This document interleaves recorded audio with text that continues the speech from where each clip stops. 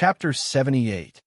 The air was heavy, not because of the smoke from the enemy camp, or because the cool winds from autumn were about to leave their last caress before winter took over. It was the tense nerves of both sides that caused the air to be still. All understood all too well that a bloodbath was inevitable. Alpheo harbored no illusions about the significance of the forthcoming parley. He entertained no hope that any meaningful resolution would be reached. His decision to participate had been born of curiosity rather than expectation, a desire to ascertain what, if anything, might transpire. Alpheo was no fool. He understood the stakes all too well. He had no intention of allowing the emissaries sent by the enemy prince entry into the city, where they might spread falsehoods about the generous rewards awaiting those who would betray their own. And so for this reason the meeting was convened in front of the gate, where archers stood vigilant atop the walls, arrows already nocked and ready in case they tried anything shady. The empire of Rolmia and the principalities in the south shared many commonalities: language, religion, and trade routes. Geographically close, such cultural exchanges were to be expected. However, despite these similarities, there were notable differences. Before Rolmia ascended to the status of empire, its culture bore striking resemblance to that of the princedoms. Yet, as the empire expanded through conquest, elements of the conquered territories began to permeate the conqueror's culture. In the past, messengers were revered as sacred, protected by both divine and secular law from harm. However, as the empire grew in strength and the civil war grew more brutal, messengers became associated with one faction or another. When they delivered unwelcome news to their foes, they risked facing retribution. Unlike the Rolmians, the princes clung steadfastly to their ancestral customs, revering messengers as sacrosanct and untouchable. To harm them was to invite the wrath of both gods and men. Still, Alpheo was not of the south, so he had no interest in leaving his well-being over the shield of custom. "Good morning," Alpheo declared with a smile, as behind him, rows of archers raised their bows and aimed at the man on horseback. The envoy held up a hand, a gesture of peace, and called out, his voice carrying over the distance between them. "I come as an envoy, seeking parley. I am not man seeking to give harm, but tasked as emissary," he declared, his words echoing against the stone walls. Alpheo's mocking smile widened at the envoy's words. "Your safety is assured as long as you don't try anything funny," he replied, his tone calm, yet resolute. "Know this. The reason you still draw breath is because I allow it, so I suggest for you to go on quickly about your business before I give the order for my men to make a hedgehog out of you."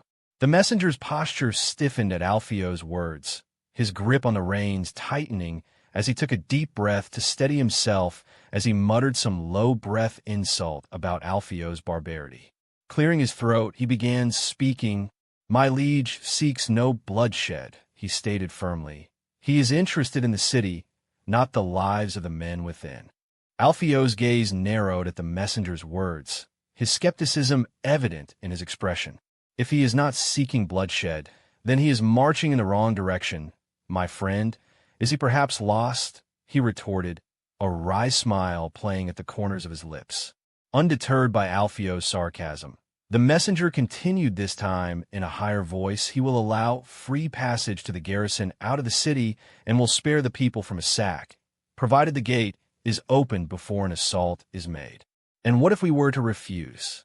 Alpheo questioned, his tone laced with defiance. "Then the gate shall be opened by force of arms, and soon it will be baptized in the blood of its citizens," the messenger replied solemnly. Alpheo chuckled at the messenger's words, his laughter carrying a hint of defiance. "It seems to me like the only thing that will be splattered shall be your men's blood," he remarked boldly. "I suggest your prince turns back now, while he still has an army with him.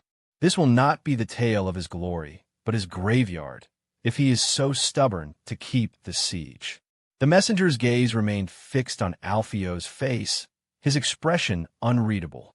"I have not asked before, but are you the city commander?" he inquired. "I. Honored to meet you," Alpheo confirmed. "I don't recognize your banner." the messenger observed. It's that of the free company I lead, Alpheo explained. I have been employed by His Grace Arkawad of House Heroin to defend the city, a task which I am very much obliged to accomplish. Perhaps after your Grace's men fall beneath these walls, and my contract ends, more opportunities will flourish between us. But until then, we are enemies. We will not yield the city. If your liege desires it, he shall earn it by conquest. The messenger sighed, his resolve faltering. I see we have nothing more to talk about then, he conceded. Alpheo remained silent, his expression impassive as he nodded in acknowledgement. I bid you farewell then, mercenary. The messenger said, this city shall be your tomb. Or maybe it will be yours, Alpheo replied, his tone defiant.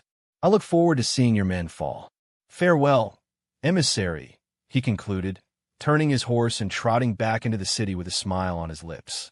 As soon as Alpheo passed through the gate, his smile faded, replaced by a stern expression. He turned to Jarza with a sense of urgency in his voice. Double the slingers on the front gate, he commanded, his tone firm. They will try to fill the moat as soon as possible, and I want stones to rain down on their heads. Do not worry about conserving stones. We have plenty in stores, and if even one more man falls during the works, it will be an advantage for us. Jarza nodded in understanding, his gaze shifting toward the gate they had just passed through before turning back to Alpheo. Still, won't the enemy simply forcefully recruit peasants to do the work? He queried, his brow furrowing in concern. It's precisely why Alf sent me to collect those wastes, Egil interjected. Even if they try to force peasants to work, they'll find barren fields and no peasants to coerce into doing their dirty work. If they want the moats filled, they'll have to use their own men.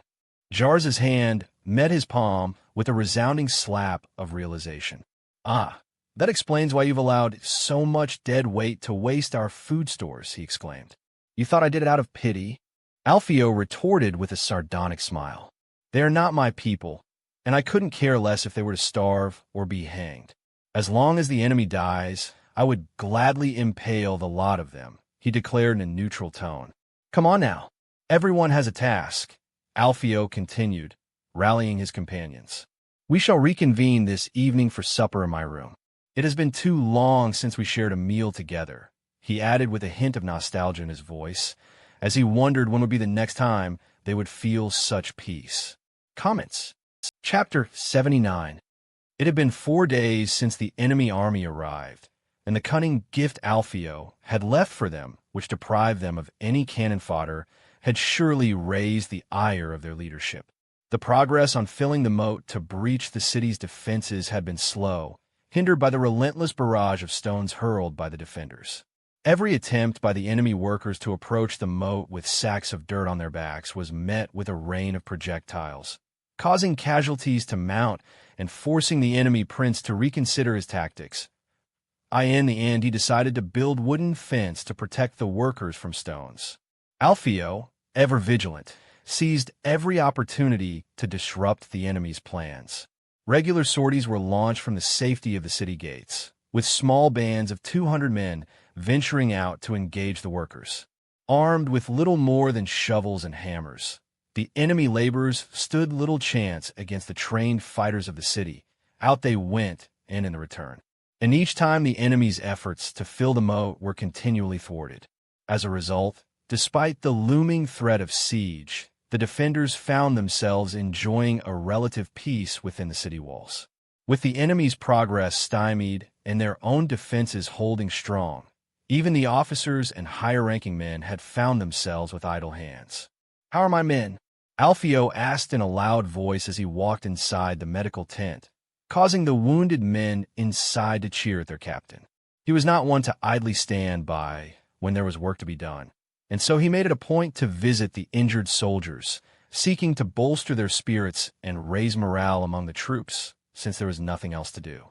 Despite the grim circumstances, the atmosphere in the tent was surprisingly upbeat, with the wounded soldiers engaged in conversation and occasional attempts at flirtation with the attending nurses. Fortunately, the number of casualties was relatively low, no more than 30, all sustained during the recent sortie. For every one of their own men injured, At least 3 of the enemy lay dead. The more they attacked, however, the more the prince increased the number of troops standing on guards, which caused Alpheo to reduce the frequency of sorties, opting instead to focus on hurling stones and arrows from the safety of the city walls. The wounded soldiers received attentive care from the physicians and nurses, their injuries tended to with meticulous care.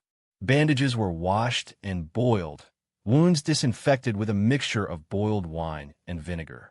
While these measures significantly reduced the risk of infection, there remained a lingering possibility, albeit minimized, due to the limitations of available resources. Alpheo had considered the use of honey for its antibacterial properties, but its cost proved impossible to maintain, leaving them to rely on more economical alternatives, such as vinegar, wine, and boiled water. "We are doing fine, Captain," one of the men shouted back with a bandage in his shoulder. "How is the wound?" Alpheo asked as he eyed the bandage to make sure it was properly done. "It's just a scratch. It takes more to take down a bull." They both laughed. "Can't wait to have you among us again, soldier." He patted his shoulder before going to the next. And so like this, each of the wounded received a pat on the shoulder from their captain, allowing them to amp short talk before finally leaving. On the way out, however, Alpheo approached the fat butcher doctor. He too, for now, had nothing to do, and after having treated the soldier, he allowed himself to rest. "Should I be notified of anything?" Alpheo asked as he eyed the man. He shook his head. "No, Captain, everything is fine. We are still high on supply, and the guard you sent me did a good job at keeping away unwanted guests out. All in all, I have no reason to complain." Alpheo nodded, pleased to hear the positive report. "Good to hear, Agalacios. Keep up the good work with the wounded. And if you need anything, don't hesitate to let me know." The butcher doctor returned the nod, his expression grateful. "Of course, Captain. I'll be sure to inform you if anything comes up."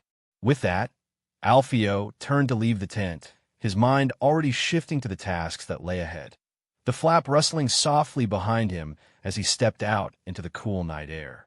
His gaze instinctively turned toward the city walls, where hundreds of people stood there, some just gazing, other knocking arrows and stones to the front line. As he scanned the streets below, he noticed that there were few people out and about. The usually bustling thoroughfares were eerily quiet, the only sound being the occasional whisper of the wind as it swept through the deserted alleyways. Suddenly, movement caught his eye, a flash of blonde hair darting through the shadows. Alpheo furrowed his brows, curious as to why he was running. As the figure drew closer, Alpheo recognized the child running towards him. It was Rado, his cupbearer, who apparently he also made him be his message-bearer, as he ran he kept swinging a piece of parchment into his hand. Without hesitation, Alpheo began to walk towards him, his footsteps echoing softly against the cobblestones. As Rado handed Alpheo the letter, the boy's breath came in short gasps, his anxiety palpable in the air. Alpheo took the missive, his fingers tracing the rough texture of the parchment. It was already broken, as he always had missive read by the assistant of the previous captain, a young man called Shahil. "What it says?" he asked to Rado, as he believed that he should have already been told of his content.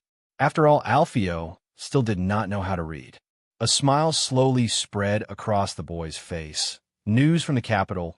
The prince is moving with his army, and he is coming here."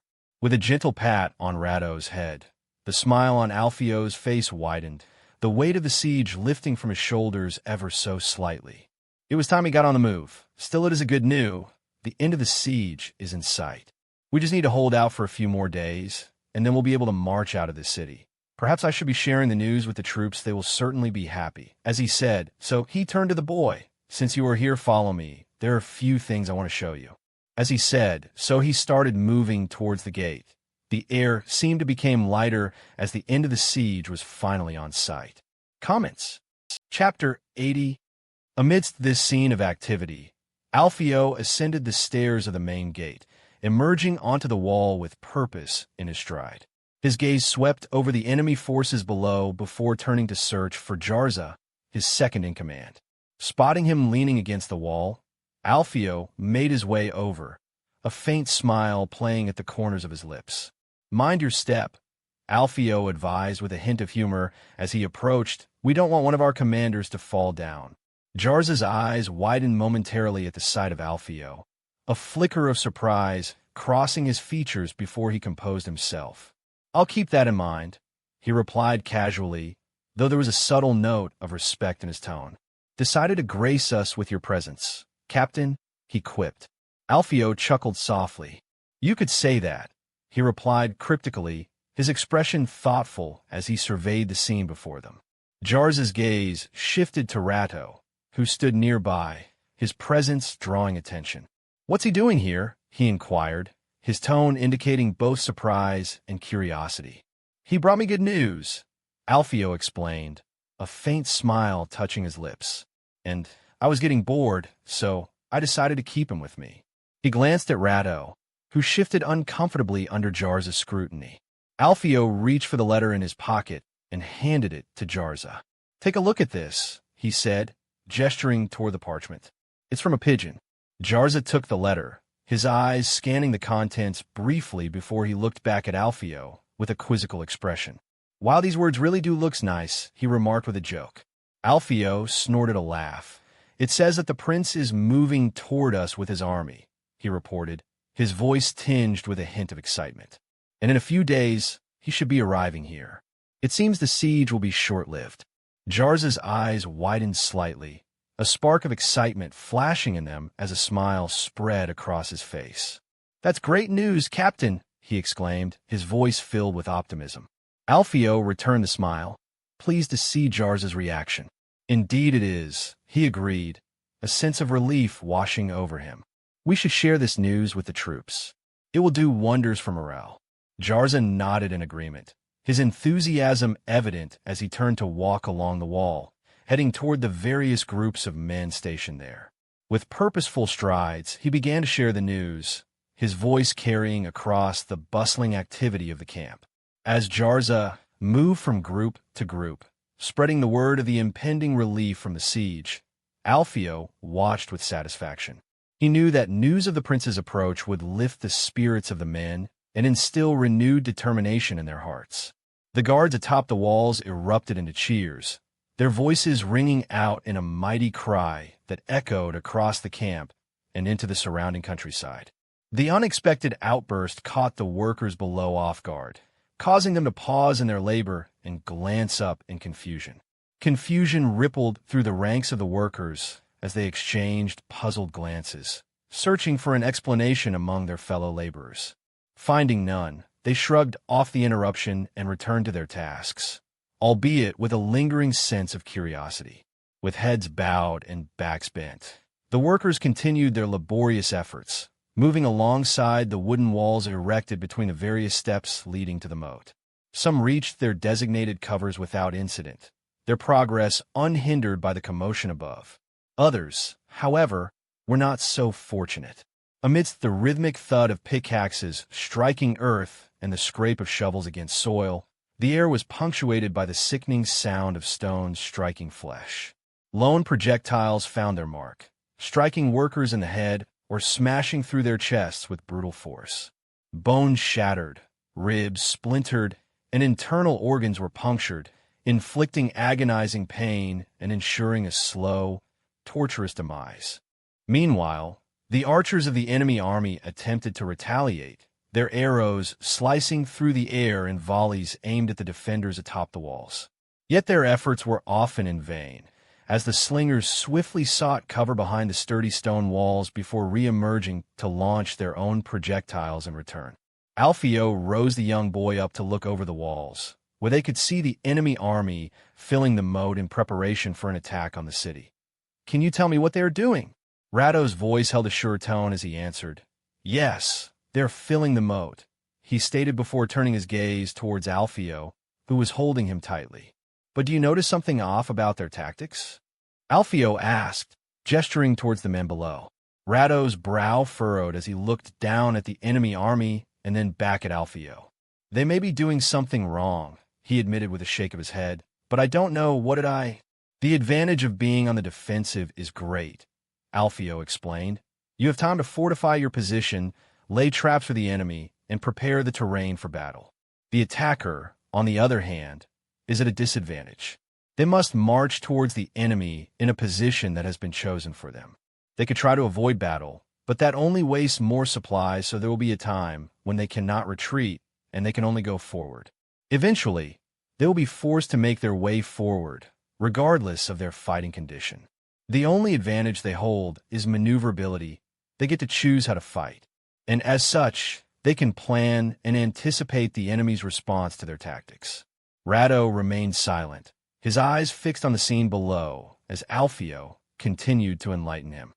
Right now, the enemy is focusing their efforts on one section of the moat, Alpheo explained, gesturing towards the workers laboring below. While this approach may speed up the process of filling the moat, it also limits their flexibility and exposes them to our defenses. By concentrating their forces in one area, they're essentially making themselves vulnerable, as we can amass all our troops on one point. Ratto nodded slowly, processing Alpheo's words. But why would they take such a risk? Alpheo's gaze remained fixed on the enemy lines as he pondered the question. They're driven by desperation, knowing they have wasted a lot of time, he responded after a moment. The prince is determined to capture this city, as its fall would greatly enhance his strategic position in the war. However, he's racing against time, knowing that if he doesn't succeed before reinforcements arrive, his chances of victory diminish significantly. He then paused, a furrow forming between his brows as he continued. They likely didn't anticipate the strength of our defenses, which has disrupted their original plan. Now, they're doubling down on their efforts to breach the city before it's too late. Ratto looked at Alpheo, then nodded. Still, why do you think they thought it would be easy to conquer the city? Well, the garrison had low numbers before our arrival. Oh, that's one reason, he answered, keeping the other one to himself. Or maybe they had an insider in the city, he thought as he looked back, wondering what were the chances of that, and if he were to strike first without proof. Comments. Chapter 81. Move, move, move. On the wall now, Jarz's voice echoed across the city walls, a command that sent a ripple of urgency through the defenders. Alpheo gazed the scene before him, his eyes taking in the chaos. Men armed with spears and shields rushed to their positions atop the walls, their gazes fixed on the distant enemy forces gathering for the impending assault. Some were gulping nervously, others were fidgeting in fear. Meanwhile, children and women darted through the city, ferrying arrows and small stones to bolster the defenders' supplies, the first to be shot and the latter to be thrown. This one is to be a brutal day, he thought as he eyes the enemy's formation. The Prince of Oizen had constructed battering rams and assembled ladders, clear indications of their intent to breach the city's defenses. They will try to assault the walls using the ladders, while battering the gate with their ram, Alpheo mused, his gaze fixed on the enemy formations taking shape in the distance. And once the gate falls, the city goes with it. 2 tense days had passed since they received the letter confirming the enemy's advance. Now, as the enemy completed their preparations, Alpheo knew they would concentrate their forces on the gate, their primary entry point into the city. Despite this, he remained vigilant, ensuring that all sections of the wall were adequately defended in case of any unexpected maneuvers.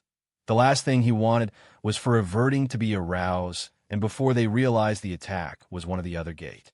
While most of the defenders manned the walls, Alpheo had allocated 200 of their forces to serve as reserves, ready to reinforce any weak points as needed and also exchange position with the men on the front once they get tired. Supplies of arrows, stones, and chopped wood were meticulously stocked, ensuring that the defenders had everything they needed to repel the enemy onslaught. With the city bracing for the impending assault, Alpheo knew that every ounce of preparation could make the difference between victory and defeat. Everything had been done, and the fate of the city was in the hands of the god, or at least so most people thought. Alpheo was the exception. He did not know if something existed in the sky or deep in the dirt, but he did not think that the numerous gods of this land actually existed. At least it's not going to rain, Alpheo muttered to himself, his gaze drifting upwards with a hint of relief. He despised the discomfort that rain brought, especially during a tense situation like this. His attention shifted to the other gates, where each of his trusted companions was tasked with a command. Jarza would oversee the defense of the front gate, while Egil and Ledio were stationed at the eastern and western walls, respectively. Asag was in charge of the reinforcement units, ready to move wherever needed. Meanwhile, Cleo was given authority over the infantry positioned on a wall adjacent to the gate, a position that offered action without excessive risk, as the enemy would likely use ladders for their assault. Approaching Jarza, Alpheo conveyed his instructions with clarity. Make sure to let the ram enter in action before proceeding. We want it to be thoroughly destroyed. If we destroy it, the enemy will lose any chance of gaining the city. Jarza nodded in understanding, his gaze shifting to the imposing gate and its strategically positioned towers. Understood, he replied, his attention fully focused on the task at hand. As Alpheo began to walk away, Jarza called out to him, a note of concern in his voice. Hey, Alpheo, make sure to stay out of harm's way. Alpheo smiled reassuringly, raising a hand in a dismissive gesture. Don't worry about me, he replied confidently. Despite holding one of the most important roles in the defense, he knew it was also one of the safest. Positioned within the towers guarding the gate, he would be shielded from the initial enemy assault. To reach him, the enemy would have to breach the gate itself, an obstacle that would prove daunting, to say the least.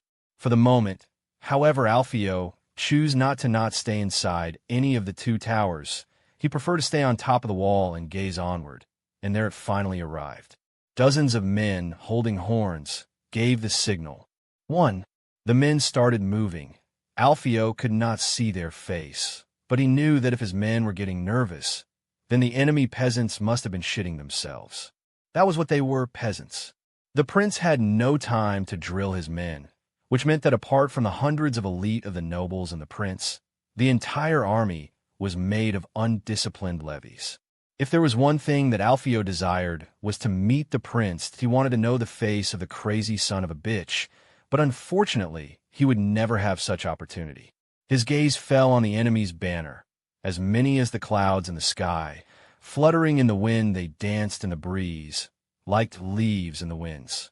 Slingers, Jarza shouted as he raised his hand, and 100 men put the stones on their slings and started building the cinetic energy for the throw. There was no order given by the commander. As soon as they thought they were on range, they started to rain down stones. Dozens of stones hurled in the skies, cutting the air with their body. Soon some men fell to the ground, the stones hitting the head of some and the shoulders of others. Confusion rippled through the ranks of the enemy before they realized what was happening. Raised shields, officers shouted as they made the motion, copied by their men. The shields given to the man were a cumbersome thing, rectangular-shaped and big enough to cover their torso. The men raised them diagonally to their heads, as that was the part of the body they had to protect. The shields, bulky and cumbersome, offered protection against the hail of stones. Officers barked orders, urging their men to advance while shielding themselves from the incoming projectiles. The air filled with the sound of stones colliding with wood. Smash, smash, smash. The relentless barrage of stones rained down upon the enemy lines, most deflected by hastily raised shields, but a few finding their mark, inflicting painful wounds upon the unfortunate few who were struck. The cries of the injured pierced the air, their agony serving as a grim reminder of the brutality of war. Yet, despite their suffering, the wounded remained a small minority, their injuries unable to deter the resolve of the advancing army. Alpheo's gaze remained fixed upon the enemy's progress, his expression unreadable as he assessed the situation with a cool detachment. While the mass of men moving forward held little interest for him, his attention was drawn to the battering rams steadily advancing towards the city's defenses.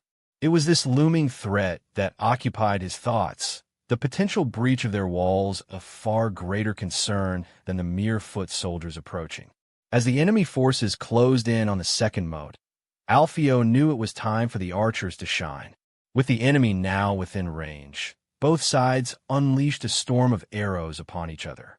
The defenders, positioned high upon the walls, had the advantage of elevation and cover, while the attackers, lacking such protection apart from few wooden shuffles, were sitting ducks and were left vulnerable to the deadly rain of projectiles. Jarz's archers targeted the advancing infantry, aiming to thin their ranks and disrupt their formation. The narrow path created by the enemy's makeshift bridge provided a prime opportunity for the defenders to concentrate their fire, picking off their foes with deadly accuracy, as they could not march all at once. With each volley of arrows, the defenders exacted a toll upon the enemy's forces that succeeded in raising the nerves of the enemy's army. Comments. Chapter 82. More arrows.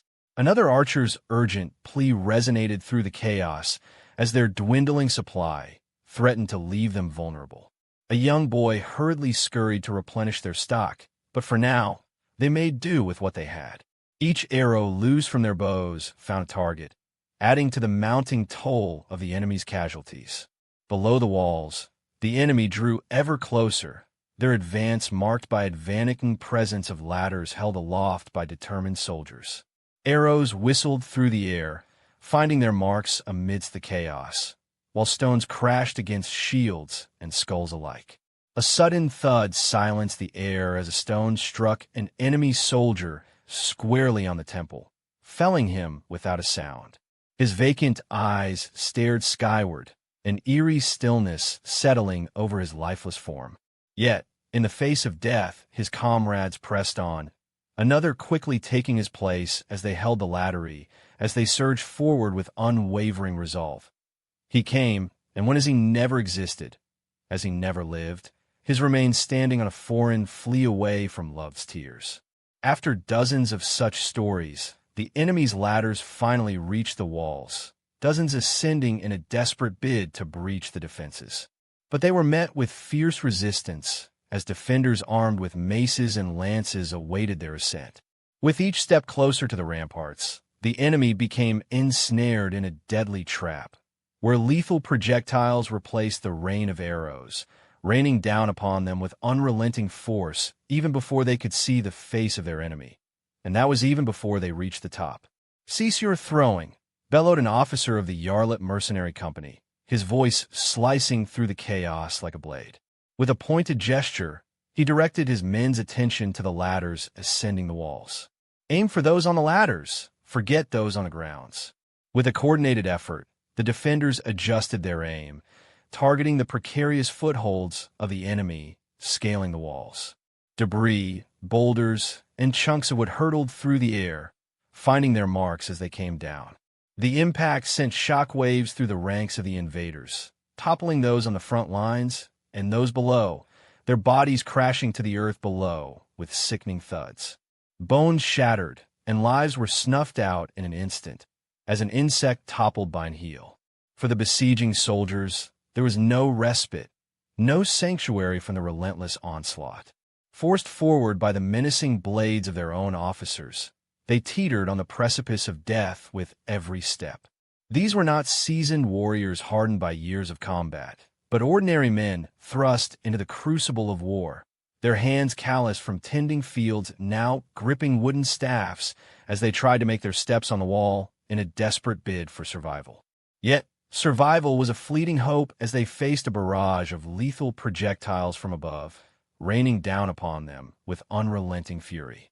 In the span of a heartbeat, a farmer-turned-soldier could find himself crushed beneath the weight of a falling boulder or impaled by a lance before he even had a chance to set foot upon the walls. As Alpheo surveyed the chaos of battle unfolding before him, a satisfaction settled in his chest. Arrows streaked through the air like vengeful spirits, finding their marks amidst the ranks of the enemy. Yet, even as their own projectiles struck true, the invaders' arrows either shattered against the stone walls or found their way into the heart of the city. He took pleasure in that. As long as those dying weren't his comrades or those under his command, he felt little remorse in witnessing their demise. In fact, there was a certain poetry to the spectacle, a cruel beauty in the inevitability of death. Though part of him yearned to join the fray and personally dispatch a foe or two, Alpheo knew his place as the commander. His duty lay not in the act of killing, but in orchestrating the defense of the city. His gaze shifted to the battering ram steadily advancing toward his position, prompting him to issue a command to the archers stationed behind him. Aim at the men holding the ram. Alpheo's voice cut through the din of battle, a sharp directive that spurred the 30 archers into action. With practiced precision, they unleashed a volley of arrows upon the enemy, most finding their mark on the roof of the ram, while others struck the soldiers beneath, eliciting anguished cries of pain. As he watched the assault, Alpheo couldn't help but grimace at the shortcomings of the city's defenses. There were no underground features beneath the walls to provide additional avenues of defense, forcing the archers to rely solely on shooting from above. In his experience, fortresses with strategically placed openings along the walls could allow archers to target the men operating the ram more effectively. Yet despite these deficiencies, Alpheo knew that it wouldn't be the arrows that ultimately decided the fate of the ram. This was, after all, but a small city. As the battering ram finally reached the gate, the men surrounding it endured a relentless barrage of arrows and heavy boulders raining down upon them. Each impact tore through flesh and bone with brutal efficiency, leaving behind a trail of broken bodies. Amidst the chaos of battle, the officer leading the assault couldn't help but emit a twisted sense of satisfaction as the steel point of the ram relentlessly pounded against the wooden frame of the gate. With each strike, they edged closer to breaching the city's defenses and laying waste to its streets. Alpheo, observing the scene with a calculating gaze, sensed that the time for his plan had come. With a grin, he turned to his men and issued a macabre command. "Get hold of the pottery. Let's roast some meat, boys." The cheers that erupted from his men echoed across the walls as they eagerly retrieved jars containing fat and oil, their eyes alight with anticipation. "Throw them!" Alpheo's command rang out, and his men wasted no time in obeying. The jars shattered upon impact, spilling their contents onto the ground below. Confusion flickered across the faces of the enemy soldiers as they beheld the strange substance, their bewilderment cut short as flaming arrows from below ignited the spilled liquid. In an instant, fire erupted from the mix of oil and pig's fat, amidst the ranks of the enemy, engulfing them in a searing blaze of agony and terror. Men screamed in agony as flames consumed their flesh. Others screamed in fear of the same happening to them, panic spreading like wildfire as chaos seized hold of the assault. The meticulously crafted formations of the enemy dissolved into disarray, their discipline crumbling in the face of the inferno unleashed upon them. The discipline that the officer built through their blades shattered as men ran everywhere. With a triumphant smile curling his lips, Alpheo seized his horn and blew a single resounding note that pierced through the clamor of battle. At his signal, the massive gate of the city began to creak open, revealing a small group of 10 men waiting only to act. In a swift and coordinated movement, the men dashed forward, their footsteps echoing across the courtyard as they raced towards the burning ram. No man was there to stop them, nor to protect the ram. With practiced efficiency, they spread the jars of flammable oil and fat across the surface of the siege weapon, coating it in oil and fat. Then, they threw the torches on it, the flames licking hungrily at the soaked wood. As the intense heat radiated from the blazing ram, the men swiftly retreated, and before the enemy could realize what was happening, their mission accomplished. Behind them, the heavy gates of the city swung shut with a thunderous clang, sealing off the burning ram within the confines of the outer defenses. Alpheo watched with satisfaction as the flames engulfed the ram. The city would remain in his hand, as he knew that the siege would end as quick as it started. Comments. Chapter 83. Hey lad, fill my cup. Can't you see how light it is? Or perhaps your only skill is stealing. Egil chuckled, lifting his cup and signaling Rado to refill it. It had been a while since they all enjoyed such a lively dinner together. The tension of battle had dissipated, leaving behind a pleasant weariness, as all the adrenaline gave place to an uneasy sense of peace. Take it easy now. We don't know if the enemy decides to have a try during the evening, Jarza cautioned between mouthfuls of meat. He was usually a man of few words, but those times that he spoke, people around him usually listened. As Egil started reassuring Jarza of his state, Cleo leaned in as he turned toward Egil. "How's your foot holding up, by the way?"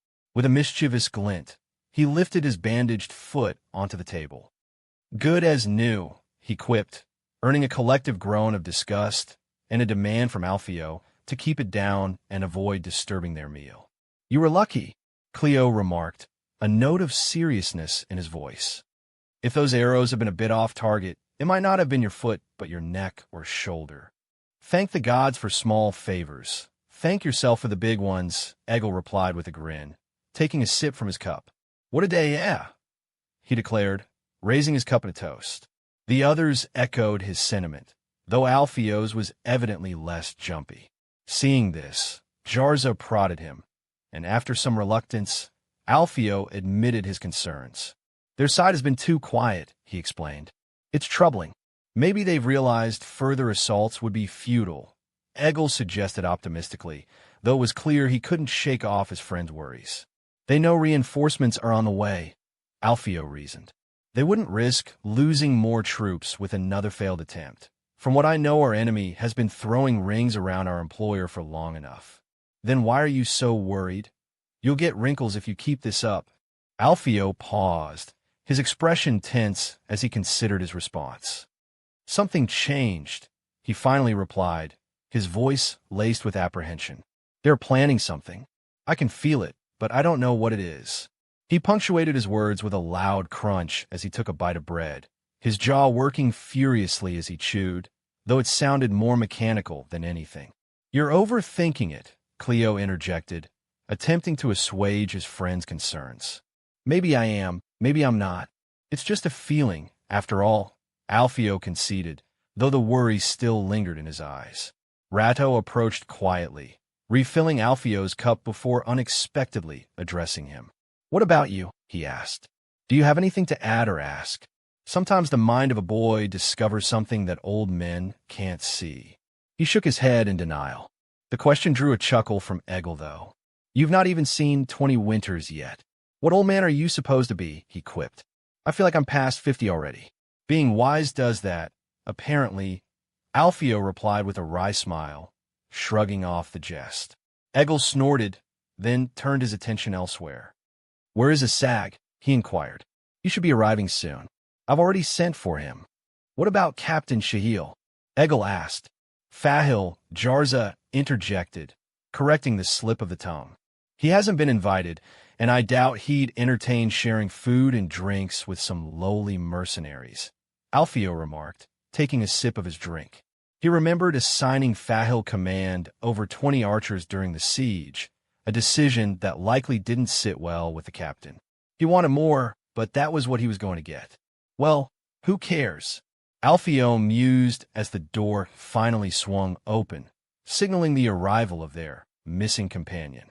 A sag entered the feast hall with a confident stride. His eyes lacked any mirth as they locked with Alpheo's. Egil's face lit up with a warm smile as he spotted a sag entering.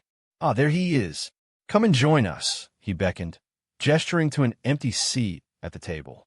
He made no sign to move. He instead turned to Alpheo, his gaze intense and focused. "We may have a problem," he stated matter-of-factly, his voice carrying a weight of concern. Alpheo's sigh echoed through the room, his demeanor shifting as his gaze turned cold. "When did it happen?" The room fell into a heavy silence, tension palpable as the others exchanged uneasy glances, sensing that something was amiss. "A few hours ago," Asag replied, his voice steady but tinged with concern. Alpheo's brow furrowed as he considered the implications. "Are you sure it wasn't just some encounter with a whore?" Asag's response was firm. "It was a male figure, and unless he's a sword swallower, then yes, I'm sure." The others looked in confusion at the exchange, though they kept silent. Alpheo took a moment to collect his thoughts, closing his eyes briefly before addressing the group. "Ratto, please fetch another chair. We'll have a guest joining us shortly." Without hesitation, Ratto hurried from the room to fulfill Alpheo's request. Meanwhile, Alpheo turned his attention back to Asag. "Tell Fahil to join us for a meal." Tell him I need his counsel on certain matters. Bring some men with you, but keep them outside. If he refuses to comply, have them enter and rough him up on the edges. As you wish, Asag nodded, rising from his seat to carry out Alpheo's instructions. However, before he could leave, Alpheo halted him with a raised hand. But before that, there's something I need you to prepare, Alpheo added. The room fell silent for 2 long hours before the heavy wooden door swung open once more, breaking the tense stillness with a loud creak. Asag strode into the room, his dark expression unreadable as he led their guest, Fahil, through the doorway. The newcomer's posture was rigid as he surveyed each man sitting at the table, guided by Asag to his designated seat. I've been told we would be discussing matters about the city, Fahil said in a low voice. You have been told correctly, Alpheo replied smoothly, taking a sip from his cup before continuing. In a few days, your prince will be arriving to relieve the city, and we can all go our separate ways. Normally, I would be more than happy for that, if it weren't for something that has just come to my attention. What is it? He asked, trying to keep his voice steady and posture upright. Well, it appears, but take this with a pinch of salt, that our enemy is planning an attack on the city tomorrow. Alpheo revealed calmly, as if discussing nothing more significant than the weather. You appear sure of that. Why is that? Alpheo's enigmatic smile remained in place as he leaned back in his chair, seemingly unperturbed by Fahil's reaction. Rats are always easy to catch, he added cryptically, his gaze drifting up towards the roof as if searching for bats. Suddenly, he put 2 fingers in his mouth and let out a whistle, shattering the heavy silence in an instant. 2 figures appeared from the kitchen door, dragging a bloodied man between them. Fahil's eyes narrowed as he wondered who he was. Comments. Chapter 84. Suppressing his inner turmoil, Fahil played the role of the curious observer. Who is he? He inquired, his tone carefully neutral. Ah, now that, he replied cryptically, is a tale best told by our newfound friends here. Moving forward, Alpheo advanced toward the bloodied man, seizing him by the hair to force his head upright, forcing him to look up to the man. A spit landed on Alpheo. As if nothing happened, Alpheo cleaned the spit out of his cheek before backslapping the man, letting go of his hair. Fahil winced as the blow landed, and the man went limp as Alpheo ordered the spies return to his cell and instructed for him to be given a thorough beating. Fahil's mind raced with a torrent of questions and concerns, but he was never good at scheming. If he was, he would surely have understood what his position was, yet the commander was currently surviving on the feeble hope that he was just called to be informed of the spy. Do we know where they will be attacking? He asked. Not yet, he admitted, a flicker of irritation dancing in his eyes. The bastard does not know it, but, he continued, his voice lowering to a conspiratorial whisper as he gave Fahil a smile, we did manage to extract something else from him. Apparently, he was not alone. He continued, his tone matter of fact. Fahil's breath caught in his throat, his mind reeling at his words. I presume you captured them all? He ventured, his voice strained. Alpheo's response was curt yet affirmative. Indeed, he confirmed, his gaze steady. But he added with a note of caution, there may still be 1 or 2 that I did not catch. Fahil's pulse quickened. If you will allow me, I will send my men to lead a watch party inside the city. Alpheo made no answer. He just watched him with a neutral stare. Fahil's gaze darted to his sides, where Jarza and Egil appeared closer than before. But when he turned his attention forward, his heart skipped a beat. The young man on the front was smiling, a chilling, predatory grin that sent a shiver down Fahil's spine. He was caught. Without hesitation, Fahil lunged towards Alpheo, his hand reaching for his dagger. But before he could even draw the blade, agony exploded in his left hand, followed by a sharp tug that pulled him back with a forceful jolt. He cried out in pain, his breath catching in his throat as he realized he had been thwarted, with a dagger nailing his palm to the table. Lay your palms flat. Egil's voice cut through Fahil's anguish, the casual flick of his dagger sending a wave of fresh torment coursing through Fahil's wounded hand. You fucking bastard, Fahil growled through gritted teeth, his voice laced with venom as he struggled to endure the agony coursing through his hand. He raised his gaze to meet Alpheo's, the intensity of his hatred burning brightly in his eyes. "Well, I am sure you will be happy to know that the spy which we have caught was one of my men. Quite the actor, isn't he?" Fahel made no answer. He just gave a deep sigh and lowered his eyes. Seeing this, Alpheo gave a deep breath as he continued. "Initially, I thought about using torture. However, that is a rather unsure method. After all, I have no way to know if what you are saying is the truth or not." Alpheo's response was measured, his tone calm and composed despite the chaos swirling around them. "Things rarely unfold as planned. Truth be told, if you had kept ignorant a bit more, I would have thought I had erred," he remarked, his voice carrying an air of detached curiosity.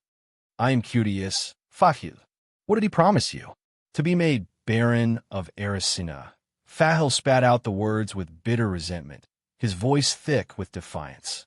"A tempting offer, indeed," Alpheo mused, his expression unreadable.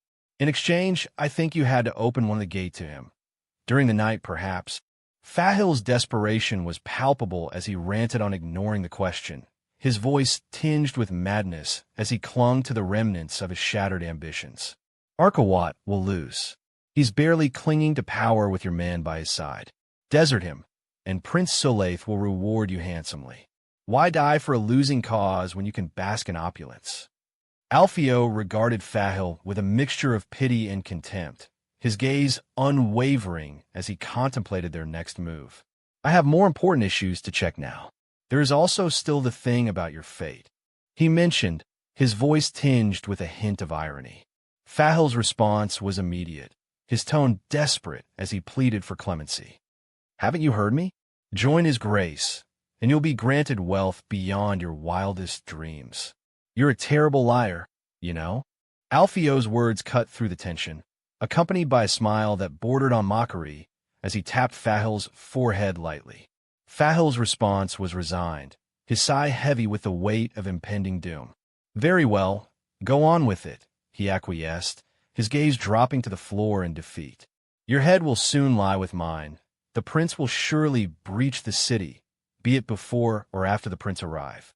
As Alpheo approached, Fahel braced himself for what was to come, his body tense with anticipation. Alpheo's hand reached out, hovering inches from Fahel's neck before descending to his shoulder in a reassuring pat. "Why so pessimistic?" Alpheo said, his smile warm and inviting. "There's still a way out. Death may be the end of everything, but fortunately for you, the end of the road is not yet in sight. You can still choose to take a detour if you wish to live." Fahel's gaze narrowed at Alpheo's words, a mixture of skepticism and defiance etched across his features. "If you don't take my head, Arkawat will. Do me a favor and be quick with it," he retorted, his tone laced with bitterness. Alpheo's response was calm and collected, his confidence unwavering in the face of Fahel's disdain. Now, that's what would happen if I weren't here," he replied with a faint smirk. "Fortunately for you, you may have got someone covering your ass." Fahel's skepticism only deepened, his expression morphing into one of incredulity. "And that would be you?" he scoffed, his disbelief evident in the curl of his lip. "I assume you would need something from me. If it is silver, this city is awfully empty of it." Alpheo's smile remained unfaltering, his demeanor exuding an air of calculated charm. "I want no gold nor silver. Well, what I'm searching for, it's more of an exchange, a favor for a favor," he explained, his tone smooth and persuasive. "You do a small little thing for me, and I'll make sure that not only will you avoid execution for changing sides, but you'll even be rewarded handsomely. You scratch my back, I scratch yours. Care to listen? Comments? Chapter 85. As night draped its cloak over the city, the guards atop the walls moved across the walls, their footsteps echoing softly on the stony ground. Each one held a torch aloft, its flickering flame casting dancing shadows along the battlements. With keen eyes, they scanned the darkness beyond, sweeping their torches forward and down in search of any sign of movement or intrusion. The moon, a silent spectator in the sky, offered little assistance to the vigilant scouts below, covered by the clouds, Its pale light struggled to penetrate the thick veil of night, leaving vast stretches of the city's perimeter shrouded in shadow. In the cloak of darkness, hundreds of men stood poised and alert, their figures obscured by the blackness of night. No torches illuminated their presence, for stealth was their ally in this operation. With eyes narrowed against the gloom, they maintained close proximity to their comrades, shoulder to shoulder, ensuring that their formation remained intact in the shadowy expanse. These were no ordinary foot soldiers. They were the elite infantry of the Prince of Oisin, distinguished by their impeccable training and formidable equipment. Clad in the finest chainmail, breastplates, and helmets, they were the vanguard of the prince's forces, entrusted with the most critical of missions. Armed with sturdy shields and gleaming lances, they had earned a reputation for unyielding resolve on the battlefield. Never faltering in the face of adversity, unless commanded to do so, they were always the last one to enter the battle and the first one to be pulled out of. Reserved for pivotal moments in battle, they were accustomed to being held in reserve until their expertise was required to turn the tide. Their numbers were cherished by the prince, who recognized their irreplaceable value and took care not to squander their lives needlessly. Each soldier always trained in time of peace, and many of them were even literate. Now, as the city lay besieged by enemy forces, their skills were indispensable in reclaiming what rightfully belonged to their liege. In the silent anticipation of the night, they remained hunkered down, their senses finely attuned to the slightest sound or movement. Each man awaited the command of their officers, ready to spring into action at a moment's notice and execute their duty with precision and unwavering determination. The officers stood in a tight circle, their gaze fixed ahead toward their captains. Among them stood Shamliak, the nephew of the Prince of Oisin and commander of the prince's elite force. His father died in battle after saving the prince's life, and in return he was always the favorite nephew of the ruler, who treated him akin to a son. As the tense moments passed, Shamliak's heart pounded in his chest. Would their insider succeed in his clandestine task, or would their carefully laid plans crumble before their eyes? Despite his reservations, he kept his focus trained on the gate, unwilling to succumb to pessimism. Then, as if a beacon of hope in the darkness, torchlight flickered atop the city walls, going forth and back 4 times, signaling the beginning of their operation. Shamliak's breath caught in his throat as he watched the gate begin to creak open, a sense of disbelief washing over him. "Man, go forth, take the city for your prince," he spoke as he struck his horse forward. His words carried the weight of authority as the 300 soldiers, entrusted to them by the prince, began to advance toward the gate. Each step was deliberate, purposeful, as they formed the vanguard of their army. Their movements were synchronized, their armor gleaming faintly in the dim light of the moon. Shields held aloft, lances at the ready, they pressed forward. The fate of their mission rested on their shoulders, and they bore the responsibility with stoic resolve. Behind them, the levy peasants of the army waited anxiously, their eyes trained on the advancing vanguard. They stood ready to follow suit, prepared to lend their strength to the cause should the road ahead be deemed safe. Finally, they passed through the gate. The road ahead was empty, and they easily took control of the gate from the same men that opened it for them. The silence that enveloped the city was unsettling, especially considering the clamor their entry must have caused. His keen eyes scanned the darkness beyond, searching for any sign of movement or opposition. With a furrowed brow, he turned his attention back to his men as they streamed through the gate behind him. Their figures were illuminated only by the faint glow of their own torches, casting long shadows against the stone walls of the city. Despite the eerie quiet, the urgency of their mission pressed on. "Something is strange," he mused as he turned his head back, where he saw his men pass through the gate. It was dark. The few torches that were held on top of the gate were no more. "Where is that, Captain?" The commander wondered as he watched everywhere for him to appear. Did he stood back? Where are those guards? He raised his head to see where the men they saw on top of the gate were. Perhaps the captain would be among them. It was dark, though, and Shamliak failed to see farther than the faces of the man that stood few meters from him. and O1 had torches, so he couldn't send anyone to make light. He did not even know if they were there. Yet they were now inside, and he had order to give to his squads, as there was no time to waste. "Sir, the gate is ours. Permission to go forth and take control of the rest of the walls." An officer came to report as he approached the relative of the prince, waiting for instruction. The army could certainly not wait for him to wash away his doubts. He was a commander, and he had orders to give. Send a message to the rest of the men out of the city to sally inside, then take the rest and sweep any resistance you find along the way.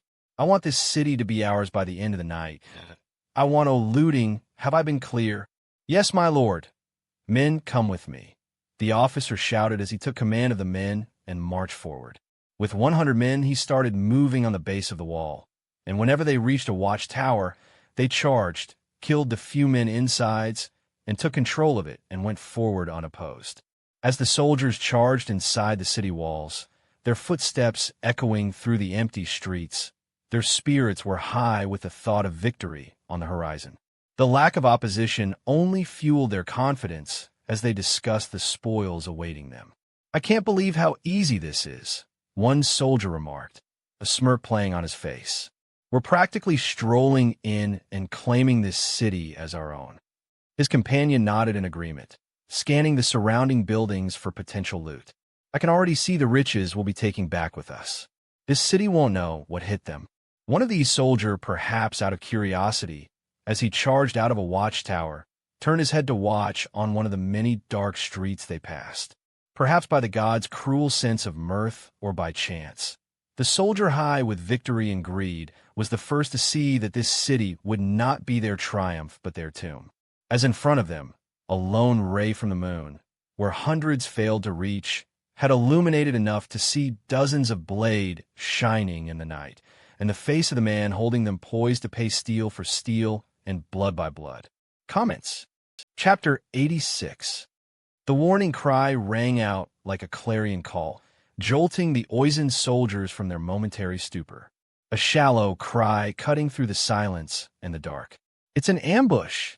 The soldier shouted as he sprinted back to his comrades, repeating the ominous refrain. Yet, before the full gravity of his words could sink in, the darkness erupted with violence, almost like a shadow rebelling to his master. Blades materialized from the dark like specters of death, catching the Oizen soldiers off guard. From every crevice and alley, men clad in chainmail and helmets emerged, their presence turning the once deserted streets into a battlefield. The element of surprise favored the attackers, and before the Oizen soldiers could react, they found themselves encircled, flanked on almost any sides, cut off from any reinforcement and outnumbered, their backs on the wall as the enemy charged forth. As the attackers closed in, the Oizen soldiers felt the noose tightening around them. "With me, men." The officer's voice cut through the chaos, trying to rally his men, a beacon of defiance as he tried to revert an impossible situation. With grim determination, he rallied a group of soldiers to make a desperate stand against the encircling enemy. But it was like stopping a river with bare hands. With a resounding battle cry, the officer and his makeshift vanguard charged into the fray, their weapons clashing against the onslaught of foes. Despite their valor, the odds were stacked against them, and the melee devolved into a brutal struggle for survival. Men fell on both sides, their screams lost in the cacophony of combat. With a swift motion, the officer deflected the thrust of an enemy lance with his shield, the impact reverberating through his arm. Seizing the moment, he countered with a powerful blow, the edge of his shield connecting with the face of the enemy. The force of the strike knocked the assailant off balance, sending him crashing to the ground with a pained grunt. As the officer dispatched his foe with a swift coup de grace, he spared no time for hesitation. With grim determination, he pressed forward, driving toward the weak point in the enemy's formation. His blade became a blur of motion as he carved a path through the encircling foes. If they were to survive, they had to inform the rest of the army of the ambush. Amidst the chaos of battle, the officer's leadership proved crucial. "Don't get isolated," he bellowed, his voice cutting through the clamor of combat. "Go forward. Fall back and you are dead." His words were a rallying cry, urging his comrades to keep pace as they fought tooth and nail to break free from the enemy's grasp. Some managed to do so, most, however, failed and were left behind. With steely determination, the officer fought his way to the edge of the encirclement, his comrades close at his heels. Sensing an opportunity, he seized upon it with relentless ferocity, threw a charge that created a small opening in the enemy's ranks. With a decisive push, he led his men through the breach, their boots pounding against the cobblestones as they fled from the heart of the melee. As they ran, the sounds of battle faded into the distance behind them, replaced by the rhythmic thud of their footsteps and the pounding of their hearts. With every passing moment, the officer could feel the weight of their narrow escape bearing down upon him. The hole they had opened was closed, and apparently the enemy thought it would be too bothersome to pursue them. Finally, they emerged from the chaos of the streets, their breath ragged and their bodies battered but alive. The commander, he thought as he continued to run, his throat hurting from the cold air sucked in through the mouth. He needs to know. And so, avoiding death, he set forth.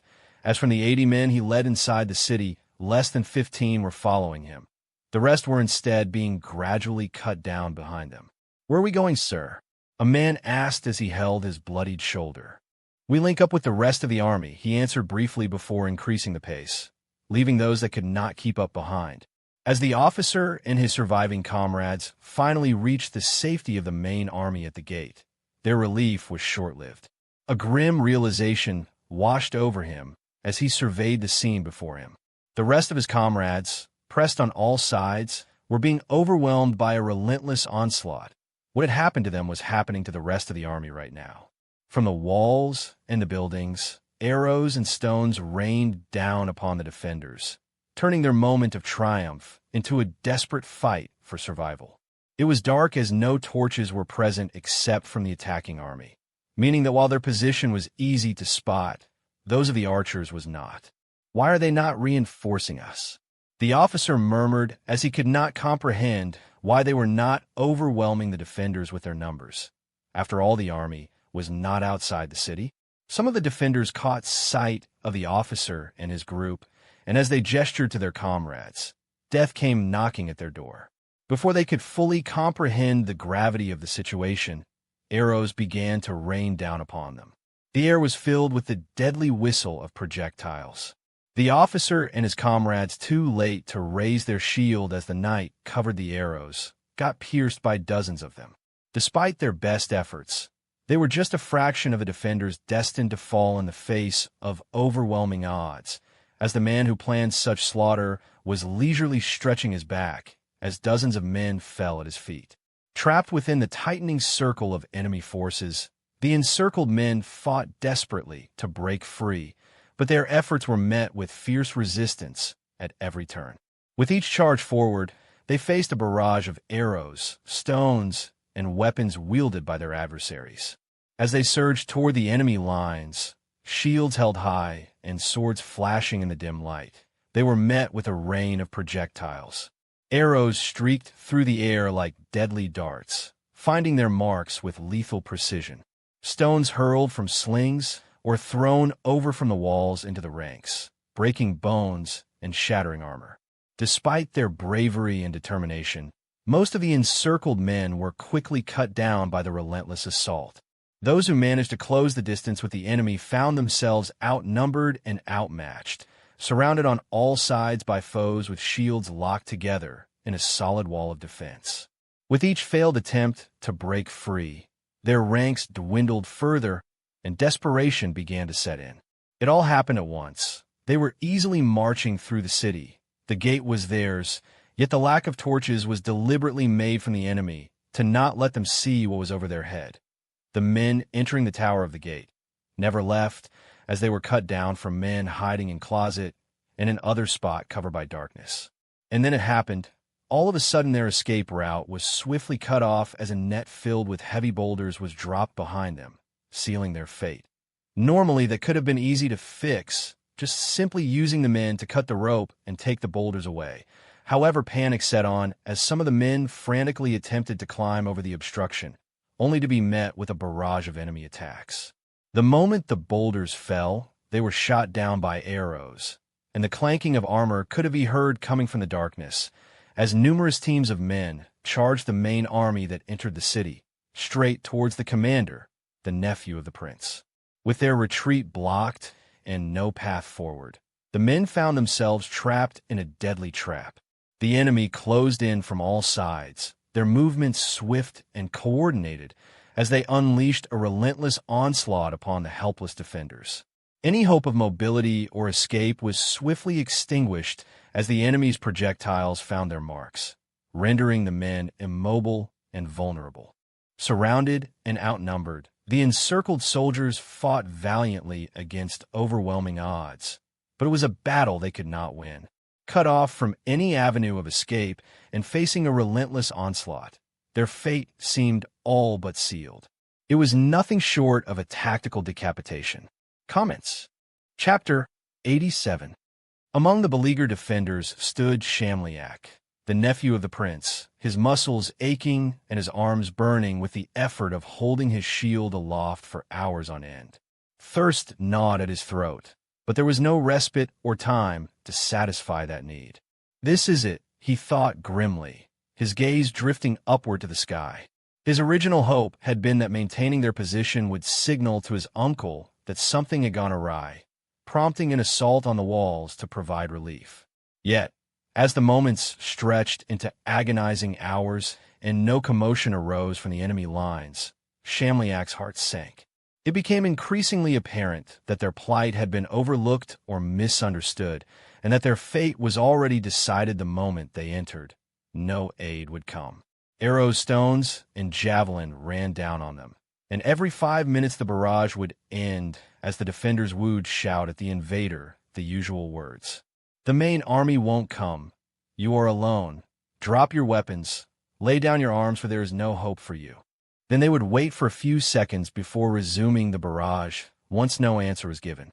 That bastard sent us to our death. The insider double-played us, and we fell wholeheartedly for it, he thought as he bit his inner cheek from the pain coming out of his shoulder, where a lone arrow had embedded itself on it. With each agonizing throb from the embedded arrow, Shamliak's fury intensified, directed not only at their unseen enemy, but also at the one who planned all of this. His thoughts seethed with indignation as he grappled with the harsh reality of their situation. As Shamliak's gaze drifted upward to the expanse of the night sky, a sense of hopelessness settled over him like a suffocating shroud. The stars twinkled above, indifferent to the plight of men caught in the throes of conflict. In that moment of despair, he found himself grappling with a question that weighed heavily on his mind. Should they surrender?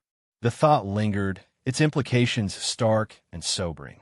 Surrender meant admitting defeat, relinquishing their pride and honor to the enemy who had ensnared them in this deadly trap, as if giving meat to the same dog that bit his hand. It meant accepting captivity and have his honor sullied. He knew that the commander was not one of them, but a mercenary. He may be kept alive, but his men, he was worth a lot, but not his men. Alpheo's POV. It was still dark outside. Alpheo had ordered to lighten the area with torches, so that they could properly see the state of his enemies. In the dim light cast by the flickering torches, Alpheo sat atop his horse, a faint smirk playing at the corners of his lips. His eyes, gleaming with satisfaction, surveyed the scene before him. The remnants of the enemy army now shattered and broken by their own hubris. Beside him, Egil couldn't resist a jibe. "Never saw you with such a smug face," he remarked, his rough fingers scratching at the patchy growth on his chin that he affectionately called a beard. Alpheo chuckled, his amusement evident in the curve of his lips. "I am happy. What is wrong with it?" he replied, his tone laced with amusement. "Apparently, nothing gives me more pleasure than seeing men of higher standing lower to my level. And soon, someone of royal blood will do just that. Isn't that right, Fahil?"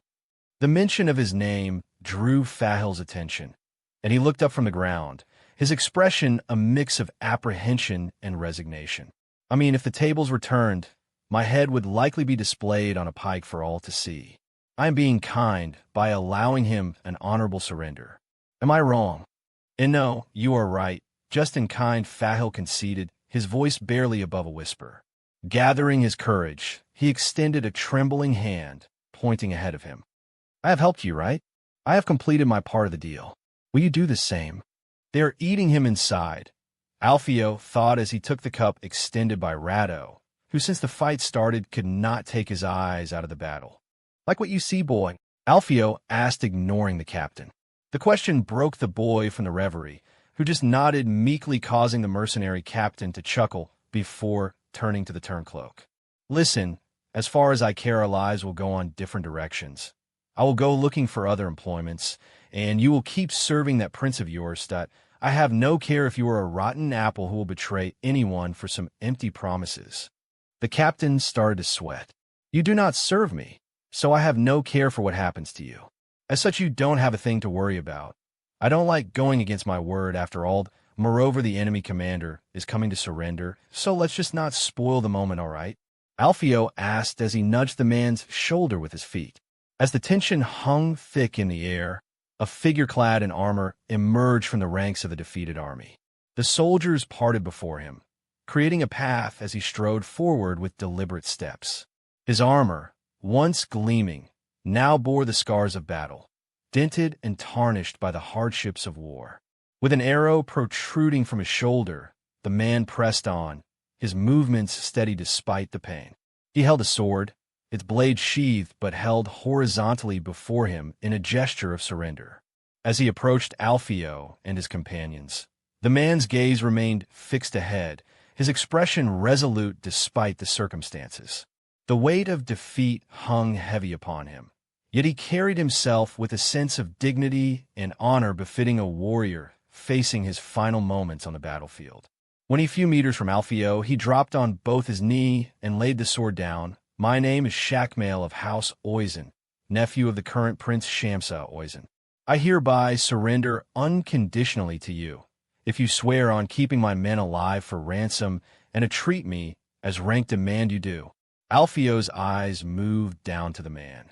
Then he descended from horseback and approached him, taking the sword from his hand, which meant accepting his surrender. I have no reason to refuse your request. Your men shall be disarmed, fed, watered, and given medical attention from my doctors. Speaking of which, I am sure you will need a visit from yourself, he said, pointing at the arrow and causing the man to grunt in agreement. After that, Alpheo led his horse to the man, allowing him to ride on horseback in sign of respect. As he was to part way, however, the prisoner turned toward the mercenary captain as he asked one question: can I be allowed to know the insider? Always, if he is still alive. Of course he is right there, he said, pointing at Fahil, who was looking meekly at the man. And before he could even realize, a spit landed on his face, running down on his cheek. He said nothing and just cleaned himself. The commander, after doing so, did nothing, but let himself be accompanied by Alpheo's guards as he brought him towards the medical tent. This was to be his night of glory, Shamkiel thought, not mine. As Shamkiel was getting treated by the defender's doctors, Alpheo gave one look at the sword. The sheath was beautifully made and embedded with some gem, giving the sword a luxurious undertone. That could be sold for an hefty sum, Cleo commented as he whistled. You are probably right, Alpheo muttered before turning to Asag and extended the sword. It's yours, you can keep it. Asag went eye wide as he received the sword. I can't, he stuttered as he held the sword. You can and you will. You've basically saved the city and our lives. If there is anyone that deserves such fine sword, it is you. Had you not discovered the plot, we would have our cut from our necks. It is my gift to you. Make sure to learn on how to use it. I will need you on the front line in the future after all. He is right, Asag, Jarza agreed. Though if you don't want it, I can take it for you, he said as he tried to grab the pommel, but failing as Asag moved it closer to his chest. Thank you, Asag said in a faint voice as he tried the blade, making some swoosh sound from cutting the air, prompting Alpheo to pat his shoulder as he started to command his man to disarm the surrendered soldiers, but not to harm them. Comments. Chapter 88. Every night, the prince, as usual, made his somber rounds through the encampments. He found himself drawn to the medical tents, where the cries of the wounded pierced the silence of the night like mournful wails. The sight of broken bodies and anguished faces were the cost of his ambition, each groan and whimper carving a deep, searing ache in his soul. I must see the result of my choices, he had told Uther the Giant as he made his way there. It was horrible to say the least, but he needed to see it. And so, when news of the city's fall finally reached his ears, it was met with a bittersweet mixture of relief and sorrow. As the gates crumbled beneath the relentless onslaught of the northern invaders, sending splinters of wood scattering across the ground, the prince could feel the weight of history shifting beneath his feet. Thelegancia, the coveted jewel of the campaign, laid within reach, a prize won through bloodshed and sacrifice. The rest of the province could now be taken much more easily, and if they managed to give 1 or 2 defeat to the major lords, the rest would easily bend the knee. For every inch of ground gained, though, there lay a sea of graves, each one leaving a story no one will hear. As the surrounding lands fell under the relentless advance of the northern army, the once fertile fields lay barren and pillaged, their bountiful harvests plundered and stockpiled in the warehouses of the conquerors. The gains for which the prince had marshaled his forces and rallied his lords now lay within grasp, yet they knew all too well that the true prize lay behind the walls of Thelegancia. With each conquered city and sacked village, the prince had dispatched envoys to the lord of Thelegancia, hoping to broker a peaceful surrender and avoid further bloodshed. Yet time and again, the messengers returned empty-handed, their pleas for reason falling on deaf ears. It seemed Lord Carxio remained steadfast in his defiance, perhaps clinging to the hope that his liege lord would rally the forces of the realm to his aid. And indeed, High Marshal Connie had mustered his fief's armies, intent on breaking the siege and relieving the beleaguered city. But the wheels of war turned slowly, and the relief force moved at a pace too measured to stave off the inevitable. As the city walls crumbled and the garrison fell, the conquerors surged forth, their victory heralding a wave of pillage and plunder. Prince Mecenius rode at the head of his army, a formidable force of 600 Huscarls flanking him on either side. These elite infantrymen were the pride of the north, their strength legendary, adept to cold and hunger, their axes said to cleave through boulders with ease. Arrayed in the pelts of beasts they had personally hunted and slain, the Huscarls presented a fearsome sight as they marched in disciplined formation. Each warrior bore the trophy of their conquest proudly atop their heads, the pelts of wolves, bears, and elks adorning their shoulders. For those less fortunate, the spoils of their hunts included sheep and foxes. Yet even these trophies were worn with a fierce sense of pride. Under the banner of their prince, the Huscarls rode forth, their war cries echoing off the surrounding hills as they swept through the streets of the conquered city. Wherever the prince's gaze fell, scenes of chaos and cruelty unfolded. Women cried out in terror as they fled from his soldiers, their pleas for mercy drowned out by the clamor of the conquering army. Amidst the chaos, soldiers indulged in sickening games, hunting down the vulnerable and defenseless like wild animals. Meanwhile, other soldiers poured into houses like ravenous wolves, looting everything of value and leaving destruction in their wake. The cries of the innocent mingled with the sounds of breaking doors and splintering wood as homes were ransacked and plundered. Those who dared to resist were met with brutal violence, the sharp crack of an axe splitting skull echoing through the streets as the city descended into madness. Amidst the turmoil, women were subjected to unspeakable horrors, their cries of anguish falling on deaf ears as they became prey to the soldiers' darkest desires. Their pleas for mercy went unanswered as they were taken hold of, their dignity stripped away amidst the chaos of war. Despite the brutality unleashed upon the city, one decree remained unbroken: the prince's command to spare the city from flames.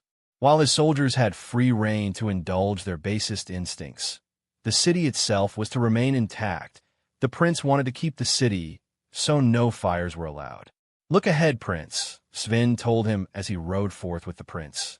During the siege, he had been given command of the Huscarls, and right now, he was doing his duty as he led the soldiers towards the keep. You have given them ample opportunities to surrenders. They did not, and now they pay the price. The prince's eyes moved to his, I know that. These are supposed to be my people too. Nonetheless, let's put an end to this now. Gladly, your grace, Sven said as he moved forward with dozens of men to scout the road and the defenses of the keep. What now? The prince thought as he moved his eyes away from the dead body of a child. At least on one of the many standing there across the street, Connie is raising up an army. Among the province, the east is among the lowest in terms of population, obviously not counting the north. Most of the fortresses have been built to keep the Azanians out, which means that all that separates the province to the north is that one army. We defeat that, and the north may have a chance of surviving. We lose, and that is it. We fail, and tens of thousands will die, and worse it will be on me. For once, I wish I was more like him. The prince mused, his thoughts drifting to a figure from his past. Despite their fraught relationship, he couldn't help but admire the man's prowess on the battlefield. He may have been a shitty father, but at least he knew his own in battle. Interrupting his reverie, Eleanor's voice broke through the silence, her blonde hair whipping against her back as she approached. For the love of gods, I can't hear you thinking from here, she remarked. What is it? The prince hesitated for a moment before responding.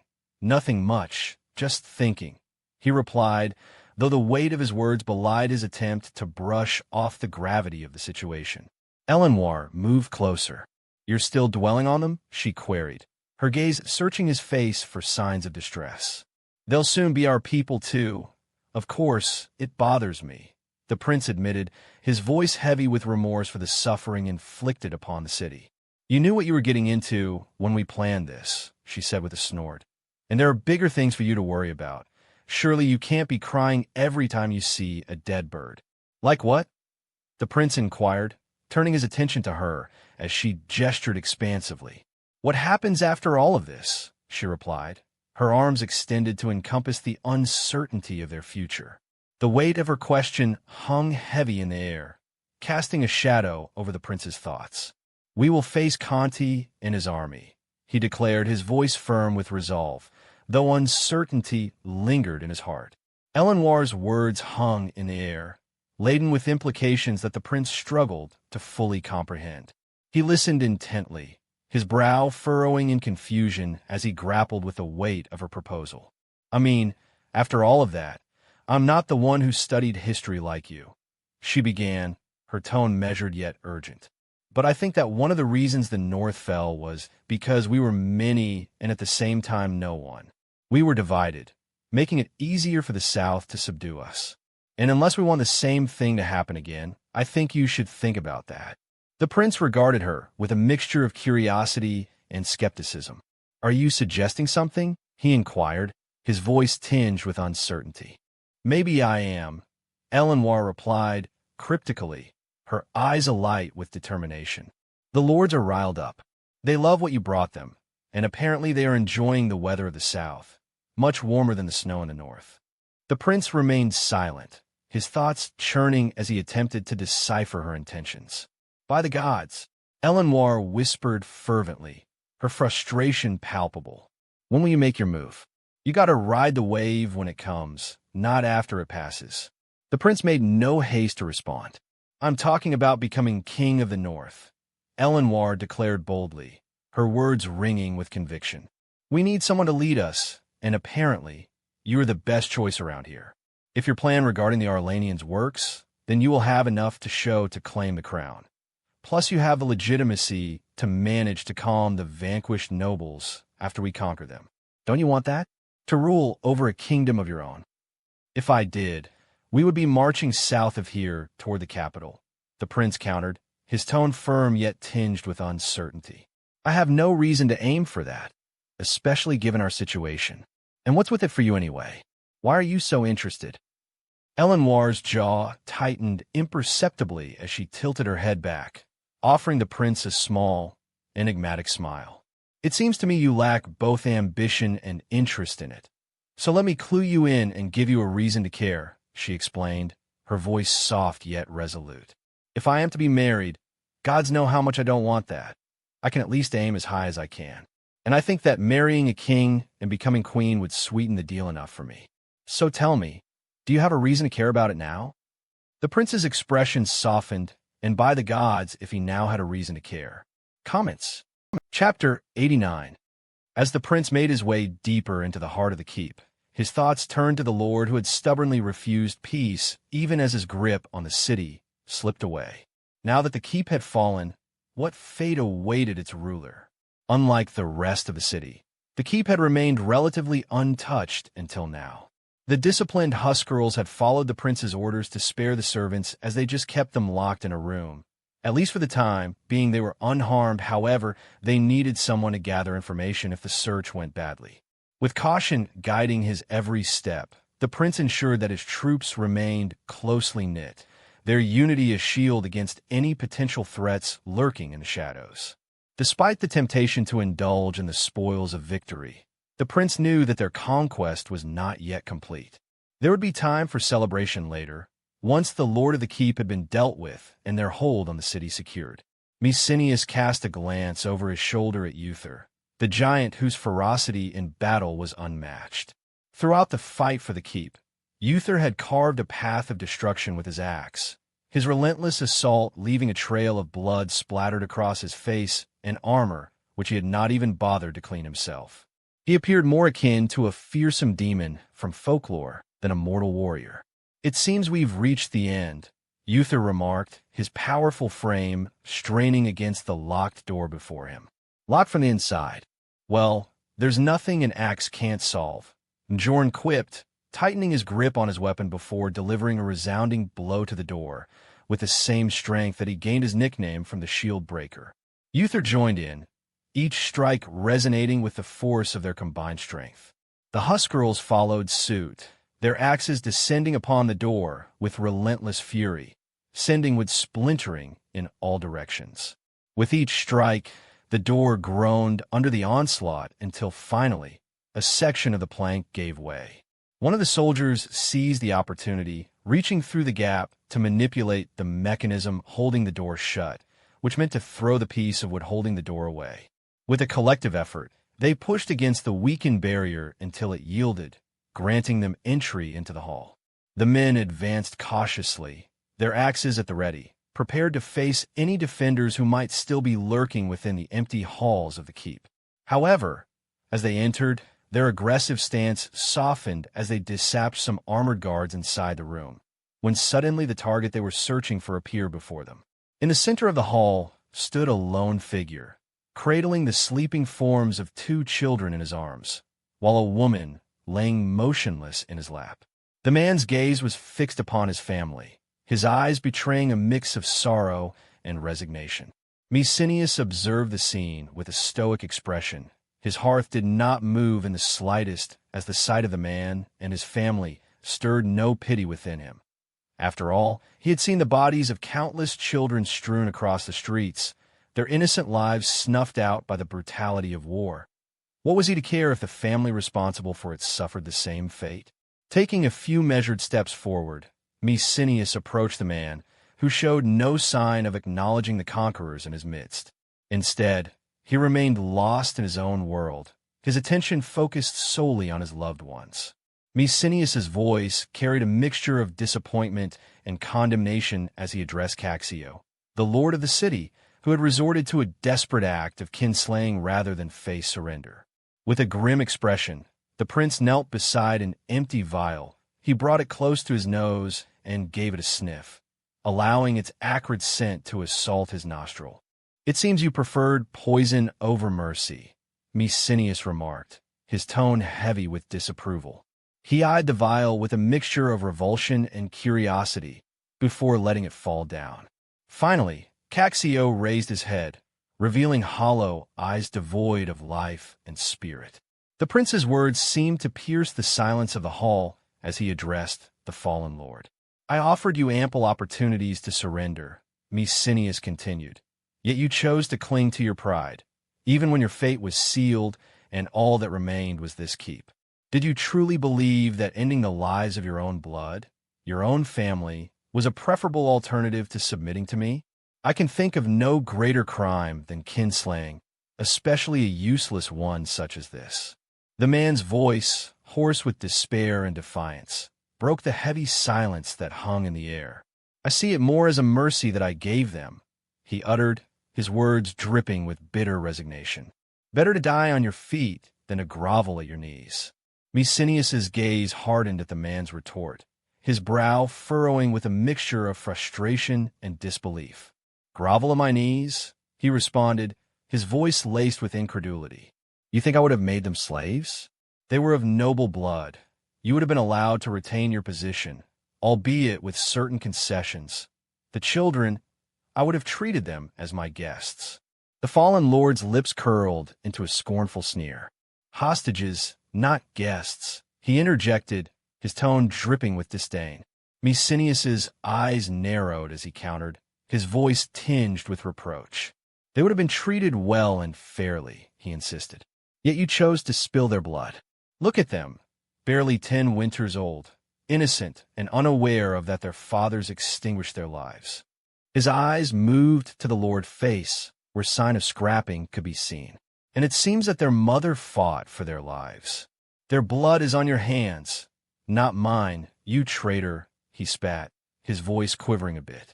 "My family has served this empire for generations, and may the gods curse me if I surrender to a band of savages and traitors.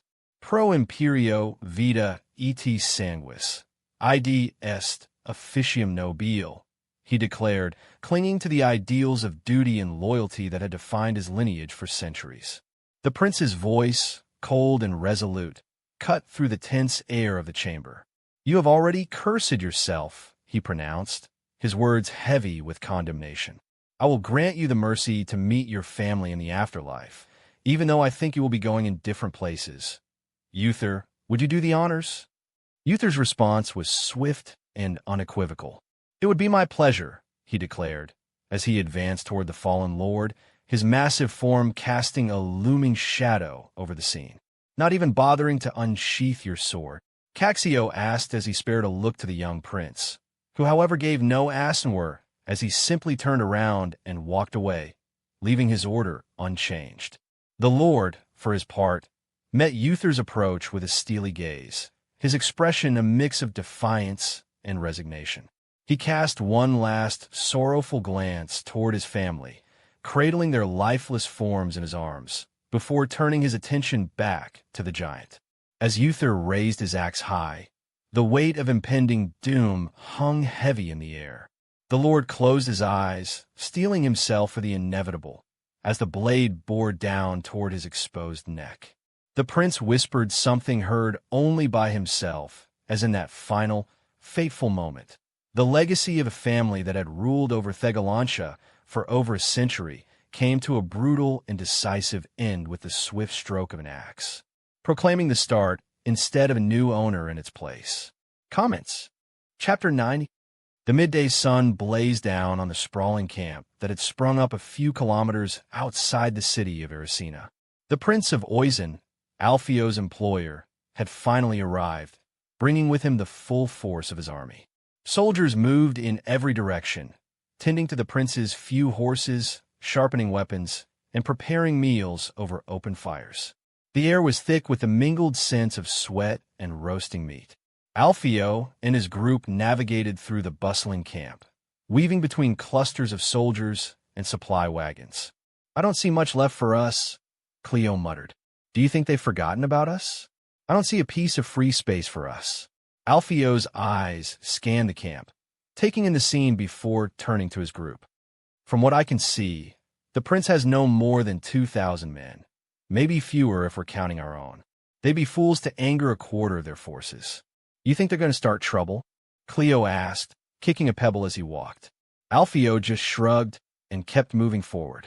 Banner poles bearing the prince's crest flapped in the breeze, their vibrant colors a sharp contrast to the camp's utilitarian surroundings. As they walked, Alpheo noted the different flags representing various nobles. Has he managed to settle things with his vassals? He wondered aloud, his eyes drifting over the scene.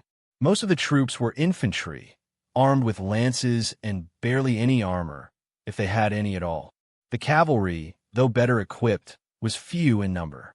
It was clear that the men Alpheo had brought with him could be regarded as elite, they would easily hold their own in battle, and even some more. Finally, the group approached the center of the camp, where the prince's tent loomed large and tall. Alpheo could hear the murmur of voices from within, a low hum of conversation.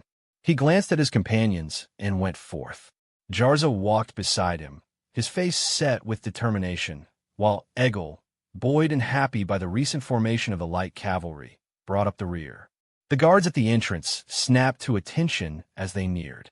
One of them murmured something to his comrades before disappearing into the tent, returning a few seconds later. With a nod, the guards parted the heavy tent flaps, allowing them to enter. Inside, the prince's tent was spacious, filled with the scent of leather and polished steel. Numerous people crowded the space, most of them nobles whose finely crafted armor gleamed in the filtered light seeping through the tent's fabric. Their crests and insignias marked them as men of importance within the princedom. As Alpheo and his group entered, the nobles turned their attention toward them, their stares ranging from neutral to openly disdainful. At the far side of the tent, the Prince of Yarkut stood behind a large wooden table, a rough map of the region spread out before him. The prince, sensing the arrival of new company, raised his eyes from the map. His gaze was sharp and assessing as it met Alpheo's. The silence stretched for a moment before Alpheo and his group dropped to one knee in unison, a gesture of respect that filled the tent with a hushed reverence. They quickly rose, their movements fluid and practiced. "Your Highness," Alpheo began, his voice steady and confident. "It is a pleasure to see you and your army marching to our aid." The sight of your banner was a welcome one, especially after the enemy retreated deeper into the territory. He offered an amiable smile, his eyes briefly scanning the prince's entourage. Among the prince's closest advisors stood Shahab, the prince's father-in-law, and Robert, the prince's right hand. To Alpheo's surprise, Fahel had been summoned before him and was now standing behind the prince, his expression nervous and uneasy. This sight caused Alpheo to chuckle silently, finding humor in Fahel's discomfort. The prince's eyes, sharp and calculating, settled on the mercenary captain. "It is a pleasure to see you in full health, Alpheo," he began, though the brief pause hinted at an expectation, perhaps, that the captain might not have fared so well. "Fahel has informed me of your remarkable defense of the city. He also mentioned how you cunningly set a trap that led to significant enemy casualties, including the capture of many prisoners, some of whom, I understand, are of considerable rank." "You honor me, your grace," Alpheo replied, his tone a careful blend of respect and pride. "But the credit is as much Fahel's as it is mine. Without his support, the plan would not have succeeded.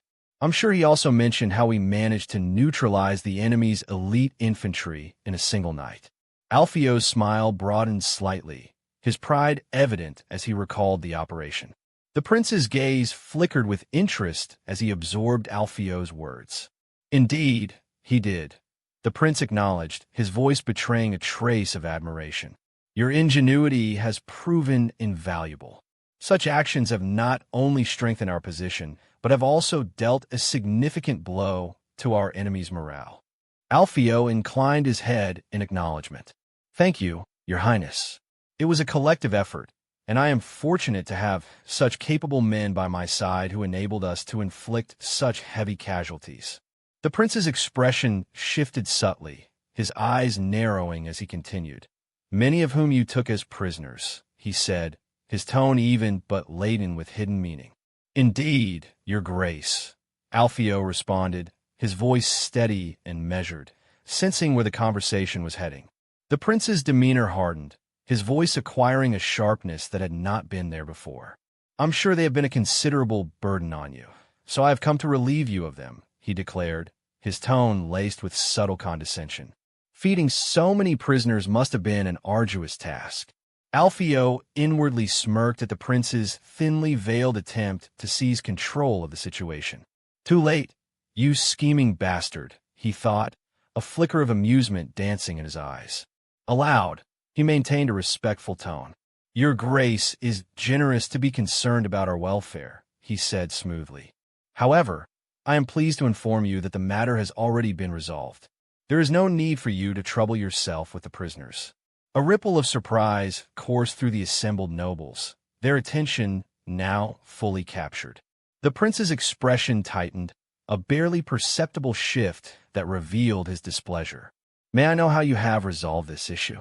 His voice was cold. The words clipped as he sought to maintain control of the situation. Of course, Your Grace, Alpheo replied, his voice laced with a confidence that bordered on defiance. A slight smile played at his lips as he continued. The prisoners were ransomed days before you blessed the city with your presence. A wave of astonishment swept through the tent, the nobles exchanging incredulous glances as Alpheo's words sank in.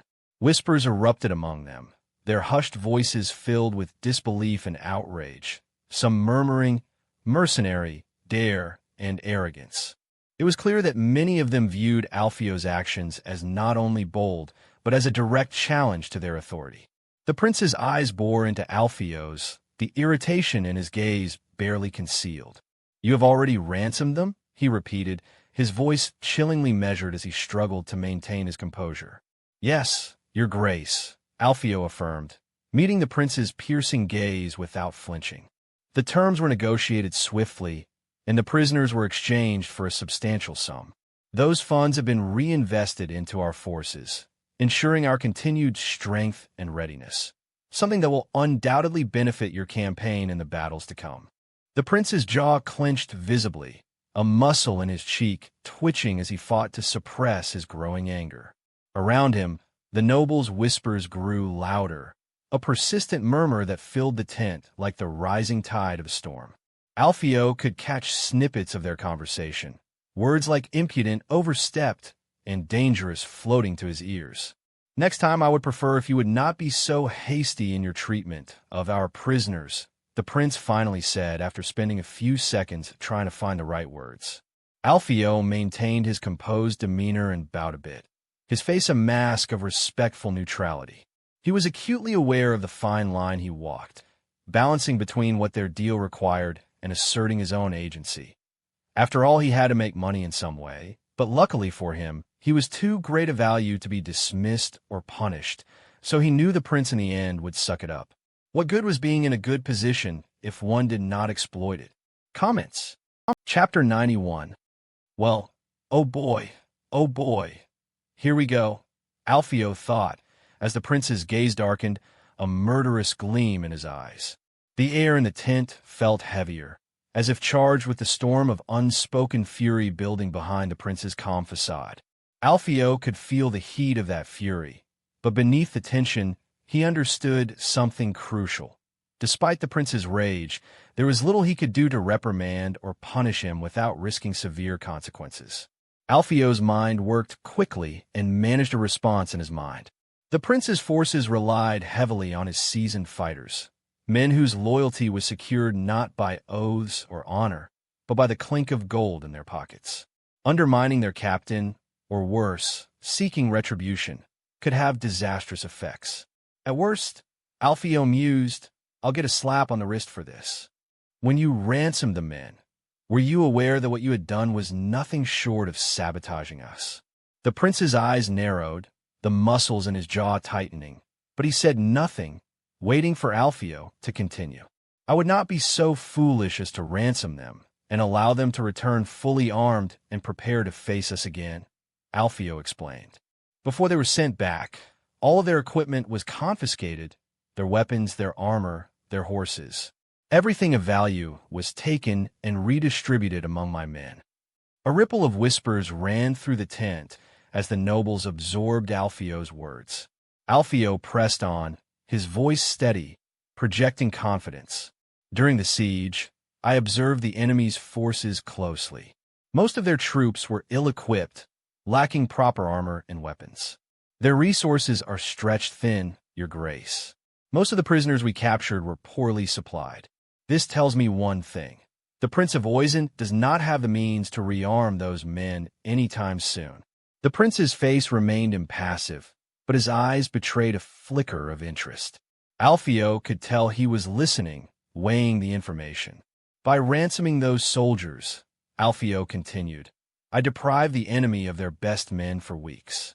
Even if they make it back to their ranks, they will return as little more than naked bodies on the battlefield, unarmed, vulnerable.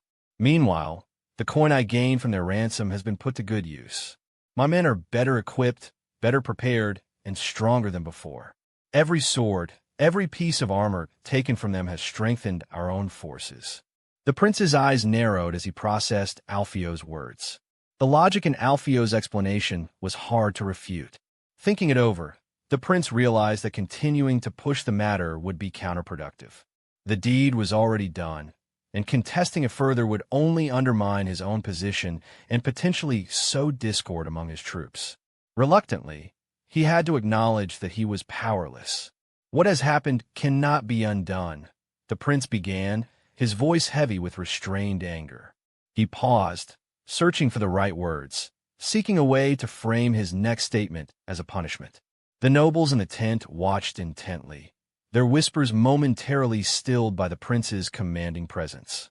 You have knowingly went behind my back, the prince continued, his tone hardening. The only way you can repay such a debt is by spilling my enemy's blood on the battlefield.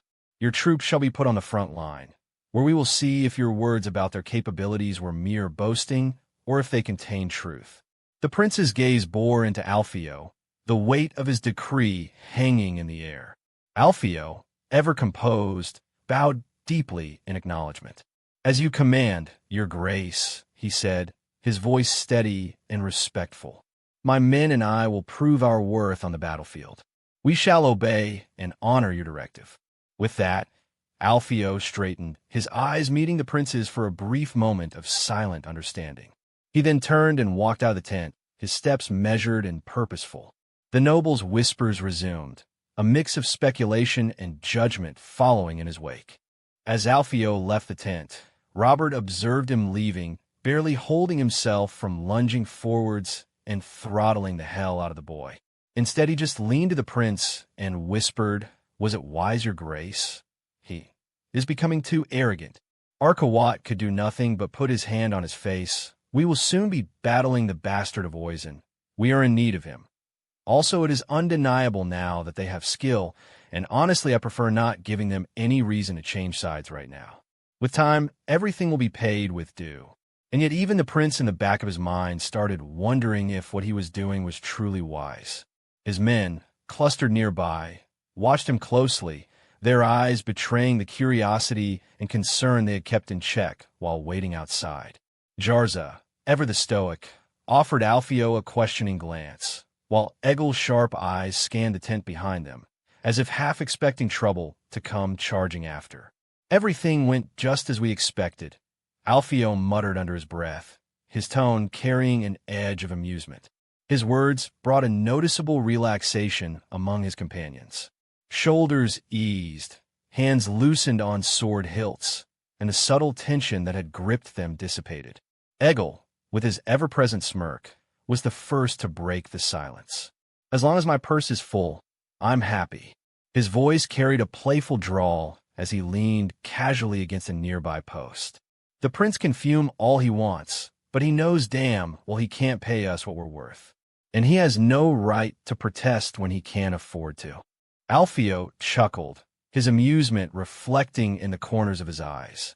Egil's pragmatism was always a steadying force, reminding him that at the end of the day, they fought for coin, not crowns or causes.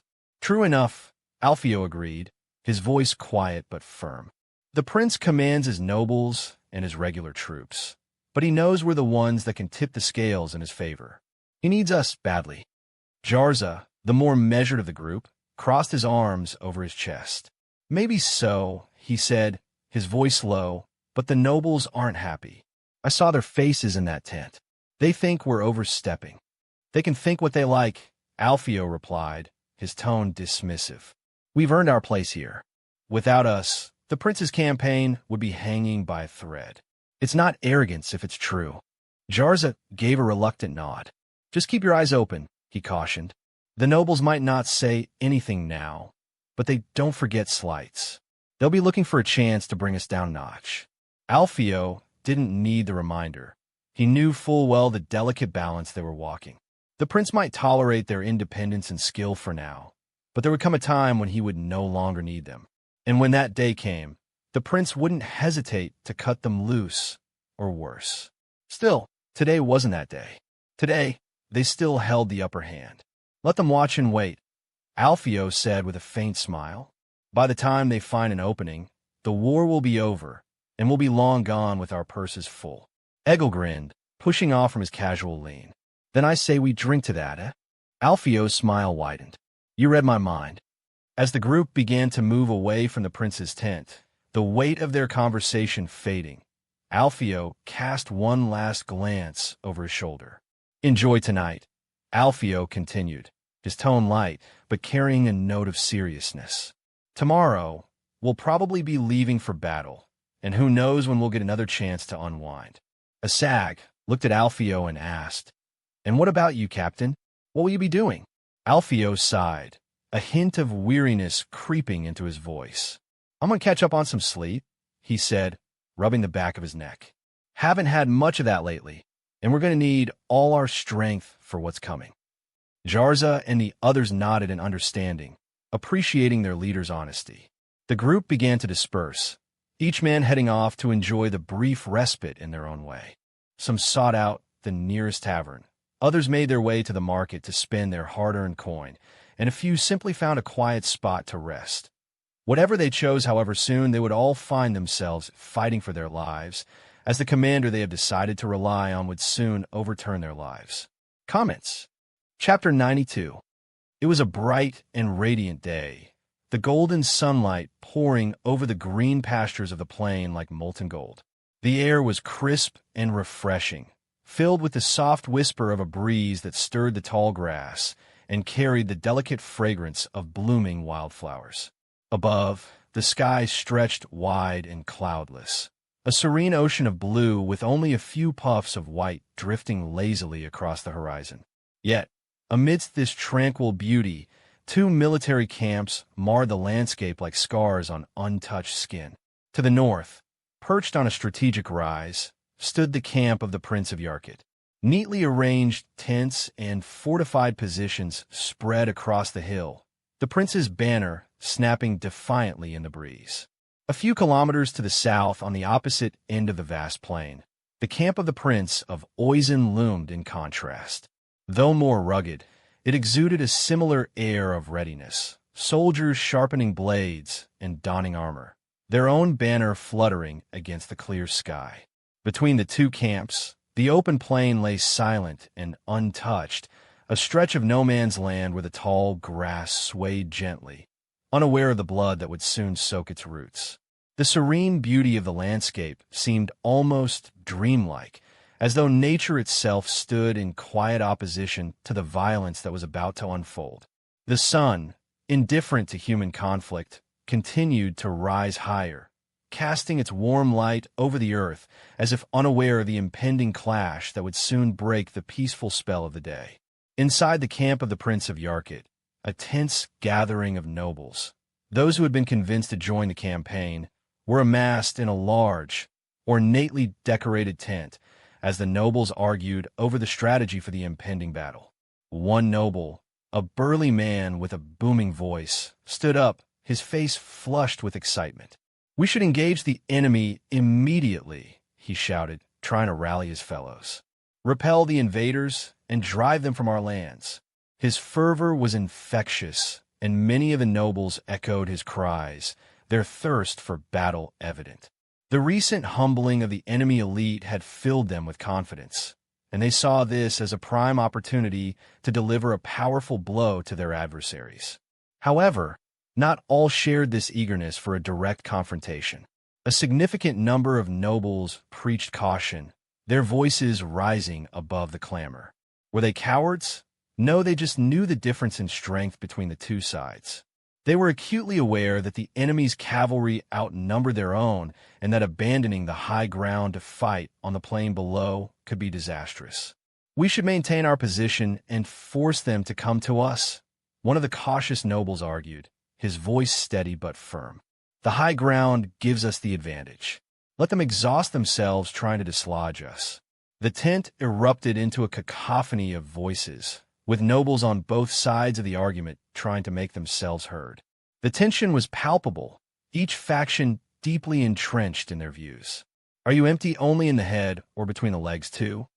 One taunted, his voice dripping with disdain as he addressed one of the men advocating for a defensive stance. The insult hung in the air like a gauntlet thrown down in challenge. The targeted noble, a man of considerable stature, bristled at the remark. "What did you say?" he demanded, his hand instinctively moving to the hilt of his sword. The atmosphere in the tent grew even more charged, the prospect of an internal clash looming. Before tempers could flare further, a commanding voice cut through the din. "Enough!" The Prince of Yarkit stepped forward, his presence commanding immediate attention. "We are here to discuss our strategy, not to fight among ourselves." Among the people that spoke, Alpheo did not recognize any of them, so he simply stayed silent and observed the shuffle. As the room fell silent, the Prince of Yarkit looked around at the assembled nobles, his gaze sharp and assessing. His eyes scanned the room, passing over the familiar faces of his advisors and generals, before finally settling on a figure standing near the back of the tent. The prince raised a hand, calling for Alpheo's attention. "Captain Alpheo," he began, his voice cutting through the tension. "You have fought with them. Anything worthwhile to add?" All eyes turned to Alpheo, the noble's expressions ranging from curiosity to skepticism. Alpheo stepped forward, his posture relaxed yet confident. He took a moment to gather his thoughts before speaking, aware of the weight his words would carry. Truth be told, Alpheo actually had something significant to say. He had been observing and analyzing the situation carefully, waiting for the opportune moment to present his idea. Now that he was called upon, he had no reason to hold back. "Well, Your Grace," Alpheo began, his voice calm but commanding attention. "During the siege, while I did not have the chance to engage the enemy on even ground, I made it a point to observe their equipment and numbers closely. Through these observations, I've managed to get a fairly accurate understanding of their army's composition." He paused for a moment, ensuring that he had the full attention of the prince and the gathered nobles. "Their infantry is largely comprised of peasants, poorly equipped with nothing more than shields and lances. In our encounters, my men had little difficulty cutting through them like cattle. However, this is a double-edged sword, as the infantry brought by His Grace is not much better equipped than theirs. We would face the same limitations in terms of manpower and armament." Alpheo could see the nobles exchanging glances. He continued, his tone growing more serious. "Where the real problem lies is with their cavalry. The Prince of Oizen's cavalry forces outnumber our own significantly, at least 2 to 1. In any open field engagement, this gives them a substantial advantage. We would be at a considerable disadvantage, unable to match their mobility and striking power." He let his words hang in the air, the gravity of the situation clear.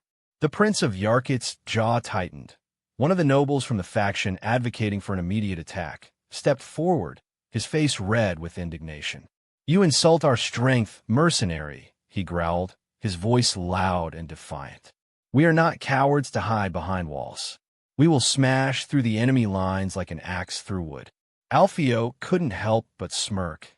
After all, he never talked about hiding behind walls. "With all due respect, my lord," he replied, his tone laced with irony, "that axe of yours would fall apart before it even had the opportunity to strike.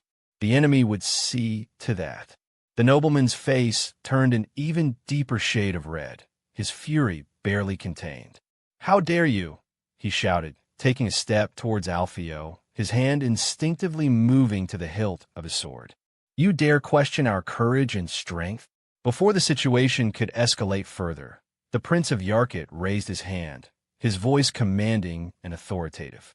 "Enough!" he barked, his eyes flashing with anger as he looked between the two men. "Alpheo, don't you have anything useful to say?" "Well, Your Grace, I actually do have a solution," Alpheo said, a confident gleam in his eye. "If you would allow me, I could explain how we might overcome this problem and even the odds with the enemy." The Prince of Yarkit, intrigued but cautious, nodded. Go on, Captain Alpheo. You have my permission to speak. Alpheo bowed slightly. I would also request your permission to have my men bring something inside that could illustrate my point. The prince's brows furrowed in confusion, but he gestured for Alpheo to proceed. Very well, bring it in. At the prince's command, the tent flaps were pulled open, and two of Alpheo's men entered. They were carrying a long object, carefully wrapped in blankets. The nobles inside the tent exchanged puzzled glances, whispering among themselves as they tried to guess what Alpheo had up his sleeve. The two men approached the center of the tent, setting the covered object down with great care. Alpheo stepped forward, his expression serious. Thank you, gentlemen. Now, Your Grace, allow me to reveal what I believe will be the key to our success. And, as he said, so the men finally revealed what was covered up through the sheets. Comments. Chapter 93. The day dawned bright and sunny, though the air carried a crisp chill, reminding all that winter was on its way. Frost tipped the blades of grass, sparkling like tiny jewels in the morning light. Everywhere, men moved with aim in mind. Soldiers and laborers alike hurried to and fro, their breath visible in the cold air. The clang of hammers and the creak of wooden beams filled the air. Horses whinnied in their enclosures, sensing the heightened tension and excitement around them as the squires brought them out of there. The camp, spread across the gentle slope of the hill, was a hive of activity. Tents flapped in the breeze, their colors muted by a layer of frost. Smoke rose from numerous campfires, where cooks prepared hearty meals to sustain the troops. The battle was finally imminent, and a light meal was being prepared for the soldiers. As they readied themselves for the fight, those with armor began to don their protective gear, while those without prayed fervently to the mother for mercy and the warrior for strength. Please raise your arm, sir. A small voice belonging to a boy spoke as he laced the arm brace to Alpheo's arm. Did you ready the breakfast? Alpheo asked, stretching his neck and rolling his shoulders. I have informed the cooks, Ratto replied, bringing his face up to stare at the mercenary captain, who was barely older than him. Are you anxious, sir? Am I that easy to read? Alpheo responded with a smile and a deep breath. I would be a fool not to be. Anything could happen at any moment. A man's fortune or fall can come without a second's notice, as swords are blind in the midst of bloodlust and madness. Ratto said nothing, just observing the older warrior intently. After a moment, he asked quietly, Why are you doing this, sir? Entering battle. IT sounds scary. Why not leave all of this behind and live in peace? You have got the gold for it, of that I am sure. Alpheo raised his eyes in surprise, meeting Ratto's earnest gaze. A smile played on his lips as he considered the question.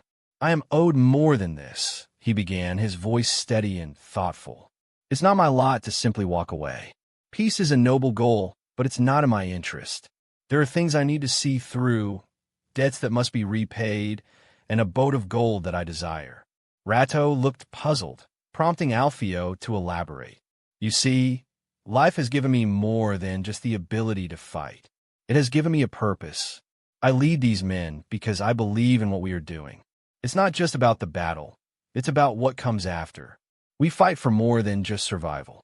We fight for a future, something that I may call a home. The young boy nodded slowly. Aren't you afraid? Of course I am, Alpheo admitted. Fear is a constant companion in war. Those who say, I am not afraid of death, are either liars or men that already learn on how to die. But it's how we handle that fear that defines us. We can let it paralyze us, or we can use it to sharpen our resolve, to remind us of what we're fighting for. I choose the latter, though I'm still searching for that thing. Ratto continued to lace the arm brace, his movements more deliberate now, as if understanding the gravity of the situation. I hope to be as brave as you someday, sir. Alpheo chuckled softly, placing a reassuring hand on the boy's shoulder. Bravery isn't the absence of fear, Ratto. It's the determination to move forward despite it. And you have that within you. Just remember, every warrior starts as a boy with dreams. It's the choices we make that turn those dreams into reality. Alpheo left the tent with Ratto in tow, the flaps of the canvas rustling as they stepped into the cool morning air. Outside, Jarza, Cleo, and Asag were waiting for him, their expressions a mix of determination and anticipation.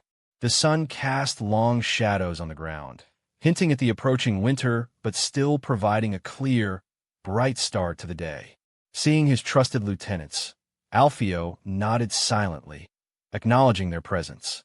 "Take your posts and organize the men to take their positions," he instructed, his voice calm but authoritative.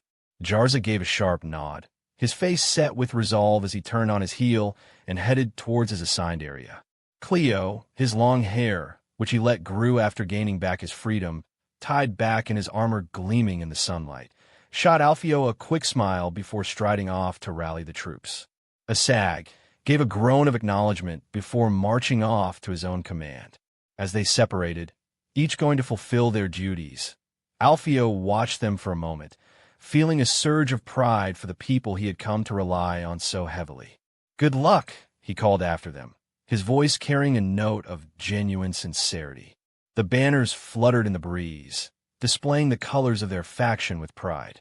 Alpheo's gaze swept over the scene, taking in the disciplined ranks and the determined faces of his soldiers. He could hear the distant sound of commands being issued, the creak of leather and metal, and the muted murmur of prayers. "This is my lot," Alpheo thought to himself. He felt a mixture of pride and responsibility.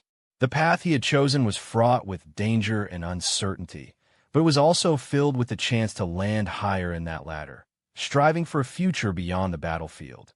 This was his destiny. The horse whinnied softly as he approached, recognizing its master. Alpheo patted its neck, feeling the powerful muscles beneath the smooth coat, and murmured a few calming words. With practiced ease, Alpheo placed his foot in the stirrup and swung himself up into the saddle. He settled comfortably, adjusting his sword at his side and taking the reins in his hands. It was time to go. Comments. Chapter 94. It certainly was a good day. The sun hung high in the sky, casting its golden rays over the verdant field. The surrounding woods casted their shadows along the edges of the battlefield, while the middle was nothing short of a sunlit expanse. Soon, however, these green pastures would be dyed crimson with the blood of fallen soldiers. Jarza stood on the field, lost in his thoughts. He remembered his first battle vividly, though it had been over 20 years ago.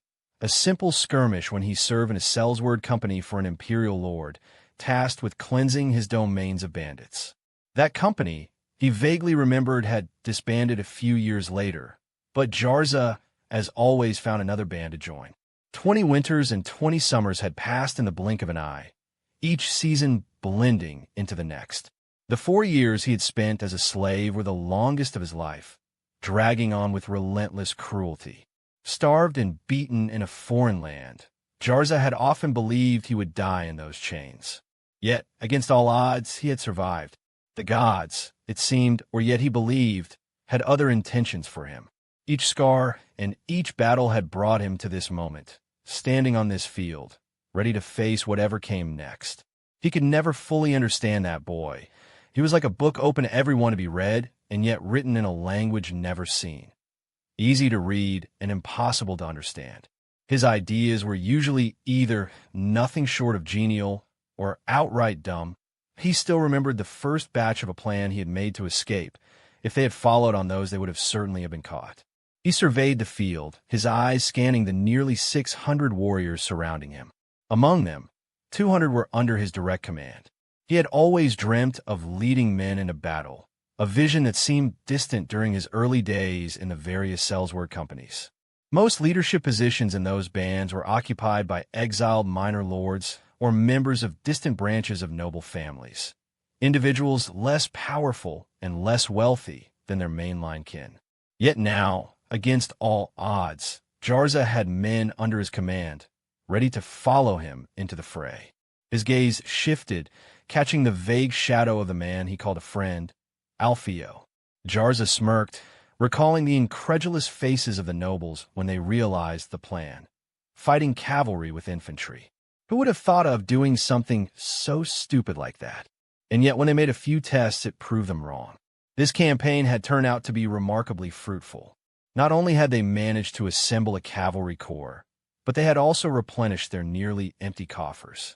The ransom for the prince's nephew and the captured elite infantry had brought in a substantial sum, securing their financial stability for the foreseeable future. Jarza's thoughts wandered back to his long journey. He had always been a soldier, a warrior for hire, drifting from one battlefield to another. He had fought for lords who barely acknowledged his existence. He always believed that would be all that he would reach. Yet there was something in Alpheo's eyes that made Jarza think that he was awaiting something else, more than Sim. Before Jarza could finish his thoughts, the distant sound of enemy horns echoed across the battlefield, pulling him back to the present moment. He looked up, his eyes narrowing as he focused on the horizon. There, like a dark wave cresting over the green fields, the enemy lines began to advance. Hundreds of enemy soldiers advanced, their lances glinting under the midday sun. Banners fluttered in the breeze, displaying the sigils and colors of the enemy prince and the various lords allied with him. As they drew nearer, Jarza could see the truth in Alpheo's words. Despite their superior numbers, between 700 and 1,000 by his rough estimate, their ranks were filled with peasants. Jarza turned and looked back at their own banner, a white field with two black stripes going diagonally. Strangely enough, Alpheo was adamant on taking such a banner. Jarza would have preferred something more elaborate, and yet his captain had refused to even listen to his suggestions, something that rarely happened. He wondered the reason for this stubbornness for a few minutes before reluctantly forgetting about it. Moving from the banner, Jarza lowered his eyes to the enemy troops. Most of these soldiers lacked proper armor, wearing only the barest protection of tattered leather or simple cloth. They carried basic shields and spears, tools of war given to them in haste. Their march was anything but disciplined. The lines wavered, and many struggled to maintain their formation. It was clear they had received only rudimentary training, enough to form a shield wall and little more. These were not seasoned warriors, but common folk thrust into the chaos of battle, armed with the basics and left to fend for themselves. Jarza observed their approach with a critical eye, noting the uneven pace and the nervous glances exchanged among the ranks. The enemy prince's forces might have the advantage in numbers, but the quality and discipline of their troops left much to be desired. Jarza turned to his men, watching as they waited in silent anticipation. The front lines were composed of his brother in servitude, each man equipped with chainmail and helmets that gleamed dully in the sunlight. Their faces, though weathered, were set forward. Behind them, the new recruits provided by the prince stood ready. It was a common tactic, placing the elite soldiers with the best equipment at the front and the less experienced recruits at the back. Each soldier in the company held a lance, but Alpheo had ensured they were also armed for close combat. Maces and swords hung at their sides, weapons chosen for their effectiveness against lightly armored foes. Alpheo had emphasized the importance of these weapons, knowing that when facing an army equipped primarily with spears, good armor and close-quarter weapons would allow his men to cleave through the enemy like a hot knife through butter. Jarza observed the calm, focused expressions of his comrades. They were ready, their minds and bodies steeled for the coming battle, as they knew that by the end of the war their pouches would be filled with silver. Feeling the imminent approach of battle, Jarza took a deep breath and donned his helmet, which he had temporarily removed. His armor was not just chainmail. It was reinforced with steel plates that covered his stomach and lower chest, providing additional protection. Braces and shoulder covers added to his defense, while not impeding his movement. Currently, he sat on horseback, a position that afforded him a better view of the enemy lines slowly advancing towards them. As he adjusted the fit of his helmet, Jarza couldn't help but feel a twinge of anxiety. The weight of the armor was familiar. This was not his first battles, and still that familiar sense of fear was there. His horse shifted beneath him, sensing his unease, but Jarza steadied the animal with a firm hand on the reins. It was still a good day to die. Comments. Chapter 95. We look like one big hedgehog. a sag muttered as he led the men forward, his eyes scanning the dense rows of spears and lances that bristled around him. Unlike Jarza, a sag wasn't on horseback. The strategy they had devised was meant to counter cavalry, and if the enemy spotted a man on a horse shouting orders, he'd quickly become the primary target. The old saying, "Kill the head and the body will fall," held too much truth to be ignored. For this reason, a sag walked on foot, embedded deep within the formation, surrounded by his men. To maintain visibility and command, a soldier walked beside him, holding the band's herald high in the sky, fluttering in the cool breeze.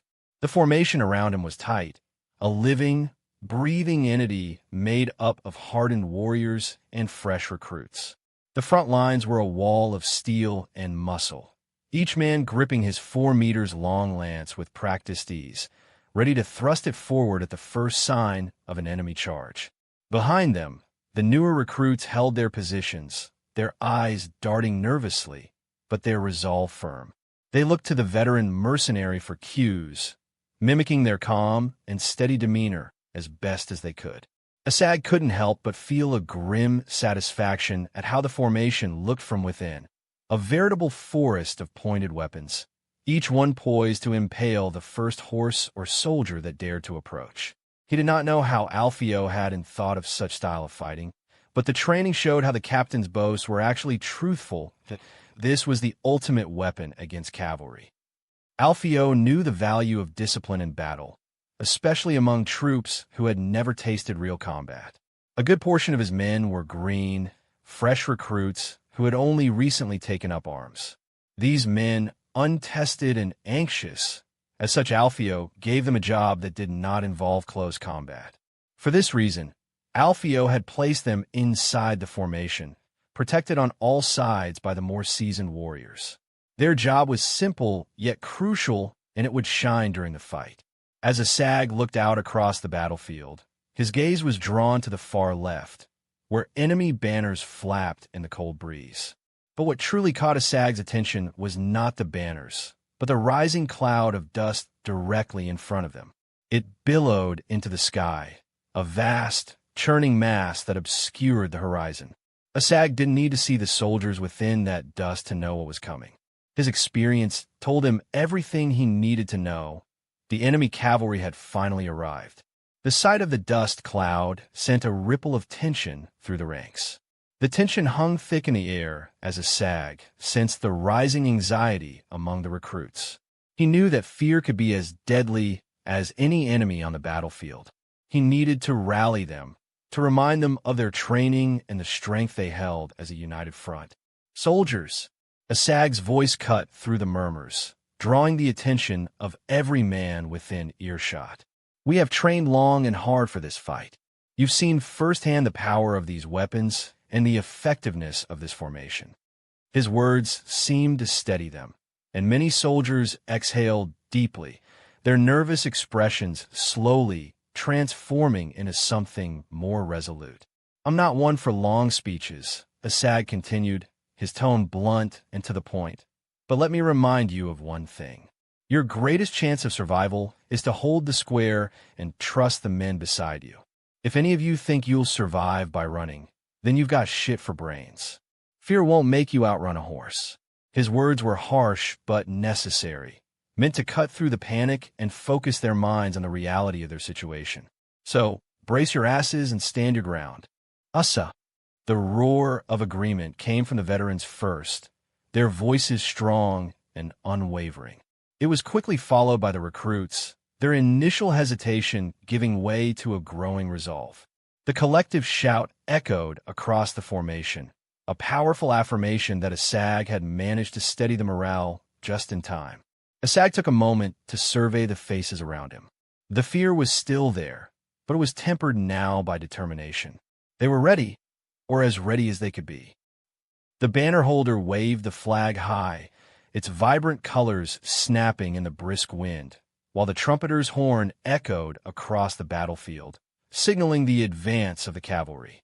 The knights and their steeds surged forward, spurred not only by the thirst for glory and riches, but also by a burning desire to avenge the insult they perceived from the enemy.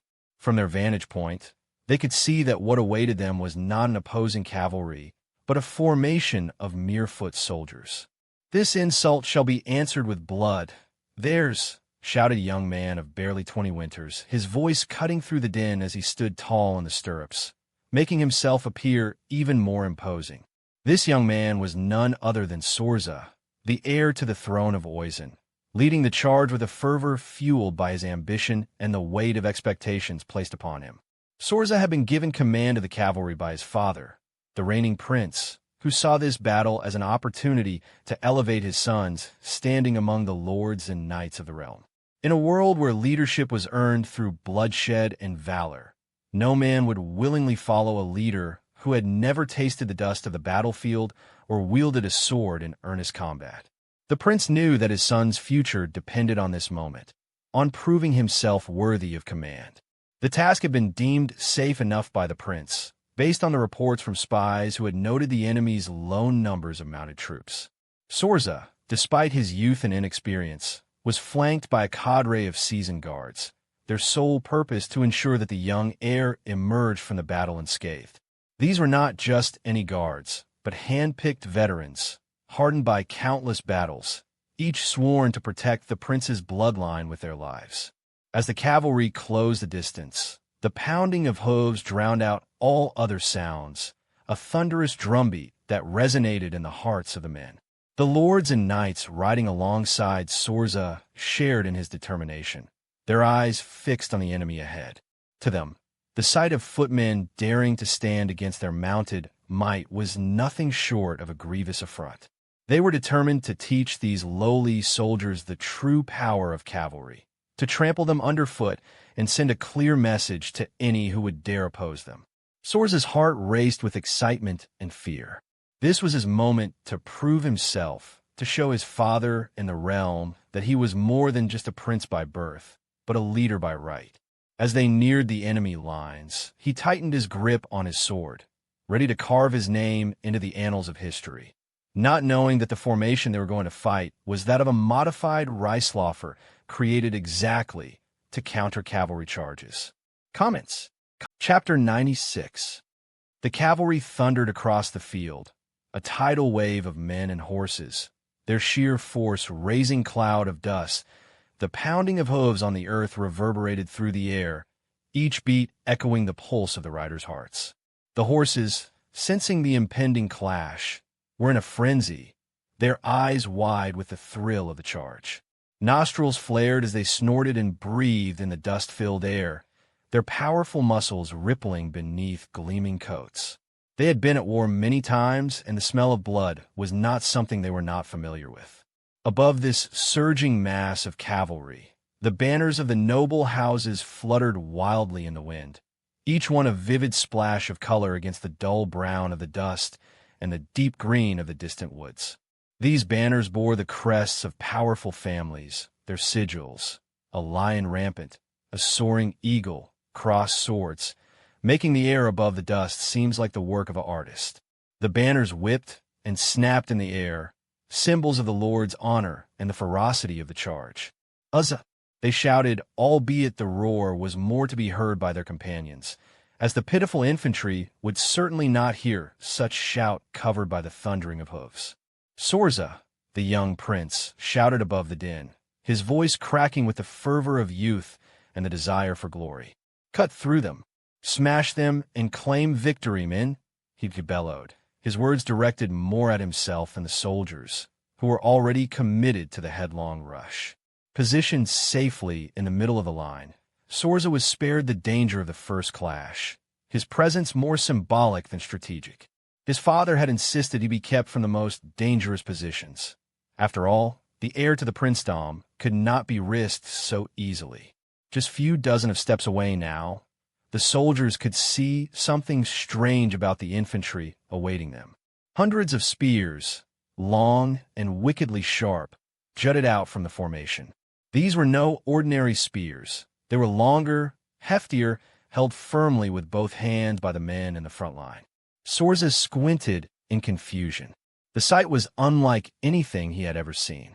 The spears seemed almost impossibly long, creating a wall of steel points that shimmered in the sunlight. The soldiers behind them braced themselves, forming a compact and disciplined line, as if daring the cavalry to continue their charge. As Sorza observed the enemy formation, the unsettling realization that a frontal charge would be disastrous came at him. If the horses were to charge the front, their momentum would be stopped cold, he thought, his mind racing with the implications. Seems the men at the front have no shields. If only I had archers, I could skewer them from a distance and break them without even charging, he lamented silently, cursing his lack of bows. He shook himself from a daze. He was on a battlefield, and his hesitation could spell disaster. He needed to lead. "Flowers opening," he shouted, his voice carrying over the thundering hooves and clinking armor. The command was quickly relayed through the ranks, night after night repeating it until the entire cavalry force began to shift. The massive formation, which had seemed ready to crash headlong into the enemy, suddenly began to split. Like petals opening of a blooming flower, the cavalry divided into two wings. One group veered sharply to the right, the other to the left in a well-practiced maneuver. Sorza watched as his knights executed the tactic flawlessly, fanning out to encircle the enemy infantry. If I can hit them from both sides, they'll crumble, Sorza thought, his mind racing. Once the flanks are broken, the path will be open to send the heavy cavalry crashing into the rest of their forces. They'll rout, and victory will be ours. Asag POV. Asag squinted through the haze of dust rising from the battlefield, his eyes narrowing as he caught sight of the enemy cavalry's maneuver. The mass of horsemen that had been barreling straight toward them suddenly began to split, the swirling dust clouds dividing into two distinct trails as the cavalry veered off toward both flanks. His heart pounded in his chest as he realized what was happening. They're trying to flank us. The enemy's intent was clear: encircle the infantry and crush them from both sides. This was Asag's first time commanding on a battlefield. In normal occasions, Alpheo would have never given command to an inexperienced man. Unfortunately, he was lacking, humanly speaking, everything that could be used to lead men in a battle. Luckily, Alpheo had explained him well the strength and weakness of what he called Reislaufer, and had even explained to him all the things that could happen and on how to respond. And by that he knew exactly on how to respond. "Steady, men. Hold the line," he bellowed, his voice cutting through the chaos. The urgency in his tone resonated with the soldiers, who gripped their spears and weapons tighter, their knuckles white with tension. "Steady," Asag roared once more, his voice raw with the effort. The spears were set, angled forward like a wall of thorns, ready to pierce any horse that dared to charge. The cavalry were coming in. They were so close that he could distinguish the color of each horse's mane and face. Even from inside the formation, he couldn't help but feel scared of such beast, and from that he knew that the men on the first line must be shitting themselves. Even the brothers that he had marched with for months must be feeling their knees giving in. As the enemy cavalry thundered closer, the ground beneath Asag's feet trembled with the force of their approach. He could feel the intensity of the moment, the air thick with anticipation. The horses were now only 24 steps away, their riders' armor glinting in the sunlight as they prepared to smash into the infantry formation. Asag's eyes narrowed as he gauged the distance. The moment was upon them. "Javelins," he bellowed, his voice a command that cut through the noise of the battlefield.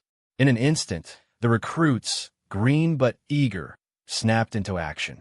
They had been drilled for this for a few hours, and despite their inexperience, they moved as ordered. Arms shot upward, each soldier hefting a javelin and taking aim at the oncoming cavalry.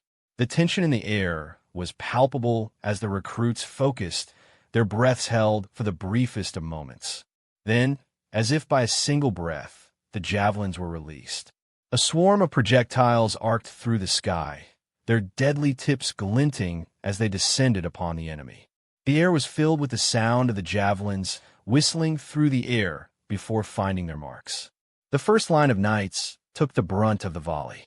Some javelins struck true, piercing through chainmail and into flesh. Knights cried out as the sharpened points drove deep, some falling from their saddles with a pained grunt.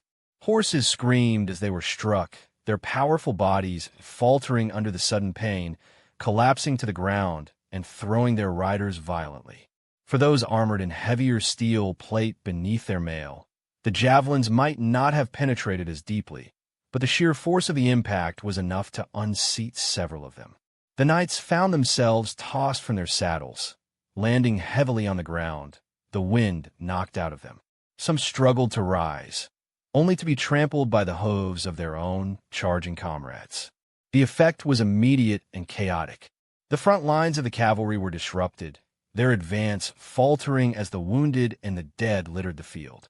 Yet the charge was not over as the lines behind avoided their fallen companion as they advanced to give the footmen a taste of the cavalry's steel. Map in the comments. Chapter 97. Men moaned in agony where they had fallen, clutching at their wounds, their cries of pain rising into the cool morning air. Horses whinnied in fear and distress, their screams cutting through the clamor as they lay dying or struggled to rise, their legs shattered by the fall. The stench of blood and sweat began to mix with the cold breeze, causing many of the men to breath from their mouth as not smell the foul odors. Among the chaos, the remainder of the enemy cavalry, undeterred by the broken line ahead, pressed on. Dust swirled as the surviving knights reformed their ranks, their steeds snorting and pawing the ground, eager to charge. The ground trembled once more, the pounding of hooves a rhythmic drumbeat of death as they galloped forward with renewed ferocity, as if the casualties they had just suffered did not exist. Assad could see his formation tightening, the men gripping their spears as they braced for impact. The recruits behind the veterans clutched their weapons, eyes wide with fear, some murmuring desperate prayers to the gods for protection. Brace for impact, Assad bellowed, his voice cutting through the chaos as he hurled another javelin into the approaching mass of knights, the only thing he could do to help in the fight. The clash long anticipated finally came. The cavalry charged, fully expecting the sight of their gleaming armor and sheer momentum to send the infantry scattering. It was a tactic that had worked countless times before.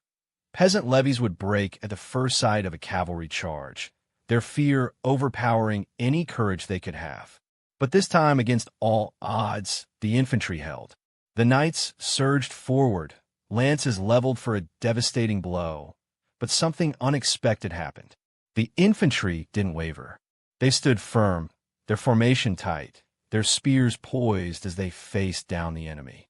The horses, creatures of instinct and survival, hesitated. They saw the deadly points of the spears aimed directly at them and began to slow, their eyes wide with fear. No amount of spurring or shouting from their riders could convince the beasts to charge headlong into a wall of sharp, unyielding steel. Panic rippled through the cavalry as their mounts resisted, trying to veer off or rear up to avoid impalement. The horses, confused and unwilling to march to their deaths, slowed to a near halt before the lances could reach the infantry. In the chaos of their refusal, they exposed their underbellies and chests to the infantry below. The men on the front lines seized the opportunity with deadly precision. They thrust their long spears upward, driving them into the vulnerable horses and unseating their riders. The scene was chaos. Horses reared in terror, throwing men from their saddles. While the infantry pressed the advantage, those behind the three lines of spearmen quickly advanced bearing hammers or daggers, stabbing and smashing at the knights now on foot or struggling to regain control. With powerful swings, the soldiers aimed low, smashing the knees of both horses and riders. The impact sent knights crumpling to the ground, their armor offering little protection against the sheer force of the blows. Horses screamed in agony as their legs buckled, collapsing under their own weight and trapping their riders beneath them. For any man watching this fight, it would undoubtedly be labeled as unchivalrous, as injuring horses was frowned upon. The mercenaries, however, did not have any problem fighting like this, since those were a set of values that did not belong to them, who lived and died in the mud. For those knights still in the saddle, the infantry struck high, driving their maces into the stomach plates or the back, hoping to at least knock the wind out of the armored warriors. Some blows connected with a hollow clang, forcing knights to gasp for breath as they doubled over in pain. The men with hammers were swift, retreating behind the spears as soon as their strike landed, allowing the spearmen to thrust forward once more.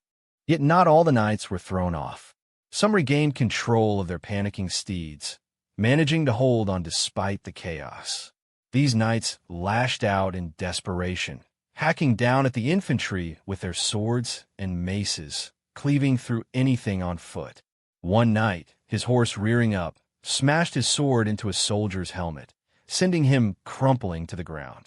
The knight then drove his spurs into his steed, forcing the animal to barrel through a small group of infantry, scattering them like leaves in a storm. But the infantry regrouped quickly, pushing behind the lines of spears. As the chaotic melee raged, more javelins soared through the air. The infantry behind the spearmen kept a steady rhythm, launching their projectiles into the air. The cries of men and the high-pitched whinnies of panicked horses filled the battlefield. At a distance, Sorza watched in disbelief, his brow furrowed as he took in the strange, almost mechanical way the enemy infantry fought. It was nothing like he had expected. These weren't peasants who would break at the first sight of a cavalry charge. They were disciplined. The spearmen held their line unwaveringly, while the men behind them moved in perfect synchronization, throwing javelins, then stepping back into formation. "This isn't working," he muttered to himself, gripping the reins of his horse tighter. His initial confidence had withered, replaced by a growing sense of unease. With a swift decision, Sorza raised his sword high into the air, signaling to his riders. "Pull back," he shouted. "Pull back and regroup." The call echoed across the battlefield as one knight after another relayed the order. Slowly, the cavalry began to retreat. The riders tugged at their reins, forcing their steeds to turn and gallop back. As the cavalry regrouped, pulling back a safe distance from the enemy, Sorza called out, "Ready yourselves? We will charge again. This time, we will break them." His voice was firm, but there was a sliver of doubt creeping into his tone that he hoped the men would not hear.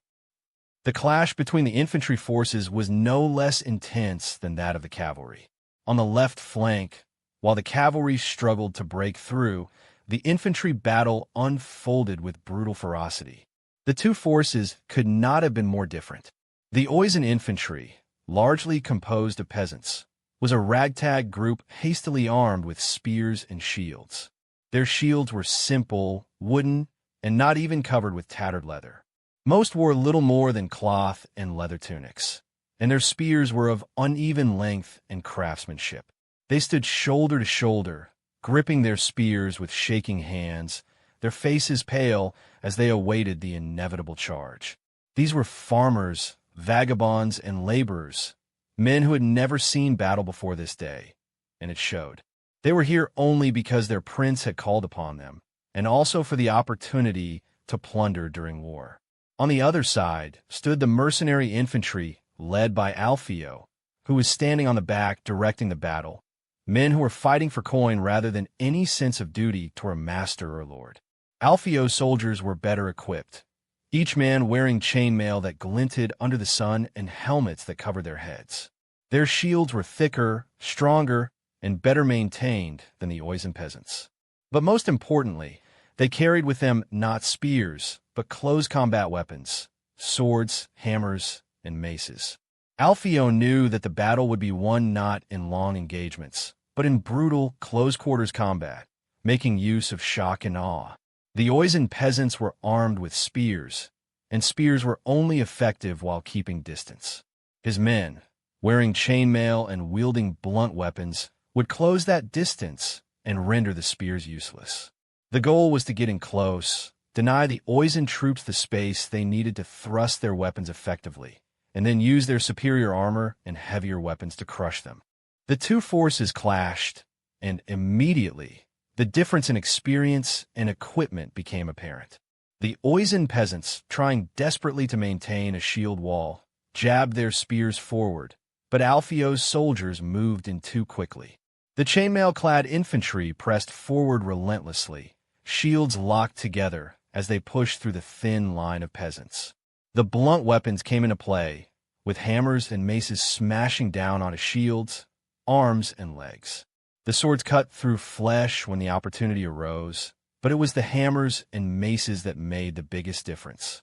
Each blow from the mercenaries' hammers rang out with a sickening crack, breaking through wooden shields and shattering bones.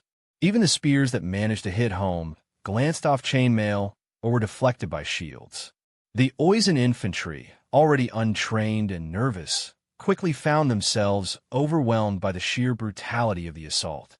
Their spears, meant for keeping the enemy at a distance, were useless in such close quarters, making the infantry feel like mouses in a cage.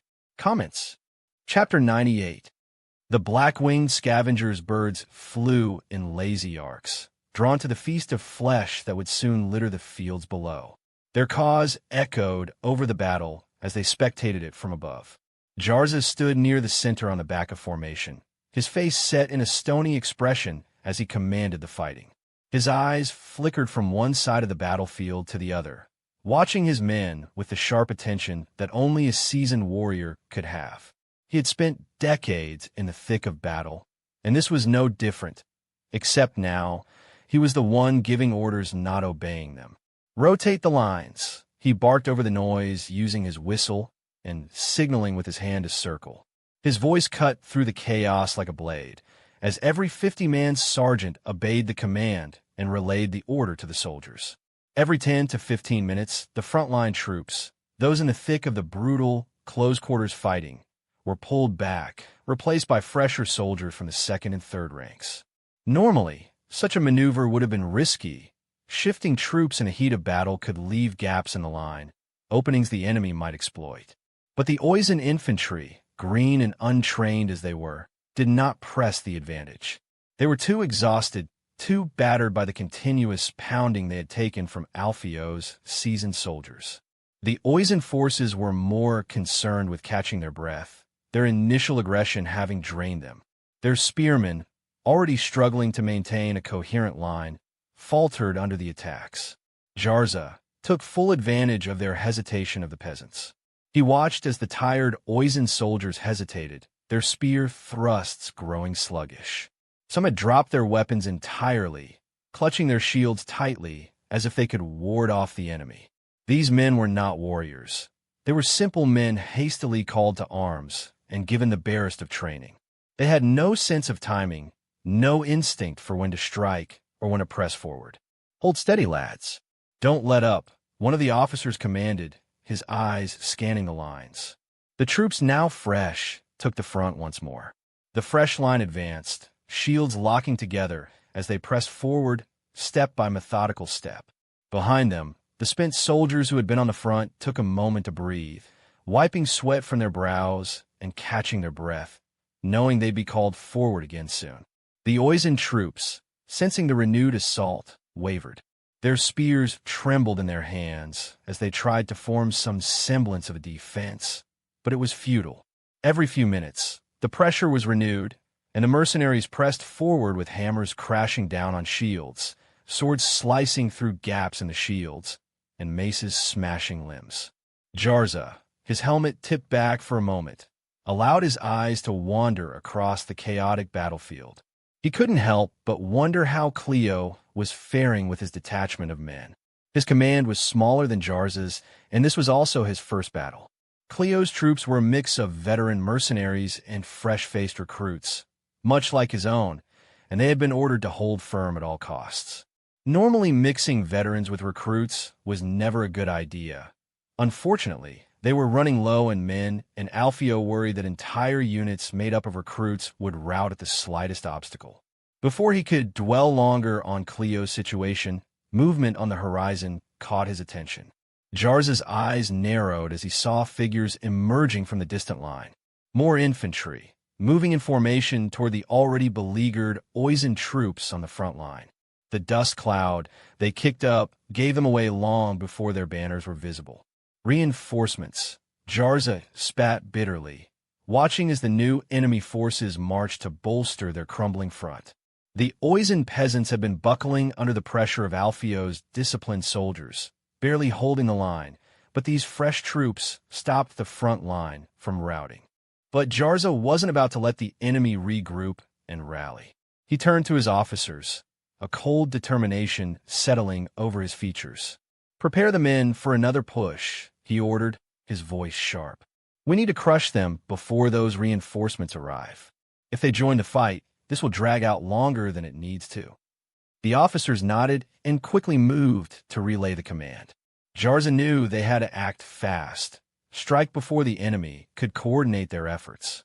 He knew that the enemy troops, green as they were, if they saw any of their comrades escaping the fight, they would be affected by it too, making it so that the enemy reinforcement could buckle before even reaching the fighting. A sag stood amidst the chaos of the battlefield, his brow damp with sweat as he wiped it away with the back of his gloved hand. The ground before him was littered with the remains of fallen horses and men, a grotesque graveyard of twisted bodies and shattered armor.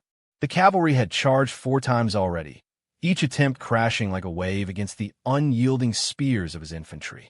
Yet, despite their successes in repelling the attacks, the toll was starting to show on his men.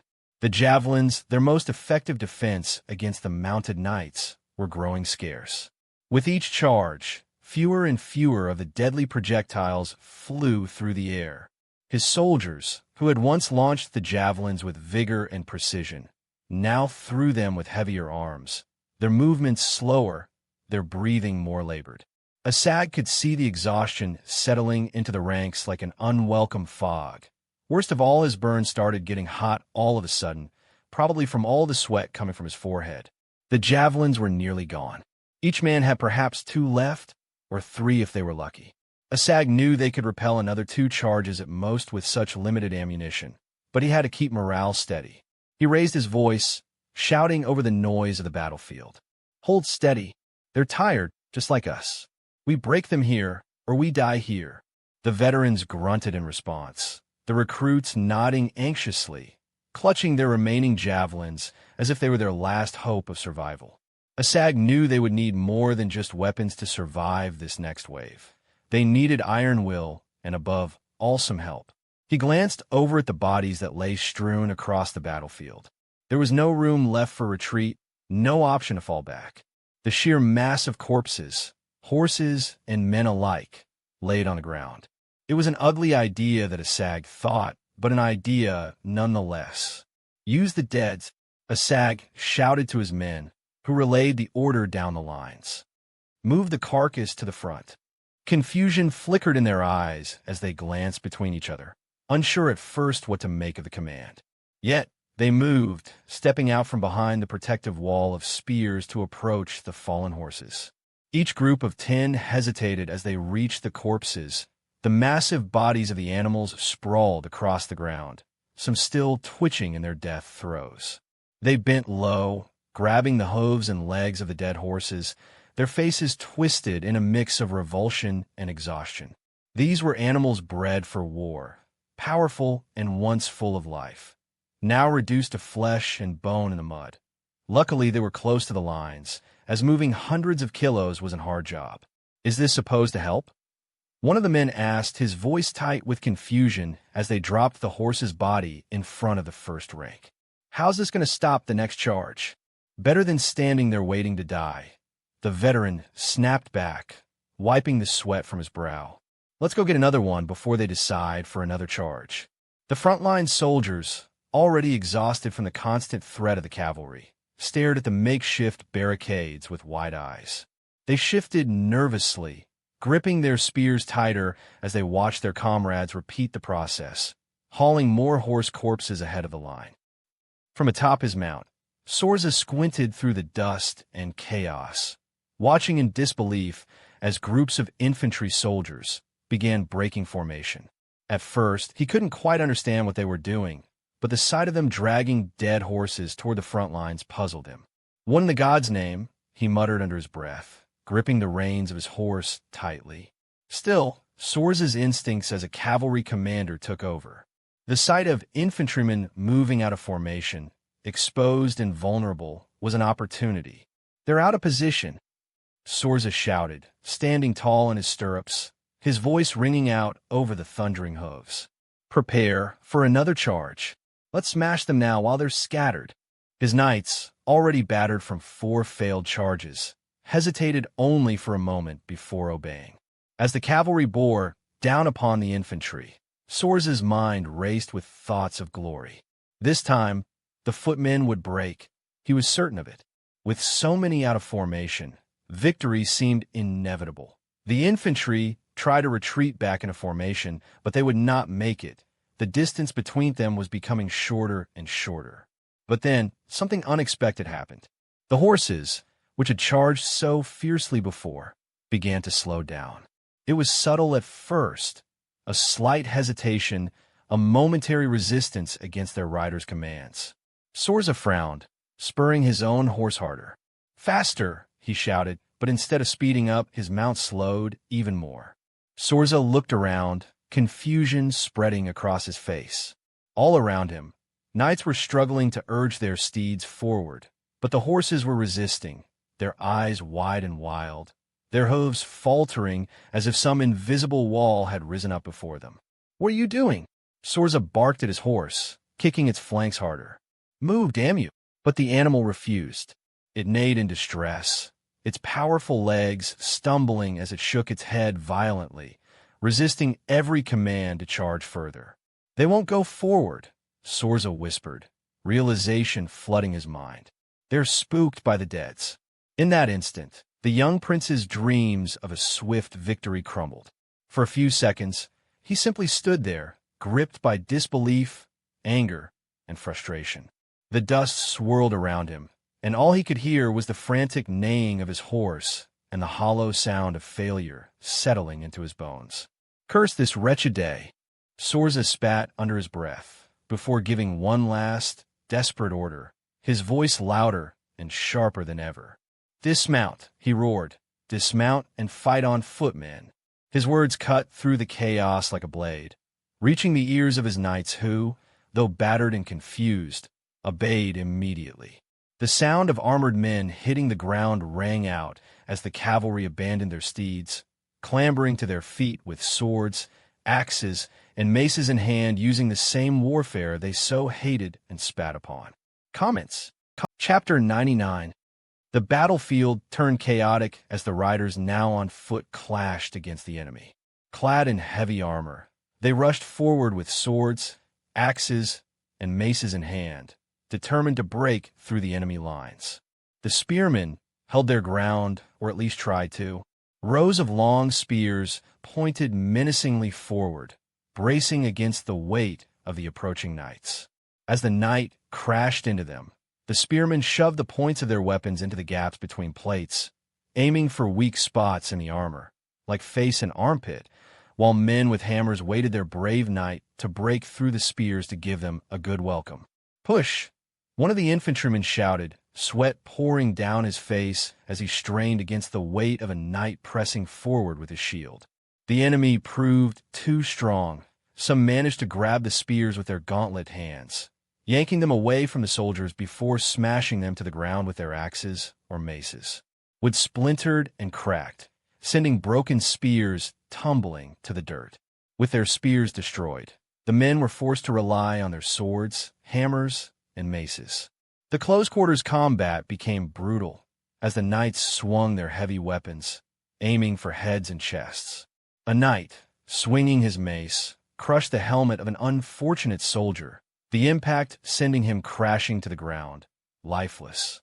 Another knight thrust his sword into the gap between a soldier's chainmail, the blade sinking deep into flesh with a sickening squelch. While on horses, Asag's men may have managed to stand their ground. What was happening now could only be described as a one-sided carnage, deprived of their advantage. The formation Alpheo had so heartily managed to form was getting smashed left and right. Alpheo sat atop his horse, as a slight tremor of nerves betrayed him. His mount shifted beneath him, sensing his unease as he surveyed the battlefield below. It wasn't unfolding the way he had imagined. He had been so confident that his well-trained infantry would swiftly rout the enemy's peasant forces. He'd even boasted about it before the battle. Yet here they were, locked in fierce combat for over an hour, nearly two, and the enemy line still held. Reinforcements kept streaming into their ranks, keeping them bolstered, refusing to break under pressure. He clenched his teeth, his jaw tightening painfully as he struggled to suppress his frustration. His plan had been flawless, he had thought. What's keeping them? Why haven't they broken? He asked himself, trying to make sense of it all. He had prepared for everything, or so he had thought. If we keep this up, they'll wear us down. The men can't hold this forever. I need to act, need to shift the momentum before it's too late. Just when despair began to settle like a weight in his chest, a rider appeared at the edge of his vision, galloping towards him at full speed. Alpheo barely noticed at first, lost in his thoughts of impending defeat. But then, as the rider drew closer, something about the urgency in his approach caught Alpheo's attention. Things were looking grim. However, it seems fate had other plans for Alpheo, for when everything seemed going badly, he received the good news he was certainly not expecting. Egil sat on his horse, lazily chewing a piece of stale bread as his eyes scanned the tree line in front of him. The sun filtered through the leaves, casting dappled shadows on the forest floor, but the sight did nothing to stir his excitement. He leaned back in his saddle, bored, feeling like he'd been waiting there forever. 100 men, all on horseback, sat with him in silence, hidden among the thick trees. They were meant to be a surprise, a force waiting to strike at just the right moment. But that moment hadn't come yet, and to Egil, it seemed like it never would. How long are we supposed to wait? He thought, taking another bite of bread and tearing it slowly with his teeth. The bread was tough, tasteless, but it gave his restless hand something to do. He glanced down at his left foot, feeling the familiar throb of pain. Damn thing, he muttered to himself, casting a grim look at the limb, which less than a week ago was slightly pierced by an arrow. The wound had healed enough for him to ride again, but every time his foot brushed against the stirrup, a sharp jolt of pain shot up his leg. From there he could see the battle going on. Unfortunately, he was too far away to even understand what was going on. I will let Alf worry about that. I only have to stick on what I know, he thought as he threw the remaining bread on the ground. Straightening himself up with a sudden burst of energy, a smile spread across his face as the man rode up, dust kicking up from his horse's hoofs. The rider, breathless and wild-eyed, pulled his reins, stopping just before Egil that it was Lidio. The captain's given the order, he gasped, pointing toward the battlefield. It's time. We charge. Egil's smile widened, his weariness instantly replaced by excitement. He had been waiting for this moment. Finally, the monotony of sitting in the woods was over. With a quick glance at the line of men behind him, Egil's voice rang out with newfound eagerness. About damn time. You heard him, lads, he shouted, his voice carrying through the trees. We're done waiting. Follow me. A collective murmur of excitement rippled through the ranks as the men straightened in their saddles, hands gripping weapons in anticipation. Egil spurred his horse forward, the pain in his foot momentarily forgotten as adrenaline surged through him. His steed shot out from the tree line, galloping toward the battlefield, with 100 riders thundering after him. The ground shook beneath the weight of hooves, and the dull roar of the charge echoed out of the forest and toward the battle. Sorza's POV. Sorza swung his sword with relentless focus, parrying strikes and thrusting back at the enemy infantry with the desperation of a man trying to carve a name for himself on the battlefield. Every moment, every clang of steel was met with a grim determination. His eyes darted across the fight, studying weak points in the enemy's formation.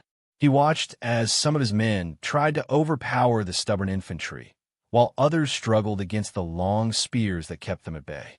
His breathing was heavy, his arms aching from the weight of his blade, but he pressed on, ignoring the exhaustion creeping into his limbs. They were finally having the better. In one corner, he saw a knight felling 2 enemy footmen with a single powerful swing, killing the first and knocking the second to the ground before finishing him off, and in another, his own guard struggling to push forward against the unyielding wall of spears. Then a shout cut through his concentration like a blade. "Your Grace, look ahead!" One of his guards yelled frantically, pointing past the melee while grabbing the air back from his shoulder. Sorza snapped out of his battle trance, blinking in confusion. His eyes followed the direction of the guard's outstretched hand, and what he saw drained the blood from his face. A massive plume of dust was rising on the horizon, growing larger by the second. "Cavalry!" he whispered, his voice barely audible over the din of battle. The realization hit him like a hammer. The enemy had held back cavalry. That bastard of Arkawat had hidden part of his forces, biding their time until now. Fear gripped Sorza's chest as he stared at the dust cloud, knowing what it meant. "They're coming for us," he muttered, panic rising in his throat. He had expected to break the infantry with his own cavalry charge, but now he was caught off guard, vulnerable, this time victim of the style of combat he worshipped. "Pull back!" he shouted as he frantically went towards one of the many horses laying back. "On your horses, get back! Retreat!" The prince tried everything in order to regain control, but the unease had already spread through his ranks at the sight of the dust. They had been lured into a trap, and now the trap was closing in. Egil's cavalry thundered onto the battle, 100 horsemen surging forward in a well-timed charge.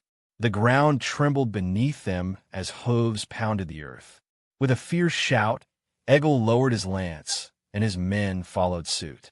The long, gleaming weapons leveled like deadly spears aimed straight at the exposed backs and sides of the enemy knights, most of whom had dismounted to fight on foot and that did not manage to find a horse. The impact was devastating. The knights, clad only in chainmail, were no match for the force of the cavalry charge. Egil's lance plunged into the torso of an enemy knight, piercing through the chainmail with ease. The knight let out a guttural scream as the lance skewered him, lifting him off his feet before the lance snapped from the sheer force of the charge. For those in heavier plate armor, the outcome was only marginally better. While the lances failed to fully penetrate the thick steel, the blunt force was enough to cause devastating internal damage. Knights in full plate staggered under the impact, their ribs shattered, lungs punctured as they collapsed to the ground, gasping for breath. The cavalry pushed through, horses crashing into the dismounted knights, trampling the fallen underfoot as they charged deeper into the enemy lines. Some of Sorza's men, caught off guard, tried to flee, but the suddenness and violence of the charge left them no chance. Egil's men tore through the battlefield, their swords flashing as they cut down the disoriented enemies. The once proud formation of Sorza's knights was now in complete disarray, bodies and armor strewn across the field. The prince's plan, his bold charge that had seemed to work, had been utterly shattered in an instant. Comments. Chapter 100. Break them! Cleo roared as his axe swung down, biting deep into the collarbone of an Oizen soldier. The man let out a choked gasp, his eyes wide with pain, but the axe had lodged itself in a bone. Cleo grunted, trying to yank the weapon free, but the effort was fruitless. Without hesitation, he slammed his boot into the dying man's chest, kicking him and taking the axe buried in his flesh away as the soldier crumpled to the ground, motionless. All around him, the battlefield was a chaotic mess of steel, blood, and cries of agony. Men screamed as they fell, their bodies torn apart by swords, axes, and maces. It was carnage, but mostly in their favor. The Oizen infantry, under-equipped and undertrained, were crumbling beneath the pressure of Alpheo's more experienced and equipped men. The advantage of better weapons and armor was painfully clear. The ground was littered with Oizen dead, while Alpheo's soldiers pressed forward, bloodied but still standing strong. Yet despite their overwhelming strength, the easy rout they had expected never came. It had been nearly 2 hours of brutal, relentless combat, and still the enemy clung to their positions. The Oizens were giving way, slowly and steadily, but they hadn't broken in the way Cleo had anticipated. Is their greed of loot really this strong? Cleo muttered under his breath, cleaving through another enemy soldie. The man's spear thrust came too slowly, and Cleo easily batted it aside with his shield before driving his axe into the man's chest. The blade sank deep, and the soldier crumpled to the ground with a final, wheezing breath. Cleo's frustration mounted as he glanced across the field. The Oisins were faltering, yet they still refused to collapse entirely. The battle dragged on, longer than it should have, longer than any of them had wanted. "Reform the line and push," he bellowed, his voice cutting through the noise of the battlefield, blood and saliva staining his beard. His men responded immediately. They regrouped, shields locking together in a solid wall as they reformed their lines with practiced precision as Alpheo had taught them. Cleo moved among them, watching as they steadied themselves. "On my mark," he shouted, hefting his shield and pulling his axe in the air. The men stood ready, grim-faced and blood-soaked, waiting for his signal. "Now!" Cleo roared. Unlike a tide crashing against the shore, the line surged forward again.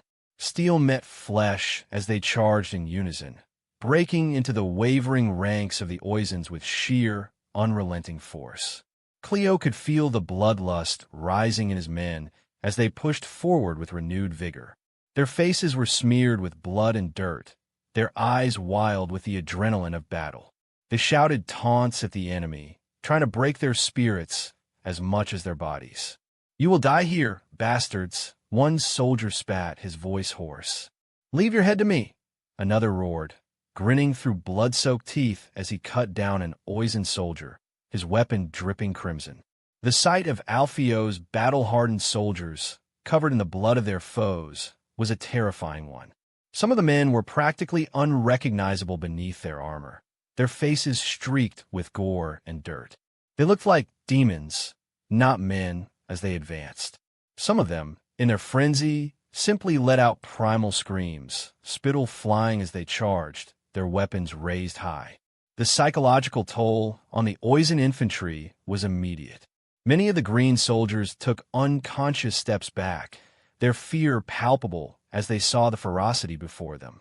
Then, from the corner of his eye, Cleo saw one of his comrades turn around suddenly, a wide grin breaking out across his face. "Reinforcements!" the man shouted, waving his arm wildly. "They're coming. Help is on the way." Cleo's heart leapt at the words. He spun around, his bloodied sword still raised, and saw it for himself. A line of long spears glinting in the sunlight, their polished heads reflecting the chaos of the battlefield. The reinforcements were charging towards them, the dust from their advance rising like a cloud behind them. His chest swelled with relief. "Help has arrived," Cleo bellowed, his voice filled with raw excitement. He turned back to the enemy, swinging his axe in a wide arc and slicing through another Oisin soldier. The man dropped with a groan, his blood mixing with the already soaked ground. "Push them back," Cleo roared. "We've got them now." The Oisin soldiers, desperate to stop the incoming reinforcements, scrambled to intercept Asag's men. Their lines were thin, worn down by the hours of fighting, but still they rushed forward, shields raised and spears ready, trying to form a line. Their commanders shouted at them to hold firm, to stop the enemy's advance, but their voices wavered as the tide of battle seemed to turn against them. As they charged, the air suddenly whistled with the deadly sound of javelins flying through the sky, as the men that still held on their last javelins threw them. A full volley, sharp and accurate, cut through the Oisin lines with brutal precision. Men cried out as the projectiles pierced through leather, some falling instantly as the javelins found throats, chests, and exposed limbs. Shields did little to stop the force of the throw, many made useless under the impact as javelins stuck onto them. The once somewhat orderly ranks of Oisin soldiers broke, bodies collapsing to the ground, their comrades stumbling over them in shock. Before they could even regroup, Asag's men were upon them. Long spears, polished and deadly, thrust forward in perfect coordination. The Oisin, ill-equipped and out of formation, struggled to match the precision of the attack. The spears cut through the ragged lines, finding flesh and armor with devastating efficiency. The enemy's disjointed defense stood no chance. Some tried to push back, but the long reach of the spears denied them any chance of a counterattack. Those that did not have spears went towards the flanks with hammers or swords, doing their own job at killing the enemy. The Oisin soldiers, pressed from both the front and flanked on the sides, found themselves overwhelmed. Panic set in, their desperation mounting as they realized they were losing control. Those in the front line were skewered on the points of Asag's spears, while those in the middle found themselves trapped between two waves of death. The weight of the battle crushed them. It was in the back ranks, however, where the breaking point came. As the Oisin soldiers saw their comrades fall, and the relentless pressure of the flanks closing in, fear overwhelmed them. One man, eyes wide with terror, threw his shield to the ground and ran. That was all it took. The sight of someone fleeing sparked chaos, and within moments, others followed. Shields were cast aside, spears dropped as men turned and began to rout, their fear contagious. The line collapsed entirely. What started as a few men fleeing soon spread like wildfire. Soldiers trampled over one another in their haste to escape the slaughter, the once organized force now nothing more than a panicked mob. "Run!" someone screamed from the back ranks, and with that, the Oisin forces broke. Asag's men, spears still at the ready, advanced relentlessly, their formation holding strong as they cut down any who lagged behind. The army was now in full retreat, their banners falling as they scattered across the battlefield, leaving behind the dead and dying, while the lords that were leading them immediately used their horses to retreat as soon as they saw the battle turning around. It was a sight Cleo had longed to see, the moment of victory. A fierce grin spread across his blood-smeared face, and without hesitation, he let out a primal scream that echoed across the battlefield. "Pursue them!" he roared, his voice hoarse from the hours of shouting. "But don't go too far. Keep the formation tight." His men, exhilarated by the sight of the fleeing enemy, responded with a deafening cheer. Some of the veterans grinned knowingly, while the newer recruits simply quickly formed up to follow Cleo's lead. He himself wasted no time, surging forward with long, powerful strides, his axe at the ready. He moved like a man possessed, determined to capitalize on the enemy's retreat. This was Cleo's first real taste of battle, and he had performed far better than he ever imagined. His initial nerves had long since evaporated, replaced by bloodlust. With each swing of his axe, he had felt more at ease, the rhythm of battle coming to him naturally. As they pursued the fleeing Oisin soldiers, Cleo kept his pace controlled, just as he had ordered. He knew the dangers of letting his men get too carried away, lest they fall into a trap. The enemy was in disarray, but they could regroup or have reinforcements waiting. He swung his axe into the back of a fleeing soldier, the blade sinking deep into the man's spine before he kicked the body aside, barely breaking his stride.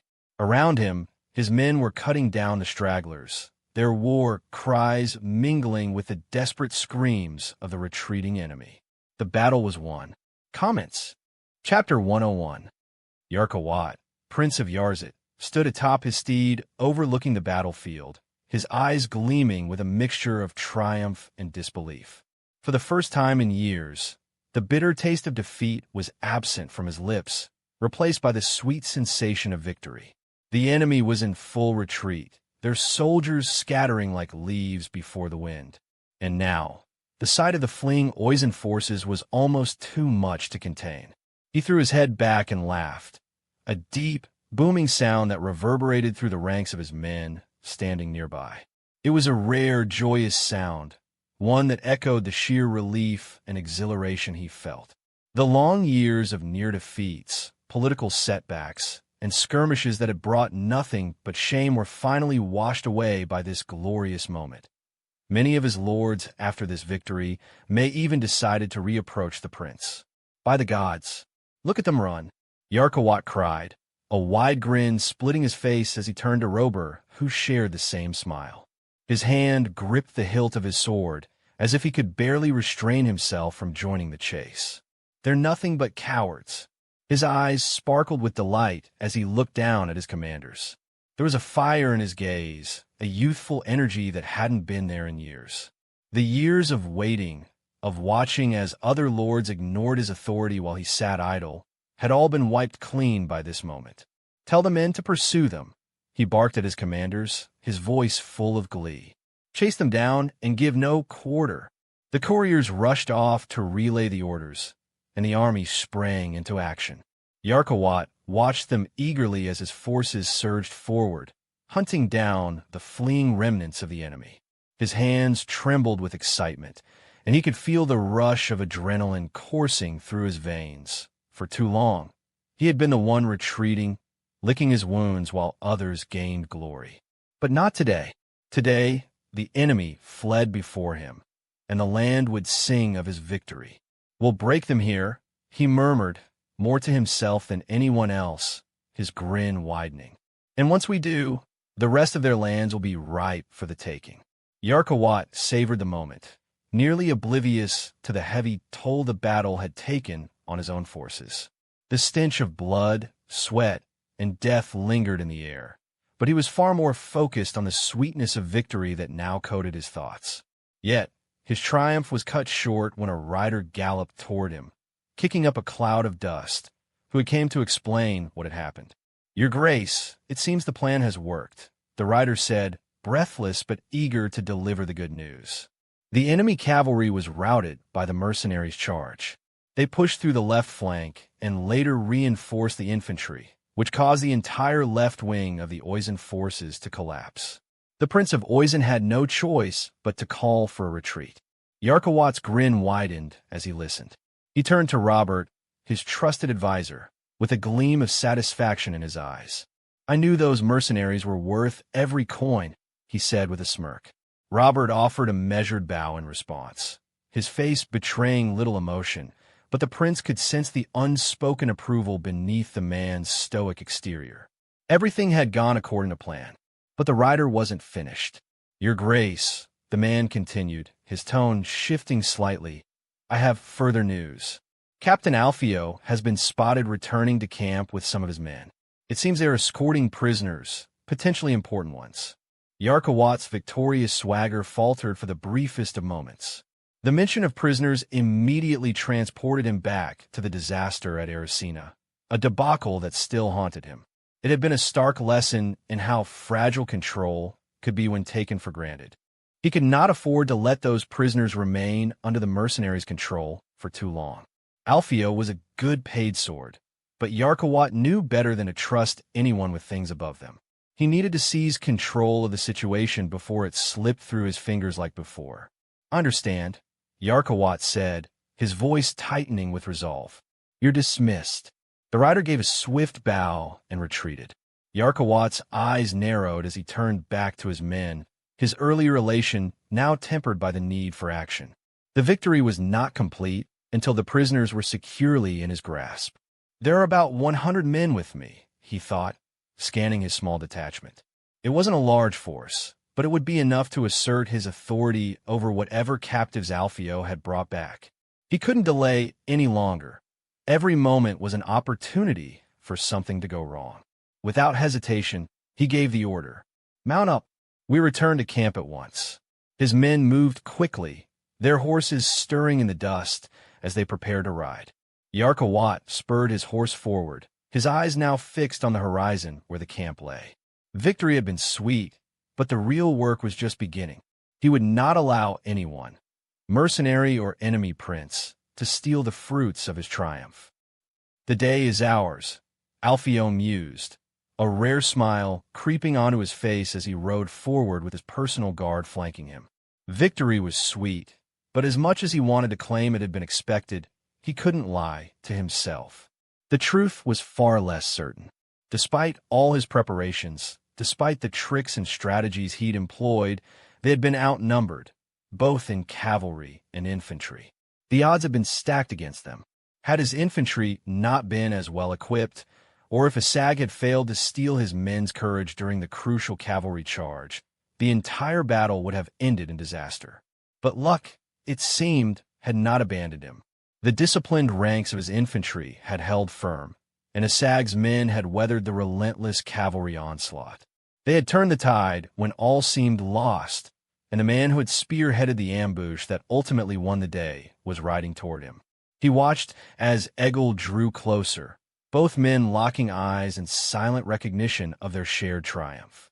Without a word, they spurred their horses forward, gripping each other's arms in the way only comrades who had faced death more than once could. "It seems the gods favored us once again," Egil said with a grin, his voice warm with the exhilaration of battle. Alpheo nearly scoffed, biting back the retort that sat on the tip of his tongue. The gods had nothing to do with it, he thought, though he let the comment slide. "It was the ambush that won us the day," he said instead, his tone matter of fact. "How does it feel to be back in the saddle after all this time?" Egil's face softened, his grin widening as he took a deep breath, closing his eyes as if savoring the moment. "Liberating, to say the least," he replied, his voice carrying an unexpected weight of emotion. He tilted his head back, letting the wind brush against his face. "Feeling the wind crashing into me as I cut through the enemy's lines, there's nothing like it. I never realized how much I missed it until I was back in the thick of it, sword in hand. It's strange, isn't it? The things you crave when you've been away from it for so long and expected to never have ever again." Alpheo nodded, understanding more than he let on. He studied Egil for a moment, noticing the change in his friend since their last encounter. The weariness that had clung to him after his injury had been replaced with something brighter, a vitality that only battle seemed to rekindle in men like them. "You fought well," Alpheo said after a moment, glancing over the battlefield once again. "It was your charge that broke the cavalry's spine. They never recovered after that." Egil chuckled, a glint of pride in his eyes. "It was good to finally ride again, to have the wind at my back and enemies at my front. That moment when the lance shatters against their armor, when their line buckles, that's the kind of feeling that makes the pain worth it." Alpheo couldn't help but smile at that. "And how's the leg?" he asked, motioning toward Egil's wounded foot. Egil's face darkened slightly, but the smile never left his lips. "Still sore. Hurts like hell whenever it hits the stirrup, but I can manage. Nothing's going to keep me from the fight now that I'm back on my feet." Alpheo nodded again, casting a quick glance at the horizon where the enemy had once stood strong. Now, their lines were broken, their forces scattered. The day was indeed theirs, but there was still work to be done. Alpheo's gaze finally shifted toward the long line of prisoners being led on foot, their hands bound in front of them. Their heads hung low in shame and defeat as they trudged across the field, a stark contrast to the proud knights they had been just hours before. Behind them, a cluster of riderless horses followed, the leather reins held by Egil's men. The animals, once fierce in battle, now appeared docile, plodding along with a calmness that belied the chaos they had just endured. Alpheo's eyes narrowed as he counted. There were dozens of them, horses without riders, captured by his men. He threw a sidelong glance at Egil, his expression full of silent questions. Egil, catching the look, grinned knowingly. "A good haul, eh?" he said, his voice light but proud. "These," he gestured to the line of horses, "are the spoils of today's work. We've captured 28 knights, 43 horses, and," he paused, turning his attention toward the only mounted prisoner in the group, a man bound to his saddle. Egil added, his voice quiet with triumph, the air of Oisin. He was fighting in the front line WHE. Suddenly, he was dismounted to the ground by some footmen. Before they could kill them, however, he yelled it, and apparently the men took him prisoner after observing how decorated the armor was. Gotta give it to the youngster, though he never once retreated.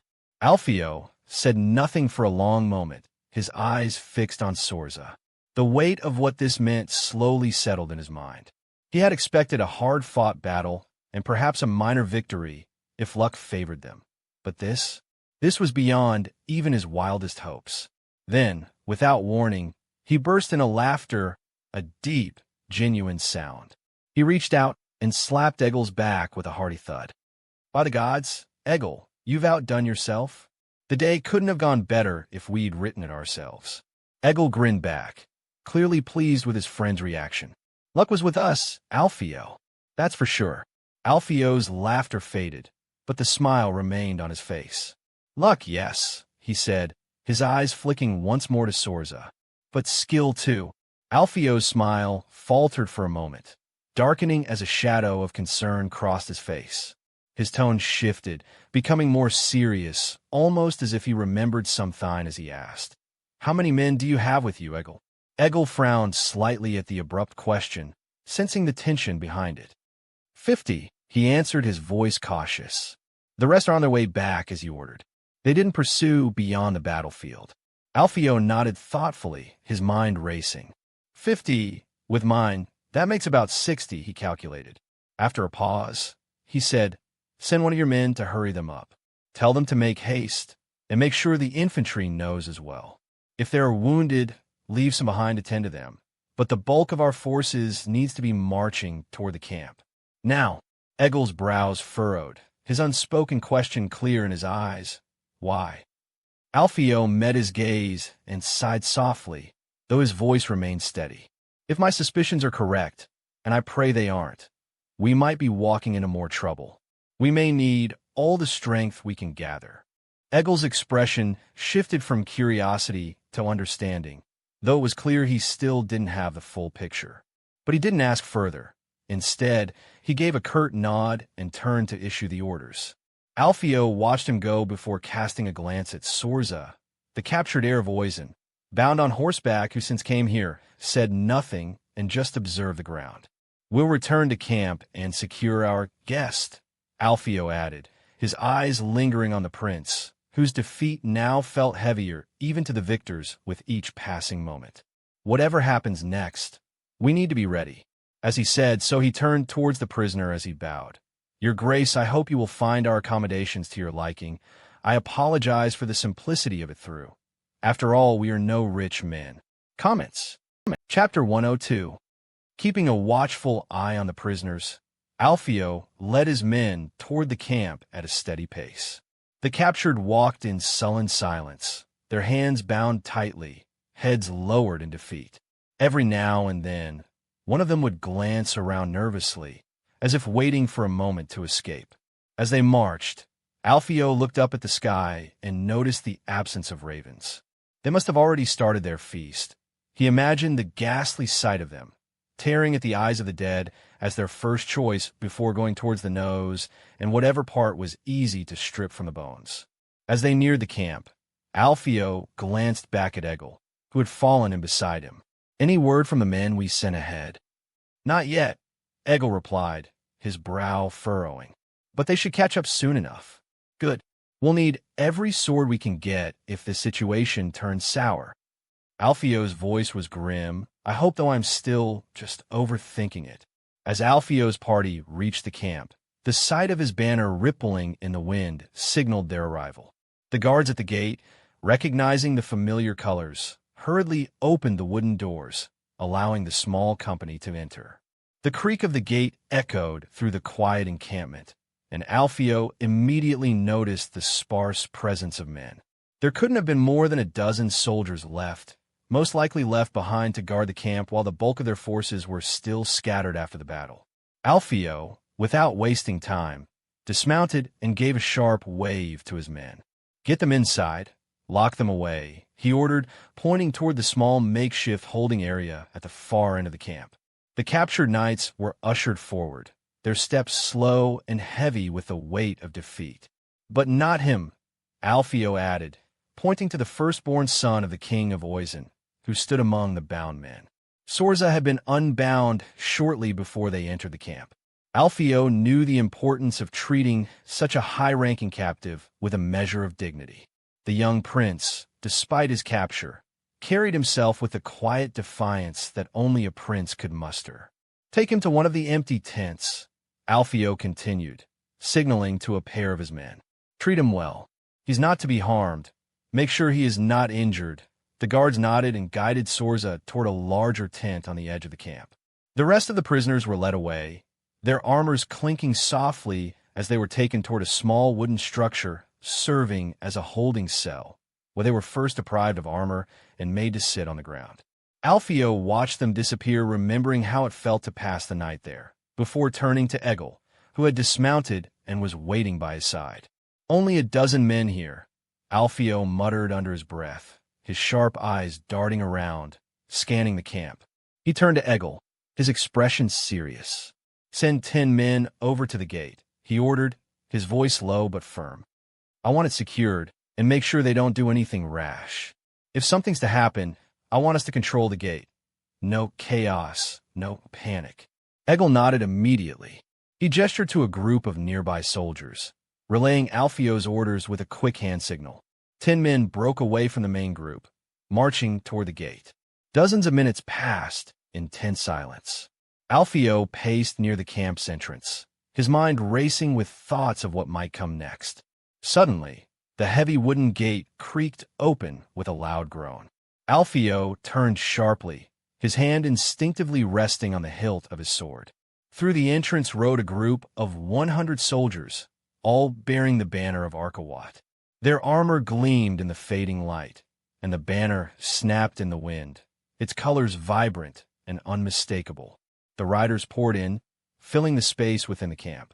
They halted in formation, their horses snorting and stamping the ground. Alpheo, standing with his remaining 50 men, looked on, his expression unreadable. His soldiers subtly tightened their grip on their weapons. 50 men against 100. Arkawat's soldiers dismounted, their eyes sweeping over the camp before focusing on Alpheo and his small group. Arkawat dismounted from his horse with regal grace, his eyes scanning the camp as Alpheo stood before him.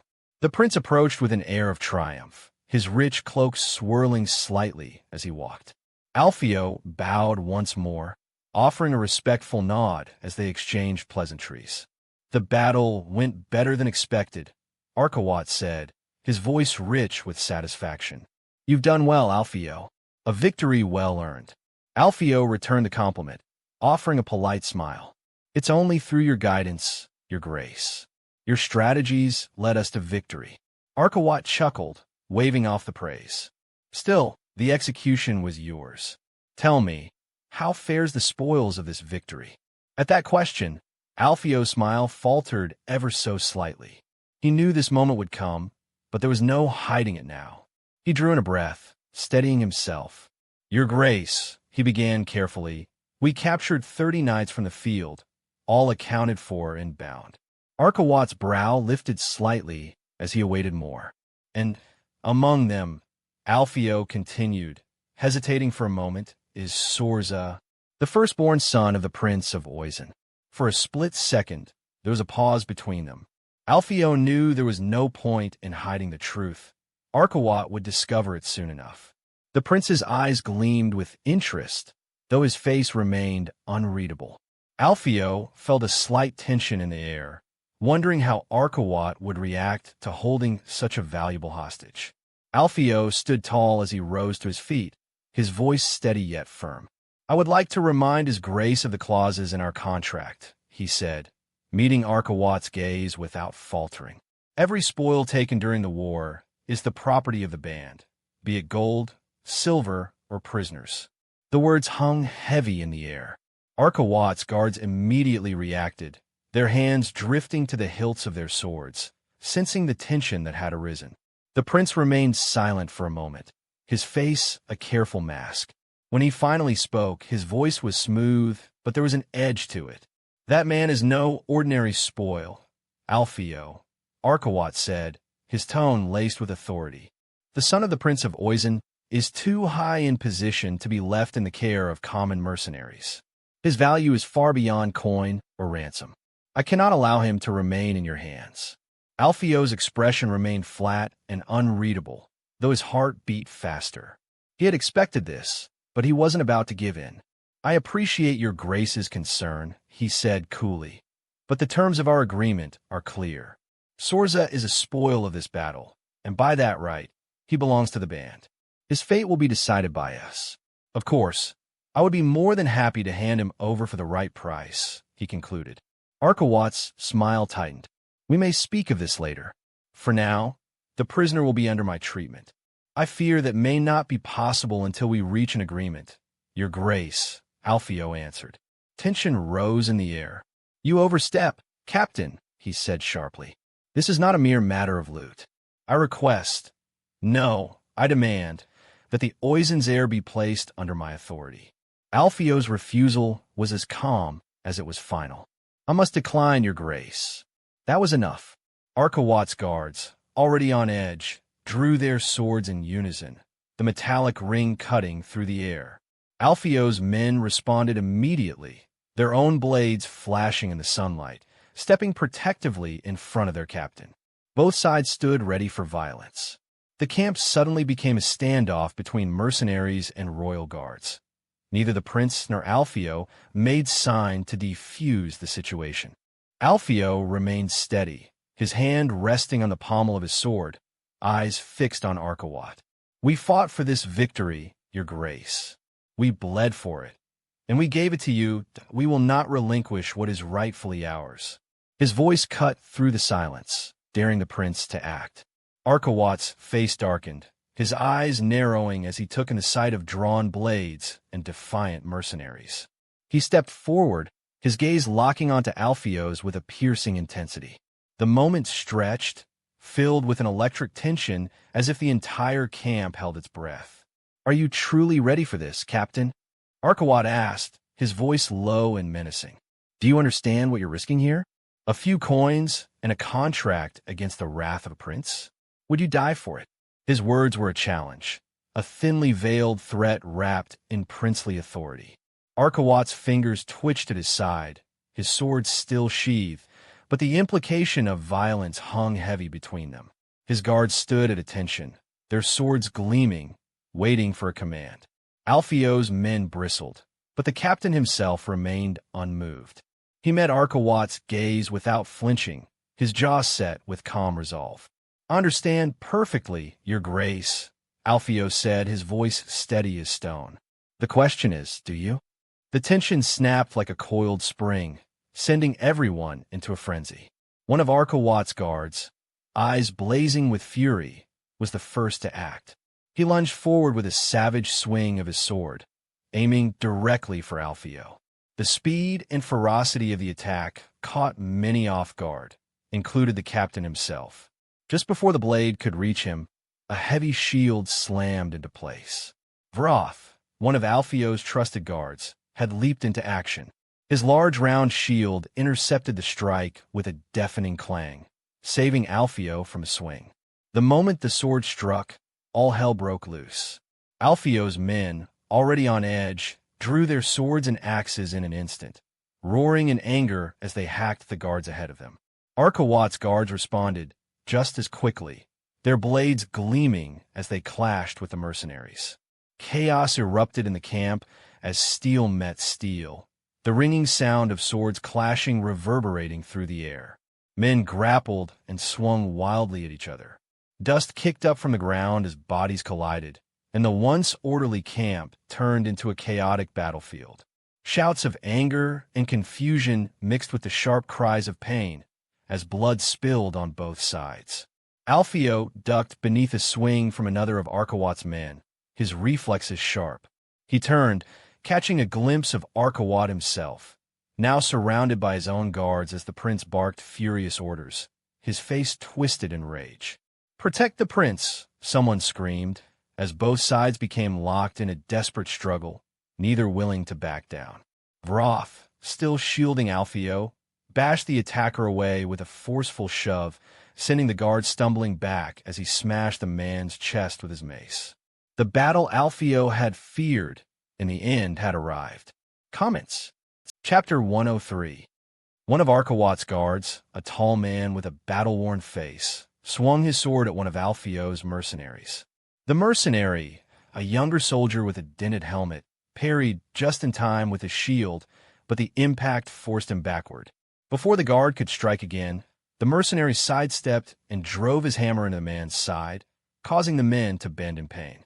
Blood spurted out down as the mercenary then drove his mace to the heads, causing him to collapse to the ground. Nearby, two of Arkawat's soldiers had cornered one of Alpheo's men against a supply cart. They swung with deadly intent, trying to cut him down, which in the end they managed to do. Blood and dirt splattered the ground as more bodies fell. The sounds of battle, the ringing of steel, the grunts of effort, and the screams of the wounded filled the air, mixing with the smell of sweat and iron. One of Alpheo's men, a burly fighter with a thick beard, grabbed one of Arkawat's soldiers by the neck and headbutt him savagely, cracking the man's nose. Blood poured from the guard's face as he stumbled, dazed, only to be met by the bearded mercenary's fist, which knocked him unconscious. Alpheo glanced around, seeing his men holding their own, but barely. The fight was brutal, and no quarter was given on either side.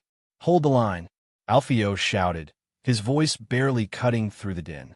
His mercenaries regrouped, fighting with ferocity, knowing that any sign of weakness could mean death. The fight was everywhere. Whenever Alpheo turned, someone was fighting. The smell of blood entered his nose as he took deep breath from the hot air let out by the man. Suddenly, the hair on Alpheo's neck stood erect, and he turned around just to see a man with a sword raised high, ready to let it down on him. Alpheo barely had time to react. The sword gleamed in the sunlight, already descending toward him with lethal intent. Instinctively, he raised his own blade to parry, but he knew it wouldn't be fast enough. Just as the sword was about to come down on him, a shield slammed into the attacker's side with bone-crunching force. Wrath, ever vigilant, had come to his aid once again. The attacker stumbled sideways, thrown off balance, fell to the ground, and Alpheo took his chance. With a fierce shout, he thrust his sword forward, catching the man in the side where his armor was weakest. Still, only few centimeters managed to get in, as the chainmail stopped it from getting deeper. Without wasting a second, Alpheo put his leg over the man's chest before thrusting his sword into the guard eye, causing him to die, with the blade piercing what Alpheo felt was the brain. "Stay focused," Vroth barked, pulling Alpheo back toward the center of his close guards, leaving the man to die alone on the ground. Just as the tide seemed to turn in favor of Arkawat's guards, Alpheo's forces, though bloodied and battered, were being steadily pushed back. The prince's men fought with renewed fury, their swords and axes cutting through the mercenaries' defenses. Alpheo's line was breaking under the weight of their relentless assault, certainly made easier by the fact that most of Alpheo's men had been fighting for hours. His men, now outnumbered, struggled to hold their ground. The sharp ring of steel filled the air as shields were splintered and swords clanged against armor. Alpheo could feel the pressure mounting. His guards, though fierce, were tiring. Vroth, still at his side, grunted as he blocked another powerful swing from one of the prince's elite. Suddenly, just when it seemed the prince's forces would prevail, a loud crack echoed through the camp. The heavy wooden gates burst open with a resounding thud. Heads snapped around to see a fresh wave of men, dozens of them, pouring into the camp. Mounted on horses and armed with swords, spears, and axes, they surged forward like a roaring tide. The sound of hooves pounding against the ground filled the air, the riders charging straight at Arkawat's men. "Reinforcements," one of Alpheo's mercenaries cried as he had witnessed salvation. Egil's remaining men had finally arrived. More cavalry and a contingent of foot soldiers following close behind, with a tall black man riding on the front. "Smash them," Jarza shouted as he charged forth, leading his axe through the neck of a man. Under Alpheo's eyes in that moment, Jarza looked like an angel who had come to save the day, which, by the way, he did. The sight was overwhelming. Horsemen, clad in leather and chainmail, bore down on Arkawat's guards like a hammer against an anvil. The first impact was devastating. Riders crashed into the prince's men with the full force of their speed, lances shattering on shields and bodies alike. One knight was knocked clean off his feet, his armor crumpling under the weight of the charging horse. Another was impaled by a spear, his body lifted off the ground before being tossed aside like a rag doll. The prince's men, stunned by the sudden assault, wavered. Those on foot were thrown into disarray, trying to fend off the incoming cavalry while maintaining their defense. But it was too late. The formation had been broken. Alpheo, seizing the opportunity, raised his sword high. "Press them, now," he shouted. The camp was a whirlwind of chaos, with dust kicked up by the galloping horses, the clash of steel, and the screams of dying men. Javelins flew across the battlefield. whistling through the air before finding their mark in both horse and man. Every few seconds, the thud of a projectile hitting flesh or armor could be heard, followed by cries of pain. Alpheo pushed forward with his men, his sword cleaving through the enemy as they desperately tried to hold their ground. Prince Arkawat stood in the heart of his formation, surrounded by his personal guards, barking orders with a commanding voice. His once jubilant expression had hardened as the chaos unfolded around him, though his presence still inspired those nearby. The clang of steel and the shouts of men were deafening, but his voice cut through the noise. He started the fight thinking he had the better number. Now, however, they were the one outnumbered and getting encircled. "Where are the rest of our men?" he demanded, turning sharply to Robert, his most trusted knight, as the battle grew fiercer. His brow furrowed with frustration, expecting immediate answers. Robert, breathing heavily and streaked with blood from his own wounds, struggled to speak. He raised a hand, pointing toward the forest in the distance, words forming on his lips. Before he could utter a sound, the air whistled. A lone javelin shot out from the chaos, flying with deadly precision. Thwack! The battlefield was a sea of chaos. Bodies clashed, weapons rang out, and the ground was slick with blood. The air was thick with dust, sweat, and the acrid smell of metal.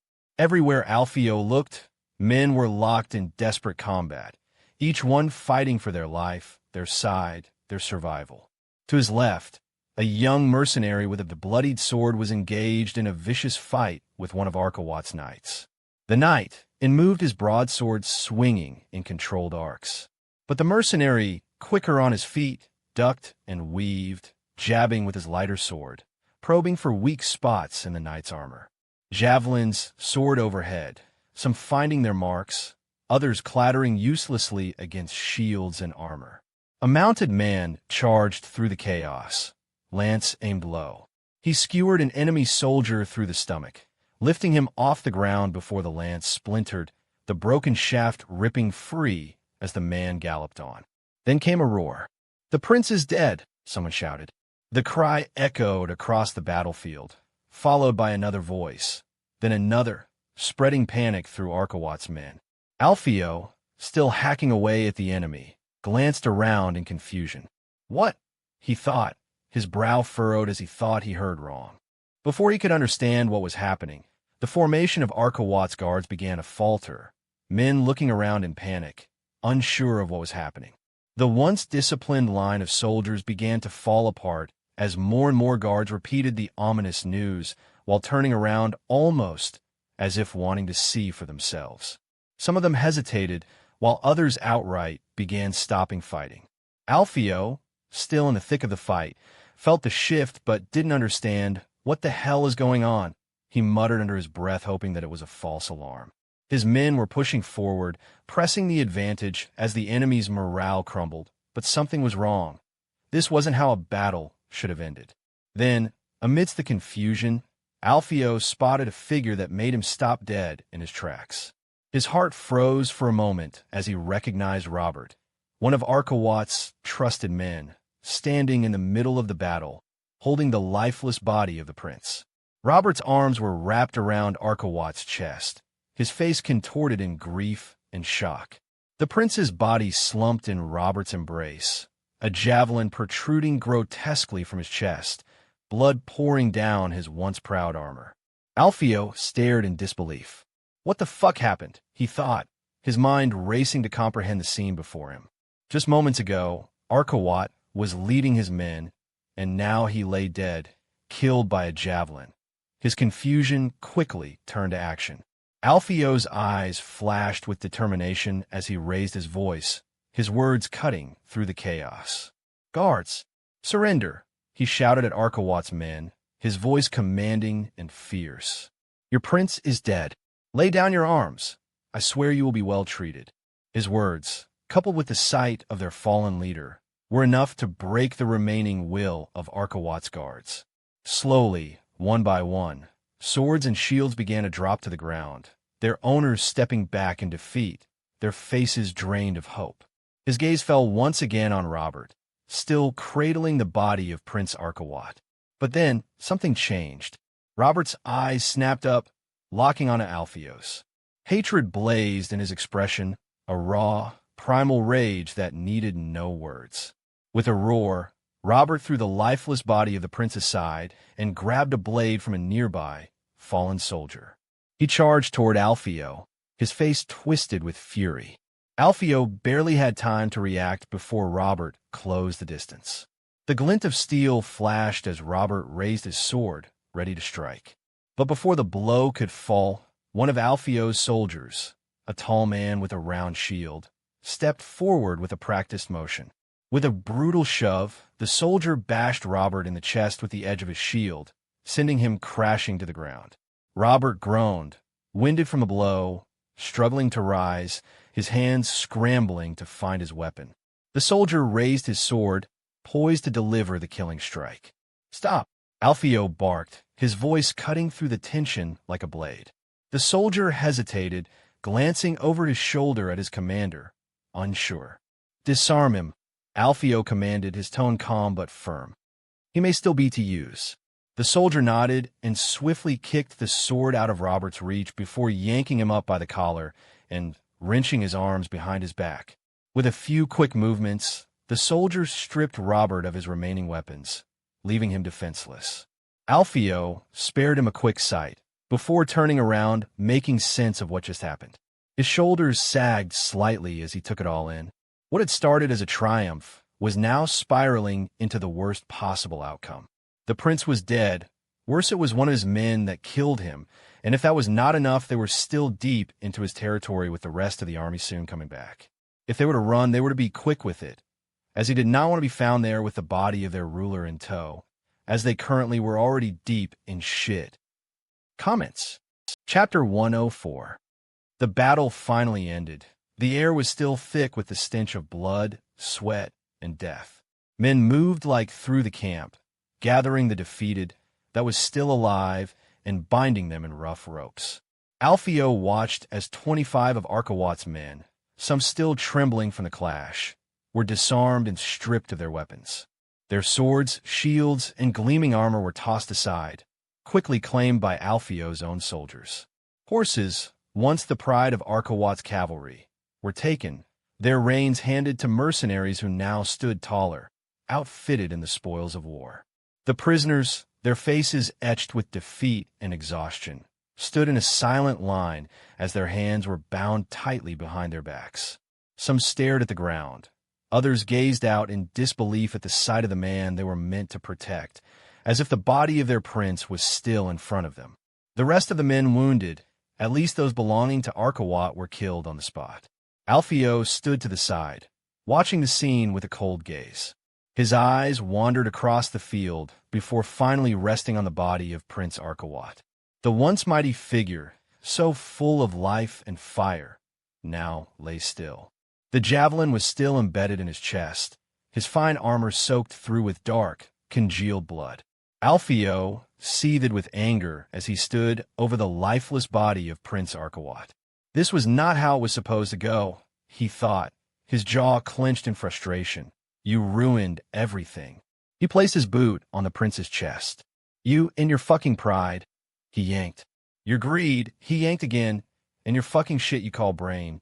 Pushing down hard as he could, he finally took out the javelin from the wound. The weapon slid free with a sickening sound, and Alpheo tossed it aside, its metallic clatter against the ground only deepening his sense of failure. Originally, the plan had been clear after they captured the prince's heir, using him for leverage for a lordship before offering their services around as common mercenaries to raise coins. It was supposed to be simple, a clean exchange of prisoner for titles and land. But Alpheo had underestimated the prince's greed and arrogance. Instead of negotiating, Arkawat had forced his hand, the choice that had now led them to this disastrous result. He stared at the prince's body, rage burning hot in his chest. The temptation to draw his sword and butcher the man's body in a fit of fury emerged within him. But Alpheo knew it would solve nothing. It wouldn't bring back the deal that was now lost, and it certainly wouldn't undo the chaos that had unfolded. So instead, He swallowed the rage and turned away, his expression hard, his thoughts cold. There was no time for reckless emotion. Egil and Jarza approached Alpheo cautiously, their eyes flicking between each other, both sensing the storm brewing inside their commander. The battlefield around them had begun to quiet, but the tension in the air lingered thick, like a cloud that refused to clear. Alpheo stood over the prince's body, his face set in a grim mask, the fire in his eyes barely concealed. Egil's usual easy demeanor had slipped. His smile was gone, replaced with a silent wariness.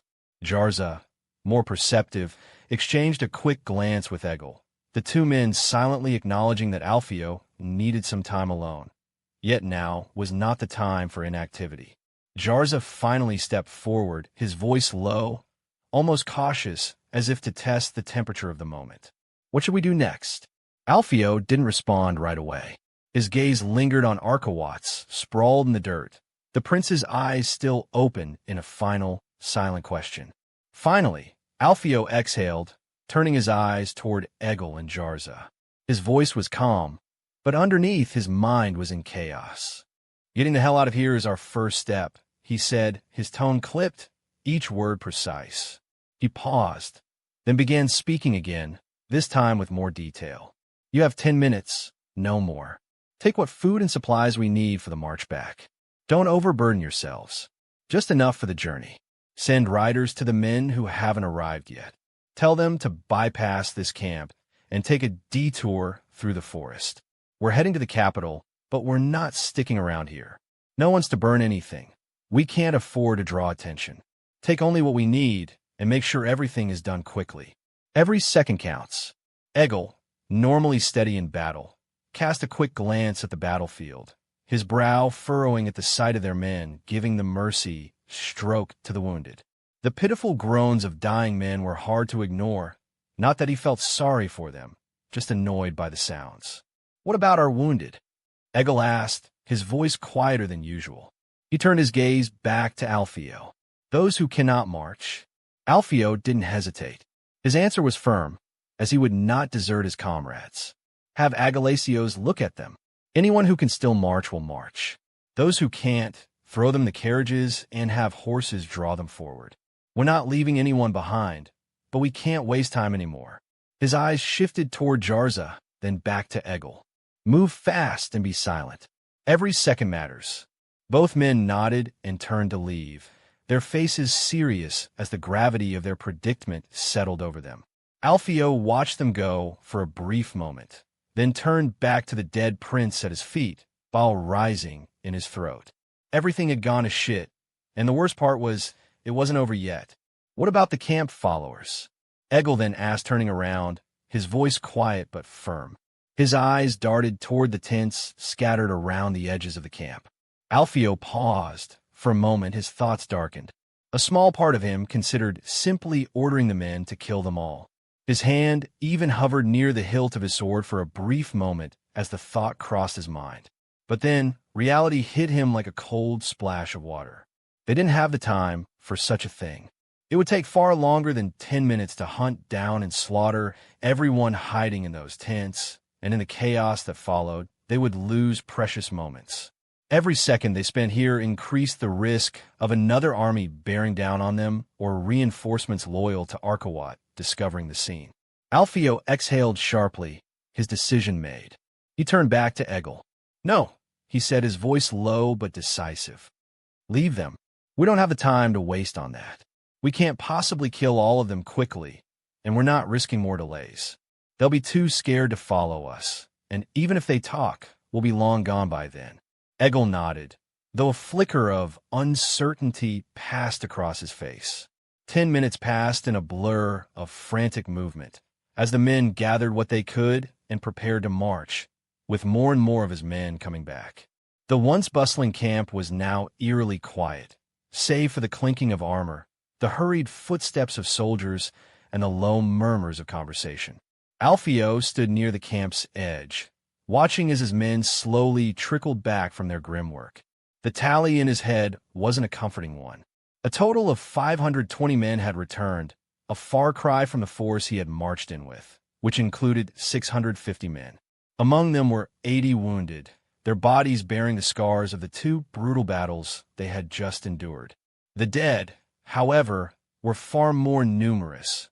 130 men had fallen, nearly 20% of the force that had once been under Alpheo's command. The losses weighed heavily on him, but he couldn't let it show. Not now.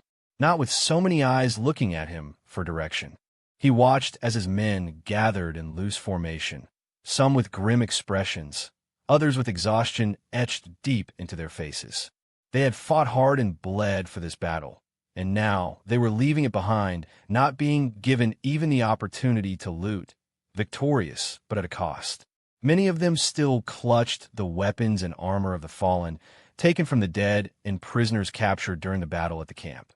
Many of them even starting looking at Alpheo with a bad eye, something that he immediately took notice of. I will have to raise morale before I get stabbed by one of them.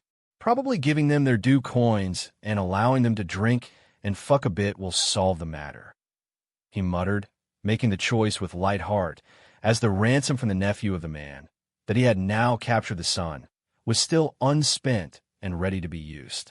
Alpheo's gaze drifted across the camp one final time, taking in the scene.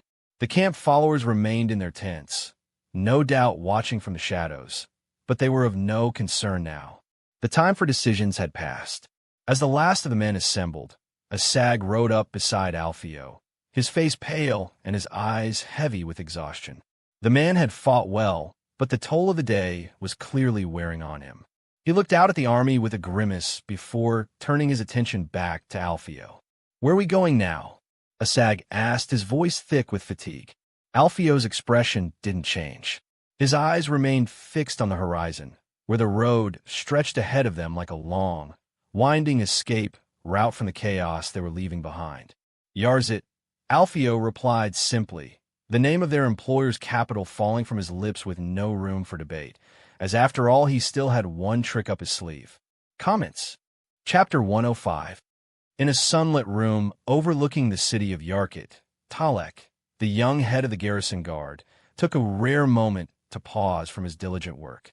The sunlight streamed through a narrow window, casting a warm yellow glow over the stone walls of his chamber. Son of a simple knight, he had risen to the influential position at a young age, mainly from the relation between him and the prince. Despite this, he harbored a twinge of resentment. His father, Robert, the prince's right hand, was leading a campaign against Oisin, while Talek was left behind, commanding a city that seemed distant from the chaos of war. Would he not have been more useful on the front than here? He had wondered when his request to join the army was refused. With a deep sigh, Talek turned his gaze from the window back to his desk. He dipped his quill into a bottle of ink and resumed calculating the monthly costs for maintaining the garrison, alongside the budget for the city's fortifications, which require repairs once every 5 years. The quiet of the room was abruptly interrupted by the sound of the door swinging open. A guard, breathless and with a note of excitement in his voice, stepped into the room. "Sir Talek, the army has returned." The vanguard reported their victory. Talek's eyes lit up with a mixture of relief and anticipation. He rose swiftly from his seat, the papers and ink forgotten as a broad smile spread across his face.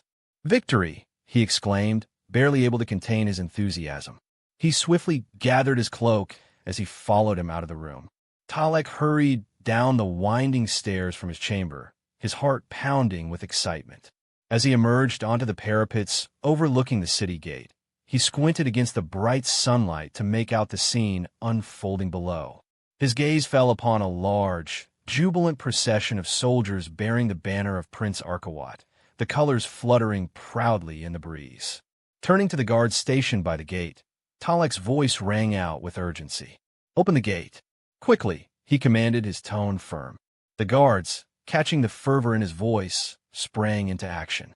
With creaking chains and the groan of heavy wood, the massive gate began to retract, revealing the soldiers and the banners of the prince in full view.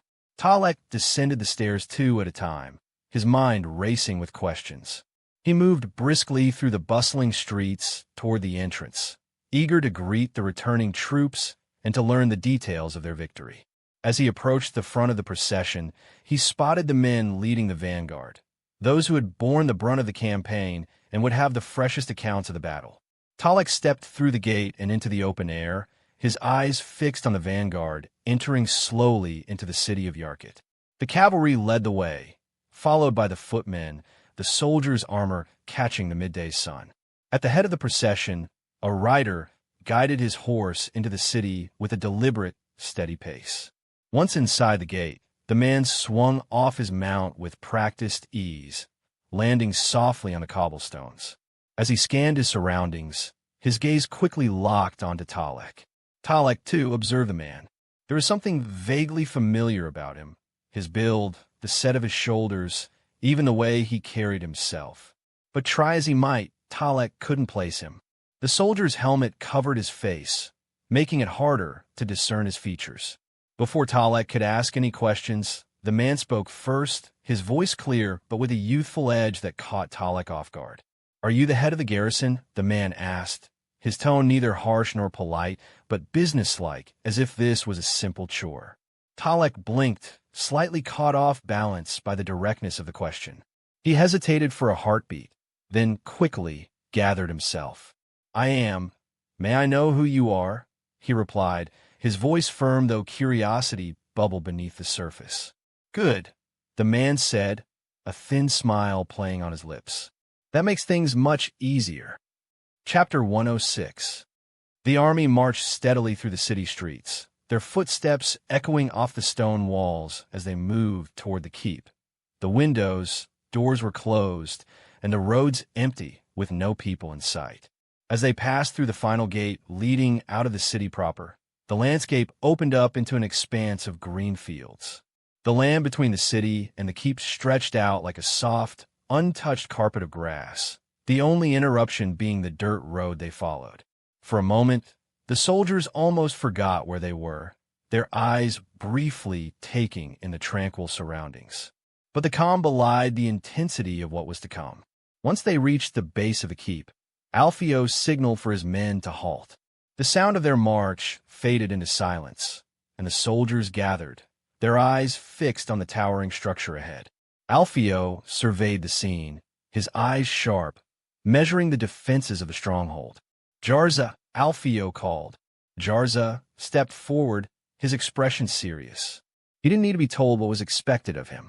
"Encircle the keep," Alpheo ordered, his tone leaving no room for hesitation. "Make sure nothing and no one leaves without us knowing." Jarza nodded, and with a sharp wave of his hand, he began organizing the soldiers. Under his direction, the men quickly fanned out, forming a perimeter around the keep, ensuring that every exit and weak point was watched. He directed groups to cover the rear and sides. As the army spread out, taking their positions around the keep, a cold wind swept through the fields. Despite the outward calm he projected, Alpheo was deeply unsettled as he surveyed the looming walls of the keep. His eyes narrowed as he studied the stone structure, calculating the odds in his head. Gold.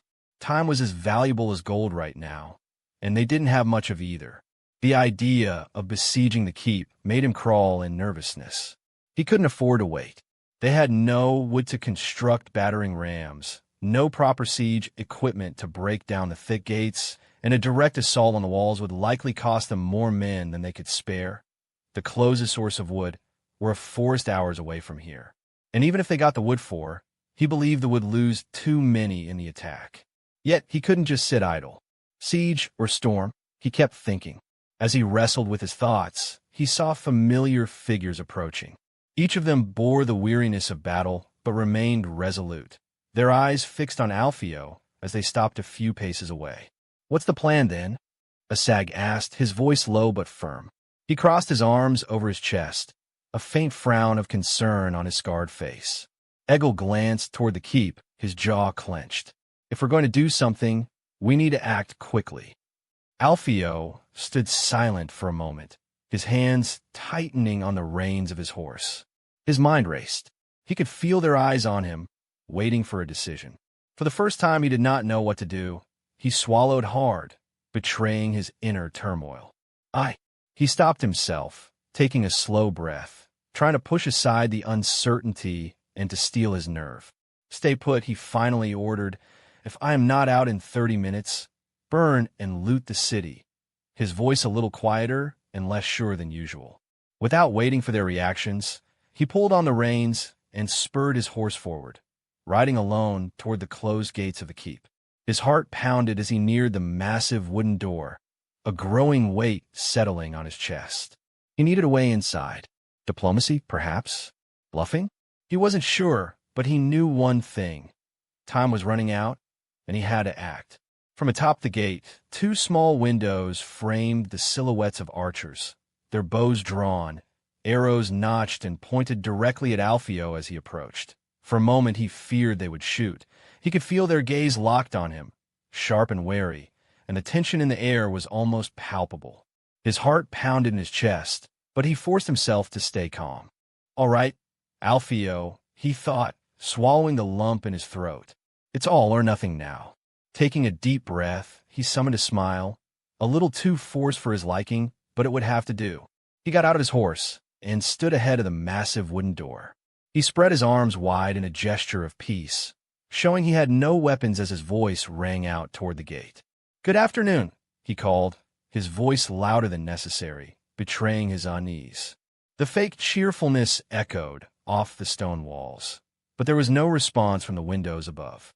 The archers remained still, bows drawn, ready to loose their arrows at the slightest provocation. Luckily, Alpheo had good armor, so he believed the arrows would simply bounce against the steel plates. He hesitated for just a moment, feeling the weight of their silence, but he pressed on. "I'm the captain of this fine band of men outside your equally fine keep," he declared, hoping his tone sounded confident. "Get a grip, Alpheo," he scolded himself silently as his nerves threatened to fray. He could feel the sweat beginning to bead on the back of his neck, despite the cold wind. His eyes darted to the gate, scanning for any sign of movement, but none came. Only the quiet creak of the wind through the battlements answered him. He swallowed again, this time more discreetly, trying to maintain his composure. "I'd appreciate it if you would inform the princess and her daughters that I have come to discuss a matter of great importance," he continued, his voice steadying as he found his rhythm. "As you can see," he gestured grandly to the empty space around him, arms wide again. "I come alone, unarmed, and with the sole intent of resolving this peacefully." Still no response. He could feel the archer's eyes on him, waiting, watching for any hint of deception.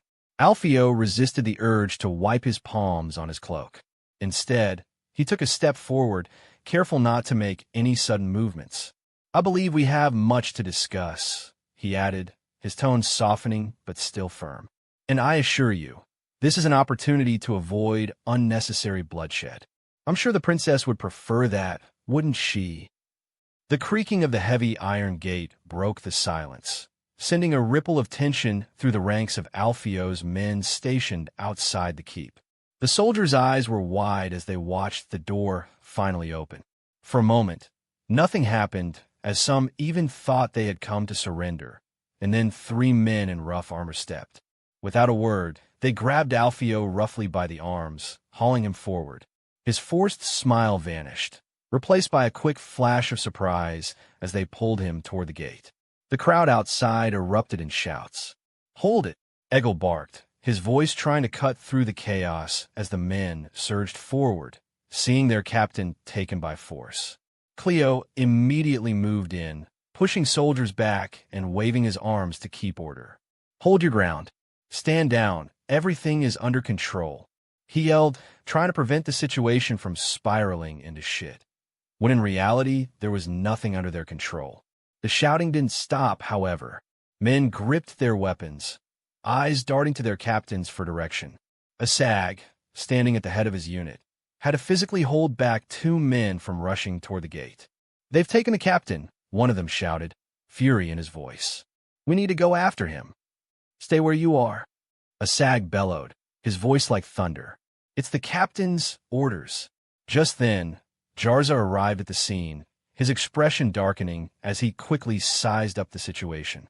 His face twisted in a deep scowl when he saw Alpheo being dragged toward the keep. "What the hell's is going on?" he demanded, storming toward Cleo. Cleo winced as he saw the towering figure of Jarza riding toward him, the man's massive frame entering his view. His expression was a storm of barely restrained fury, and Cleo knew what was coming. Apparently, the sight of Alpheo being dragged into the keep by the enemy had clearly set him on edge, as he seemed ready to dismantle the fort stone by stone. Cleo tried to steady his nerves, already explaining the little information he had, which apparently only managed to temporarily calm the man, stopping him from committing an action that would have certainly killed the man he wanted to rescue. Comments. Chapter 107. Alpheo felt the iron grip of the guards clamp down on his arms, their hands rough and unyielding as they dragged him through the dimly lit corridor. The cold stone walls of the keep seemed to close in around him, the rhythmic clatter of boots echoing ominously in the silence.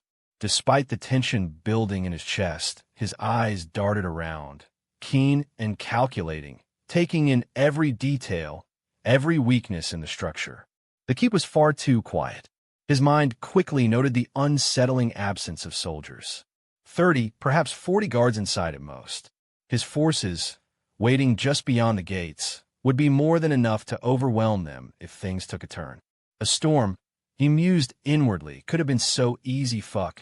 The guards beside him remained silent, their faces expressionless beneath their helms.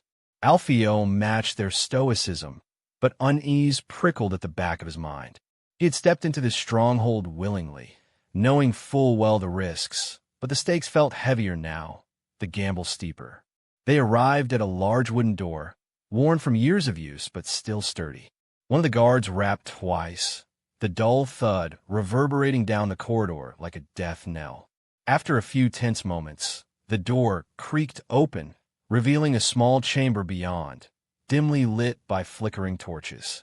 Without so much as a word, the guards shoved him forward, their grips releasing as they disarmed him of his dagger, and he stumbled into the room, barely catching himself before hitting the ground. Alpheo dusted off his sleeves, casting a glance at the wife of the late Prince Arkawat, Rosalind, who sat poised and regal on a velvet sofa across from him. Her expression was sharp, cold as ice, as she sipped from a cup of wine, the 4 guards surrounding her radiating silent hostility. "Is that any way to treat a guest, my ladies?" Alpheo began with a sly smile, offering a shallow bow, though his tone was anything but submissive. The woman's eyes flicked toward him, unamused. "You are no guest of ours," she replied curtly, setting down her cup with a soft clink, her fingers never leaving the handle. Alpheo chuckled lightly as he made his way toward the opposite seat, brushing past the tension that lingered in the air. "Well, I suppose the circumstances don't exactly lend themselves to hospitality, do they?" He gestured broadly to the guards in the Stark room, then moved to sit. Her voice cut through the air, sharp and commanding. "I don't recall giving you permission to sit." Alpheo paused mid-motion, his hand hovering over the back of the chair. He raised an eyebrow at Rosalind, a half-smile playing on his lips. "Oh, forgive me," he said, his tone dripping with mock politeness. "I wasn't aware we were still playing by the rules of etiquette." He stood upright, looking at the chair as though it was a curious relic. "After all," he continued, "you invited me here without so much as a friendly welcome, disarmed me, and gave me the grand tour of your cold stone walls. So you'll have to excuse me if I assumed we were past formalities." Rosalind's lips pressed into a thin line, her eyes narrowing. The guards shifted slightly, but she held up a hand to keep them in place. "You assume much, Alpheo," she said coldly. "A dangerous habit." Alpheo paused, the corner of his mouth curling into a smirk. "I'll sit anyway," he said, letting out an exaggerated sigh as he lowered himself into the chair across from her, ignoring the quick, defensive shift from the guards at his sides. "Quite the rough treatment out there, you know. I came here to—" "To what?" she interrupted, her voice steely. She leaned forward, her eyes narrowing. "What stops me from having your throat slit right now, right where you sit?" For a moment, the room felt heavier, the walls closing in. The tension swelled like a wave, but Alpheo didn't flinch. Instead, He leaned back in his chair with exaggerated ease, crossing one leg over the other, his face the picture of calm indifference. Her threat seemed more amusing than concerning. "The 500 men waiting outside your walls," he said softly, his tone steady but unyielding. "In about 30 minutes, if I'm not walking out of here, they'll assume I've been killed or taken hostage. And then, my dear lady, they'll storm this keep, tear it down stone by stone." He let the words sink in before his smile widened just a fraction, his eyes gleaming with a hint of danger. "Believe me, they won't be as gentle as I am. So if you plan to spill my blood, you might want to prepare for your own to follow." Rosalind's gaze didn't waver, but Alpheo noticed a flicker of uncertainty beneath the ice. He got her. One of the guards shifted uneasily, stealing a glance toward the door, perhaps already envisioning the carnage that could follow. Alpheo leaned forward, resting his elbows on his knees, his voice dropping to a low, almost charming murmur. "Let's avoid that, shall we? There's a way out of this mess, one that saves both of us from having our heads cut off." Rosalind's eyes narrowed further, her fingers drumming lightly on the armrest. "I could still take you hostage," she said slowly, her words like venom, laced with menace. Alpheo chuckled, though the sound was dry and humorless. "Ah, yes, you could," he replied, his tone cool and measured. "But here's the thing. You'd be making a grave mistake. You see, my dear lady, this band of mine is not a group of noble knights bound by loyalty and honor." He let the words hang in the air before continuing. "They're mercenaries, hardened men who follow strength, not titles. And if you bring me out and threaten them to kill me if they don't back, it won't stop them. It will only ignite their greed. I'm sure some men will be happy to take my place. They'll storm this place with even more fury." He let the weight of his words settle, watching Rosalind closely. Her expression remained guarded, but her eyes betrayed a flicker of hesitation. "Now, before you get any ideas," Alpheo continued, his voice softening with a feigned politeness, "you might think you can buy their loyalty. Offer them gold, power. But here's the reality. Nothing's stopping them from taking it themselves after they've burned this city to the ground. And once they've looted every last ounce of silver and gold, do you think they'll leave anything or anyone behind?" Rosalind's lips pressed into a tight line. The room grew colder, but Alpheo could see the gears turning in her mind, weighing the risk against the potential gain. The threat of the mercenaries outside was real, and she knew it.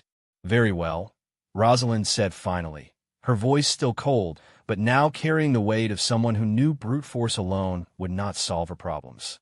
"What is it you want, then?" Alpheo allowed a small, satisfied smile to tug at the corners of his mouth, though his mind remained sharp and cautious. "To begin," he said, his tone casual but deliberate, "I'd like to speak with your daughter, Jasmine, if memory serves." At the mention of her daughter, the princess's eyes darkened, her suspicion palpable.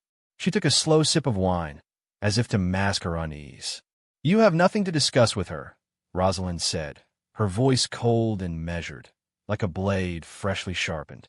Alpheo's smile widened slightly, but his eyes remained focused, like a predator watching his prey. "On the contrary, Princess, I believe I do. I think I should have a word with the next ruler of this princedom." Rosalind stiffened, her fingers gripping the armrests of her chair, the tension rolling off her in waves. "What are you saying?" Her voice faltered, the steely edge cracking just enough to reveal a thread of fear. "What has happened to my husband?" Alpheo's expression shifted from amusement to solemnity. Slowly, deliberately, he rose from his seat, his movements respectful and calm. Bowing his head, he delivered the blow. "Your husband, Prince Arkawat, has perished in battle." A heavy silence crashed over the room like a wave. Rosalind's face went pale, the color draining from her cheeks. She sat motionless, her body rigid as shock clouded her once imperious gaze. Her lips trembled slightly, though she said nothing, struggling to process the enormity of the news. Alpheo, sensing the moment, turned toward the guard stationed nearby. His voice cut through the thick silence. "Leave us. Now." The guards hesitated for a brief moment, glancing at their princess, but the authority in Alpheo's voice and the silent command in Rosalind's eyes left no room for argument. They quickly moved toward the door, filing out of the room without a word. And so, in the quiet, dimly lit chamber, Alpheo and Princess Rosalind stood alone. The fate of the city and the entire princedom of Yarzit was about to be decided in this small, unassuming room, a place where titles and armies suddenly felt far less significant than ever. "Now," Alpheo said softly, taking his seat once more, his tone far more serious, "let's discuss how to move forward." Comments. Chapter 108. A young woman, no more than 17 years of age, strode into the room. She was pleasing to the eye, with dark hair falling past her shoulders. Her eyes, a deep shade of green, surged toward Alpheo, taking in his presence with a brief, cool assessment. She gave him a long, piercing look, her expression guarded, before crossing the room and sitting elegantly beside her mother, Princess Rosalind. Without a word, she straightened her back and folded her hands neatly in her lap. Alpheo returned her gaze with a slight nod of acknowledgement, sensing that the true negotiation had just begun. "Before we dive into anything," Alpheo began, his voice steady and deliberate, "I would like to express my deepest condolences for your father." His gaze locked onto Jasmine, but his words, though calm, carried a heavy undercurrent of formality. Jasmine's eyes met his, and for a moment she held his stare, her face betraying little emotion. She breathed in deeply, letting out a long, measured sigh, her fingers resting lightly on the edge of the chair. Rosalind, seated next to her daughter, was more visibly shaken. Her body leaned forward in her seat, the lines of worry etched deep into her face. She gripped the armrests tightly, her voice trembling as she spoke. "Was the battle lost?" she asked, her words edged with anxiety. "Is there another army coming here?" Her eyes darted toward Alpheo, pleading silently for reassurance. Alpheo studied her for a moment. "Seems like the bastard wasn't even liked by his own family," he thought. "Doesn't really surprise me." He shook his head, clearing the thought away. "No, the battle was won," he said, his tone firm but laced with a faint air of detachment. "The enemy was routed. As far as I know, our forces were pursuing the remnants. There's no threat to the city." Rosalind's brow furrowed, a look of confusion washing over her features. "But then how'd he die?" Her voice was softer now, a note of disbelief creeping in. "You said he fell in battle." Alpheo shifted slightly in his chair, glancing between the two women. He hesitated, feeling the weight of what he was about to say. "It wasn't the enemy that took his life," he began slowly, choosing his words with care. "Your father, Prince Arkawat, led his men into battle. Me and my soldiers had managed to capture the heir of the Oizen throne. When your father found out, he demanded that I turn the prisoner over to him immediately." Rosalind's face twisted into a frown, her fingers digging deeper into the armrests. Beside her, Jasmine remained still, her expression controlled, though Alpheo noticed a shadow pass over her face, the faintest flicker of tension around her eyes. "I would have been willing to negotiate," Alpheo continued, keeping his voice even to hand over the prisoner, in exchange for proper rewards and a fair share of the glory. But he paused, his eyes flickering briefly to Rosalind, gauging her reaction. Her expression was unreadable. He pressed on. The prince wasn't inclined toward diplomacy that day. Instead, he ordered my head and sent his men to carry out the task. A scuffle broke out between my troops and his. Rosalind's knuckles whitened further, her face tightening with a mix of disbelief and anger. It was unclear to Alpheo whether her anger was directed at him or at the memory of her late husband. Jasmine's posture remained rigid, her hands clasped in her lap, but her gaze had darkened, the worry that had once been a shadow, now a quiet storm. In the chaos, Alpheo said, his voice lowering, "It happened so quickly. A javelin, thrown in the heat of battle, struck your father in the chest. It was over before anyone could stop it." A heavy silence followed his words, pressing down on the room like a weight.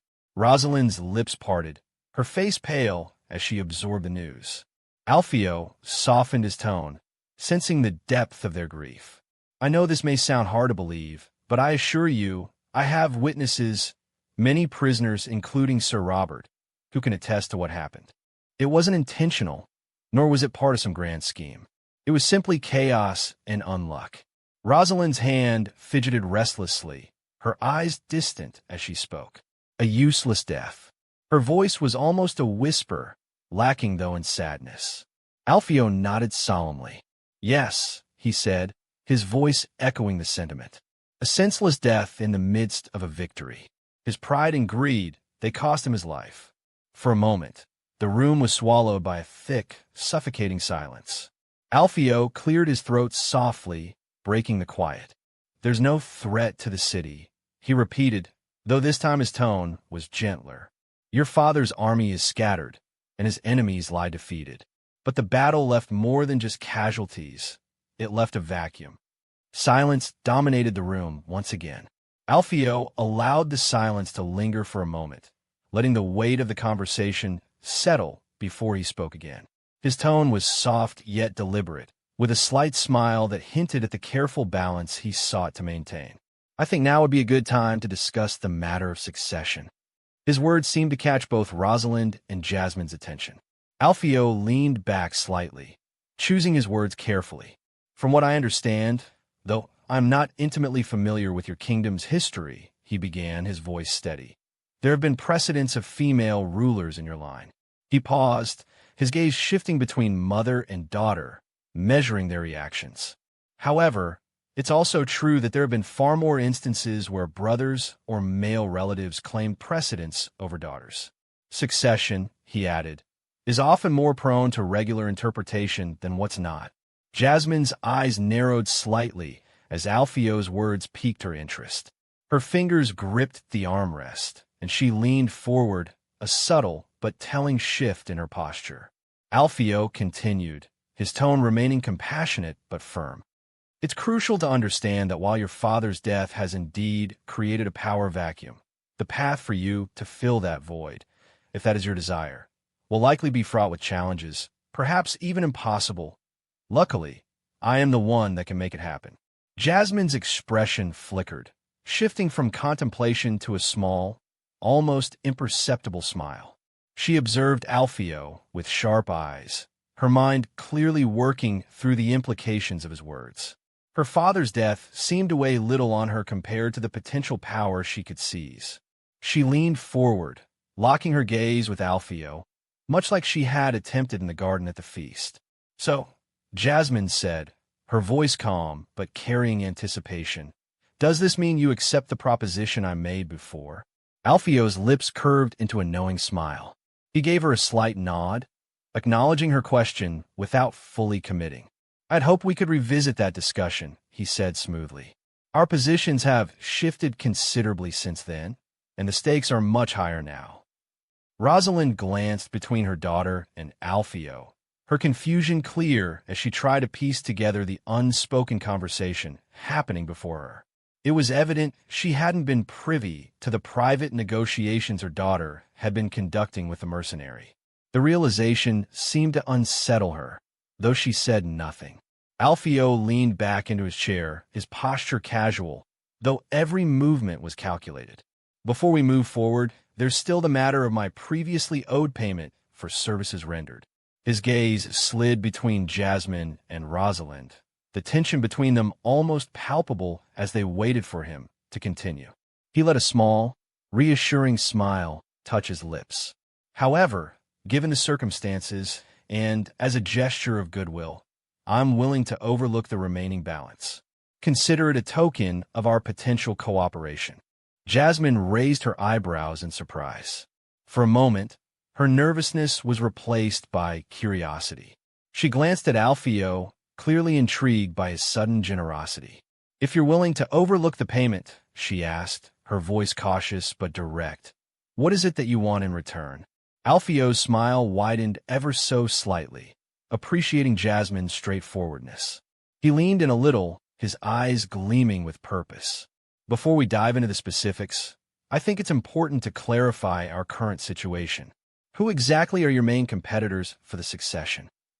Jasmine took a moment to collect her thoughts, her expression turning serious as she considered her response. My uncle, Lord Ormond, is the primary contender. He's been away from court for years. His relationship with my father was strained. He never took well to being under my father's authority. She paused, her lips tightening. Ormond has 2 sons, Darian, who is 13, and Cedric, who is only 6. Alpheo nodded thoughtfully, absorbing the information. So, Ormond, he murmured, his voice low, a brother who's been biding his time, waiting for an opportunity to strike, and a son who's just old enough to start making waves. He leaned forward slightly, fixing Jasmine with a sharp look. Now that I have a clearer picture of your opposition, I need to know who will be supporting you. His tone shifted, becoming more pointed. It's crucial that you are completely honest with me, Jasmine. I've already made the decision to assist you, but if I find out you've been less than forthcoming, it could make me reconsider that support. Jasmine's eyes met Alpheo's. She took a steadying breath before speaking. My grandfather will certainly support me. He has a vested interest in seeing me on the throne due to our shared bloodline. His influence extends over many minor nobles who will align with me. As for the others, most will likely remain neutral, avoiding direct involvement in the conflict. Alpheo listened intently, his expression carefully composed. However, inwardly he was skeptical. He knew from his own sources that the support Jasmine claimed from her grandfather was consistent with what he had heard. Yet, her portrayal of widespread neutrality in a possible civil war struck him as dubious. From what he knew, many nobles were more inclined to back the male candidate due to traditional preferences and the stability they believed a male ruler would bring. He remained silent, his mind turning over the discrepancies in her account. It was clear that Jasmine's claim of a nearly neutral stance from the nobility was likely a partial truth, with many more nobles expected to support her rival. Alpheo nodded thoughtfully, his expression grave and resolute. Now that we've discussed the pressing matters, even though I think some of us were not truthful, let me outline what I bring to the table. It's clear that what you need most at this juncture is a substantial increase in military strength. To address this, I can provide you with 400 well-equipped infantry, 100 bowmen, and 80 mounted riders. Furthermore, I have the resources to expand these numbers even further should the need arise, which trust me it will. He paused for a moment, letting the weight of his offer settle in the room. In addition to an army, I also have with me the heir to the Oisin princedom, which will certainly make for a nice diplomatic visit from the Prince of Oisin. Nothing better to start one's rule than to have a victory over a rival. Jasmine's eyes sharpened as she understood that the boy in front of her was indispensable if she was to go forth. She glanced briefly at her mother, who remained silent. Apparently the young woman was still not at ease with her new given power as she looked at her mother for direction, maybe even permission. Alpheo couldn't quite tell. What do you ask in return? She finally asked. Alpheo's eyes locked onto Jasmine's. He let the pause stretch. In exchange for this support, I have but one simple request. With deliberate slowness, he extended a finger toward Jasmine. Comments. Chapter 109. Outside the keep, the men outside were about to erupt into violence. The army stood ready, restless hands gripping weapons and eyes fixed on the stone walls of the keep. The infantry had formed tight ranks, shields at the ready gripping axes that they would use to smash the door, while archers were preparing to knock their arrows. Jarza stood at the forefront, his eyes narrowed as he glared at the keep's walls. His broad frame was tense, muscles coiled as if ready to spring into action. His fingers gripped the hilt of his sword, white-knuckled with barely restrained frustration. Damn that reckless fool, Jarza muttered under his breath, pacing back and forth as he cast another wary glance at the gate. Alpheo's gone and walked straight into the lion's den without a second thought. One wrong move, and they'll have his head on a pike. He stopped, staring hard at the closed gates of the keep as he spoke to himself. What does he think he's playing at? We don't have time for his games. The whole damn thing could go sideways in an instant, and we'll be the ones left cleaning up his mess. Jarza clenched his jaw, his worry mixing with a deep, gnawing anger. I should have been the one to go in. Alpheo's too confident, always thinking he's got it all under control. But this is madness that we invaded their home. His gaze softened for a moment, betraying the concern behind his gruff exterior. I'd die before I let anything happen to him. But how in the gods' names am I supposed to keep him safe from himself? He let out a heavy sigh, his frustration bubbling to the surface again. If he doesn't come out of there soon, I swear I'll tear this damn keep down brick by brick myself. He spat into the dirt, the soldiers nearby casting uneasy glances at him as they saw his commanding officers talking to himself, many preferring to divert their gaze than to attract his attention. The tense atmosphere outside the keep suddenly shifted when the heavy wooden doors creaked open. Every soldier tensed, hands gripping weapons, thinking that the guards inside decided to make a sortie. But instead of an attack, Alpheo stepped out, flanked by several men, his expression relaxed and confident. His armor gleamed in the sunlight, and a wide smile spread across his face as he waved casually toward his companions. Jarza, standing at the head of the gathered troops, narrowed his eyes in disbelief. He blinked, momentarily stunned by the sight of Alpheo strolling out so nonchalantly after all the worry he had. His hand loosened on the hilt of his sword as a small smile erupted on his lips.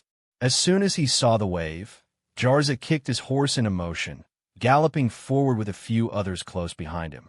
His horse's hooves kicked up dirt as he rode across the green stretch that separated the army from a keep.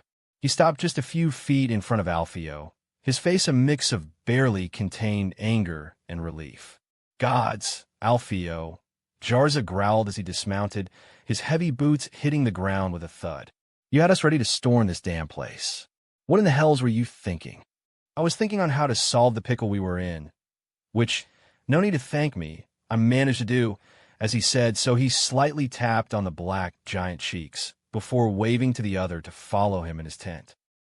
As the others gathered inside the tent, Jarza, Eggle, Cleo, and Asag exchanged curious glances, their expressions ranging from confusion to curiosity.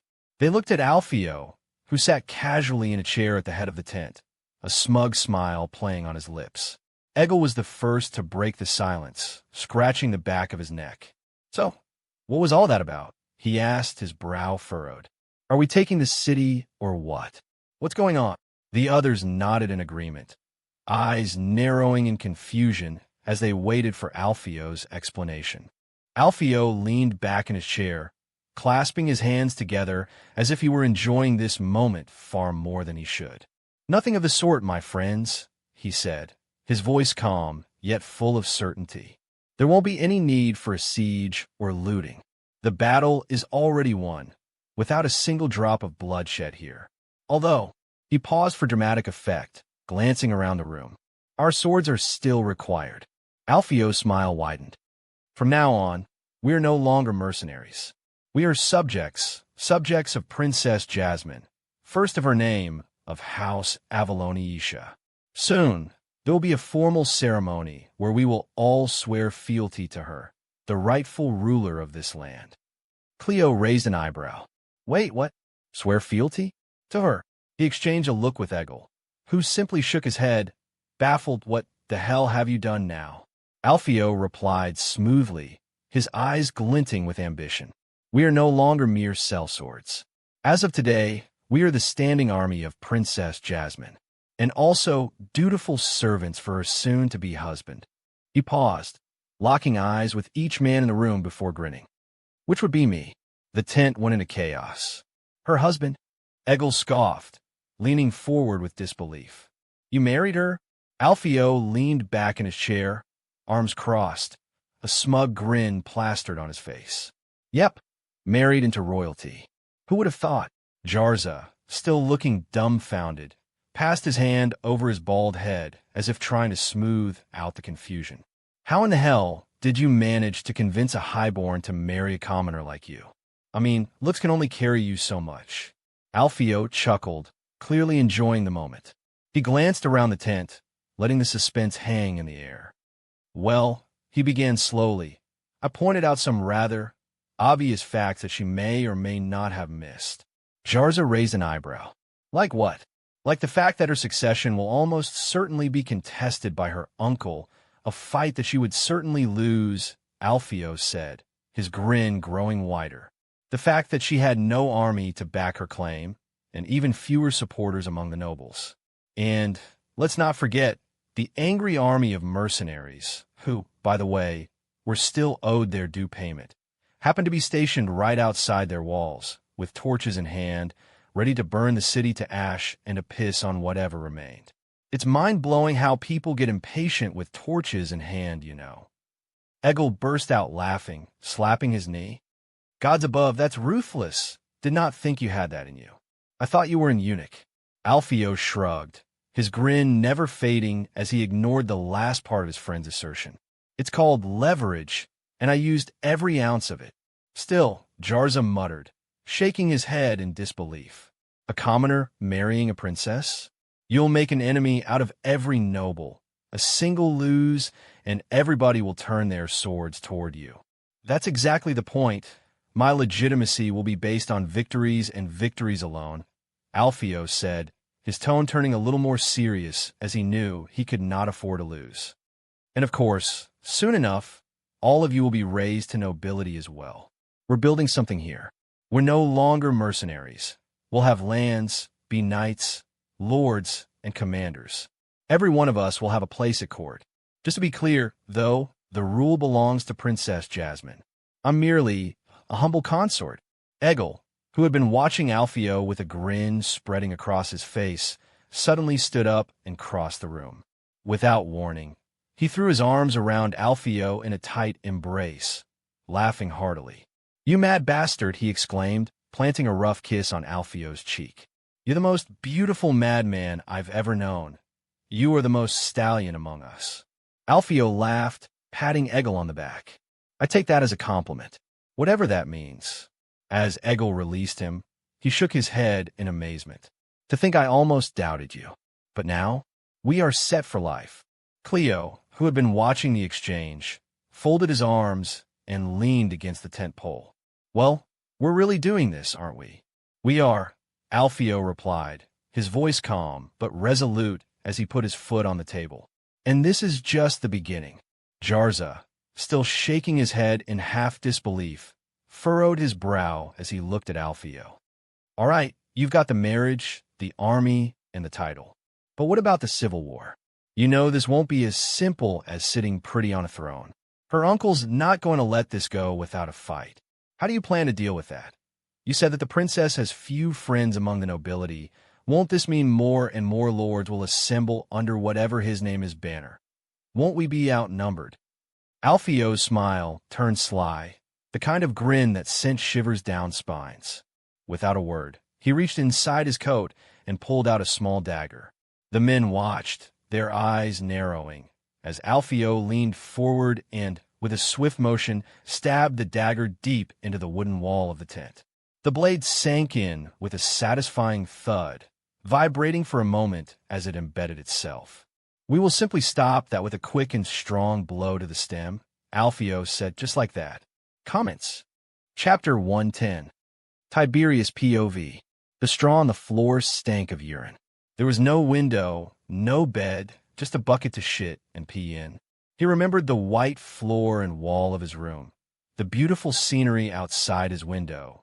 The only thing he could now only sightsee was the shape of his feces, which was also his only entertainment. Once the door had slammed shut, he had seen no more. The dark was absolute. He had as well been blind. He begged days and nights to the men outside the dungeons for a small candle. The first hours he believed they could not hear him. Then finally they maybe took pity as he was given one. That was 2 days ago, or so he believed. He had no way of knowing apart from when he go to sleep and then wake up. Not that it was a reliable way of telling the hour. The glob he was given to eat was hard bread and a soup that was more dirty water than soup. He was the son of the emperor, illegitimate as he was. Still he had eagle blood in him. Has he done anything to deserve this?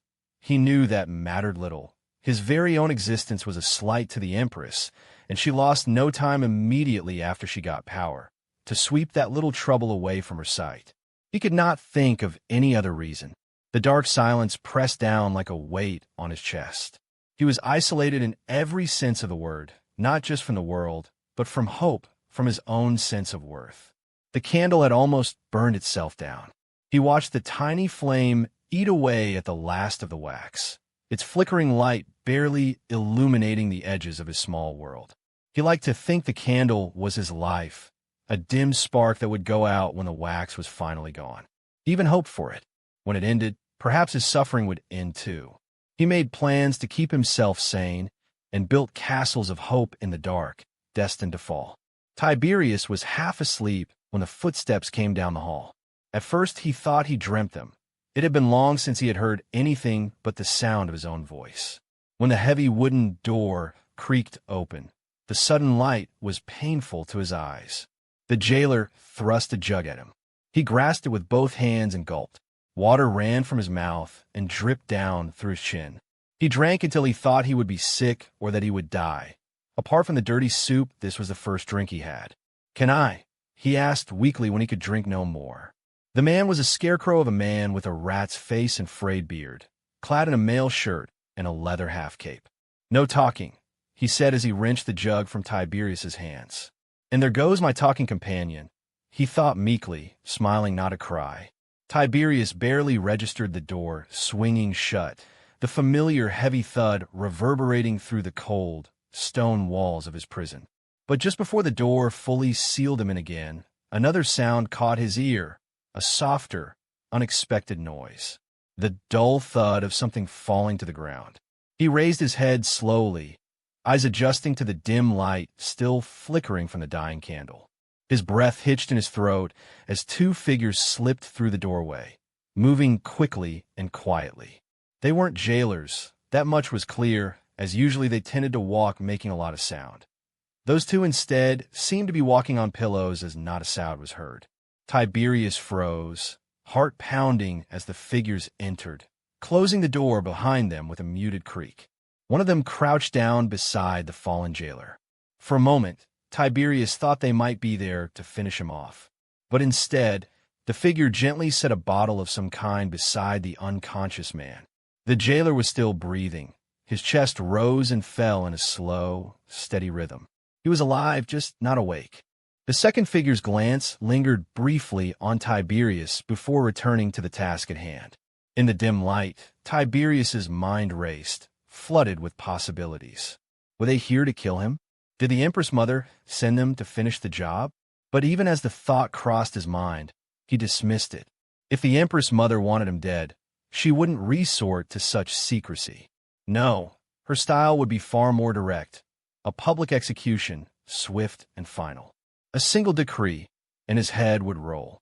All this effort to sneak into his cell and drug the guard, it didn't fit. Tiberius watched the two figures carefully, his breath shallow.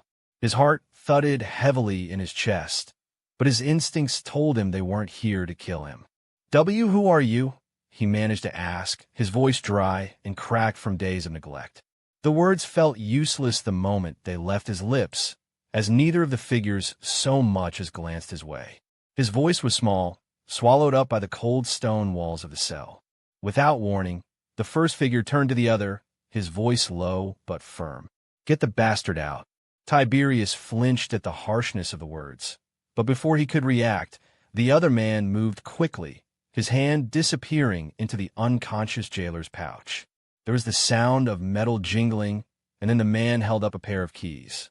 For a moment, the quiet clink of metal against metal filled the room, and Tiberius realized just how starved he was for any sound other than his own desperate whispers. Such a small sound, he thought, and yet so sweet. The man slid the key into the lock, the metallic click reverberating like music in Tiberius's ears.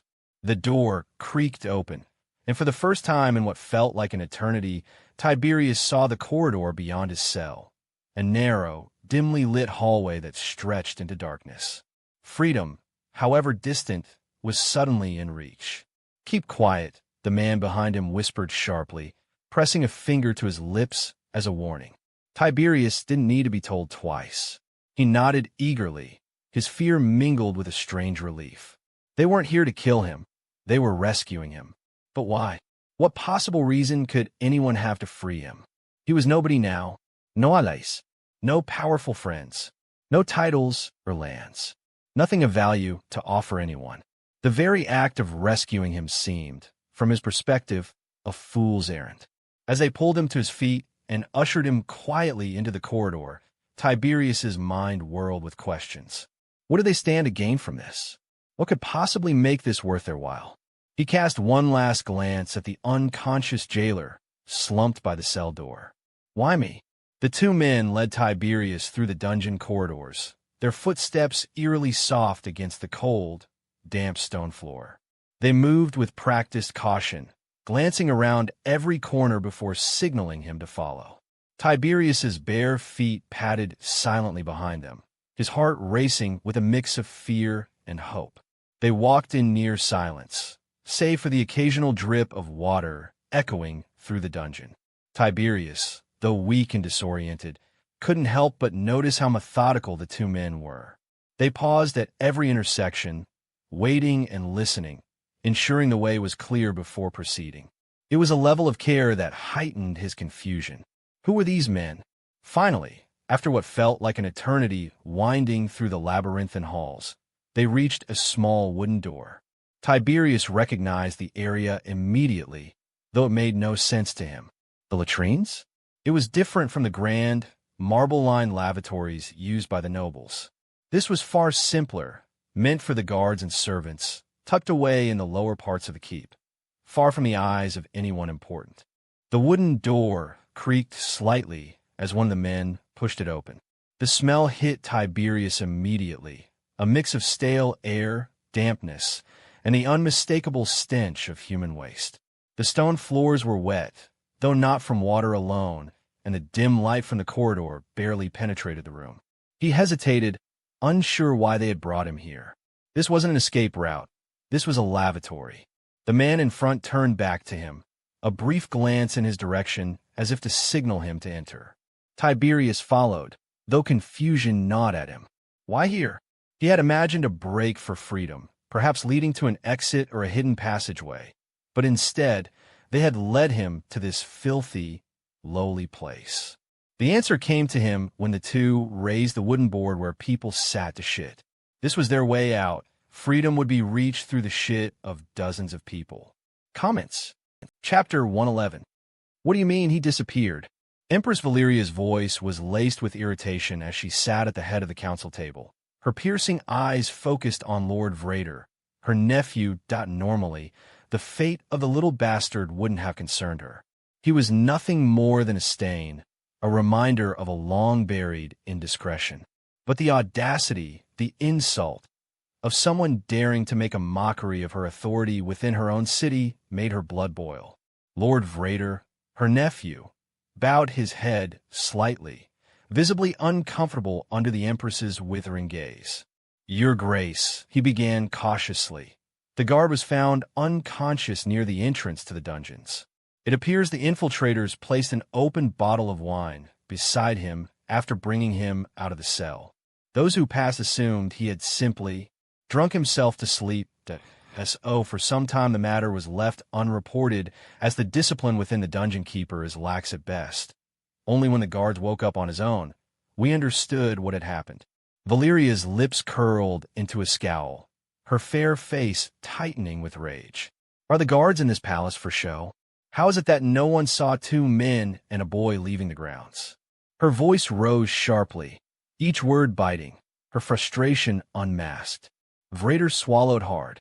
The guards reported no one passing through the main gate, Your Grace, which is the only way out. We suspect there may be a secret passage, one previously unknown, perhaps one used during the castle's construction. We are investigating now. He kept his eyes on the floor, afraid to meet her fiery gaze. Incompetence, Valeria spat, slamming her hand down on the table with a sharp crack that echoed in the chamber. Monkeys would do a better job than this. Her voice dripped with venom. Do you have any idea what this means? They didn't just take some random prisoner. They have no use for that bastard. They took him only to spite me and humiliate me, to let me know I am powerless. And they did it under my nose. Her fist clenched. If this can happen, what's to stop them from kidnapping someone who actually matters? When my father returns, he will hear of this, and he will think us fools. Vrader hesitated, mouth opening slightly as if to defend himself or offer a solution. But Valeria's sharp, icy gaze cut him off before he could utter a word. Organize search parties on every inch of land under my son's rule. I want the bastard's head at my feet as soon as possible. She gave a look to her nephew. Leave, she commanded, her voice low and seething. I'm tired of staring at failure. The room fell into a tense silence, the only sound the soft rustle of Lord Vrader's cloak as he quickly bowed and retreated from her sight, leaving Valeria to seethe alone in her fury. As the heavy doors of the council chamber slammed shut behind her departing nephew, Empress Valeria remained seated at the head of the long table. Her hands were still clenched into fists, her knuckles white from the force. Slowly, she released her grip, taking in a long, deep breath. Her chest heaved with the effort, but the tension in her muscles didn't dissipate. She reached up and touched her temple, massaging it lightly as she tried to steady herself. Breathe, Valeria. Control yourself. But even in her own thoughts, the words felt hollow. It wasn't just the disappearance of that illegitimate wretch gnawing at her. It was the knowledge that her father was soon to arrive. She could already see him, standing tall and stern in the entrance hall, his eyes cold and unforgiving as they swept over her. He had that way of making everyone, even her, feel small. It wasn't fear exactly, but something worse. The constant pressure to prove herself worthy of the blood that coursed through her veins, though it seemed to never be enough. And now this. Tiberius, that little blot, had vanished, and she knew her father would not overlook it. He never overlooked anything. A small mistake, a minor failure, and it would be as though the entire foundation of her authority had crumbled. He hated mistakes, especially when they came from her. Even after ascending to the title of Empress, that feeling, the one she had always felt under her father's gaze, never disappeared. In fact, it had grown worse with time. As a child, all that was required of her was to study under her tutors, to be a diligent and obedient daughter. Back then, her father's cold, watchful eyes were an ever-present weight, but then the stakes had been low. A missed lesson or a wrong answer would earn her a scolding, nothing more. But now, as Empress, that same gaze carried a far more oppressive weight. It wasn't just about pleasing him anymore. Now, it meant maintaining control over an entire empire, keeping her grip tight on the pulse of the city, its people, its nobles, and its politics. And with every passing day, she felt herself struggling to hold on. Back then, failure meant disappointment. Now, it meant the crumbling of her authority, the collapse of everything she had worked for. And even as she wore the crown, she couldn't shake the feeling that she was still that small girl, trembling under her father's unforgiving gaze, forever trying to prove herself. A sharp knock interrupted her thoughts, snapping Empress Valeria out of her brooding. She took a deep breath, straightened her posture, and forced a calm expression onto her face. "Enter," she called, her voice steady despite the turmoil in her chest. The door creaked open, and she immediately recognized the figure standing in the doorway. Lord Marcellus. His square face, with its strong chin and short black hair, was unmistakable. He carried himself with the quiet confidence of a man who had seen much and feared little. Valeria allowed a smile to touch her lips, one of the rare, genuine expressions she could muster in these troubled times. "Lord Marcellus," she said, her tone warming as she gestured for him to enter. "It is always a pleasure. Come, sit with me." Marcellus bowed his head slightly and stepped into the room, his dark eyes taking in the scene with a quick, assessing glance. He moved with the grace of a seasoned warrior, but bore the composure of a statesman. As he approached, Valeria reached for a silver decanter of wine on the table beside her and poured the rich red liquid into 2 goblets. "Join me for a drink, my lord?" she asked, offering him one of the cups. Marcellus nodded and accepted the wine, lowering himself into the chair beside her. The Empress studied him for a moment, taking in the sharp lines of his face, the way his jaw tightened as he took a sip from the cup he filled. Setting his goblet down, he leaned forward slightly, his voice low and filled with concern. "Is everything all right, Your Grace?" he asked softly, his gaze searching hers. "You seem burdened." Valeria exhaled slowly, allowing herself a rare moment of vulnerability. She swirled the wine in her cup, her eyes following the movement of the liquid. "I'm just tired," she said, her voice quieter than usual. Marcellus nodded, understanding etched in his features. "I understand the strain of leadership, though mine is nothing compared to yours. But my dear Empress," he said, reaching across the small distance between them and gently taking her hand in his. His touch was firm yet comforting, his fingers rough from years of wielding a sword. "I am here to serve your every need. Whatever you ask, I will do. You need only give the word." He lifted her hand to his lips, pressing a tender kiss against her knuckles. His gaze remained locked on hers, the gesture both respectful and intimate. She smiled, allowing herself to indulge in the moment. It had been a long time since someone had shown her this kind of attention, this kind of devotion. "Marcellus," she said softly, her voice a whisper now, "you always know how to ease my troubles. I've been surrounded by sycophants and schemers for so long. It's refreshing to have someone I can trust."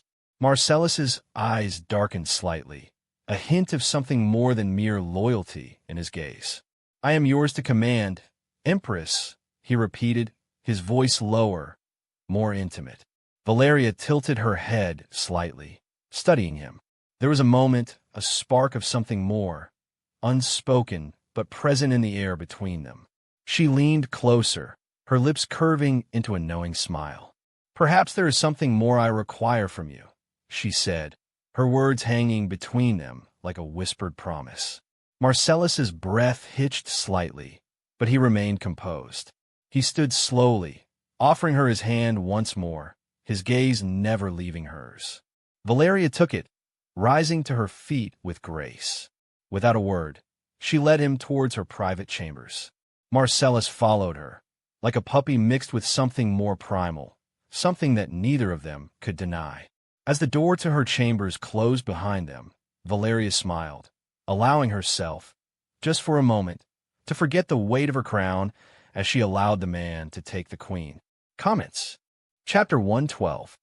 2 weeks had passed since the fall of Thegalancia.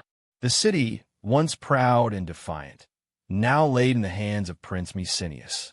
His banner flew high over its battered walls, and a garrison of 300 men had been left behind to secure the streets and maintain order. Yet, Mecenius knew the city itself was not the ultimate prize. It was the battle yet to come that would decide the fate of the province. The prince, flanked by his commanders, led an army of 7,300 soldiers, marching steadily through the open countryside beyond Thegalancia. His men moved with a disciplined pace, their morale high by recent victory and the following loot, but aware of the enemy force advancing toward them. Scouts had been sent in all directions, scouring the land for signs of the opposing army, while Mecenius himself studied the terrain. He sought not just to meet his enemies, but to meet them on the ground of his own choosing. This was to be his first battle, yet it seemed that he had no qualms with it and instead behaved as if he had spent half his life there. The lands the prince had personally scouted as he had waited for his enemy to come were varied. Rolling hills that stretched into flat plains, thick patches of forest that could either be a boon for ambush or a hazard for retreat. Mecenius's sharp eyes scanned the horizon as he rode ahead of a bunch of men. Finally, he seemed to have arrived at the ground where the battle would be given. As Prince Mecenius dismounted from his horse, brushing the dust from his leather gauntlets, he was approached by the Lord of North Spain. The man was grizzled and broad-shouldered, with streaks of gray in his beard and the hard eyes of a veteran. He was also the father of the woman Mecenius intended to marry, though he still did not know that. "Well," Harold asked, his voice gruff, "have you found it?" Mecenius smiled, a slow, confident smile, and nodded. "Yes, I believe this is the ground." The land stretched wide and open before them, mostly flat with tall, waving grass that reached up to a man's waist. To the right, a deep river carved its way through the landscape, its waters dark and swift.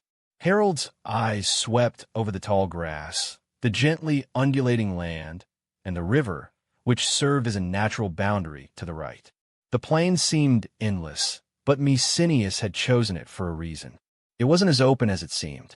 Mirth, Lord of Greenplain, approached them next, his arm cast in bandages and hung to his shoulder, a kindness left by a soldier during the siege of the city. In itself, Lord Mirth was a cautious man, especially for a northerner whom mostly had been tempered by nature to be as savages as beasts. "Why this place?" he finally asked. "It looks too exposed. We could be caught in a cavalry charge with no high ground to defend." Mercenary mounted his horse again, his movements steady. He glanced at the man.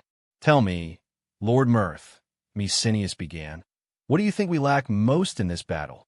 Mirth did not hesitate a moment before he answered. "Cavalry. We're short on riders, that's plain for everyone to see. To you even to the goats." Mercenary gave an approving nod. "Exactly, which is why this terrain works in our favor." He pointed toward the deep river on the right. "First of all, there's the river. It cuts off their flanking maneuvers to one flank. They'll be forced to come at us from the front. Every commander knows that charging directly into an infantry formation is a nice way to decimate your horses. And since they will have no way to hit our flanks, the only reasonable choice is one: concentrating all the cavalry on the left. If we manage to make our preparation for that, then we can even the odds." Harold grunted in approval, eyeing the river and the grassy plains. "Aye, that's clever. Except even then we have nothing to stop them." Eleanor, meanwhile, rode up alongside Mercenary. Her brow was furrowed in thought, and with a voice calm but questioning she spoke. "What happens if High Marshal Connie decides not to give battle here?" Mercenary turned toward Eleanor, and for a moment he laughed, heartily, as if it were a joke. His deep voice echoed across the plain, surprising some of the men nearby. After a few seconds, he quieted, fixing Eleanor with a confident smile. "Connie has no choice," Mercenary said with certainty. "The fall of Thelegancia has already shattered his reputation." Harold didn't answer immediately. Chapter 113. The camp of the Lords of Messenia, with the High Marshal Conti leading it, sprawled across the plain like a bustling, though still temporary city. Hundreds of tents dotted the landscape, arranged in neat rows and guarded by a wooden barricade that ended with spikes at the top and at the base outside of it. The camp was alive with activity. Soldiers sharpening their weapons, squires feeding the horses of theer masters, and quartermasters barking orders as wagons of supplies were unloaded near the center. Cooks stoked fires, filling the air with the scent of roasting meat and boiling stew, while horses were tethered to posts near the cavalry section, snorting and pawing at the ground. A lone rider approached the camp at a swift pace, kicking up dust as his horse galloped across the plain. As the rider drew closer to the camp's perimeter, his silhouette sharpened against the sunlight, causing the guards at the gate to notice him. Archers stationed on either side of the camp's entrance quickly raised their bows. Arrows knocked and aimed directly at the rider. "Stop where you are," one of them barked, his voice sharp and commanding. "State your business." The rider immediately pulled on the reins, bringing his horse to a halt a few yards away. His breathing was heavy, dust covering his cloak and armor. He raised both hands in a gesture of submission, the horse beneath him shifting restlessly. "Hold your fire," he shouted, his voice carrying across the field. "I am a messenger, sent to request a parley with the commander of this camp." The archers remained tense, their bows still drawn. One of them squinted at the rider suspiciously. "Who sent you?" "I carry a message from His Grace, Mercenary of House Rolmia, first of his name," the rider responded, urgency clear in his tone. "I seek an audience to discuss terms of engagement. I swear on my honor, I come unarmed." The guards exchanged wary glances. After a moment, one of them lowered his bow slightly and nodded to his companion. The messenger straightened as he stepped inside the tent, the flaps falling closed behind him with a soft rustle. The air inside was thick with the presence of power. Dozens of nobles, commanders, and advisors filled the room, all seated around a grand wooden table strewn with maps and plans. Eyes turned towards him, scrutinizing every movement, but the messenger met their stares unflinchingly. His gaze traveled across the room until it settled on High Marshal Connie, who sat at the head of the table. Connie was an imposing figure, though not for his physical prowess. His bald head gleamed under the dim light of the lanterns, only a thin fringe of gray hair remaining on the sides and back of his skull. His face, plump and flushed, was framed by a thick, neatly trimmed beard. His belly strained against the fine velvet tunic he wore, a stark contrast to the lean and hardened men surrounding him. Apparently a life as one of the most powerful men in the Empire left his trace on the man. He leaned back in his chair, studying the messenger with an amused look. The messenger dropped to one knee, bowing his head respectfully. "My lords," he greeted, his voice firm and unwavering. Connie let out a snort, shifting his weight slightly in his chair. "So, you're the messenger from that rabble," he said, his tone dripping with condescension. "I've heard your master is quite the thorn in our side, pillaging and besieging our cities like a wild pack of dogs." He waved a dismissive hand. "I trust he found the hospitality of Thegalantia to his liking. Soon enough, he and his men will be sent scurrying back to the snow where they belong, tails between their legs." There was a ripple of chuckles around the room as Connie's words settled, but the messenger remained unshaken. Conti's lips curled into a sneer, and the tension in the room thickened as he leaned forward, his fingers drumming idly on the hilt of his sword. "What have you come to say, then?" he asked, his voice laced with mockery. "I hope it is to deliver the terms of your surrender. Or is your master finally ready to battle like a true man, even though he still is a green boy?" The messenger held his ground, rising slowly from his kneeling position. "My lord," he replied, his tone even, though there was a subtle edge beneath it. "His Grace, Prince Mercenary, offers you one final opportunity to swear fealty to him, as he did before this campaign began. It was your refusal to recognize the legitimate heir of the late emperor that set this conflict in motion. His Grace believes you made an enemy of him the day you defied the rightful bloodline." A low murmur rippled through the room, the tension climbing as Conti's expression hardened.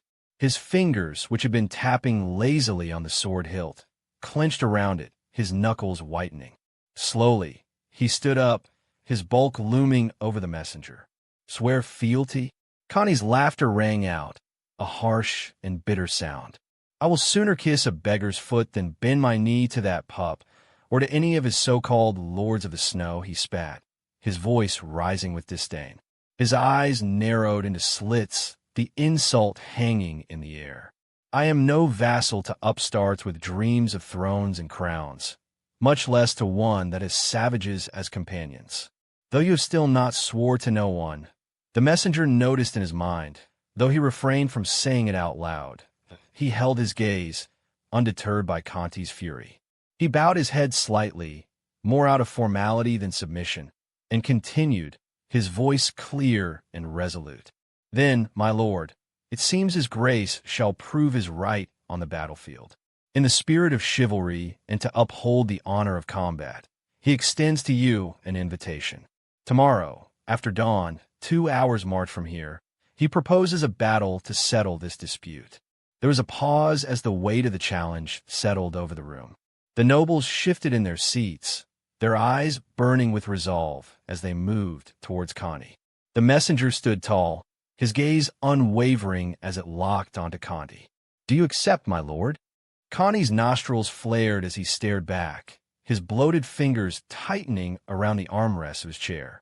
A bitter silence hung in the air, thick as smoke, as the nobles in the room exchanged uneasy glances. Finally, Connie broke the tension, pushing his heavy frame up from the chair. But pride would not allow him to show it. "Not here. Not before his men. We accept." Connie's voice boomed, louder than before, as if to drown out any hint of uncertainty. "Tomorrow shall be the day of our glory." The gods themselves will witness as we vanquish those who dare lay claim to what is not theirs." He paused, lowering his head for an instant, his next words dripping with reverence. "May the gods hail the rightful." The messenger's eyes gleamed with something close to acceptance, but he kept his composure. "May the gods hail the rightful." Outside, the messenger mounted his horse. Mercenary had been right all along. Connie never had a choice, as the fall of Thegalantia had sealed his fate. With his vassals watching his every move, to hesitate now would have been to show weakness. His pride, his fear of losing control, had forced his hand. It was already decided. Tomorrow, on the battlefield, both men would prove the rightness in their words. Comments. Chapter 114. The ground trembled under the march of thousands of Northmen, clad in fur and steel, their breath misting in the cold morning air. Their faces set forward, even sharper than their axes and swords that gleamed under light. Though they had a slight advantage in number, the truth weighed heavy on Mercenarius's mind. His army was mostly composed of infantry, tough, seasoned men from the north who had been accustomed to hunger and cold. Unfortunately, good infantry rarely even the field against cavalry. Barely 150 horsemen rode with them, half hastily assembled after looting Thegalantia's stables, and none were truly battle-hardened, with some of the steeds being even only pack animals. Most of the horses in the north were used as scouts in the Northsbane or as pack horses to open up the land. In contrast, across the open plains of tall grass, the army of Messenia province awaited, some 6,400 strong. Though slightly outnumbered, they had a critical advantage, a far superior cavalry force. Mercenarius did not know exactly how many mounted warriors the enemy had, but he had heard reports of at least 700, many of them hired swords, mercenaries skilled in the art of war. Had he possessed more gold, he might have tried to bribe them to his side, but his coffers were drained since the start of the campaign, slightly made fuller during the loot of the city. Mercenarius had divided his forces into three. On the left flank, Lord Harold of the Northsbane commanded the infantry. Amongst the Northern Lord, he was the one that regularly faced in battle the savages of the cold north. His forces were a wall of shields, axes, spears meant to hold the enemy line. In the center stood Cregan, Lord of Fokker, a pale and unsettling figure nicknamed Paleface. His men were disciplined, their shields locked in tight formation. He did not know the ability of the man. Truthfully, he knew little of him. However, Harold has suggested him as one of the commander, as such he listened. The right flank, however, was led by Mercenarius himself. Here, the prince had gathered his remaining cavalry and a force of infantry. His horsemen were few. The prince had racked up his brain trying to think of anything to even the field. At the end, he botched up something that could be called a plan, though he was not sure if it would work. The rest of the lord commanded the men, coming from their fiefdom, working as a sort of junior officers. As he rode along the front of his formation, Mercenarius surveyed the battlefield.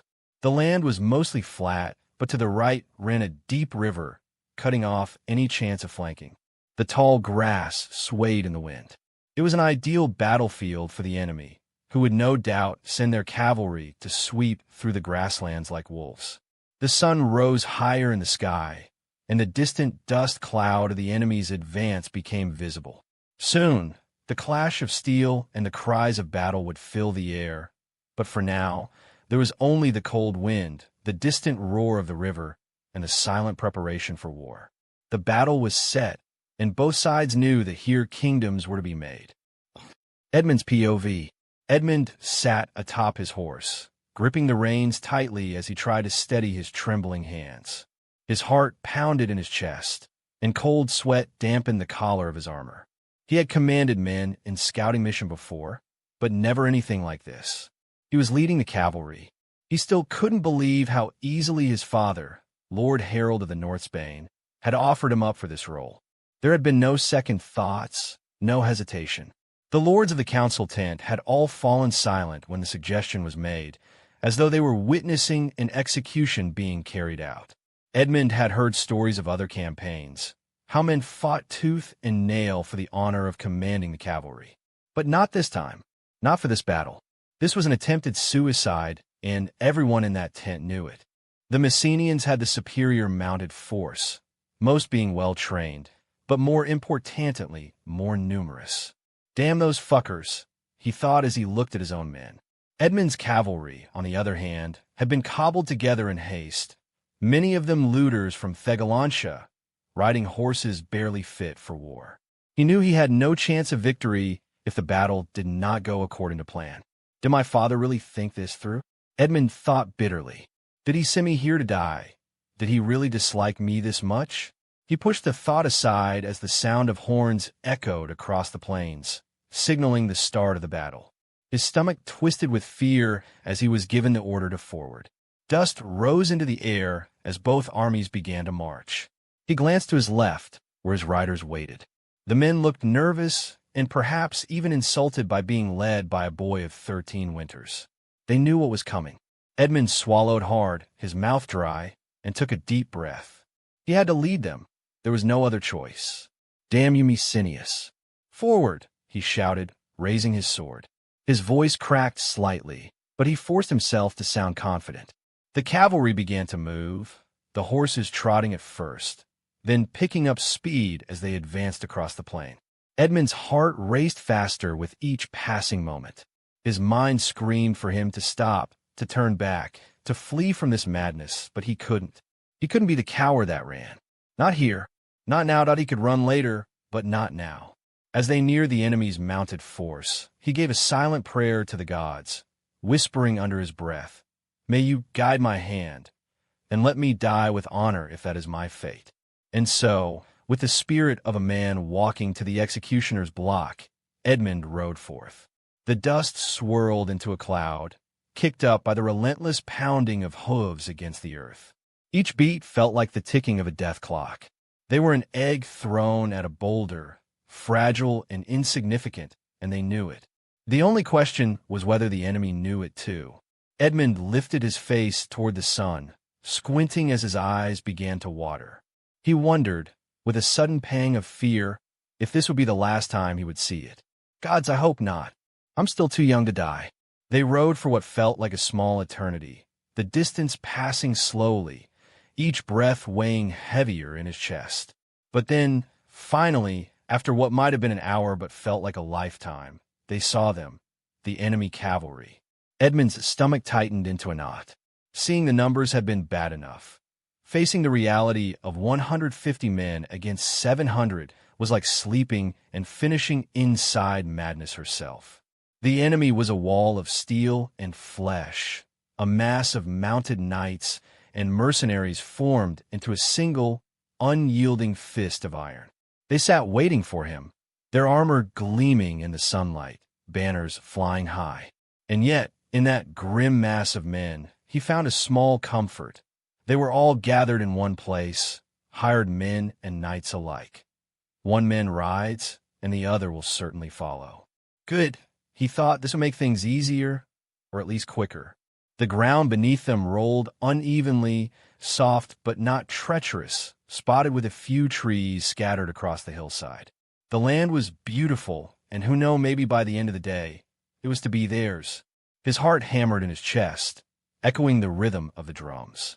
Sweat trickled down his face beneath his layers of leather and steel, cold against his skin. Edmund's gaze narrowed as he spotted a rider among the enemy ranks, weaving through the lines, shouting and gesturing to his men. He couldn't make out who it was, but it didn't matter. Just another lord desperate for glory, eager to prove himself. Perfect. We're here for you. Come on, give the order, you bastard. Edmund murmured under his breath, his voice low and strained, barely audible over the thundering of hooves. For a fleeting moment, it almost felt like the enemy commander had heard him from across the field, as though their wills were locked together in a strange, silent conversation. Then it happened. The order was given. The enemy cavalry surged forward, an ocean of horses and steel rushing toward them in a devastating wave, a mass of dust rising from the ground, as thousands of hooves moved it around. Edmund's mouth went dry as he saw the charge coming, a storm of men and beasts barreling down on them with terrifying speed and force. His heart leaped into his throat. Gods, it's even more frightening than I imagined. Comments. Chapter 115. Edmund watched the enemy cavalry intently, his heart still pounding in his chest, but this time a smile began to creep onto his face. It was a small, tight smile, the kind worn by those who have stared into the abyss, accepted their fate, and now find every moment after to be a curious gift. At first, just one rider moved, breaking from the ranks as if drawn by some irresistible force. Edmund couldn't tell if it was a proud nobleman looking for glory, or perhaps a mercenary hungry for loot, already eager to claim his share. Does it matter? Edmund thought, his smile widening slightly. One fool is all it takes. The knight galloped ahead, armor flashing in the sunlight as his horse kicked up dust. For a moment, he seemed like a lone predator, eager to snatch an early prize. But then, as if his impulse was contagious, another rider followed, then another, and another, until the whole formation began to move like a rolling tide, sweeping forward to maintain their tight order. Edmund's smile remained, though his pulse quickened. There it is, he thought. They're coming. Whether for glory or greed, they're coming. Drawn like moths to the flame, blind to the fire that awaits. The enemy cavalry surged forward as one. The ground trembled beneath them, and the rumble of their approach grew louder with each passing second. The horses thundered toward Edmund and his men, their polished armor and weapons glinting like fire in the midday sun. Edmund gripped the reins tighter, feeling the weight of the moment bear down on him. This is it. The smile didn't leave his face, but his eyes betrayed the storm of emotions surging beneath it, the biggest of all fear. He rode hard for a few seconds, feeling the wind whipping past his face, his heart hammering as the ground blurred beneath him. His riders galloped beside him, hooves pounding like a rolling drumbeat. Every instinct screamed at him to keep going, to ride straight into the enemy and meet them head-on, but his mind was clear. "Roundabout," he shouted, his voice barely carrying over the thunder of hooves.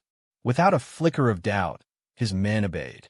Their horses wheeled sharply as if moving with one will, dust rising in great clouds that swirled like phantoms around them.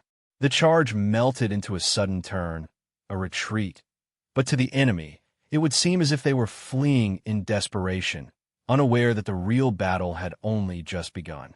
Behind him, the sound of steel on steel rang through the air as swords and lances were raised high, the enemy riders screaming in triumph as they gave chase.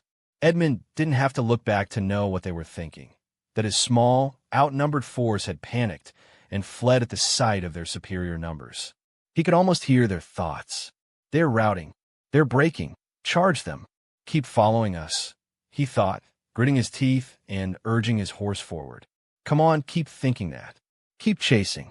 He watched as the enemy cavalry followed after them, their formation breaking apart in their eagerness to run him down. The disciplined ranks of knights and mercenaries stretched out, some of the more reckless riders charging ahead, eager to claim the glory of striking down fleeing foes. Edmund felt the surge of tension in his chest. Come on, just a little farther. They rode hard for several minutes, the landscape blurring around them as they cut through the tall, swaying grass. Edmund's heart raced in his chest, pounding with every beat of his horse's hooves. The sound of pursuit echoed behind him. Enemy riders, their cries growing louder with each passing moment, eager to run them down. Were they close? Did they reach them? He kept thinking as he rode on, overthinking every little thing he was coming across. Maybe our horses are slowing down. Will we get caught in the middle? And then he saw it. 4 wooden poles driven into the earth, barely visible above the grass, but unmistakable to him. He grinned despite the tension, knowing they had reached the turning point. Edmund and his men passed the poles, riding through the invisible line that marked safety. He turned in his saddle, looking back just in time to see the enemy cavalry, still a solid wave of horsemen, charging blindly after them. They were awfully close. Edmund wasted no time. He yanked the horn from his belt, raised it to his lips, and blew with all the air he could muster. The deep, Resonant sound echoed across the battlefield, loud and sharp, cutting through the roar of hooves and shouts. Now he thought, his heart steadying as he watched. Now he turned the tide. From the tall grass, they emerged like phantoms, warriors concealed until the last moment. Edmund's horn blast was their signal, and the ambush sprang to life with ruthless precision. Hundreds of men, burly and clad in chainmail, erupted from their hiding places. Their hands, calloused and strong, gripped axes and javelins, ready for the strike. The enemy riders barely had time to react. With a unified, guttural shout, the warriors hurled their weapons into the air, their voices blending into a singular roar of fury. The sharp whistling of javelins cut through the rhythm of pounding hooves, slicing the air with deadly precision, followed by the heavy, ominous thud of axes spinning through the sky like cruel, iron meteors. The riders barely knew what hit them. Horses neighed in panic, their eyes wild with terror as javelins slammed into their sides, piercing flesh with a sickening crunch. The beasts reared up, throwing their riders into disarray, some tumbling helplessly to the ground. Several of the riders were knocked from their saddles as axes cleaved through armor, the metal bending and shattering under the force, cutting deep into limbs and torsos. Blood sprayed in arcs, painting the ground in crimson as men screamed, their voices swallowed by the chaos. Some fell, their last breath frozen in shock, while others simply dropped dead, lifeless, the impact of the weapons cutting their charge short in an instant. The sudden ambush was met with chaos. The once proud formation of cavalry crumbled as the enemy horses bucked and skidded to a halt, their riders shouting in surprise and fear. The tall men of the north, hulking figures of muscle and chainmail, let out war cries as they surged forward, throwing more axes and javelins, their eyes fierce with the thrill of the kill. Edmund watched it all, the grin of satisfaction creeping across his face. The trap had worked to perfection. Edmund's eyes, meanwhile, locked onto a figure rising above the chaos, a monstrous presence that seemed to tower over the battlefield. It was Uther, the giant, and even amidst the swirling chaos of battle, he was unmistakable. His muscles bulged from every inch of his body, veins pulsing with a raw, savage strength. A thick, wild beard framed his face, and his head was crowned with the skull of a bear, a hood that only added to the terrifying image he presented. Blood splattered across his chest and arms, staining his fur and chainmail as he waded into the fray like a beast unleashed. In each hand, Uther wielded a massive axe, one of them gifted by the prince himself, Mercenary. And it seemed Uther was intent on reminding everyone of that fact. Every swing of his axes, every cleaving blow that hacked through men and horses alike, was followed by a thunderous bellow, Mercenary. Another soldier fell beneath his ferocious onslaught, his torso split open by the brutal swing of Uther's weapon. Mercenary, he roared again, his voice booming across the battlefield, spit flying from his mouth as he drove forward, his eyes wild with bloodlust. His every movement was like a force of nature, irresistible, unstoppable, the twin axes cutting down everything in his path. A horseman tried to charge him, but Uther's height, which reached the rider's belly, made him a match for even mounted foes. With one powerful strike, his axe cleaved through the rider's thigh, sending him tumbling from his saddle with a scream. He then grabbed the poor bastard from the neck and smashed him in his head with such a powerful strike that he stopped moving. Uther hardly paused. Mercenary, he bellowed again, his voice thick with spit and fury, his face twisted in a savage grin as he chopped another limb, his axe cutting through bone and meat alike of the rider. Edmund couldn't help but be thankful that Uther was on their side. Watching the giant work was like witnessing a bear tearing through a pack of wolves. There was a primal, almost terrifying joy in his every action, a hunger for the kill that seemed to drive him forward. Every soldier that fell before him was met with that same battle cry, some maybe even thinking that the giant was shouting his name. And with every strike, with every blood-soaked step, Edmund knew that the enemy's morale was crumbling under the sheer force of this one unstoppable man. Comments. Chapter 116.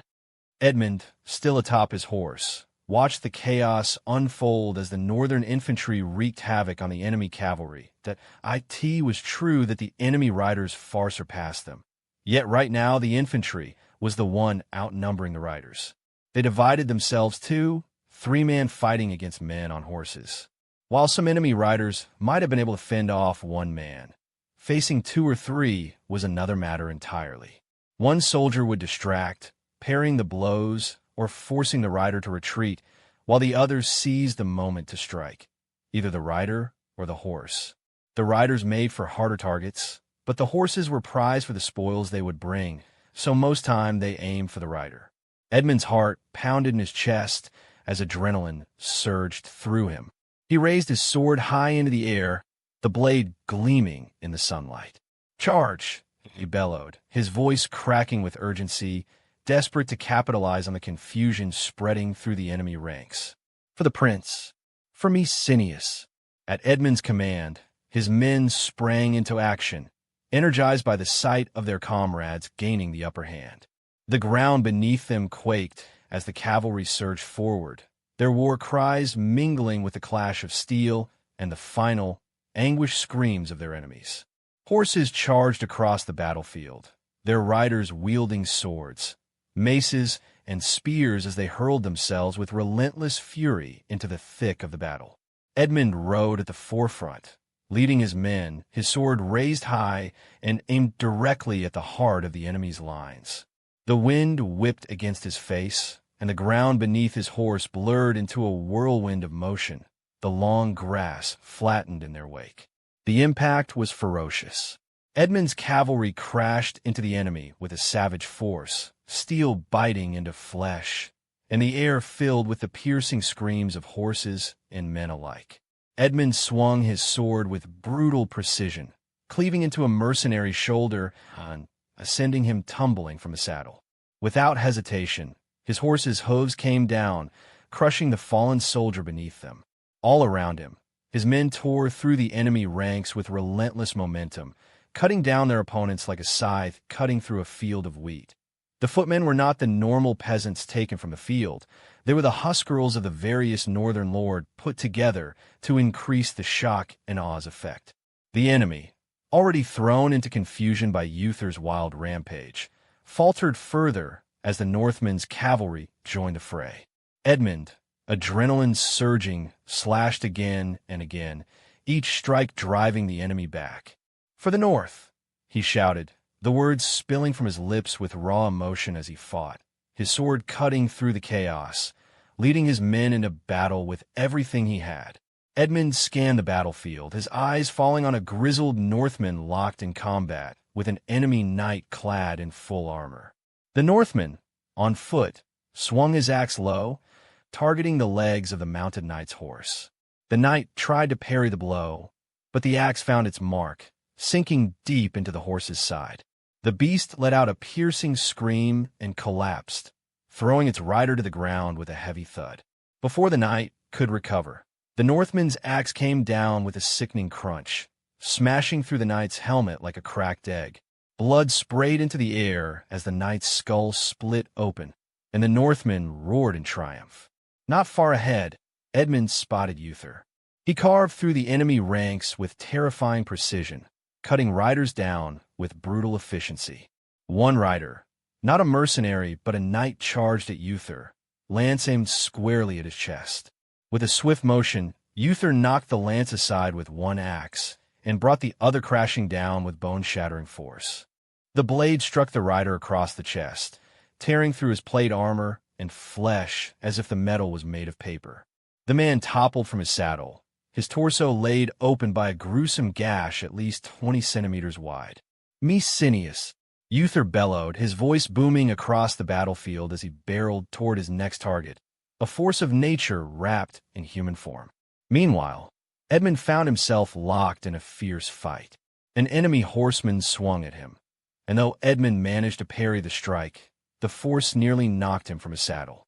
Pain shot through his arm from the impact, But he gritted his teeth and twisted his blade, swinging at the rider's exposed side. The sword didn't cut through the chainmail, but the force of the blow made the rider grunt in pain. Sensing his advantage, Edmund didn't hesitate. He rammed his shield into the side of the rider's helmet by turning his torso around, the impact jarring the man, before swiftly following up with a backslash from his sword. This time, the blade found its mark, slicing cleanly across the rider's unprotected neck. Blood poured from the wound, and the man crumpled from his horse, lifeless. Around him, the battle raged on, the cries of men and beasts mingling in the air. The Northmen fought like wolves, taking down the disorganized enemy cavalry piece by piece. Edmund's strategy had worked. The enemy's overconfidence had led them straight into the ambush, and now they were paying for it. As the chaos of battle unfolded around him, Edmund raised his sword high, glancing around at the carnage. Northman warriors, with their wild eyes and bloodied axes, cut down enemy riders left and right. The sound of clashing steel and the cries of men filled the air, mingled with the terrified neighs of horses as they buckled and fell. Edmund's heart pounded in his chest, adrenaline coursing through his veins. For a moment, it seemed as though nothing could stop them.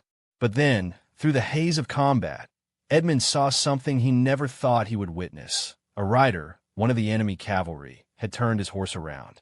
The man, likely a mercenary, seemed to have had enough, not having any use for the gold promised if he was dead. He took his stead and, with eyes wide with panic, kicked his horse into a gallop, desperately trying to escape the slaughter. He weaved through the chaos, avoiding the Northmen's blows, and sprinted away from the battlefield. Moments later, more riders followed. Another horseman broke away, then another and another. Edmund watched in amazement as what had started as a trickle became a flood.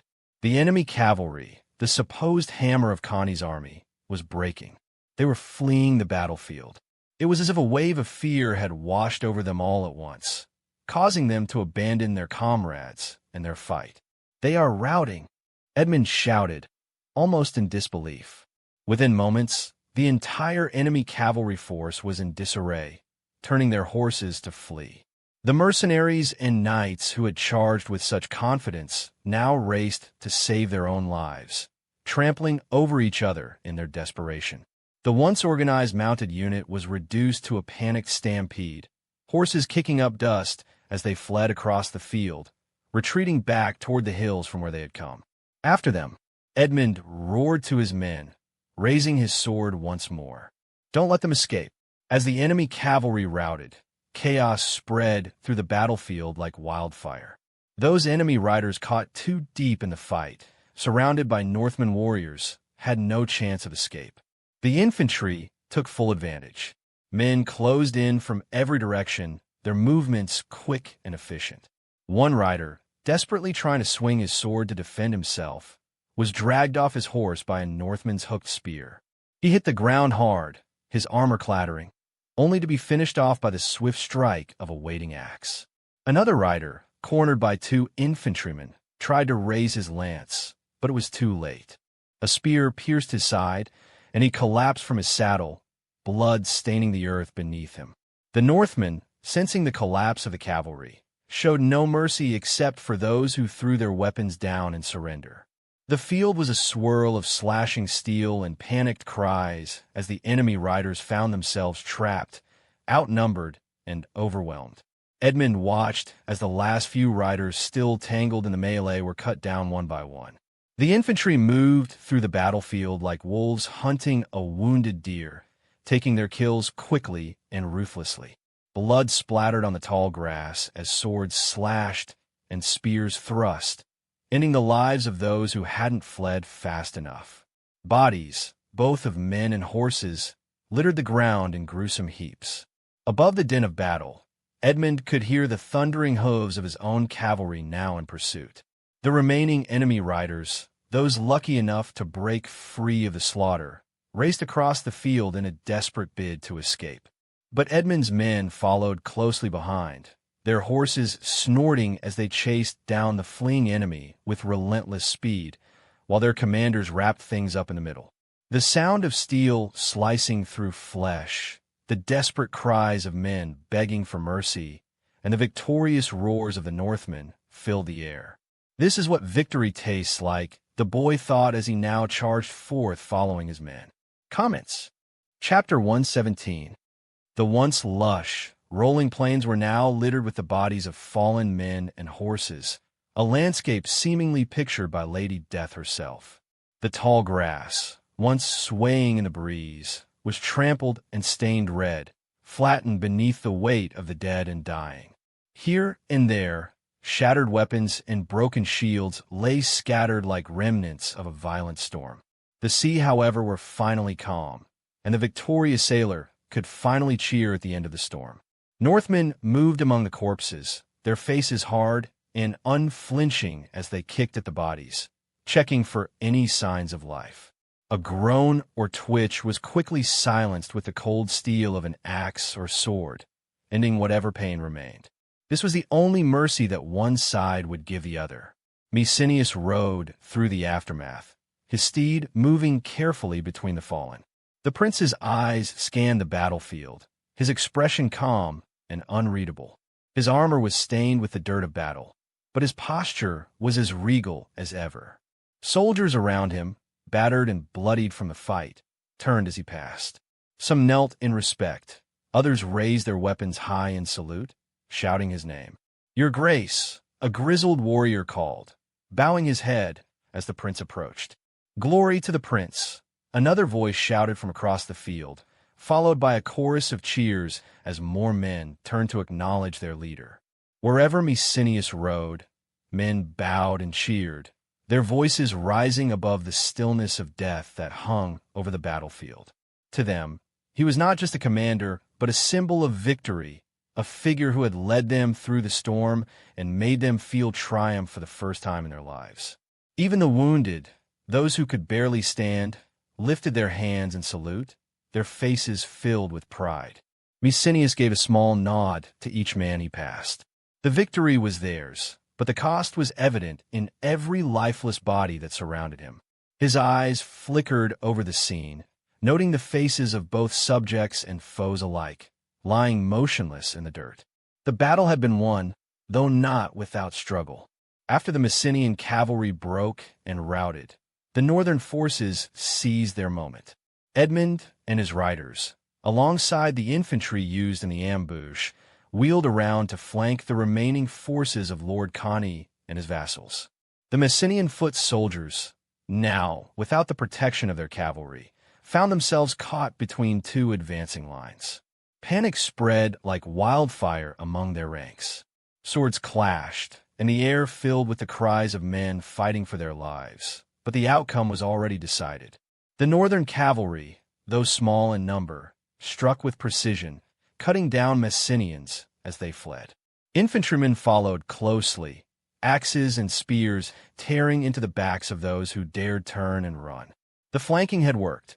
Connie's forces crumbled under the pressure, and victory was delivered to Mercenary's feet. Yet, despite the northern momentum, there simply wasn't enough cavalry to finish the job. Most of the enemy army, once it realized defeat was inevitable, scattered into the distance, disappearing across the horizon before the Northerners could fully encircle them. Mercenary knew well the value of cavalry in a battle such as this.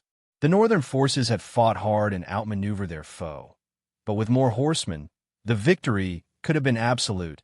Almost all of the army would have been either killed or made prisoner.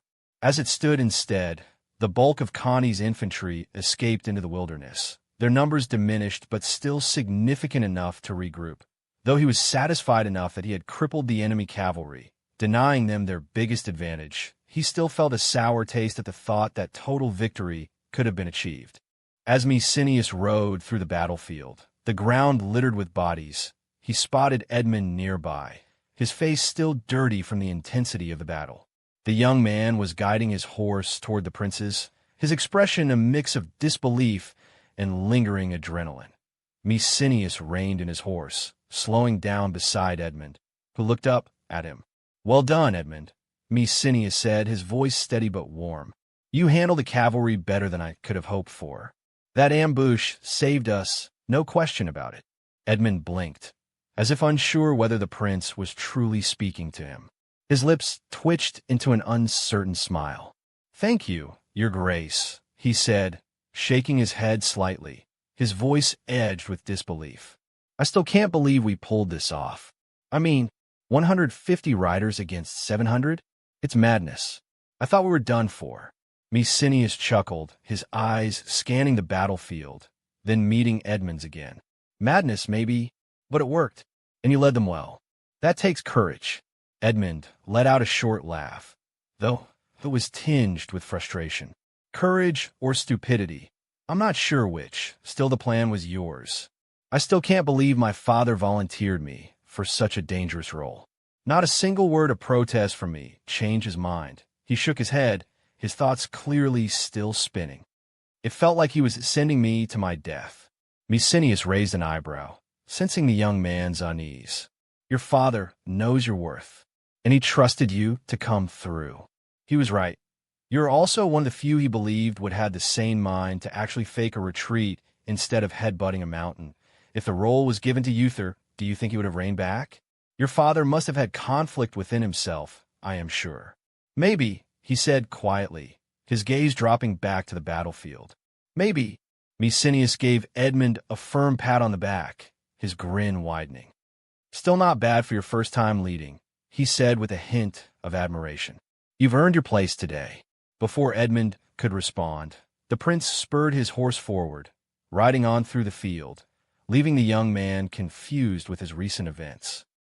After a short ride through the field, the prince returned back to camp. As Mercenary dismounted, he barely had a moment to catch his breath before he saw Uther the giant striding toward him, his body covered in blood, most of it not his own. Uther's face was smeared with the red of his enemies, his long beard drenched, and his chest heaving with the adrenaline of the battle that just ended a few hours ago. Without warning, the giant of a man grabbed Mercenary by the waist, lifting him clean off the ground as though he were no more than a child, while bringing him in a tent where the lords were waiting. "Ah, we did it!" Uther bellowed, his voice deep and booming like thunder. The prince gave a small laugh, feeling the raw power of Uther as he was hoisted up. "Put me down, Uther, before you break my spine," he chuckled, patting the giant on his broad, bloodied shoulder. With a playful grin, Mercenary gave Uther a firm shove, though for the giant it was more like a pat. From the crowd of cheering lords and soldiers, Mjorn Break Shield, with a new scar running from his temple to his jawline, stepped forward, raising his mug of ale high. "To the prince," he shouted, his voice gruff but full of admiration. "Victory is ours. Glory to the north." The men cheered even louder, the name of their prince on their lips as they raised their mugs in salute. Mercenary, though exhausted, smiled at his men, his heart swelling with pride. He had led them through the storm of battle and emerged victorious. The road ahead would be long, but for tonight, they could celebrate. Mercenary scanned the faces of those around him, lords and warriors who had risked everything to fight by his side. The victory was theirs, but he knew that most of the enemy arm had escaped. Still, he would not tamper his lord's morale. He nodded to Mjorn, acknowledging the man's words. "To all of us," Mercenary said as he grabbed a horn filled with ale, his voice rising above the noise, "and to the battles yet to come." Mercenary drained the last of his drink, savoring the bitter taste of victory mixed with the ale, before wiping his mouth on his sleeve. He set the mug down with a heavy thud, the noise barely audible over the ongoing celebrations. His attention was soon caught by Lord Cregan, pale-faced as always, but sharp-eyed and steady, his mind already working past the glory of the day. "What will we do now, Your Grace?" Cregan asked, his voice cutting through the cheers. Though the battle was over, the war was far from finished. Mercenary stood tall, his eyes scanning the tent as he considered the question. The lords gathered around, quieted slightly, sensing that the prince was weighing the next move. He glanced from face to face, looking for insight, for counsel. His eyes finally rested on Lord Harold of North Spain, a grizzled veteran whose wisdom came from decades of leading men into battle. Harold, leaning casually against a nearby post, straightened. "We should use today and tomorrow to rest and recover," he said, his deep voice carrying across the tent. "The men are exhausted, and we've wounded to tend. After that, we'll hunt down the remnants of the fleeing army. They'll be scattered and demoralized, easy prey for us." A murmur of agreement rippled through the lords. Most nodded, the weight of the day's battle starting to catch up to them. Even in victory, the men were tired, their bodies aching from the hard-fought combat. Harold's words made sense. Mercenary stood in silent thought for a few moments, his gaze shifting toward the entrance of the tent as if he could already see the path ahead. The fleeing army was still a threat, but Harold was right. His men needed rest. The last thing he wanted was to push them too hard and weaken their strength for the next encounter. Finally, the prince nodded, a small smile playing at the corner of his lips. "Harold speaks wisely," he said, his voice firm. "We won a great victory today, but we need to regain our strength. Tomorrow and the day after we rest. Then we pursue the enemy and finish what we've started." The lords gave a collective nod of approval, satisfied with the decision. But Mercenary wasn't done. He raised his hand to command their attention once more. "Tomorrow," he said, his voice rising, "we shall have a feast, a celebration for the army. They fought with honor today, and they deserve to know that their prince values their actions." A cheer erupted in the tent, men clapping one another on the back, their spirits lifted by the prospect of a feast. Comments. Chapter 118. 2 days had passed since the battle, and the fears Mercenary harbored in the aftermath of victory began to feel misplaced and greatly exaggerated. His concerns about the enemy regrouping or launching a counterattack had proven unnecessary. In fact, the prince had underestimated the strength of his own position and overestimated the resilience of his adversaries. While Mercenary and his lords prepared to pursue the remnants of the enemy, an envoy coming from the camp had arrived. The once proud camp of the Messenians was now fractured, its lords divided, and morale broken. Their cavalry had been decimated, their infantry scattered, and their leadership wavering under the pressure of defeat. It seemed that of the 6,400 men that marched, less than 4,000 came back, with many deserters preferring during the rout to try their luck away from the battlefield, and either trying banditry or simply going back home. The Messenians had sent an envoy under the pretense of negotiating a ransom for the prisoners that the northern army had captured during the battle, in order to gauge the invaders' attitude regarding a diplomatic solution. The prince, Mercenary, was more than happy to comply with the idea of negotiating a ransom. Though the recent victory had been decisive, his mind was already turning toward consolidating the new territories gained and beginning the arduous work of reconstruction. Prolonging the war was not in his interest. He had won what he needed, and he wanted peace to solidify his position. If a diplomatic end could be reached, all the better. And so, Mercenary granted access to the Messenian envoy the day after speaking about the ransom of the prisoners, keen to appear as imposing and authoritative as possible. He knew the power of perception. The enemy had to see him not as a conqueror, but as an emperor in waiting. Every detail of the meeting was carefully crafted to convey dominance. The gleaming banners of the north rippling in the wind, the prince seated atop a raised platform with his lords surrounding him, their armor polished to a mirror sheen.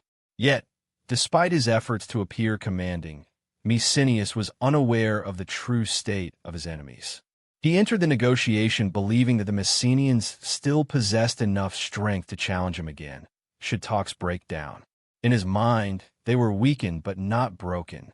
His thoughts were filled with contingencies, careful plans of what he would need to do if the war reignited, how to deal with the remaining forces of the Messenians, how to rally his own troops for another campaign, and how to prepare for the drawn-out siege he feared would come next. All plans that could be thrown out the window. In reality, the Messenians were far weaker than he realized.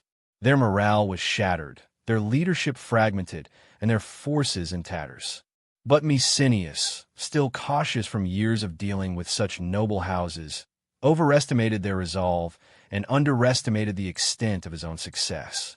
The envoy entered the camp with a cautious, measured stride. His eyes darted from side to side as he passed through rows of silent, stone-faced northerners. They stood like statues, their hard stares fixed on him, some gripping their axes or swords with barely contained hostility. The northerners, tall and broad-shouldered, watched the Messenian envoy as though they were appraising prey. The envoy was a wiry man in his middle years, his once dark hair now streaked with gray. His face bore the signs of a life spent in negotiation rather than battle, with deep lines etched around his mouth and eyes. His clothes were finely cut but travel-worn, a dark green cloak draped over his shoulders, clasped with a silver brooch bearing the sigil of the minor house he belonged to. As he approached the prince, the envoy's eyes caught sight of Uther, the giant standing beside Mercenary.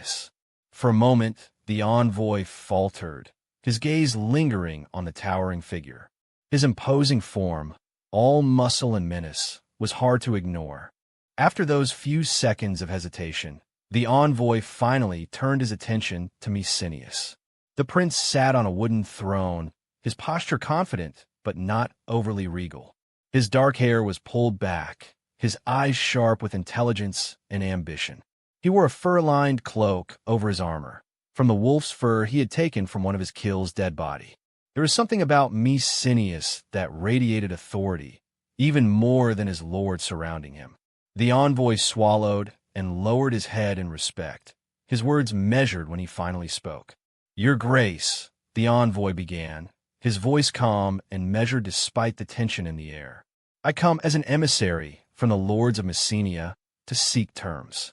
We wish to bring an end to this senseless bloodshed and restore peace to the land."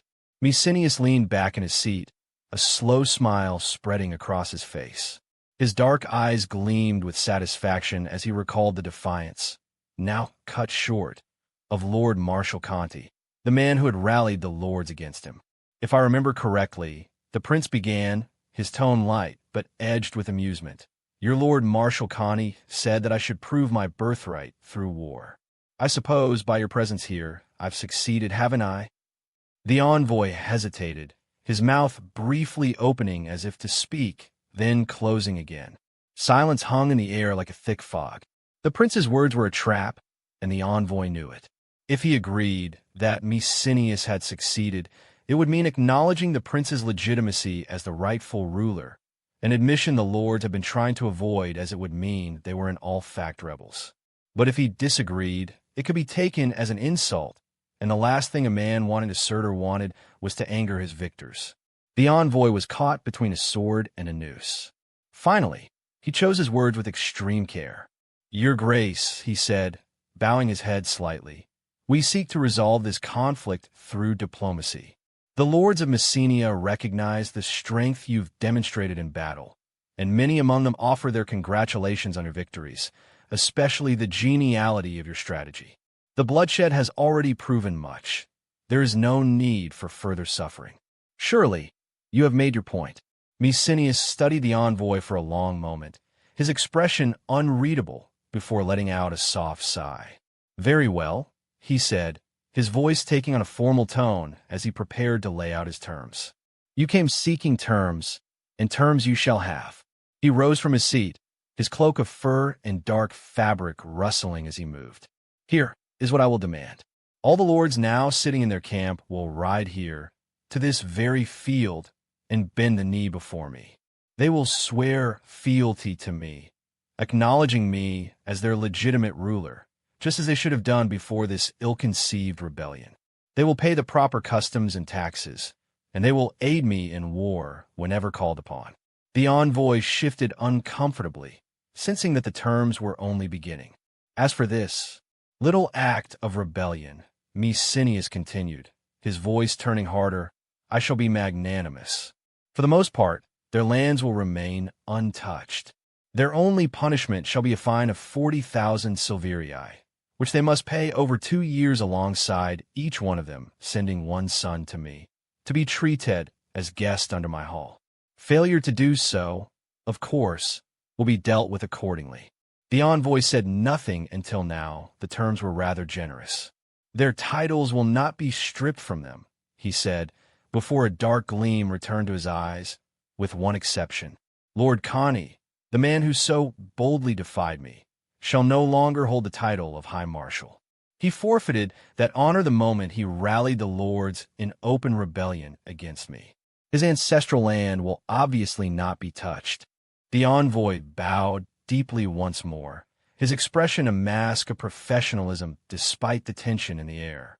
Your Grace, he said, his voice steady, I will deliver these terms to my lords and return with their response. Mercenary nodded, his eyes reflecting the cold satisfaction of a ruler who had achieved his aim. Without a word, he made a dismissive gesture with the back of his hand, a subtle yet clear signal for the envoy to take his leave. The envoy bowed once more, then turned on his heel and strode out of the tent with a measured pace. As he passed through the rows of silent northerners, their eyes followed him with disdain. Once the envoy went out, the northern lords turned toward the prince. Jorn Breakshield stepped forward, his brow furrowed with concern. Your Grace, he began, his voice rumbling like distant thunder. Why such generous terms? Surely we could push our advantage further and demand more. We are the victor. Why are we so lenient? Mercenary leaned back slightly, contemplating Jorn's question with an air of calm. We've just won a battle, not a crushing one, Jorn, he replied, his tone measured yet firm, though his words were wrong. If we continue this war, the lords will only dig in their heels, raising more taxes to muster new armies. They may be weakened now, but desperation breeds tenacity. If we force them to fight again, they will not be so easily dispatched, especially after the tactics we employed against their cavalry. Not to talk about my other two brothers in the south. Every month we pass at war is a month they have to finish their little quarrel and turn their attention to me. Then they will come prepared, and we may not have the element of surprise on our side. Jorn's expression softened slightly, the weight of the prince's words sinking in. Mercenary continued, the longer this war drags on, the worse our situation will become. We cannot afford to bleed our resources dry for a glory that may come at a grave cost. We will not be able to call back for reinforcement. That are you aware of our losses in this single battle? Jorn shook his head. No, Your Grace. Well, we lost between dead and wounded more than 700 men. Sure, they may not sound as many as my tone may give, but after 2 more battles, who will say if we still have an army? A swift resolution now will allow us to consolidate our gains and stabilize the newly acquired territories. It's in our best interest to turn our swords into plowshares. The winter season is coming, and we need everything to mitigate the famine that will come. The lands we have conquered will be our new barn for our people. The lords nodded in agreement. Their concerns successfully shifted from the immediate victory to the practicalities of the future. After all, none forgot what they were in fact fighting for a North that could stand on its own feet. Comments. Chapter 2:05. In the dimly lit chamber, the faint glow of dawn crept through the thick curtains, casting gentle shadows across the room.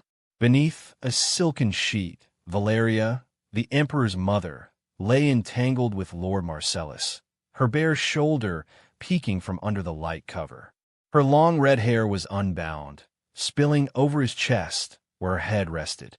The calm rise and fall of his breathing matched the quiet rhythm of her own, the two figures comfortably draped in each other's presence. Valeria's arm lay across Marcellus's chest, fingers tracing lazy patterns against his skin, while he absent-mindedly twirled a lock of her hair.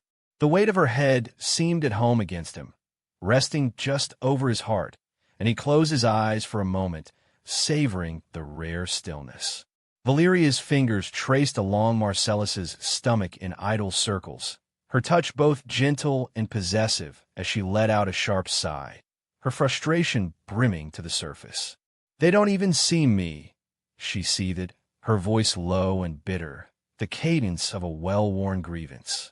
"My father and that wretched brother, all smug with titles and sycophants hanging on his every word, as if I haven't earned the right to be heard. I'm the Empress Mother." She practically spat the words, her fingers pressing a little harder against Marcellus's skin. Marcellus hummed, nodding slightly. "They're fools, all of them," he murmured, his hand resting gently against her shoulder, encouraging her to continue. They bar me from seeing my own son, my own flesh and blood, as though I'm some dangerous stranger. Her nails dragged down Marcellus's stomach as her voice rose, laced with fury. And for what? To let those sycophants fill his head with nonsense? They twist him, I know it. Every day that I'm kept away, I can feel them shaping him, pulling him further from me, teaching him to hate his own mother. Marcellus made a noise of agreement, his gaze soft but attentive. You've every right to be angry, he said simply, his voice low and smooth. They've no respect for the woman who brought the emperor into this world. He is your son, it is your right to see him, he said as he tried his best not to sigh in annoyance. Valeria's mouth twisted in a bitter smile, and she laughed darkly. They think I'm weak, that I'll fade into the background, but they forget, she said fiercely, her fingers resuming their idle movements across his stomach, though her gaze was unfocused, her thoughts miles away. It was me who put the crown on his head, not them. They have no right to keep him from me. Her hand tightened on Marcellus's chest, as though the thought itself burned within her. Marcellus nodded, his eyes intent on hers, his hand drifting down to cover hers in a gesture of solidarity. You're absolutely right, he murmured, his tone soothing yet stirring, as though to reinforce her conviction. It's shameful, the way they've treated you. They owe you everything, yet give you nothing. Her gaze sharpened, meeting his. I am completely isolated. Every single person I trusted to back me, to help me keep my own son close, has turned their coat to line their purse with my father's gold. And she faltered, but her eyes remained locked with his, searching his face as if looking for assurance, or perhaps reassurance. Marcellus's grip on her hand tightened. Then perhaps it's time we do something about it, he said softly, his voice laced with a quiet intensity. Valeria raised her eyes to meet his. Marcellus leaned in, his voice dropping to a low murmur. There are men I trust, loyal people that could be what you look for on the wrong ones, but getting them inside, well, that's another matter. He paused, watching her reaction carefully. If we could find a way to bring them within the court walls, we could build a force loyal to us only. Unfortunately, I am unable to do that, as I am simply a lord, of course. Perhaps if it was not a lord bringing them in, but the Empress Mother herself. Valeria's lips curled into a slow, considering smile. Her fingers traced absent circles on his chest as she nodded.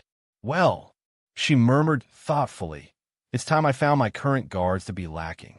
A few replacements wouldn't be unreasonable, after all.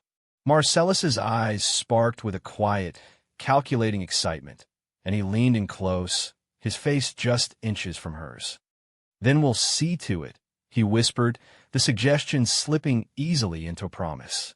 You deserve a guard fit for an Empress Mother. We'll see that you have only the best.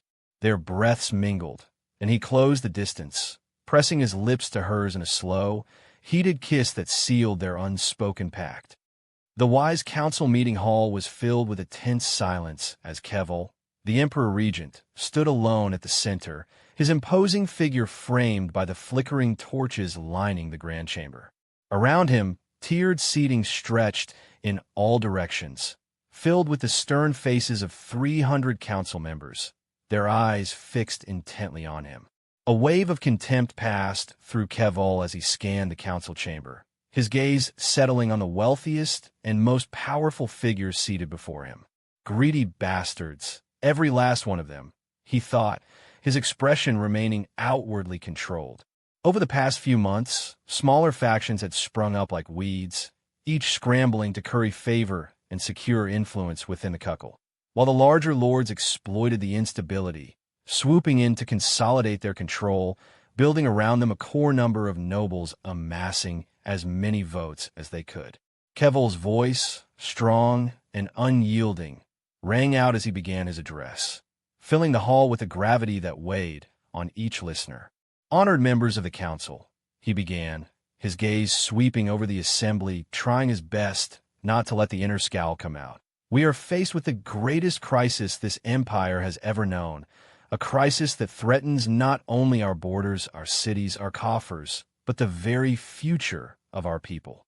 A murmur rippled briefly through the council, but Kevil's voice rose above it, clear and steely. We stand on a precipice. The royal treasury bleeds daily, drained by uprisings, military campaigns, and shattered oaths. He paused, his gaze intense, locking onto one council member after another. Our forces are stretched thin. We have insurgents within our own lands, while our neighbors wait like wolves at our borders, ready to strike at the first sign of weakness. Must I remember that it will not be long until those wretched people in the sands of Azania will plan a campaign against us. Kevil drew a deep breath, his expression firm. This is a time of reckoning. We must bring every ounce of wisdom, every scrap of loyalty, to the service of the Empire if we are to survive. We cannot afford to falter, not now. Our resources, once abundant, are being stretched thin against countless threats, both internal and external. I will not mince words. The state of our finances is grim, and without immediate collective action, we face a slow but certain decay. A murmur rose briefly through the assembly, but Kevil raised his hand, stilling the whispers. And that, dear members, is precisely why we gather today, he continued, his tone grave but unyielding. It is time we decide on the tax budget for the coming year, with full acknowledgement of the stark reality we face. Our finances, as you all well know, are expected to diminish considerably given the instability sweeping through the realm.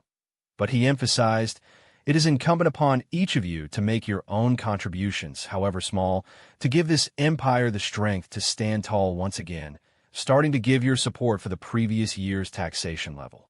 As the words flowed out from the regent's mouth, Lord Croxiatus, patriarch of House Vox, rose to his feet, his presence demanding the hall's attention. In recent months, Croxiatus had deftly maneuvered within the city's elite, building a core of nobles within the council to him. The din of whispered conversations fell silent as he began to speak, his voice ringing clear and firm. I, for one, am in complete agreement with our esteemed regent, he declared, looking squarely at Kevil. The empire stands on a knife's edge, and it is our duty as its stewards to strengthen it with every means at our disposal. Therefore, I too propose to maintain the tax budget at last year's level and cast my vote for its swift approval.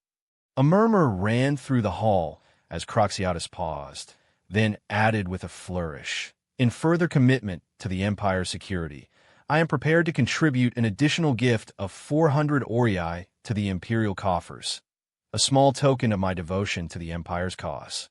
The wise council erupted into an uproar, with members breaking into fervent discussion, some impressed by the show of loyalty, others suspicious of Croxiatus's intentions.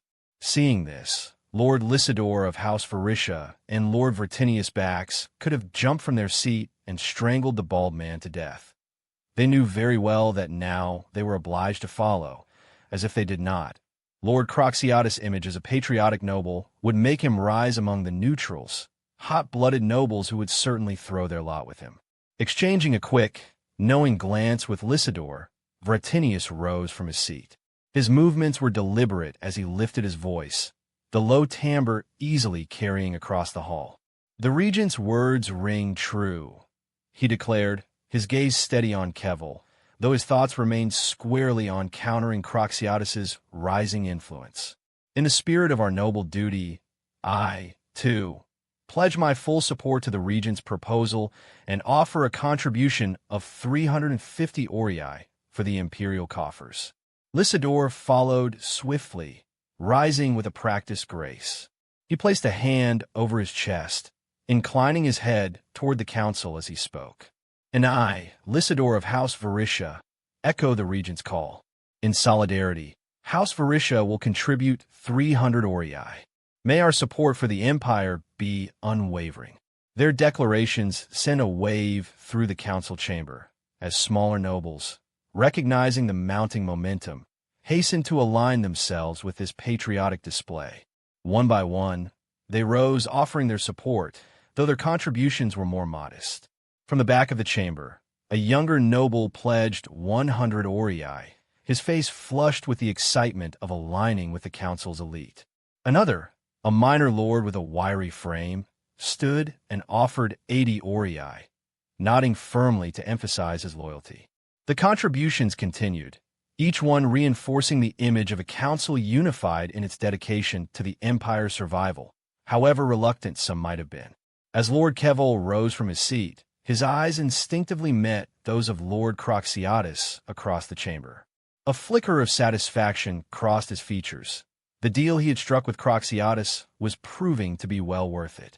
Keval's thoughts turned to his elder brother and father, both of whom were entrenched in the mud and chaos of battle, struggling to ensure the Empire's survival. He knew they were risking everything, fighting for the very future of their lineage. In the face of such dire circumstances, he felt a swell of responsibility to do his part, however removed it might be from the battlefield. The least I can do is ensure they have the resources to keep fighting, he thought resolutely, as the continued shouts of the nobles kept filling his ears with the beautiful sounds of the imperial coffers becoming heavier with every second. The Senex Arundus gripped his cane tightly, his knuckles white as he struck it against the stone floor of the council chamber.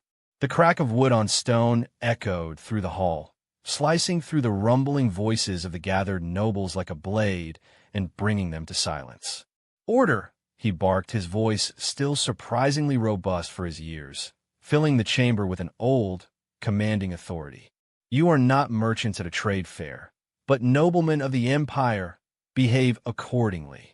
The murmur of voices subsided as the council members turned their attention toward him, some abashed, others merely annoyed, but quieted nonetheless. The Senex, with his gaze, sharp despite his age, surveyed the assembly with a look that softened only slightly. His eyes, softened with age yet still fierce, seemed to hold a rare glimmer of warmth as he continued. "Yet I must admit, today, my heart is warmed by the spirit of patriotism that has graced this hall. Each of you has displayed a loyalty worthy of your titles and the Empire." He lifted a hand, motioning to a steward who moved forward, bearing a stack of neatly rolled parchments. "To honor this display further, each noble will receive a parchment," Arundus announced, his voice solemn. "Upon it, you will inscribe your name and the sum you so generously contribute to the strength of the state.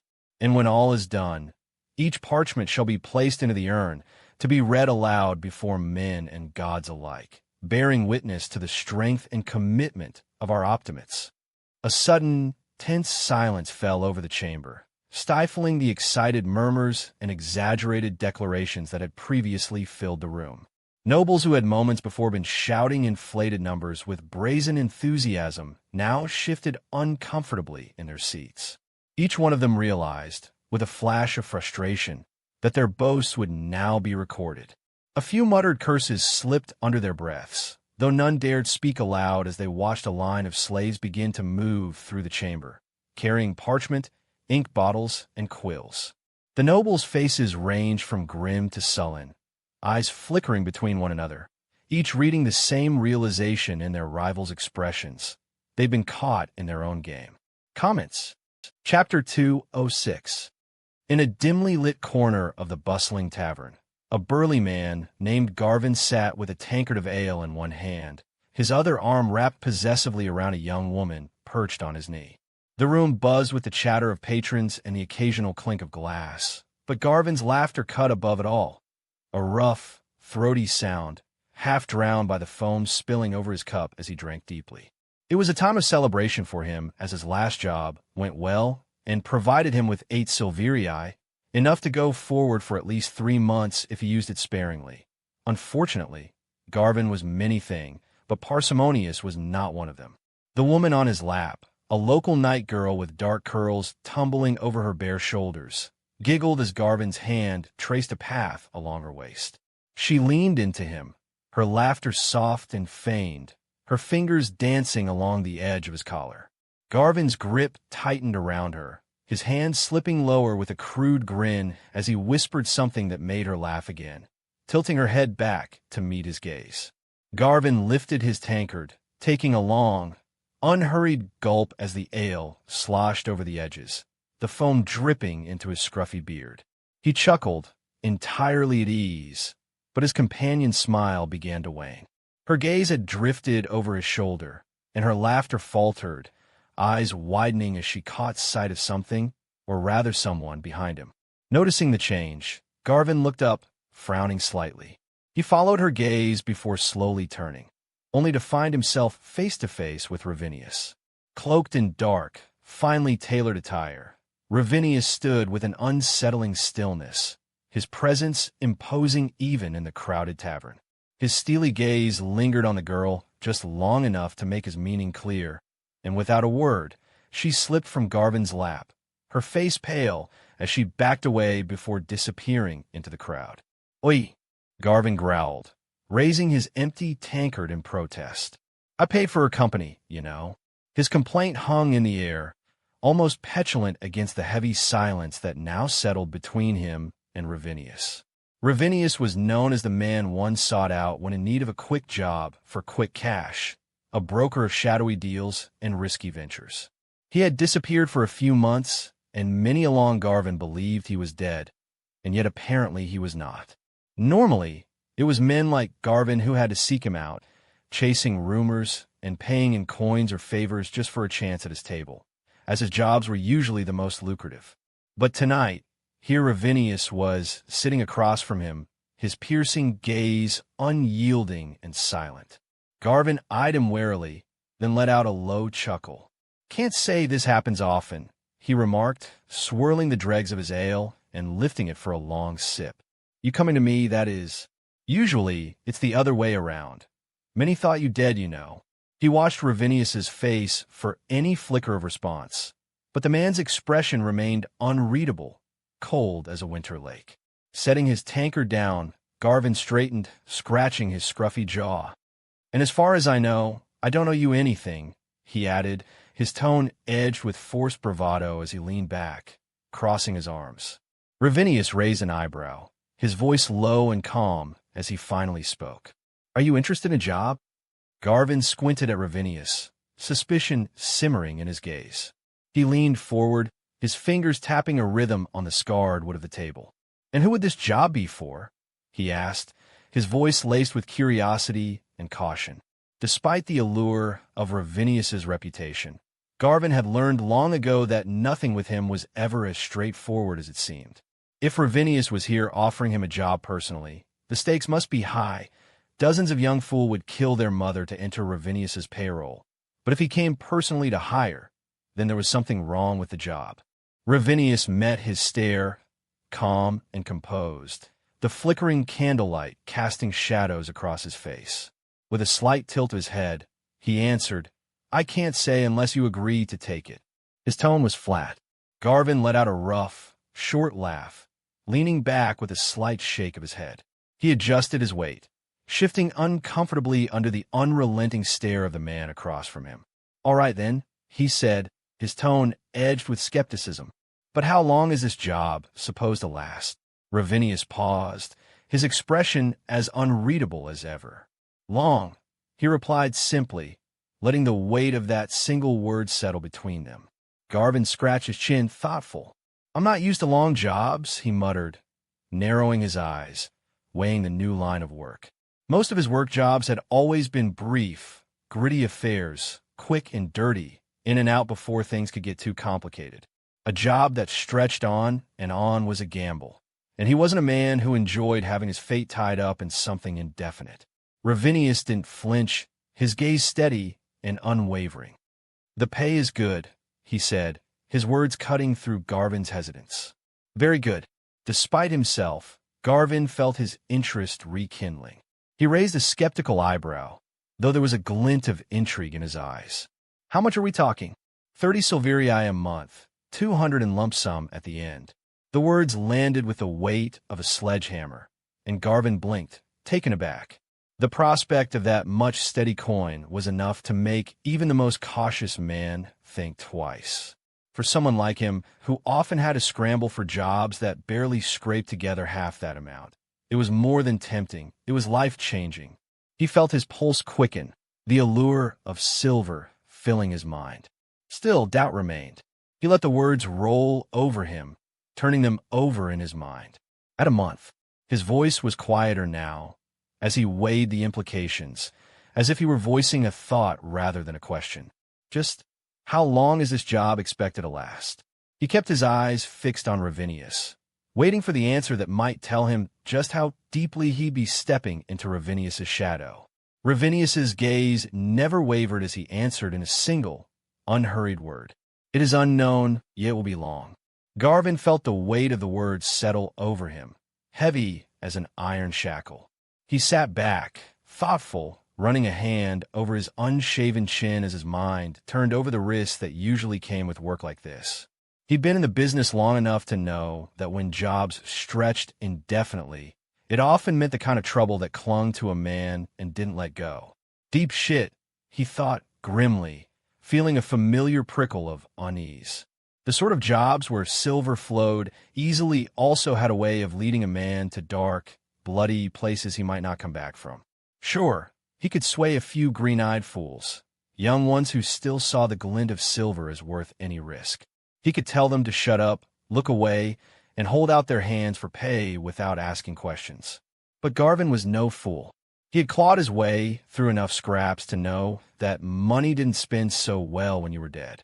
"I'll pass," he said firmly, crossing his arms. "That's not the sort of job for me." But Ravinius made no move to stand, nor did he even blink at Garvin's refusal. He simply sat, his gaze fixed on him with an unsettling, unyielding intensity. There was something too steady, too certain in the man's expression, and as he stared, Garvin felt a cold shiver run down his spine. Ravinius wasn't pressuring him, not outright, but the silence, the sheer force of that stare, felt like a silent demand. It was a gaze that told Garvin he hadn't heard the end of this, and as much as he tried to shake it off, that chill clung to him. Ravinius leaned in, his voice low and persuasive, smooth as oil yet edged with steel. "I need proper men for a proper job, Garvin. Few can keep their mouths shut as well as you, especially with a good wage to keep them happy." He paused, watching Garvin's reaction, then continued, "If 30 silver a month isn't tempting enough, then perhaps 40 will do." With that, Ravinius reached into his cloak, drawing out a heavy bag and tossing it onto the table between them. The bag hit the wood with a satisfying thud, and as the leather settled, its contents spilled slightly, glimmering silver coins tumbling onto the scarred surface, catching the dim light in silvery flashes. Around them, the hum of conversation died down. Patrons glanced over, eyes wide as they took in the open display of wealth. The tavern grew silent. Garvin felt the tug of temptation gnawing at him, harder to resist than he wanted to admit. The mere sight of that much coin was the sort of offer that could loosen even the firmest of refusals. And yet, the silver glinted at him from the table, shining with the promise of comfort and ease. Garvin's fingers twitched, hovering over the coins for a heartbeat too long. Before he could think twice, his hand closed around the bag, the weight of the silver heavy in his grip. Ravinius gave a single, approving nod. "Good," he murmured, satisfaction evident in his tone as he rose from his seat with a smooth, measured grace. Garvin cleared his throat, glancing down at the bag of silver before looking up. "When does this job start, then?" he asked, still wary beneath the allure of easy money. "Tomorrow," Ravinius replied, his eyes unreadable. "I'll come to you with the proper tools." He turned toward the door, moving with the same purposeful calm that had drawn all eyes when he entered. Pausing at the threshold, he cast a cold, sweeping gaze around the tavern, then spoke in a loud, firm voice that cut through the murmurs and whispers. "That man there," he said, gesturing briefly toward Garvin, "is now under me." The scattered patrons eyeing Garvin and his newfound wealth quickly looked away, the unspoken threat behind Ravinius's declaration enough to halt any half-formed plans of lightening Garvin's purse. Ravinius waited a beat, letting the silence deepen before finally stepping out into the night. Garvin watched him go, his gaze lingering on the door for a moment before he tucked the bag close, aware of too many eyes still on him. After a few seconds, he stood as well, knowing better than to let a full purse linger in the same place as a crowd and cheap ale. Comments. Chapter 207. The next day, Garvin stood at attention within an elegant, sprawling garden, feeling out of place in the pristine surroundings. He had not expected his job to start like this. Usually they would start and end in the same place, in a back alley with the stench of urine and a job to dispose of. Sometimes, if he was lucky, he just had to beat some people to convince them to pay back what they owed from loan sharks, or in the worst case, dealing with the aftermath of a beating gone wrong. Currently, he was lined up alongside 30 other men, each outfitted in full armor. Their chainmail glinted beneath solid breastplates, steel helmets casting shadows over hardened faces, and polished cuirasses and greaves covering their legs with an imposing gleam. Apparently our job isn't a discreet one, Garvin realized, as no employer would be so stupid as to make their hired man look so much eye-catching unless he had wanted them to be so. Garvin's gaze drifted across the garden, momentarily entranced.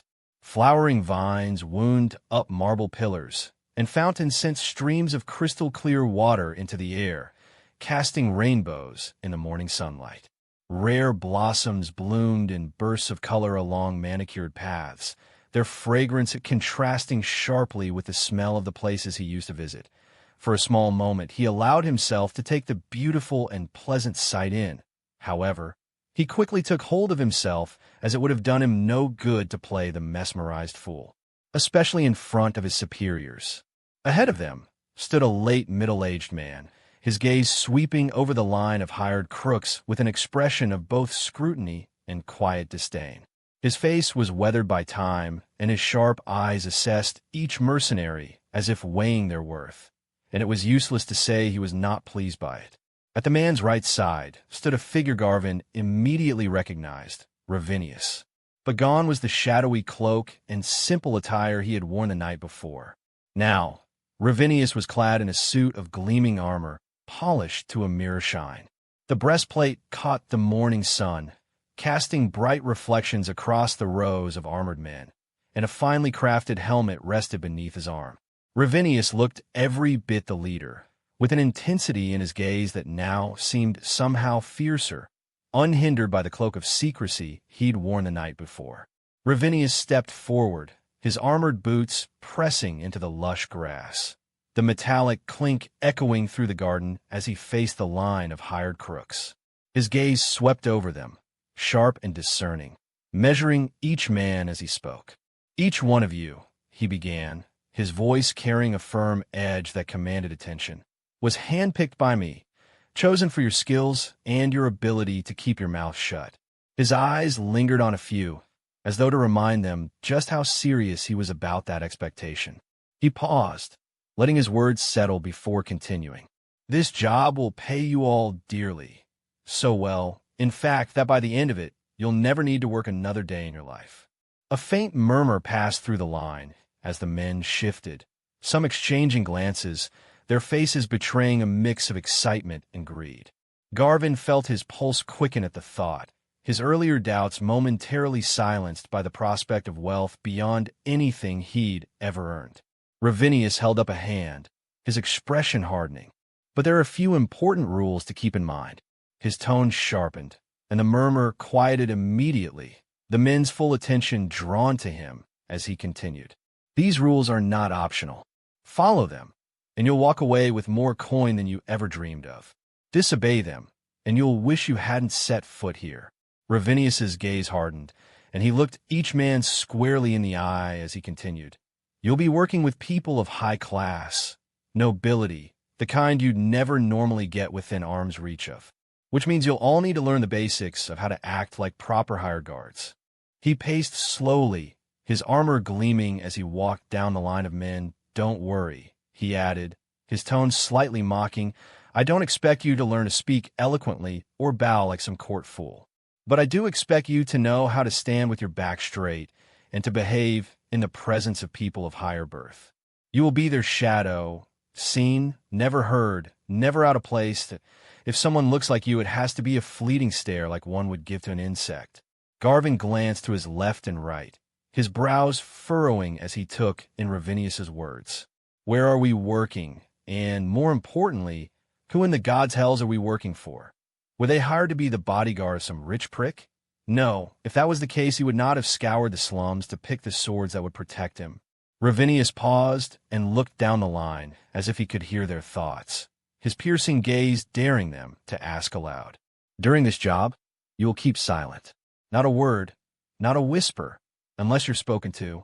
You are shadows, nothing more. If I so much as catch you breathing too loud, you are out. He paused, letting the threats sink in, his eyes narrowing as he continued. And keep your hands to yourselves, he added, his voice growing darker. If I have even the slightest suspicion of thievery, I'll be dragging your corpse to the river myself and dumping it where no one will ever find it. Consider that your only warning. The men shifted uneasily, some gulping, others dropping their gaze. Ravinius's voice softened slightly, but lost none of its edge. But, he continued, if either I or our client asks anything of you, you will act immediately. No questions, no hesitation. You're being paid well enough to follow orders without a second thought. Oh, you their ghosts until the moment they are in need of anything, at which point they become your gods. In 1 month, the job will begin. He gestured toward the older man, standing just behind him, a figure wrapped in quiet authority. This is Sir Rallius. He's here to teach you the proper conduct expected of you. The old man, apparently whose name was Rallius, met their gazes with an assessing look. His silver hair framed a face marked with hard-earned lines, the type of man who tolerated neither excuses nor shortcuts. Seeing that the old man had nothing to ask, Ravinius continued, You'll have exactly 1 month to learn what he teaches.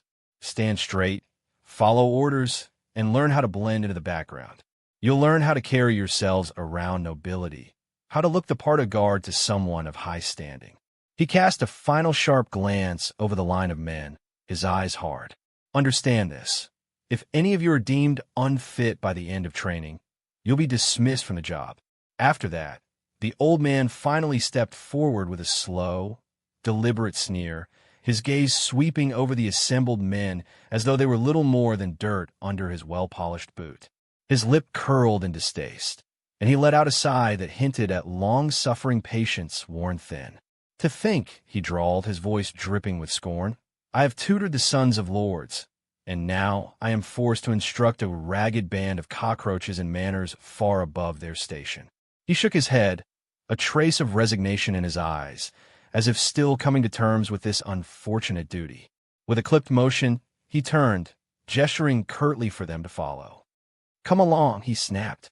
We'll be starting your lessons immediately. Every hour counts if I'm to shape any of you into something remotely presentable. Without waiting for a response, he began to stride forward, leaving unsaid that they had to follow him in. What have I gotten myself into? Garvin thought bitterly. As the more time passed, the more worried he became about the strange air hanging around everything.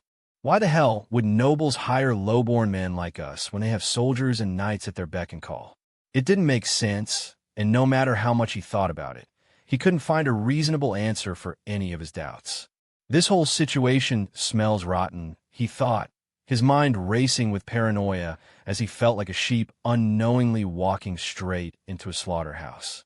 And as it would turn out, he was right in being worried, for this small group of men was being led to become accomplices in one of the gravest forms of treason that the laws of both men and gods could ever condemn, harming one's own blood. Comments. Chapter 208. How boring, thought the Emperor of Rolmia, the protector and guardian of the West, as he sat slouched in his chair, one leg swung lazily over the other. His gaze drifted aimlessly around the study, bouncing from the tapestry on the far wall to the flickering candle beside him, anywhere but on his tutor, Frovius, who droned on with undisturbed enthusiasm. The old man's voice was a relentless hum, a monotone river of words that Misha had long since tuned out. Now, contrary to popular belief, Frovius continued, squinting over the tops of his spectacles. During the Red Plague, the ruling house of Estius was not, in fact, completely extinguished in the male line. It seems some of their male relatives had taken up the church as their calling, and due to their noble blood, they were allowed an exemption from the standard penance requirements of the time, meaning they were still eligible to have kids, and so they coo. Misha's mind wandered even further, his eyes glazing over. Frovius had been going on for what felt like an eternity about the genealogies and intrigues of the previous ruling houses whose names were all that remained, as hollow and dusty as the books lining the walls of the study. The tutor's passion for forgotten facts was unwavering, and yet the more Frovius rambled, the less Misha found himself able to grasp any of it. He stifled a yawn, wondering how many years would pass before Frovius realized that the old names and dead bloodlines stirred no fire within him, even if those were that of his ancestors. Misha's thoughts were interrupted by a damp, cool sensation on his hand. Glancing down, he saw his loyal hound, Hadron, nudging his hand with a wet nose, a pair of amber eyes gazing up at him with quiet affection. Misha couldn't help but smile, his fingers running over the dog's thick fur, scratching gently under his chin where Hadron loved it most. The hound leaned into his hand, his tail thumping softly against the floor in contentment, which however caused the old tutor to notice his ward's lack of attention. "Your Grace," came the sharp voice of his tutor, cutting through his brief moment of reprieve. Misha's head snapped up, catching Frovius's raised eyebrow. "Are you listening? Can you tell me what I was just saying about the house of Estius?" Misha cleared his throat, quickly hiding his hand by his side and hoping his lack of attention hadn't been too obvious. Misha straightened, grasping for what little he remembered. After the Red Plague, he began, hoping to sound convincing, the remaining relatives of House Estius, those in the church, refused the title. So it passed through the female line to a member that was married into House Rolmia, beginning our dynasty's rule. He glanced at Frovius, hoping his answer would suffice. "That's how our hegemony as the ruling house started, isn't it?" he added, trying to fill in any gaps, but mostly hoping the old tutor would be satisfied enough to move on. Frovius let out a deep sigh, shaking his head. "Almost, but not quite, Your Majesty," he corrected, rubbing his temples. "The throne first passed to House Paviagalus before it finally came to House Rolmia.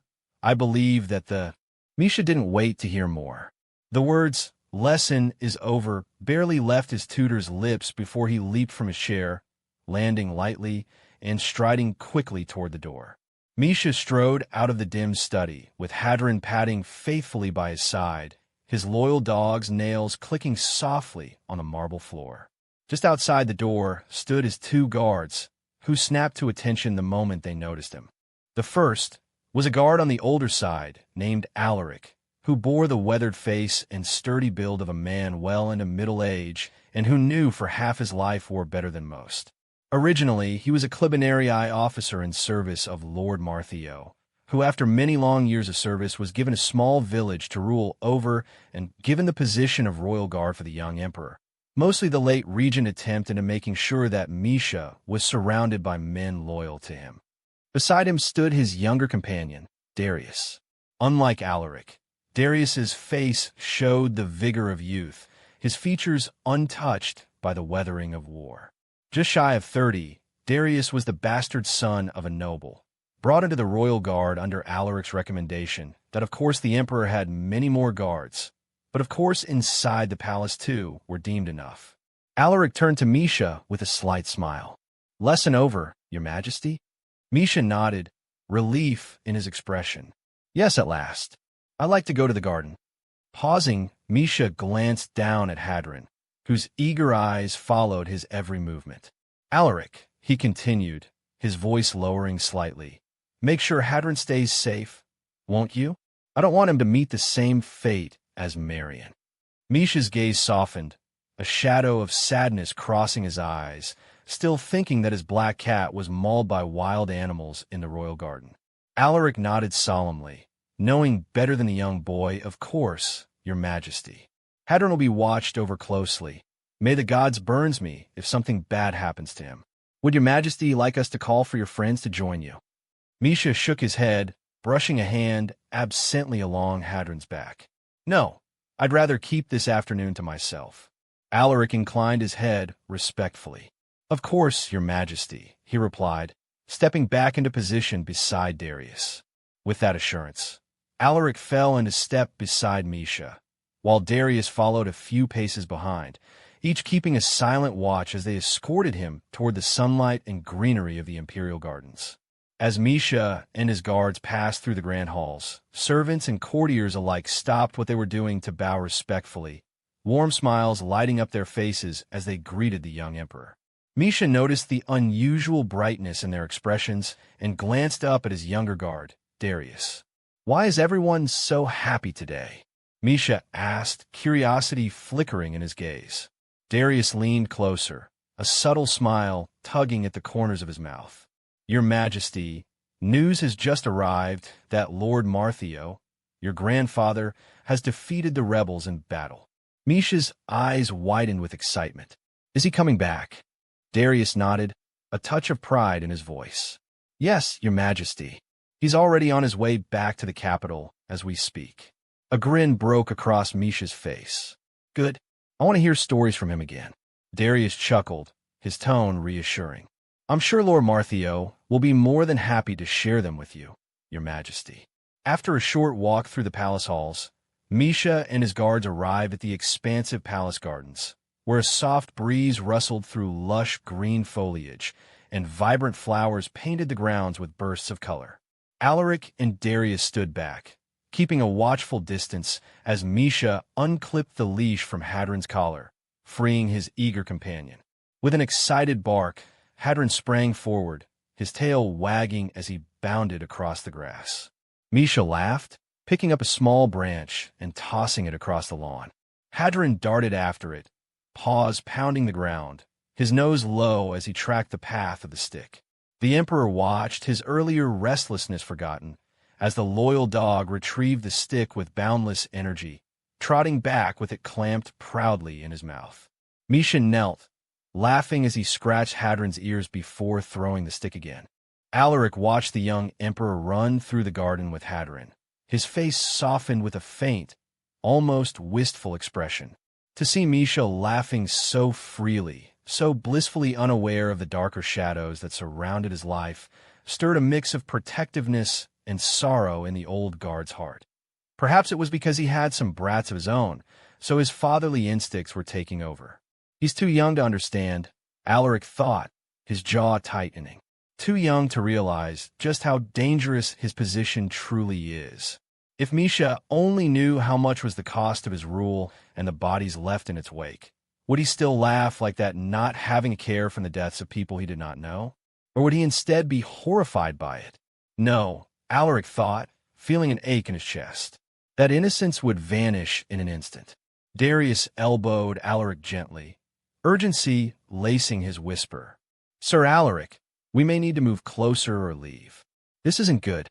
As they made their way through the garden, Darius's gaze shifted to the right, and his heart became heavier as he spotted Valeria, striding purposefully toward them with her own guards. As soon as her face came into view, Alaric recalled the orders from Lord Tyros. The Empress was not to be allowed near the boy for too long, and most importantly, be alone. He remembered the words and found himself walking closer to the boy, heeding the temporary regent's directive. Comments. Chapter 209. In her private chambers, Valeria sat with a slender silver goblet in hand, the wine within casting a dark red gleam in the low candlelight. She sipped absently, her gaze fixed on the man kneeling before her. He was middle-aged with dark, neck-length hair framing a hawk-like nose and falling on the sides of his face. Valeria eyed him critically, her fingers tracing the edge of the cup as she broke the silence. "Tell me," she asked coolly, "how long have you served under Lord Marcellus?" Ravinius kept his gaze averted, his knee firmly on the ground. "Nearly a year, Your Grace," he replied smoothly, his tone respectful. Valeria's eyes drifted back to her cup, but she found little comfort in it, her distaste plain. The thought of having her steps shadowed by hired mercenaries like Ravinius unsettled her, even if he served her lover. This man, with no noble blood nor loyalty beyond coin, entrusted to her security by Marcellus himself? A part of her rankled at the decision. He could have at least selected someone of the equestrian class, someone with a proper lineage, and an ounce of honor that could not be bought by coins. Valeria set her cup down with a soft clink, looking at Ravinius with renewed scrutiny. "And tell me," she asked, her voice edged with command, "how many men do you have under you?" 30, Your Grace, Ravinius replied promptly. Valeria allowed a slight nod, her thoughts calculating. 30, she thought, her mind flicking over the advantages. "At least I have some numbers." "In your orders?" she inquired, studying his expression closely. Ravinius didn't hesitate. "We are here to serve you, Your Grace. Whatever you desire, it is our duty to see it done. Lord Marcellus, let us know that we are here to serve every whim you may have." Valeria considered this, the faintest flicker of satisfaction settling over her features. "Very well," she said finally, rising from her seat. She gestured for him to follow. "Come, you'll accompany me to retrieve my newest guards." In the dimly lit, secluded chamber of her royal quarters, Valeria stood tall, assessing the row of new guards assembled before her. The room was quiet, the heavy silence broken only by the muffled sounds of the palace beyond its thick walls.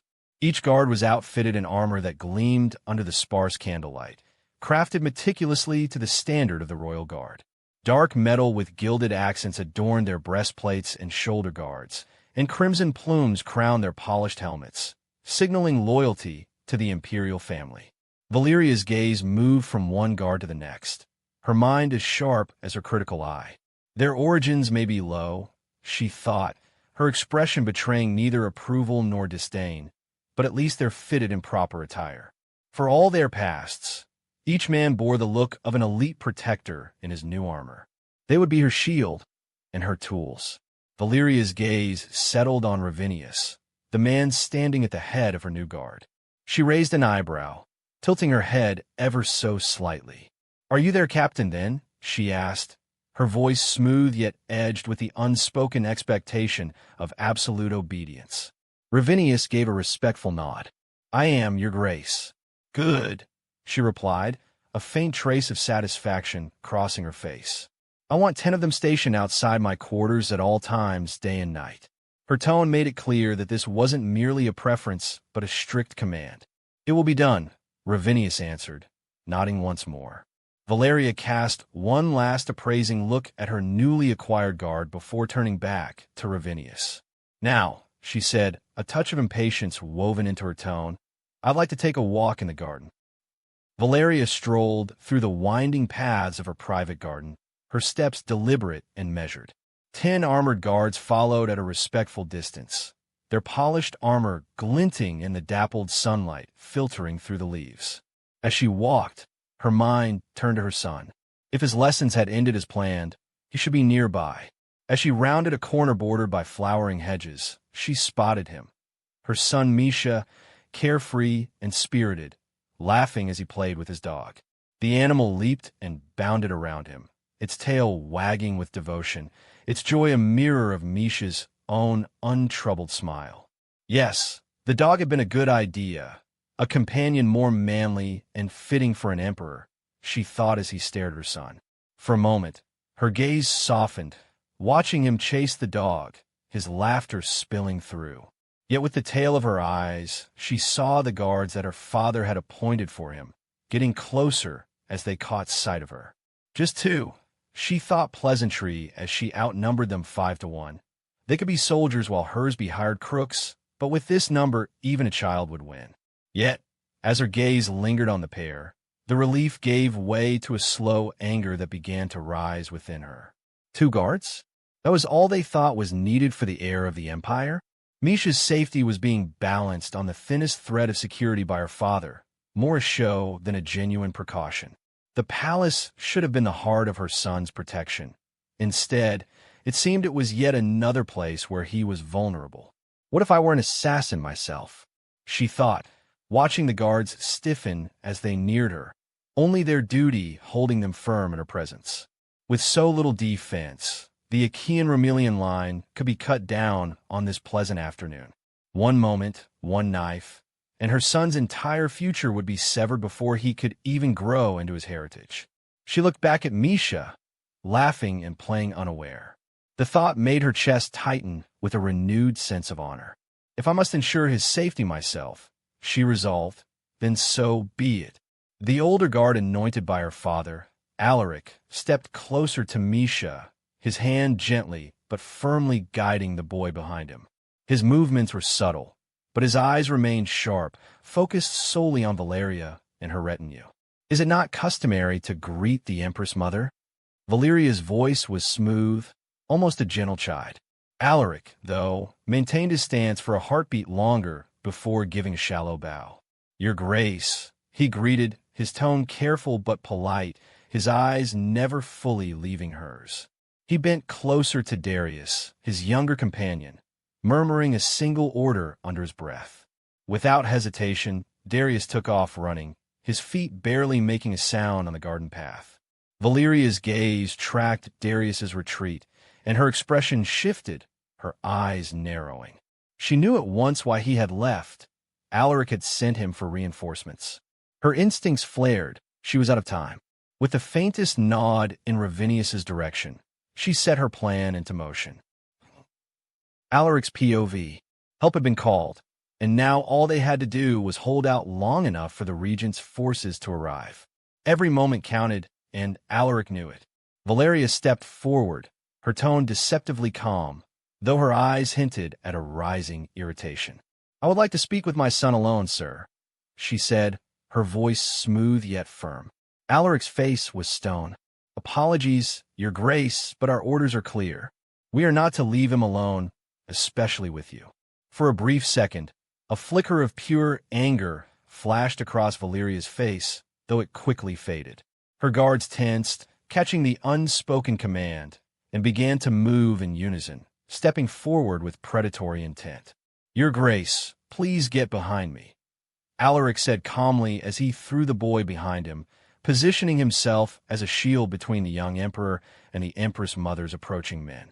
Sensing that battle was imminent, Alaric didn't hesitate.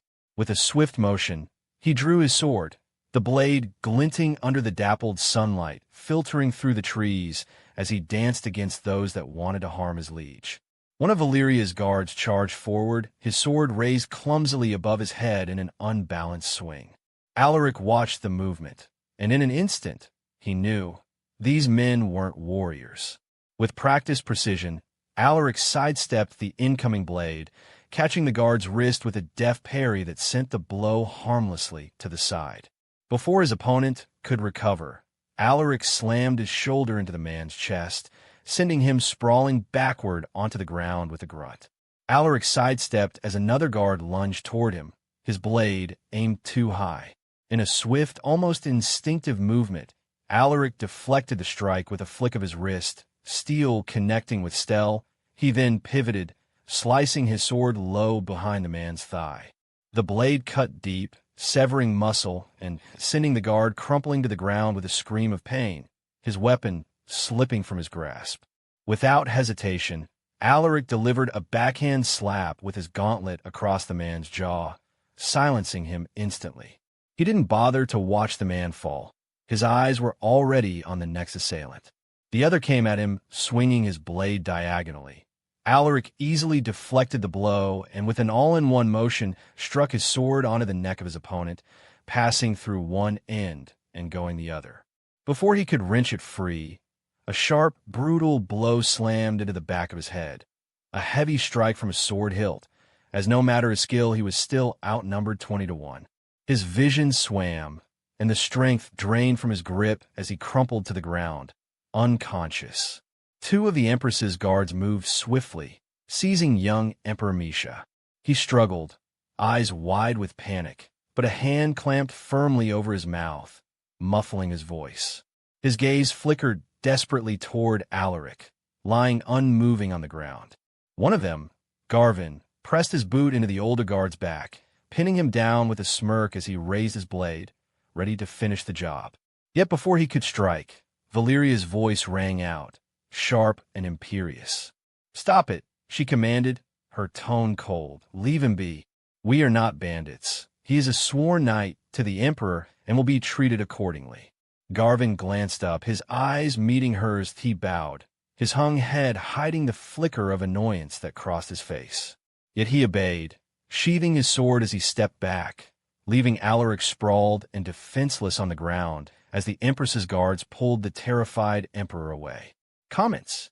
Chapter 2:10. Keval strode through the garden, his face twisted with barely concealed fury. Each step he took was firm, his posture rigid, as he advanced toward the secluded section of the palace grounds, a 5-meter square hidden among tall hedges and delicate stone sculptures. In the center lay a body clad in the unmistakable armor of the royal guard, a crimson pool seeping onto the ground below. He stopped abruptly, staring down at the fallen figure, a cold rage darkening his eyes. Slowly, he turned, his gaze snapping onto Vrader, his nephew and head of the palace garrison. Vrader stood a few paces back, tense and silent, as if bracing himself against the oncoming storm of Keval's anger. "Explain this," Keval demanded, his voice low but seething, making Vrader think that his cousin looked more like his uncle than he let on. Vrader met Keval's fiery gaze and swallowed, his voice steady but somber. While the young emperor was at leisure in the garden, he was set upon by a group of guards under his mother's orders. Keval's expression darkened further, a tempest of emotions raging behind his eyes as Vrader continued. One of the emperor's men rushed inside to raise the alarm, while the other remained at his side, buying what time he could in a desperate bid to protect him. But when the palace guards finally arrived, they found the garden in utter disarray. The empress and her guards had vanished, along with the emperor himself. Lying on the ground was one of her men, dead, and the emperor's remaining guard, Alaric, left unconscious. Keval's voice cut through the air like a blade, sharp and unforgiving. "Why did you not close the palace gates the moment the attack was known?" Vrader shifted uncomfortably, the tension between them palpable. The Empress Mother exited through the main avenue immediately after the assault. "She left in a carriage," he explained, keeping his tone calm despite the gravity of the situation. "A carriage? After abducting the Emperor?" Keval's eyes widened in disbelief, rage mixing with a sense of urgency. "How was that even possible? Did she buy the guards?" Vrader shook his head grimly, his expression reflecting the seriousness of the matter. "No, my lord. The entrance guards reported they saw the Empress Mother accompanied by a young temple servant. They had no reason to suspect anything unusual. They said nothing seemed amiss and allowed them to pass without question.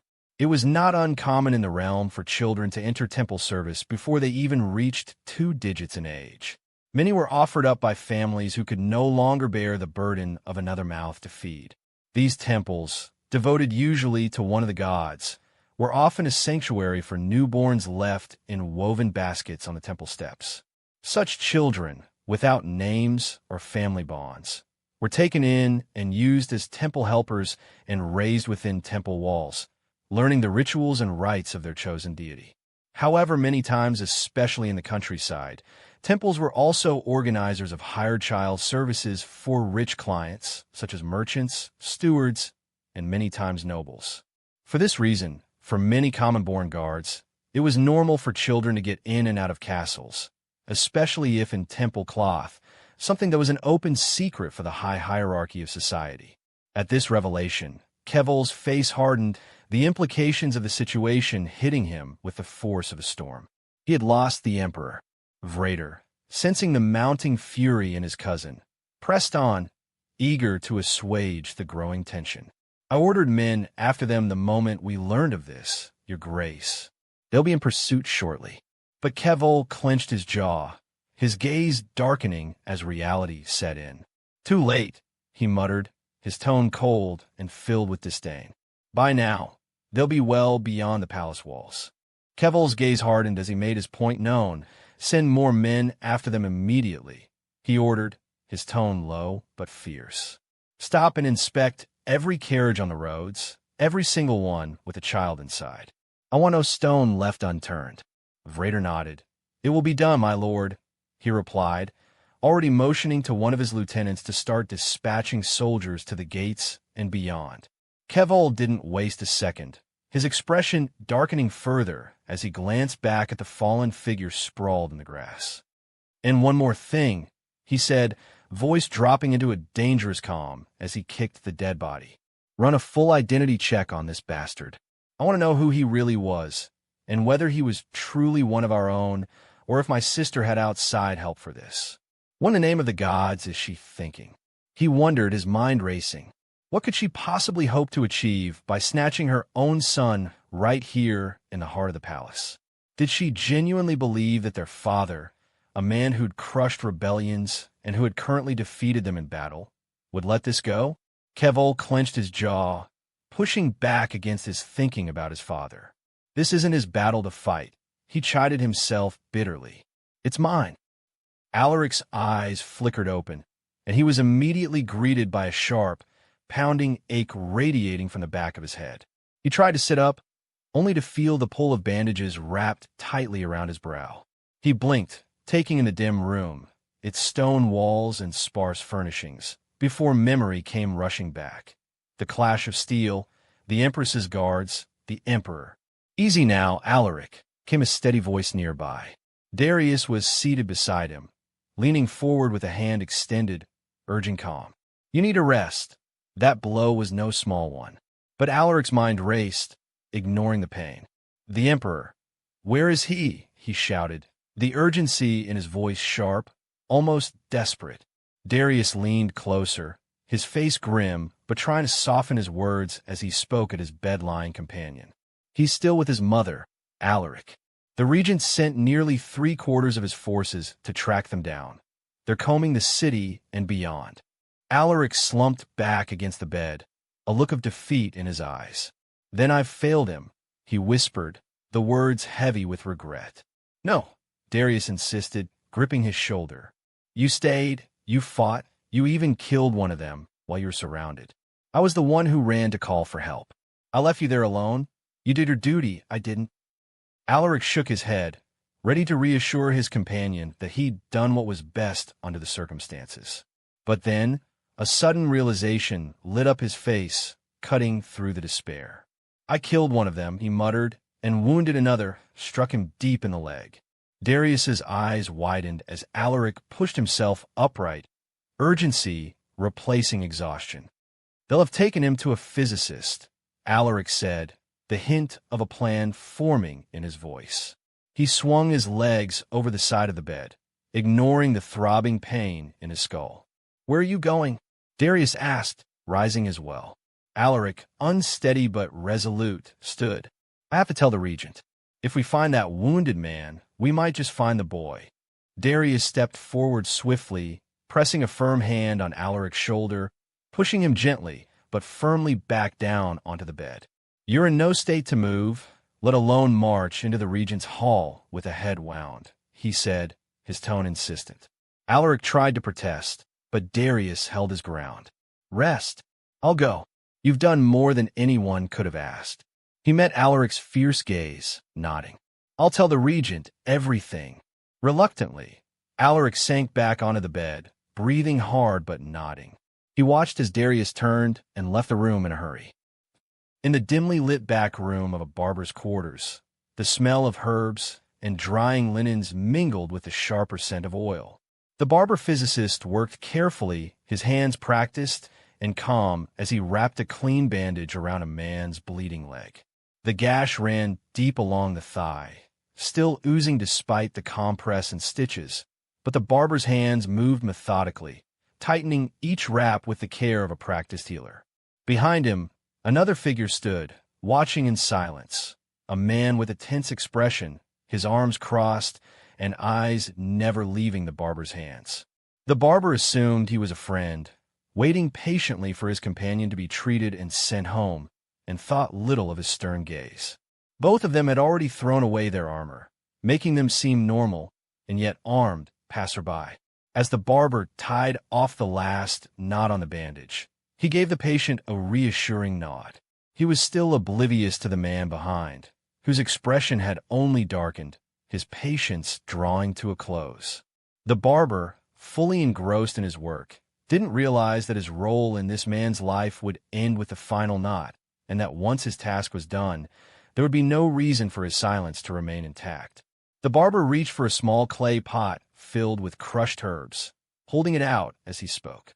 "Every evening before you sleep, soak the bandage in a paste made from these," he instructed, his voice calm and steady. "Change the dressing each time, and keep it clean. Infection sets in fast with wounds this deep." As he placed the vase down on the table, he became aware of the silent man behind him moving closer, his shadow stretching across the floor, darkening the small pool of lamplight over the patient. The barber turned slightly, feeling a faint prickle of unease, but brushing it aside as he reached for a cloth to wipe his hands, thinking that the man was going to pay him. Just then, the door to the room burst open with a thunderous bang, the wooden frame shuddering from the force.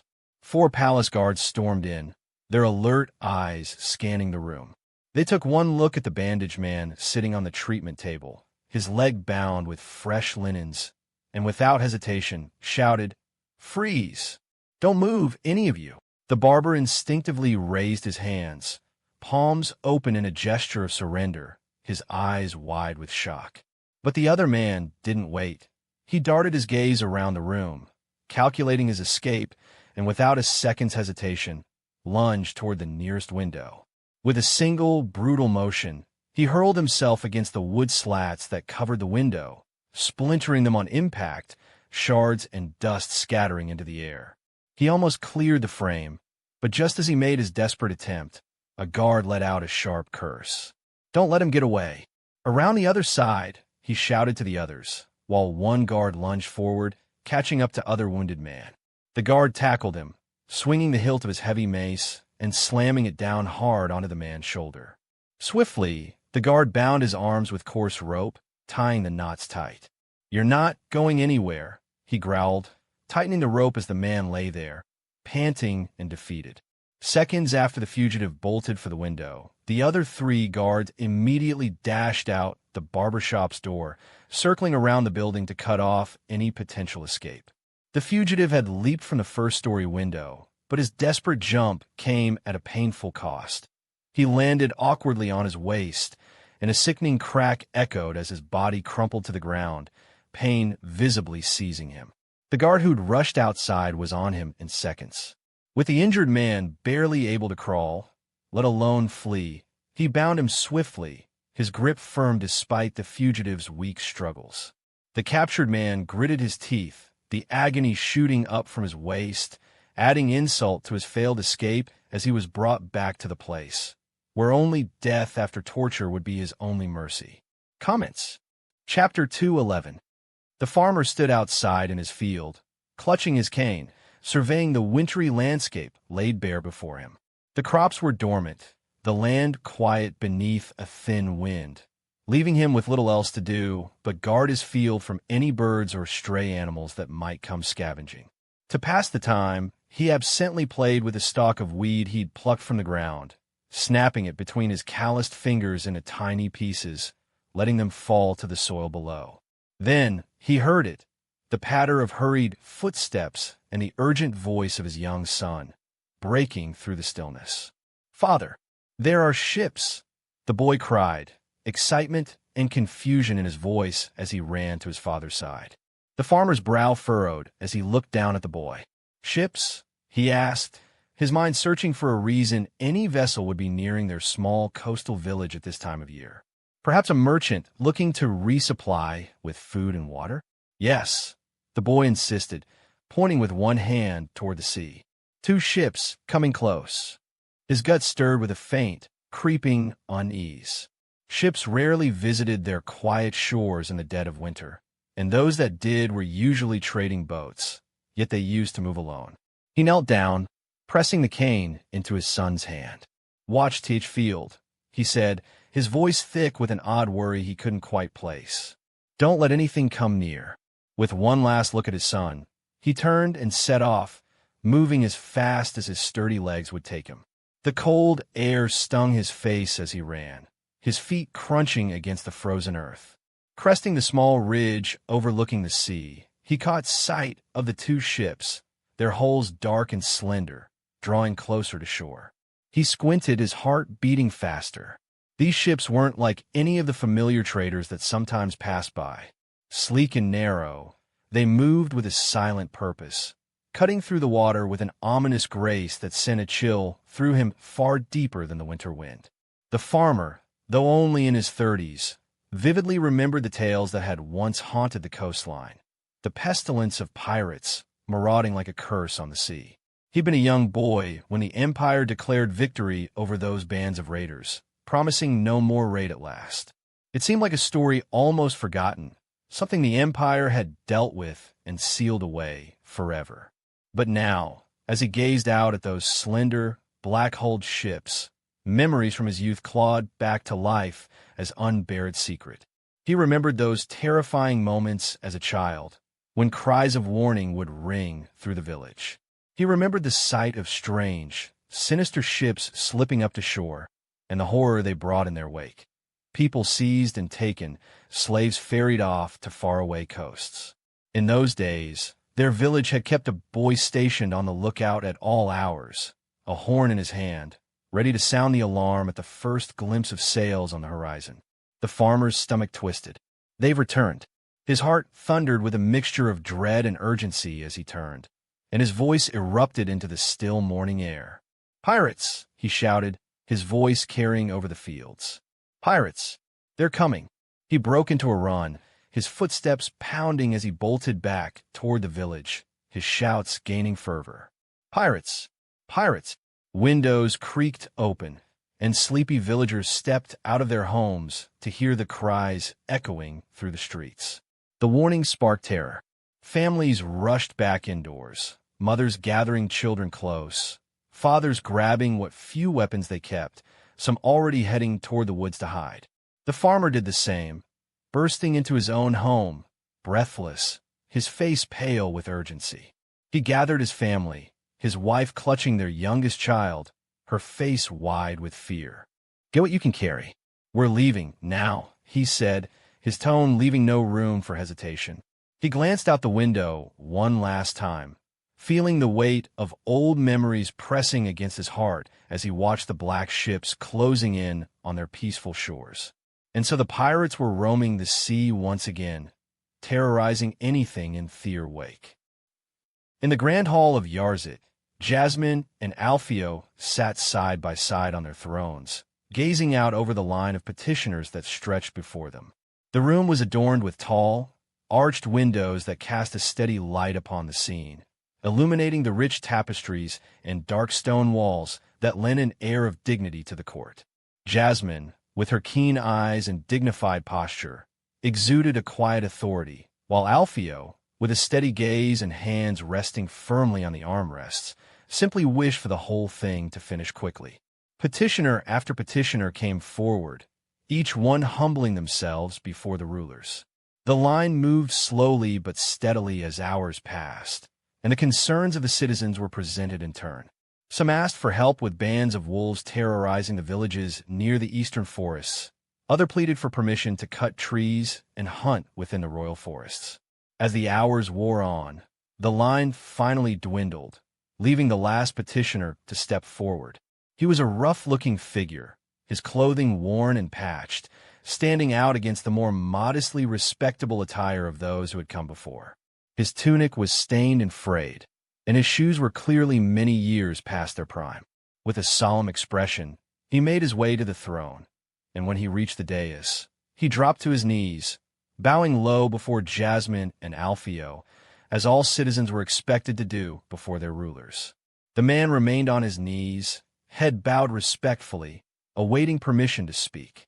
Silence fell in the grand hall, and all eyes turned to the lone figure, his form a humble contrast against the opulence of the royal court. Jasmine gave the man a slight nod, her gaze steady. "You may speak," she said, her voice calm and measured. The man cleared his throat, his rough voice cracking as he began. "My name's Darren, your majesty. I come from a village not far from Ericina. Ain't but a few hours walk out. Been a farmer all my life. But something bad happened." He looked up, his face worn and weathered, filled with desperation. Pirates came, he said, his voice trembling, came up from the sea more than 6 weeks back. Took near all we had, they did. Busted into our stores, took our grains, our tools, killed our animals. Anything they couldn't carry off, they ruined. The old folks that could not run were killed in their beds. Jasmine leaned forward slightly, her brows knitting. Why did you not appeal to the governor of Ericina? Darren shook his head bitterly. We did, your majesty. We begged him, sent a runner to Ericina right after it happened. Got nothing but a promise, and it's been more than a month since. Not a scrap, help from the city. He glanced around at the gathered courtiers, then back up at the queen, desperation clear in his eyes. We're huts in, your majesty. We're cold. Got near no wood left for fires, and winter coming in hard now. We got no livestock left either. The few animals we did have, well, the pirates took 'em or slid 'em where they stood. And the food, half our stock, your majesty. Gone. All that we worked for. Darren's voice broke, and he lowered his head.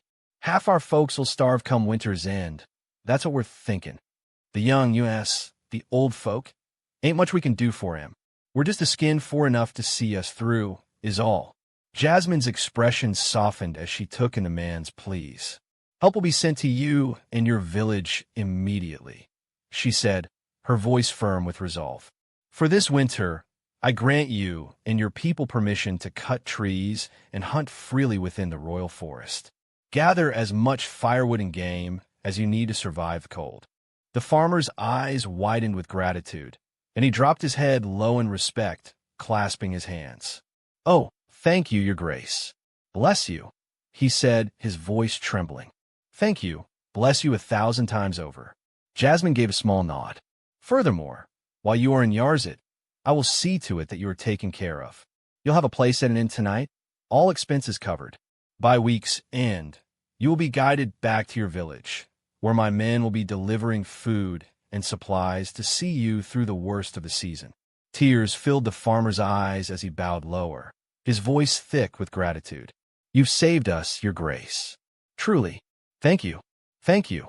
As Jasmine nodded to her attendants, they moved to guide the man from the hall, his face still etched with wonder. As the last petitioner left, the vast chamber began to empty, attendants and advisors filing out in respectful silence. Alpheo rose from his throne, stretching his back with a weary sigh. Was this the third case of a village raid this month? He asked, rubbing the back of his neck. Jasmine, still seated, shook her head, her expression tight. The fourth, she corrected softly. It's getting worse. Something must be done. Alpheo. Can't have half my food reserved used for villages that should be the one producing it for me. Alpheo nodded thoughtfully, pacing a few steps down from the dais. We could divide the army, he suggested, though he sounded less than enthusiastic. Station them along the coastlines. At least we'd have some forces nearby to respond quickly. Maybe take out 1 or 2 raiding parties if we're fortunate. We have got no war until spring, so at least we can do that for now. He paused, glancing back at her, his face grim. But if we're going to solve this for good, Jasmine, we'll need more than just scattered troops. His tone grew resolute. It's time to consider a different approach. We need a navy of our own. Alpheo paused in his pacing, rubbing his chin thoughtfully. We currently have around 15,000 silverii in the coffers, he began, and after covering all army expenses, we're still taking in another 3,000 to 4,000 each month. Setting aside 9,000 of that for some ships wouldn't be a strain on us. If we don't do this now, then when? Jasmine considered this, tapping her fingers on the "Do we have the capabilities for it, though?" she countered. Some people near the sea barely know how to build fishing ships. I don't think we have the humans' resources for building galleys. Alpheo nodded, a small, knowing smile crossing his face. True, but I could call in a favor from the Emperor's regent. He let the idea settle between them for a moment. We've exchanged a few cordial letters recently, and I suspect he'd be quite open to sharing some of the Empire's shipwrights, especially if we add a few gifts to smooth the path. They have so many after all, they won't miss 1 or 2. Jasmine's expression softened, a hint of a smile tugging at her lips. Very well. I will leave it to you, as long as next year we don't have to deal with such news anymore. And so to the seas we go, Alpheo thought with a beautiful smile, as he always wanted for Yarzit to have a navy of his own. And right now he had finally got the okay to start working on it. Comments. Chapter 2:12. In every man's life, a time inevitably comes when he must face a choice between two paths. One leads to the satisfaction of his own desires, to the indulgence of his own anger and passions. The other is the hard road of duty, requiring the suppression of those very urges in favor of a greater responsibility. And for Keval, this was that moment. If he were to follow his desire, his hand would already be on his sword hilt, his blade drawn, ready to strike down the very kin sitting across from him. She wore a mocking, insolent smirk that set his blood alight, as if this entire affair was some trivial game. The fact that she had abducted her own son, his nephew, and held the young emperor hostage seemed, to her, little more than an entertaining diversion. Keval's fingers flexed involuntarily at his side, aching to silence her smug expression. But he knew what was at stake. To act in anger would be to ignite chaos, and to entertain a behavior he could ill afford. His duty was to protect the throne, and right now he knew he had done an ugly job at it, not that the people around him made it better. As he stood there, jaw clenched, his choice became all too clear. Duty? Keval crossed his arms, his voice cold and measured as he said, "The last thing I expected was for you to barge into my chambers, as if nothing had happened." Behind him, his guards stood alert, silent, but their expressions betrayed their mistrust and disdain, eyes hard as they took in the woman lounging before them. Their hands rested on their weapons, some fingers twitching at their daggers, ready to act should their lord so much as signal. Valeria only laughed, her voice a low, mocking melody. "And how else was I to make peace with my family, dear brother?" she replied, the corner of her mouth lifting into a defiant smile, as if her presence here, after all that had transpired, were some delightful jest. Keval's expression darkened. "If you want peace," he said, his voice tense and laced with anger, "release your son to me at once. Do that, and I will forget about everything that happened here. Otherwise, your peace will be worth nothing. Must I remember you that you are not going against me, but against our whole family?" Keval's voice grew sharp, his anger barely concealed beneath his words. "Our father and brother just won a battle, risking everything to secure your son's life and his throne. And this," he gestured at her dismissively, "this is how you thank them? By kidnapping him." Valeria's smirk faded, but he pressed on. "What our family needs is unity, Valeria, not these petty feuds and betrayal. Fighting among ourselves is the last thing we should be doing." She scoffed, her voice dripping with bitterness. "Unity?" she sneered. "You speak so easily of unity, yet this is the thanks I get for everything I've done, everything, to keep our family's interests first and foremost." Keval sighed, the exasperation clear in his eyes. "This again? Always the same, Valeria." But her patience snapped, and her face twisted with anger. "Of course you'd say that. It's easy for you now, isn't it? Now that you sit comfortably as regent." Keval shook his head, cutting her off. "Regent," he repeated firmly, "for just a few more days, until father returns. That's called filial duty, Valeria. A duty that doesn't include starting wars against one's own family. You can hardly justify this as for the family when you're tearing us apart from within." Valeria's face remained impassive, her eyes cold and unreadable. Keval cursed under his breath, frustration mounting as he realized his words were falling on deaf ears. "Fuck, this isn't working," Keval thought as his appeals were bouncing off her like stones off steel. "We captured 2 of her hired thugs, yet neither of them could tell us where Misha is being kept. Fucking useless." He knew they hadn't been lying. He'd been there personally, watching as his men employed every brutal method available to pry information from them. To no avail. There are just so many nails and teeth that someone can pull before realizing they truly knew nothing. At this point, they just did it for the sake of it. It didn't help also that Misha's guards were there too. Keval's eyes narrowed, his voice low but sharp. "When father returns from his campaign and finds out about this disaster you've stirred up, how do you think he'll react?" He leaned forward, his tone biting. When he sees the mess you've made, what do you imagine he'll do?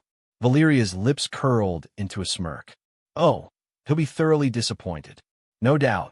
But first, he'll be swept through the city in his victory parade, hailed as a conquering hero. He'll bask in the people's adoration, walk through the palace as a triumphant general. Her gaze turned piercing. All the while, the emperor will be nowhere to be seen. The meaning of her words settled on him like a weight, and Keval felt a surge of irritation and reluctant admiration. So that was her game. She wanted to dangle this scandal over their father's head, using his own pride and victory as leverage. He took a deep breath, steadying himself, his expression darkening as he met her eyes. "All right, you want to play like that?" he muttered, his voice tight with restrained fury. "What is it you want, then?" Valeria's eyes gleamed with a fierce determination. "I want to be regent," she declared, her tone resolute, as if it were an unshakable truth rather than a request. Keval let out a harsh, incredulous snort. "Father would never allow it. He'll take on the regency himself. You'd have better luck reaching out and touching the moon." Valeria's mouth twisted into a wry smile. "Perhaps I would," she murmured, a hint of something darkly playful in her tone. Keval shot her a hard look. "This isn't a game, Valeria. He's sacrificed too much for you two." "I don't care about the empire, Keval," she interrupted, her voice soft but edged like a dagger. "Let Father keep his power. Let him handle the battles and politics. But Misha, he is mine. I want to be the one guiding him, to oversee his education, his decisions. I want to shape him, Keval, not as some distant, caged heir, but as my son, trained in the way I see fit." Keval leaned forward, his voice low and tense. "If we agree to this madness, if we allow you to play regent over Misha, will you let the emperor come back to the palace?" Valeria smiled, almost indulgently, as if he were asking for some trivial favor. "Of course. I would never keep him from the palace." She glanced at him, her tone taking on a cold practicality. "Naturally, I'll require a personal guard of 100 men. I wouldn't want anyone to conveniently forget our arrangement once Father returns." Keval's gaze hardened, barely concealing his disdain. "I need time to decide." "Of course," she added with a mocking smile. "I'm not the one pressed for time here, Keval. Father is only days away. You'll have plenty of opportunity to think about what kind of welcome to prepare for him." With a graceful turn, she rose from her seat, her movements calm and deliberate, and swept out of the room without a backward glance. As the heavy door closed behind her, Keval's restrained fury erupted. He slammed his fists down, sending everything on his desk crashing to the floor. Papers, ink, and scrolls scattering in a furious display. He hated to admit it, but she had maneuvered him into a corner, and the clock was ticking. In the dimly lit room, Garvin stood amidst 27 other men, each casting uneasy glances at one another. The tension hung thick in the air. Every man knew exactly what they had done and who they held captive, the Emperor himself. Fear was etched on many faces, the enormity of their crime weighing heavily on them. Some muttered nervously, others shifted uncomfortably, but none could deny they were far too deep into this scheme to turn back. In front of them, tables were laden with rows of bags filled with coins, the only tangible reward for the danger they'd undertaken. Ravinius stood before the group, his demeanor steady, unbothered by the anxiety pulsing through the room. "It's done," Ravinius began, his voice calm but firm. "The job is finished. You've completed your task, and now you have a choice. If you want to receive your pay and go, then do so. But if you're interested in keeping on with this work, then you'll be welcome to stay." The men exchanged uncertain looks, some eyeing the bags of coins hungrily, others casting nervous glances at the closed door. Finally, one of them stepped forward. "I'd like to take my pay and be on my way," he said, his voice firm. Ravinius nodded curtly, gesturing toward the table. "Take 4 bags. Each one holds 50 silverii. That's your cut." The man nodded, carefully selecting 5 bags instead of 4 before slipping out the door, his footsteps echoing faintly in the tense silence. Ravinius glanced around at the others, his gaze challenging, as if daring them to make their decision. "Anyone else?" he asked, his tone cold. His gaze shifted to Garvin, who met his eyes steadily for a moment before he, too, took a step forward. Ravinius said nothing but gave him a long stare, awfully long, before nodding to the table. Garvin moved forward, swept up his silver, and turned for the exit, feeling the weight of the coins as he left the room. Once outside, Garvin's legs felt heavy. He dropped to his knees, one hand covering his face as the other clutched the bag. He loosened the drawstring and peeked inside at the gleaming silver stacked within. The sight made his head swim. A fortune, enough to keep him comfortable for the rest of his life, far away from this mess. He tightened the bag again and got to his feet, pushing himself to move. At the door, two men stood guard, their faces stony and watchful as he passed. Neither spoke, just eyed him with detached indifference. Garvin pushed through the door and out into the cool night air, feeling the chills settle around him. He walked further from the building, his thoughts racing with the newfound freedom the silver in his hand could buy him. As he left, a strange mix of relief and disbelief filled him. For the first time in his life, he was free from worry about his next meal, free from anyone's orders, free to live however he chose. And with the weight of silver in his bag, Garvin knew he'd never have to work again if he didn't want to. All that remained now was to decide on how to spend it. "I believe a drink is customary," he murmured as he kept the bag close while walking forward, deciding where he would spend the night. Comments. Chapter 213. Garvin sat in a shadowy corner of a bustling tavern, nursing a small drink and slowly coming to terms with his newfound wealth. He was a rich man now, something that felt both exhilarating and dangerously surreal. He was down to earth enough to realize that walking around with a fortune in silver could easily turn deadly if he wasn't careful. Carrying enough money to buy a fine war horse and live comfortably for years wasn't wise in a place like this, so he'd already taken steps to safeguard his fortune. The night before, he'd secured a private room and hidden most of his silver in a spot only he knew, a small, carefully dug hole behind a loose floorboard under his bed. The tavern was warm and filled with the smell of roasting meat, ale, and a low hum of chatter. He sat back, letting his nerves finally ease a bit as he glanced around the room. A young woman, her hair pulled back and eyes sharp with the kind of curiosity that was common in taverns, approached his table, smiling softly. "What'll it be tonight, sir?" Garvin fished out a silver coin from his pouch and dropped it on the counter with a satisfying clink. "Something good to eat and something to drink," he said, his voice steady. The girl's eyes widened briefly at the sight of a full silver piece before her fingers swept it up. She leaned in a little closer, her hand drifting down to rest lightly on his arm. "Of course," she murmured, her voice dropping to a lower tone. "And is there anything else you'd like tonight, sir?" Her fingers traced his arm lightly, suggestively. Garvin's mouth quirked up in a half-smile as he shook his head, enjoying the moment, but careful not to give too much away. "Just food and drink, lass. That'll be more than enough for me." "Suit yourself," she answered in an acid tone. Garvin watched the girl as she took his coin and walked back to fetch his order, a faint smile playing on his lips. She was cute, no doubt about it, and in other circumstances, he might have enjoyed her company. But now that he had real wealth, his mind was moving in a different direction entirely. He imagined buying a small property somewhere, maybe a modest home with a bit of land. Something that was his, where he could find stability and security for the first time in his life.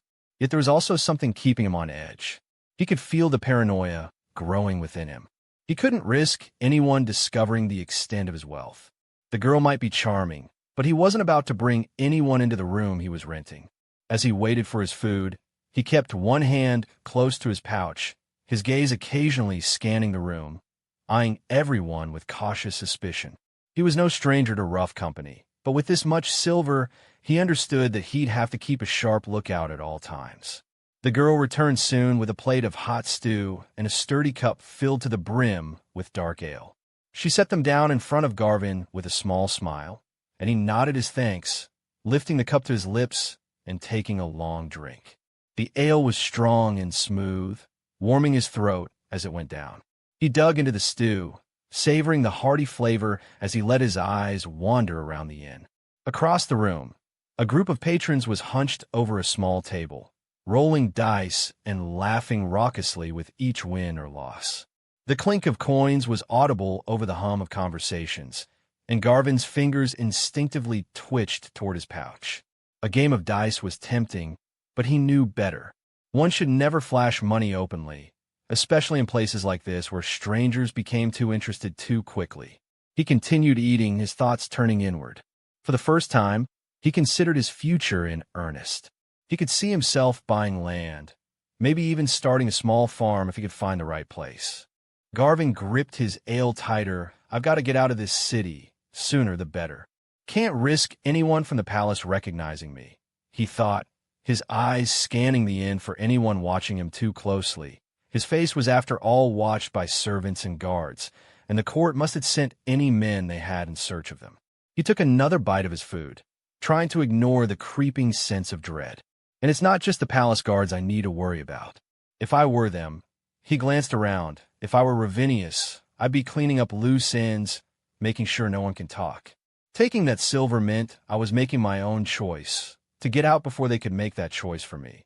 There would be no happy ending there. When he accepted the silver, he'd done so with the full understanding that it meant running. It had been a risk worth taking, but only if he could make it out of the city safely. Leaving tonight would be ideal, but he realized he had a problem. He'd need a horse, and it was far too late to buy one now. The stables would be locked tight, and trying to purchase a horse at this hour would only draw unwanted attention. That meant he'd have to wait until morning, stay one more night within these walls, vulnerable and uneasy.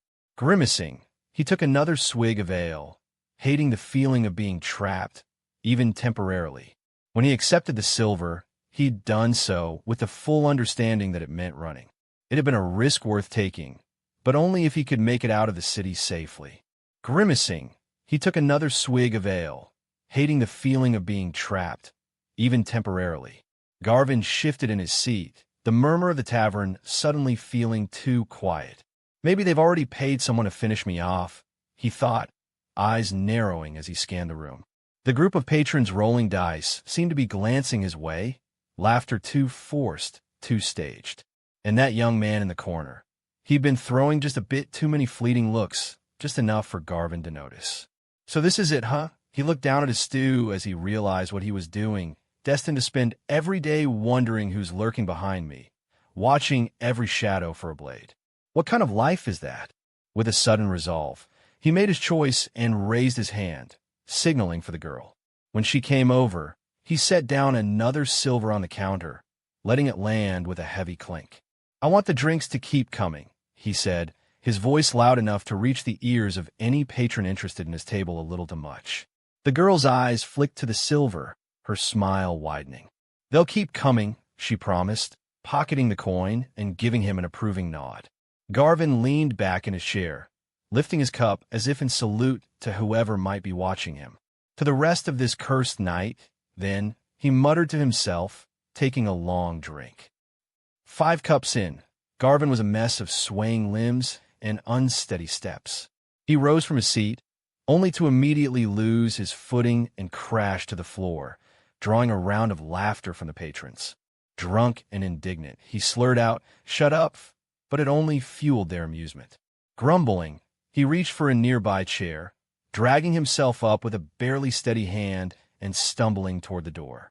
He lurched out into the night air, his steps erratic as he staggered down the road, nearly falling more than once. To any passerby, he was just another fool who'd had one too many. Yet, for anyone sharp enough to notice, there was something calculated beneath his stumbling. Every time he tripped, he fell with his face angled back, eyes darting over his shoulder to check for anyone trailing him. When he veered too far to one side, he turned it into a staggered pivot, giving himself a quick glimpse of the shadows behind. And with every glance, he hoped he was the only one who knew how much he was looking back. Someone was following him. He hadn't been able to catch the figure's face, but there was no doubt in his mind someone was following. His mind scrambled through the possibilities. Could just be a thief thinking I'm an easy mark with this drunk act, he thought and hoped. But then there was the other option. Thinking fast, Garvin suddenly swayed to the left, lurching hard as if the drink had finally gotten the best of him. His coin pouch slipped from his belt, tumbling to the ground with a clink as silver coins spilled onto the cobbled street, glittering under the streetlight. Garvin leaned down to look at the scattered coins. For a few long seconds, he swayed over them, his expression blank, before letting out a loose chuckle and waving his hand in dismissal. He stumbled on, leaving the coins where they lay, hoping his follower would take the bait. He did not, and kept walking forward. Garvin felt a trickle of sweat run down his temple despite the chill in the night air. His heart drummed faster, and he knew he needed to act. He staggered forward, turning sharply into a narrow, dimly lit street. That was it, he thought, as the knowledge he was right did not please him one bit. Once out of sight, he pressed himself against the wall, breathing shallowly as he slipped his dagger from its sheath, its blade cold in his hand. He steadied his grip, the handle firm against his palm, as he listened to the approaching footsteps, his hands trembling and his mind overworking. Seconds ticked by, each one lengthening as the sound grew closer, boots scuffing against the cobblestones. When a shadow began to emerge from the corner, Garvin moved like lightning and lunged forward. Comments.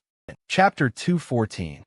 As soon as the shadow crossed into his line of sight, Garvin thrust his dagger forward, his arm steady, the blade slicing through the narrow space between them. The man's eyes widened in shock as he caught sight of the glinting steel too late to react. The dagger plunged into his stomach with a sickening resistance, sinking deep. The man let out a strangled scream, staggering back, his hands instinctively clutching at the handle still embedded in his gut. Blood seeped around his fingers as he stumbled, his face twisted in pain and horror. Garvin's heart raced as he took in the sight of his wounded pursuer, muttering a silent thanks to the gods that the man hadn't been wearing any armor. This would be his only chance. The man, a stocky figure with short brown hair, grimaced as his gaze locked onto Garvin, hatred burning in his narrowed eyes. Blood was soaking through his shirt, dripping from the wound Garvin's blade had left in his abdomen. Breathing through clenched teeth, the assassin drew his own dagger, his hand shaking slightly, but his resolve clear. Garvin noted the man's trembling stance, his face contorted with pain, and quickly formed a plan in his mind. Unfortunately, he was unarmed, as his only dagger was still in the man's gut. He took a cautious step back, watching the man stumble a bit, trying to steady himself. The assassin's eyes flickered with a new determination as he seemed to realize that, wounded or not, he might still have a chance, given his opponent's lack of weaponry. His movements were awkward as he leaned back slightly, grimacing at the pain radiating from his abdomen, but he forced himself to ignore it, gripping his dagger tightly. With a sharp intake of breath, the assassin lurched forward, lunging at Garvin. Garvin sidestepped easily, watching the man stagger past him, clutching his wound as he recovered his footing and pulled back, his face twisted in pain and fury. "Who sent you?" Garvin demanded, his voice a low snarl. "Shut up," the man spat, his voice hoarse. With a grim determination, he swung the dagger wildly at the air between them, his anger and desperation spilling over as he threw himself into yet another attack, though his aim was erratic. Garvin dodged, his eyes narrowing as he braced himself for what he knew would be a relentless, if sloppy, assault. Garvin saw an opening and seized it, swinging his leg in a sharp kick to the man's hind leg. The assassin buckled, collapsing onto one knee with a grunt. Garvin wasted no time. He followed with a swift hook to the man's face, the impact jolting the assassin's head to the side. The man groaned as he fell stomach toward the air. Garvin stepped in and, without hesitation, drove his boot down hard onto the dagger's hilt, twisting it deeper. The assassin let out a howl of agony, his hand flailing as he dropped his own dagger, the weapon clattering uselessly to the cobblestones. Garvin pressed down harder with his foot, eyes fixed on his opponent as the man's strength seemed to wane, pain sapping any last vestiges of a fight. The assassin's face contorted in pain as he began to whimper. His resolve shattered as tears streamed down his cheeks. Garvin looked down at him, catching his breath, steadying himself. He lowered himself to retrieve the dagger that had fallen from the assassin's hand, his fingers closing around the cold steel. Slowly, Garvin approached, his eyes locked onto the man's tear-streaked face, now pale with fear and agony. He pressed the dagger to the assassin's throat, feeling the rapid pulse under the blade. He hesitated, a moment's thought flickering in his mind. Was there anything left to ask? Any final piece of information? But as quickly as the thought arose, it faded. There was nothing. With grim resolve, he pressed the blade in one clean, decisive motion. The assassin's eyes widened one last time, his mouth opening in a silent gasp before his body went slack. Garvin stood up slowly, his gaze fixed on the lifeless form sprawled at his feet. He watched as the man's eyes dulled, the brief spark of pain and hatred extinguished, leaving only emptiness. A heavy realization settled over Garvin like a weight he couldn't shake. The fact that they'd sent someone after him confirmed his worst fears. He was a loose end, a liability. The thought cut through him, casting a dark shadow over any small relief he'd felt at surviving this ambush. It wasn't just one man he had to worry about. There could be others, sent at any time, without warning. He was living on borrowed time now, every moment ticking down until the next knife in the dark, leaving him with one single question. What could he do to survive another day? And so his eyes moved to the place where it had all begun, the palace. In that moment, he felt the full weight of its shadow, knowing it would follow him wherever he went. The first light of dawn barely crept through the narrow window when the sudden crash against his door jolted Lord Keval awake. He sat up, his hand instinctively reaching for the dagger on his bedside table. Another pounding on the door followed, and muffled voices rang out. Lord Keval, it's urgent." Keval jolted awake, his instincts snapping him to attention as he threw on his robe and strode to the door. Flinging it open, he found a stranger, a rough-looking man, clearly a guard by his uniform, with a tense, pale face. Their eyes met briefly before the guard dropped to one knee, bowing his head low.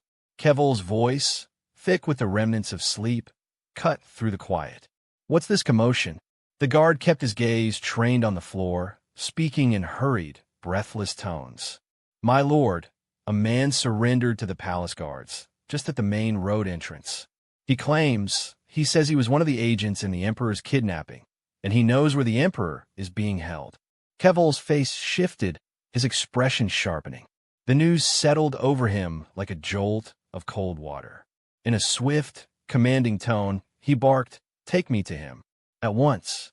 The guard scrambled to his feet and turned sharply, ready to lead, while Keval threw on his cloak, his heart pounding with a renewed urgency, feeling like the gods had not deserted him.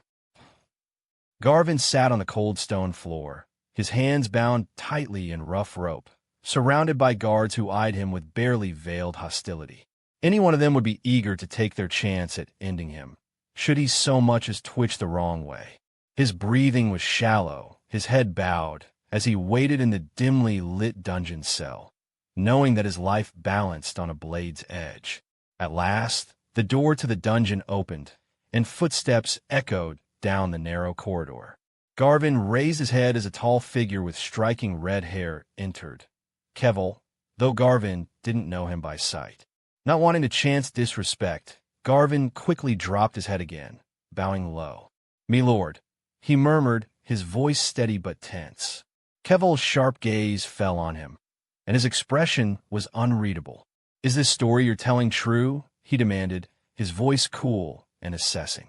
Garvin nodded, his voice low and earnest. "I swear it, by the gods themselves, me lord. It's true." A nearby guard scoffed, his face twisted with contempt. And were the gods worth to a man who would harm the one chosen by them? His words dripped with disgust, and several other guards murmured their agreement, their stares full of loathing. Garvin swallowed, feeling their scorn like a weight, but his gaze flickered briefly to Keval, searching for any hint of hope in the cold, judgmental eyes fixed on him. Garvin raised his gaze, his face shadowed with regret as he addressed Keval. I came back to set things right, me lord. Believe me, I had no idea what the job was until it was too late, and by then, there was no way to turn back. Once you're in that deep, the only choice is to go forward. But once it was over, I realized I could do something to make up for what I'd done. Kevol's eyes narrowed, a steely suspicion flickering across his face. And why, he asked slowly, should we trust a single word from your mouth? Garvin's expression hardened with conviction. Because I could have disappeared, me lord. I could have lived out the rest of my days happy, long, and rich beyond anything I'd ever dreamed of. I came back, knowing the risk because I couldn't live with it. He paused, meeting Kevol's gaze steadily. I didn't have to be here, but I am, surrendering my fate to you. Kevol held Garvin's gaze, his face unreadable, before asking in a low, measured tone, "And what is it you want from me?" Garvin swallowed, his eyes flickering down for a moment, as if searching for words. When he looked back up, his expression was stark and raw. "Absolution," he said, his voice a rough whisper that barely filled the cold, stone room. "Fuck no. I just want to survive, and if that means sticking it to that red bitch, then that's what I'll do." Garvin thought as he tried his best to appear like a man eaten by his guilt. Kevol stared at him in silence. "Where is the Emperor being kept?" he finally asked. Garvin took a deep breath, his voice steady but laced with tension. "In a small building in the slums, hidden among the abandoned shops," he replied. "But if I may say, my lord, you should move tonight." He glanced briefly at the guard around him, feeling the weight of their scorn, but continued. "They're unpredictable. Who knows if they'll change the location by morning?" Garvin took a steadying breath, then spoke. "I'll lead you there myself, my lord. I know the way, and I may even be able to get them to open the door for you." Kevol's gaze fixed on him, assessing. For a long moment, he said nothing, the tension in the room palpable. Then, in a flash of clarity, Kevol understood that perhaps the gods truly had granted him this chance. He'd be a fool to refuse. He nodded, the decision settling in his mind. "Very well," he said, his voice firm. "You'll be our guide. And if your information proves true, I'll see to it you're pardoned for any part you played in this crime." Relief flooded Garvin's face as he bowed his head in gratitude. "Thank you, me lord," he murmured as he felt that suddenly there was hope for his future. Comments. Chapter 2:15. Garvin took a steadying breath as he stood before the door, feeling a slight chill run down his spine. It was sunrise, later than he had hoped for the Imperial forces to take action. But he believed at least that they still did not know he was alive, as if they did perhaps they could have decided to change place. What he was doing wasn't about redemption. He couldn't care less about that. This was about survival. If he succeeded here, he'd no longer have to worry about assassins lurking in every shadow, waiting to take him out on the orders of his former employers. There was still the question if the regent would maintain his words. But honestly, it was his only road, so there was no use in musing over how safe it was. Kevol had been meticulous in his planning. 125 of the soldiers had locked down the entire perimeter, blocking every possible route of escape. The remaining 75 stood at Garvin's back, silent and ready, their focus fixed on him and the door before them. He raised his fist and gave a sharp knock, his heart pounding as he waited. A moment later, a visor slid open with a faint scrape, and a pair of narrowed, suspicious eyes peered out at him. "Garvin." The guard voice was confused, his eyes blinking rapidly as he recognized the man outside. "Please don't let them know that I had an assassin sent after me." Garvin prayed to whatever god would listen that the lower crooks knew nothing of how their employer would deal with them. Garvin nodded, keeping his expression carefully neutral. He heard something muttered behind the door, followed by the clank of bolts being drawn back. The door creaked open just enough for him to step inside, and Garvin forced himself to stay calm. Without hesitation, he drew his dagger as he slipped inside. He drove it into the guard's neck, silencing him instantly. The guard staggered, his hand flying up to the wound, but Garvin's blade had already done its work. The man crumpled to the ground as Garvin yanked the door wide open. A moment later, 75 soldiers stormed in, their footsteps thundering as they poured into the narrow corridors of the building. Garvin stepped aside, watching as they swept past him, weapons drawn and eyes set on their mission. Garvin retrieved his dagger, wiping it quickly on the dead guard's cloak before following close behind the wave of soldiers flooding the building. His eyes scanned the chaos, and there, just ahead, was a face he recognized, the knight he'd knocked out cold during the kidnapping. Garvin instinctively shrank back, blending into the shadows, hoping to go unnoticed and wondering if he kept a grudge over it. Fights erupted throughout the dim corridors, the air filled with the clash of metal and the shouts of men. The defenders were a ragtag band of hired crooks, burly, rough around the edges, but lacking any real skill that the royal guards instead owned. Most of them didn't even seem to know who had hired them or what this fight was for. The guards pressed forward, their numbers and superior weapons giving them the upper hand. One guard drove his sword into the chest of an opponent, while another forced two crooks to retreat with quick, precise strikes. The hired thugs fell back, struggling against the trained soldiers as Garvin moved carefully through the mayhem, avoiding drawing attention to himself, but staying close enough to watch the chaos he'd helped unleash. He was not a fighter, and he certainly did not like risking his life. Hence he had no desire and no pretense to help in any fight as he simply continued to run down the dim corridor, his memory racing as fast as his feet. Behind him, a dozen men followed, their weapons ready and their footsteps echoing off the stone walls. The sounds of clashing steel and shouts of battle grew more distant as they pushed deeper into the building, leaving the rest of the guards fighting off the remaining crooks in the entry hall. Suddenly, Garvin recognized the hallway, the familiar cracked walls, and the worn floor. His heart pounded as he stopped dead in front of a thick, weathered door. He turned to the men following him, his voice urgent and breathless. "This is the one," he shouted, nodding toward the door. One of the guards hoisted a small battering ram, steadying it before slamming it with force against the wooden door. With a splintering crash, the door gave way, swinging open as the guards flooded into the room, weapons drawn and eyes scanning for the boy they'd come to rescue. Inside, they froze. Standing near the center of the dim room was a small boy, none other than the young emperor, held tightly in front of a familiar, grim-faced man, Ravinius. In his hand, he clutched a heavy axe, its sharp edge hovering dangerously close to the boy's neck. Behind Ravinius, another figure loomed, a stranger to Garvin, yet clearly simply a hired man. The guards shifted uncomfortably, their weapons poised, yet uncertain as Ravinius's gaze swept over them, defiant and unyielding. One of them took a step forward, shouting, "Drop the axe. Let the emperor go." But Ravinius's grip only tightened, his eyes narrowing with a chilling intensity, daring anyone to come closer. The guards hesitated, their hands gripping their swords with white-knuckled intensity as they waited for a chance to act without endangering the young emperor's life. The room was cramped, barely enough space for the handful of guards who had managed to force their way inside.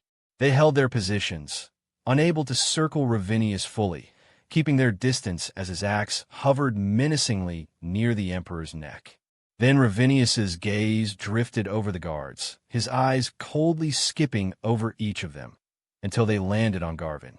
A strange smile spread across his face, and he let out a low, mocking laugh. The sound sent a chill through Garvin. It was unnerving. The Ravinius he knew was always silent, deliberate, never one to waste words, let alone laugh. "Now I understand what was wrong," Ravinius said, his voice darkly amused.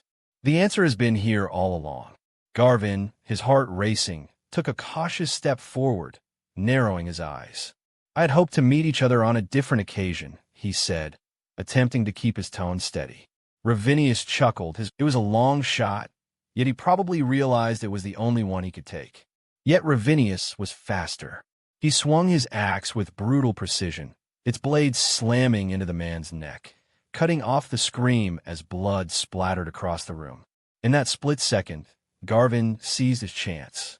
He lunged forward, grabbing the emperor's trembling hand and yanking him toward safety. Realizing what happened, Ravinius pulled out the axe from the man's neck and threw it hard toward the boy, realizing that there was only one way this day would end. Pulling the Emperor behind him, Garvin braced himself, shielding Misha with his body as Ravinius' axe moved in the air. The axe cleaved into Garvin's shoulder. He let out a sharp scream as he crumpled down onto the floor, feeling his shoulder burning and heavier from the axe embedded in it. Immediately after seeing the guard moving forward, Ravinius fumbled into his cloak and pulled out a small vial. He uncorked it and without hesitation, tipped it back and down the contents, his eyes flashing with a disturbing intensity as the liquid disappeared into his mouth. As soon as the Emperor was secured, several guards swiftly moved forward, gathering Misha protectively under their watch. Garvin's scream of agony echoed through the room, the wound on his shoulder searing with each heartbeat, but the guards paid no heed as they threw themselves at Ravinius, who swung wildly at them. "Filthy pigs!" Ravinius spat, his gaze flashing with contempt as the guards wrestled him to the ground. He wore a sly, knowing smile, fully aware that whatever punishment lay ahead, he would face no true suffering. Two guards carefully supported Garvin under each arm, helping him to his feet. His vision swam, but he fought to stay steady as they guided him outside. Misha, looking back over his shoulder, watched them with a concerned gaze. Will that man be all right?" Misha asked, his young voice filled with worry. One of the guards nodded respectfully, his tone serious. "We'll take him to a healer, Your Majesty. He'll be well cared for." Misha gave a determined nod, his eyes never leaving Garvin. "Good. That man saved my life," he said, his voice firm. "Do whatever is necessary to heal him." The guard bowed deeply, acknowledging the order. Garvin, still clinging to consciousness, managed to keep his eyes opened as he stared at the kid that he had first helped kidnap, and then helped save him in return, causing him to wonder how fluid life can be and how easy it could change one day from the other. Comments. Chapter 216. On either side of Romalia's royal road, two trumpeters stood tall, their military uniforms immaculate, their instruments gleaming in the early light. They each raised their silver trumpets to their lips, and the sharp, clear notes echoed down the road, cutting through the bustling noise of the gathered crowd, who could barely rein in their cheers for the victorious army. The trumpeter on the left lowered his trumpet and projected his voice over the crowd. "People of Romalia, proud citizens of the great empire," he called, his voice ringing with authority. "Today, you are called to celebrate and honor our victorious imperial army, returning triumphant from their glorious campaign to cull the wicked rebels." The crowd murmured in excitement, and the garrison soldiers lining the street raised their hands, signaling the people to stay in place, maintaining order on each side of the road. As the first trumpeter finished his announcement, the second trumpeter lifted his instrument again. Another series of triumphant, resounding notes sounded from the gate. And then, through the massive city gates, the imperial army began to enter, banners raised high, glistening armor reflecting the sunlight, and faces set with pride as they marched in step. The people erupted into cheers as the soldiers paraded down the royal road. The citizens' shouts of joy rose to a crescendo, ringing out with a fervor that was not faked. This victory was a reprieve, an assurance that Romalia's people would not feel the cold dread of a siege, a fate that some of the oldest in the crowd remembered all too well from the bloody civil war that had led to Emperor Gradios's coronation. Memories of food shortages and pestilence still stirring their hearts. Another reason for the cheers was the promise of a reward from the royal palace. It was customary for a massive allotment of grain to be distributed to celebrate a military victory in honor of the commander that delivered it. The palace, shrewd in matters of public favor, had not hesitated to extend their generosity this time, using the ceremony to shift the noble's gaze from the loss of the god's fingers. Yet, beneath the public cheers and the haze of relief, the reality of Emperor Misha's position remained precarious. While the victory had solidified Romalia's security from the north, the second prince, Mavius, was still alive with a powerful force of his own. Should Mavius decide to press for control, he could easily mobilize his troops for another campaign southward the next year. a threat that hovered quietly over Misha's newly claimed victory. The Imperial army, however, for now, entered Romalia's gates in a flood of banners, armor gleaming in the midday sun. They passed through the tents and stalls set up along the main road, where thousands of people shouted their praise and waved in awe, filling the air with a jubilant roar. Long life the Emperor! Glory to the Empire! Lord Martheo rode proudly at the head of the procession, basking in the cheers of the people. His hand was firm on the reins, and his face remained composed, but his eyes glinted with satisfaction as he held high the imperial banner, a proud, deep crimson adorned with the golden insignia of the empire. Directly behind, Martheo rode his sons Tyros, clutching the banner of the Achaean family. Its azure blue and silver hues contrasted sharply with the empire's colors but commanded equal respect. The men following behind them marched in tight ranks, their steps synchronized, creating a rumble that echoed off the high stone walls. Armor clinked in unison, and the brilliant colors of their tunics and banners seemed to form a living tapestry against the dust-churned road. The army moved forward with unyielding grace and strength, passing through streets crowded with onlookers and jubilant citizens, whose cheers grew louder as they advanced. The original force of 11,000 had been whittled down to 8,800 soldiers, with only 7,500 permitted to join the victory parade. The wounded remained behind, hidden from the public's view to maintain the army's air of divine strength. Any sign of weakness would detract from the spectacle that Lord Martheo and his commanders intended to present, a flawless force, as unyielding in discipline as in appearance. Each soldier bore armor polished to a mirror-like gleam, their weapons meticulously sharpened and gleaming in the midday sun. Even the soldiers of Tyros, a rougher contingent within the army, marched in the parade fully outfitted in regulation armor and well-maintained gear. Yet they retained elements of their past lives, animal pelts still draped over their shoulders or tied to their belts, remnants of their days as bandits in the wilds. These trophies, wolf pelts, fox furs, and even the occasional bear hide, marked them as men who had survived on their own ruthlessness before the Empire gave them new purpose. Victory parades were a rare spectacle in Romalia, a privilege generally reserved for campaigns led by the emperor himself or a direct heir. Parades were only granted sparingly, like precious gold, due to the delicate power balance in the empire. Allowing an army freshly seasoned with victory into the heart of the city under any leader but the emperor himself posed a risk. A general's glory in the eyes of both the people and the nobles could be dangerous, sparking whispers of usurpation and fueling ambitions that few dared to ignore. The loyalty of troops newly loyal to a triumphant general, combined with the rousing support of the populace, was a potent and hazardous mix within the city walls. But today there was no such risk. This time, the triumphant leader was old Lord Martheo, the emperor's own grandfather, who rode into the city as a victor not for himself, but for the empire and its young ruler, Misha. Even the most ambitious nobles felt no fear of treason or conspiracy. No one could believe that Lord Martheo, in his later years, would harbor any intention of seizing the throne from his own grandson. So, for once, the people's cheers rang free of any tension or doubt. The Clubinarii, heavy cavalry clad in gleaming armor and mounted on powerful war horses, paraded through the main road to the city's thunderous applause. Their horses, massive and imposing, were among the most celebrated of the parade. People craned their necks for a better view, marveling at the massive, well-trained steeds that seemed as much a symbol of imperial strength as the soldiers themselves. Yet, as the horses moved along, the inevitable happened. Many of the Clubinarii's horses began to leave deposits on the cobbled street, forcing the infantry following behind to awkwardly dodge the fresh piles. Despite their efforts, a few soldiers misstepped, their heavy boots squelching into the mess.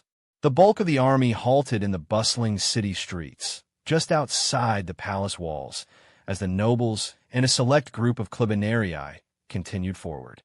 The soldiers on horse held ranks, their polished armor glinting under the sun, banners held high, as the citizens continued to cheer them on.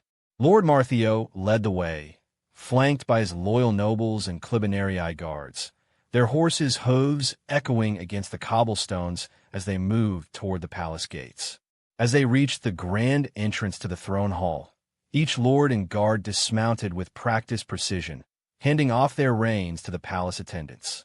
They entered in silence, boots muffled on the carpeted marble floors where the long decorated hall was, and made their way up the aisle toward the throne, where the emperor himself awaited. The emperor sat in solemn grandeur, his frame adorned with the imperial crown and draped in a rich, deep purple silk cloth that shimmered under the throne hall's torchlight. His gaze swept over the nobles who entered, each one kneeling in reverence before him. But when Lord Martheo bent to lower himself, gentle words from Misha stopped him. Close family does not kneel, grandfather. Lord Martheo paused, then gave a respectful bow, offering his thanks. Your Majesty, it is my deepest honor to serve you and the Empire, he said, his voice steady and solemn. The Emperor's expression remained composed as he replied, his voice carrying the weight of measured words. You have honored us with your victory, Lord Martheo. He offered no thanks, as such an expression could imply that, had he led the army himself, there might have been defeat, a notion that politics would never allow. It was a subtle absurdity, yet in the balance of power and appearance, essential for preserving the emperor's authority. Lord Martheo, still bowing, spoke with pride, his voice filled with conviction. Your Majesty, I am honored to have served the empire and to have brought glory to its name. Misha, watching his grandfather, nodded approvingly before addressing the room.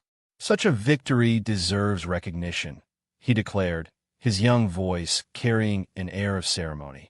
Great deeds deserve great duties, and so I grant Lord Martheo another responsibility. He paused, letting his words sink in. Lord Martheo has proven himself honorable and capable, and so I entrust him with the reins of the empire until I come of age. I hereby name him regent of the empire once again. A ripple passed through the hall as the gathered lords processed the announcement. Many had anticipated this shift, but still, a few pairs of eyes instinctively turned toward Lord Keval, the current regent, expecting perhaps a flicker of discontent. Yet Keval, composed and unreadable, simply inclined his head, bowing with a slight smile, his expression one of calm acceptance. As in the late regent's mind, only one thought was present. Thanks the gods above, it has ended.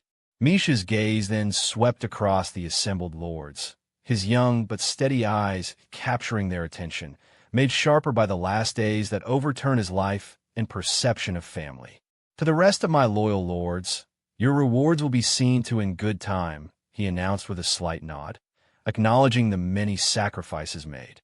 But for now, he continued, a spark of enthusiasm entering his tone, such a victory demands celebration. Let us honor this triumph of justice over the wicked rebels with a feast. Glory to the Empire. Comments. Chapter 217. Keval walked down the quiet, echoing hallways of the palace, his footsteps resounding off the polished stone floors as he approached the regent's chambers, the place that had been the center of his world for so many long, grueling months. He remembered the countless nights he had spent in that room, poring over documents, frantically balancing the empire's precarious finances, and managing every problem that had been hurled his way. It had been the room where he'd argued with ministers, cursed misfortunes, and occasionally fought back the weight of it all with clenched fists and sleepless nights, which many times ended with him crying. Now, with each step, a new sense of freedom lifted him. No more desperate meetings to salvage royal coffers. No more watching over every shit his bitch of a sister managed to make a mess of, whom, by the way, he was waiting with excitement to see the punishment. And more important, no more vigilance against 100 other fires in the empire. Keval allowed himself a slight smile. For the first time in what felt like ages, his shoulders relaxed. As Keval neared the regent's chamber, he spotted Tyros waiting just outside the door, leaning casually against the wall. Tyros looked up, his face breaking into a wide grin, and he pushed off the wall to embrace his brother warmly. It's been too long, brother, Tyros said, pulling him into a tight hug. Months since I last saw you. Look at you, still alive after all this. Keval chuckled as they separated. Barely. It's been harder than I thought it would be. Tyros gave him a knowing look. I heard all about it, especially what Valeria's been up to while your father was away. He shook his head. But if it's any consolation, just think, we'll be spared her little games from here on out. I can only hope, Keval replied, sighing. He felt Tyro's reassuring hand pat his shoulder as he turned to face the chamber door. Go on, get in there, Tyros encouraged. Keval glanced back at him, eyebrows raised. And you? Why aren't you already inside? Tyros grinned, letting out a mock sigh. Oh, I tried, but father threw me out. Seems he wants some peace in his new office. Keval smirked, shaking his head. Not surprised, he said, gripping the door handle. His brother was never the diligent one, and so Keval got ready to face his father, now the regent, and feeling strangely lighter at the thought of leaving that room's burdens behind.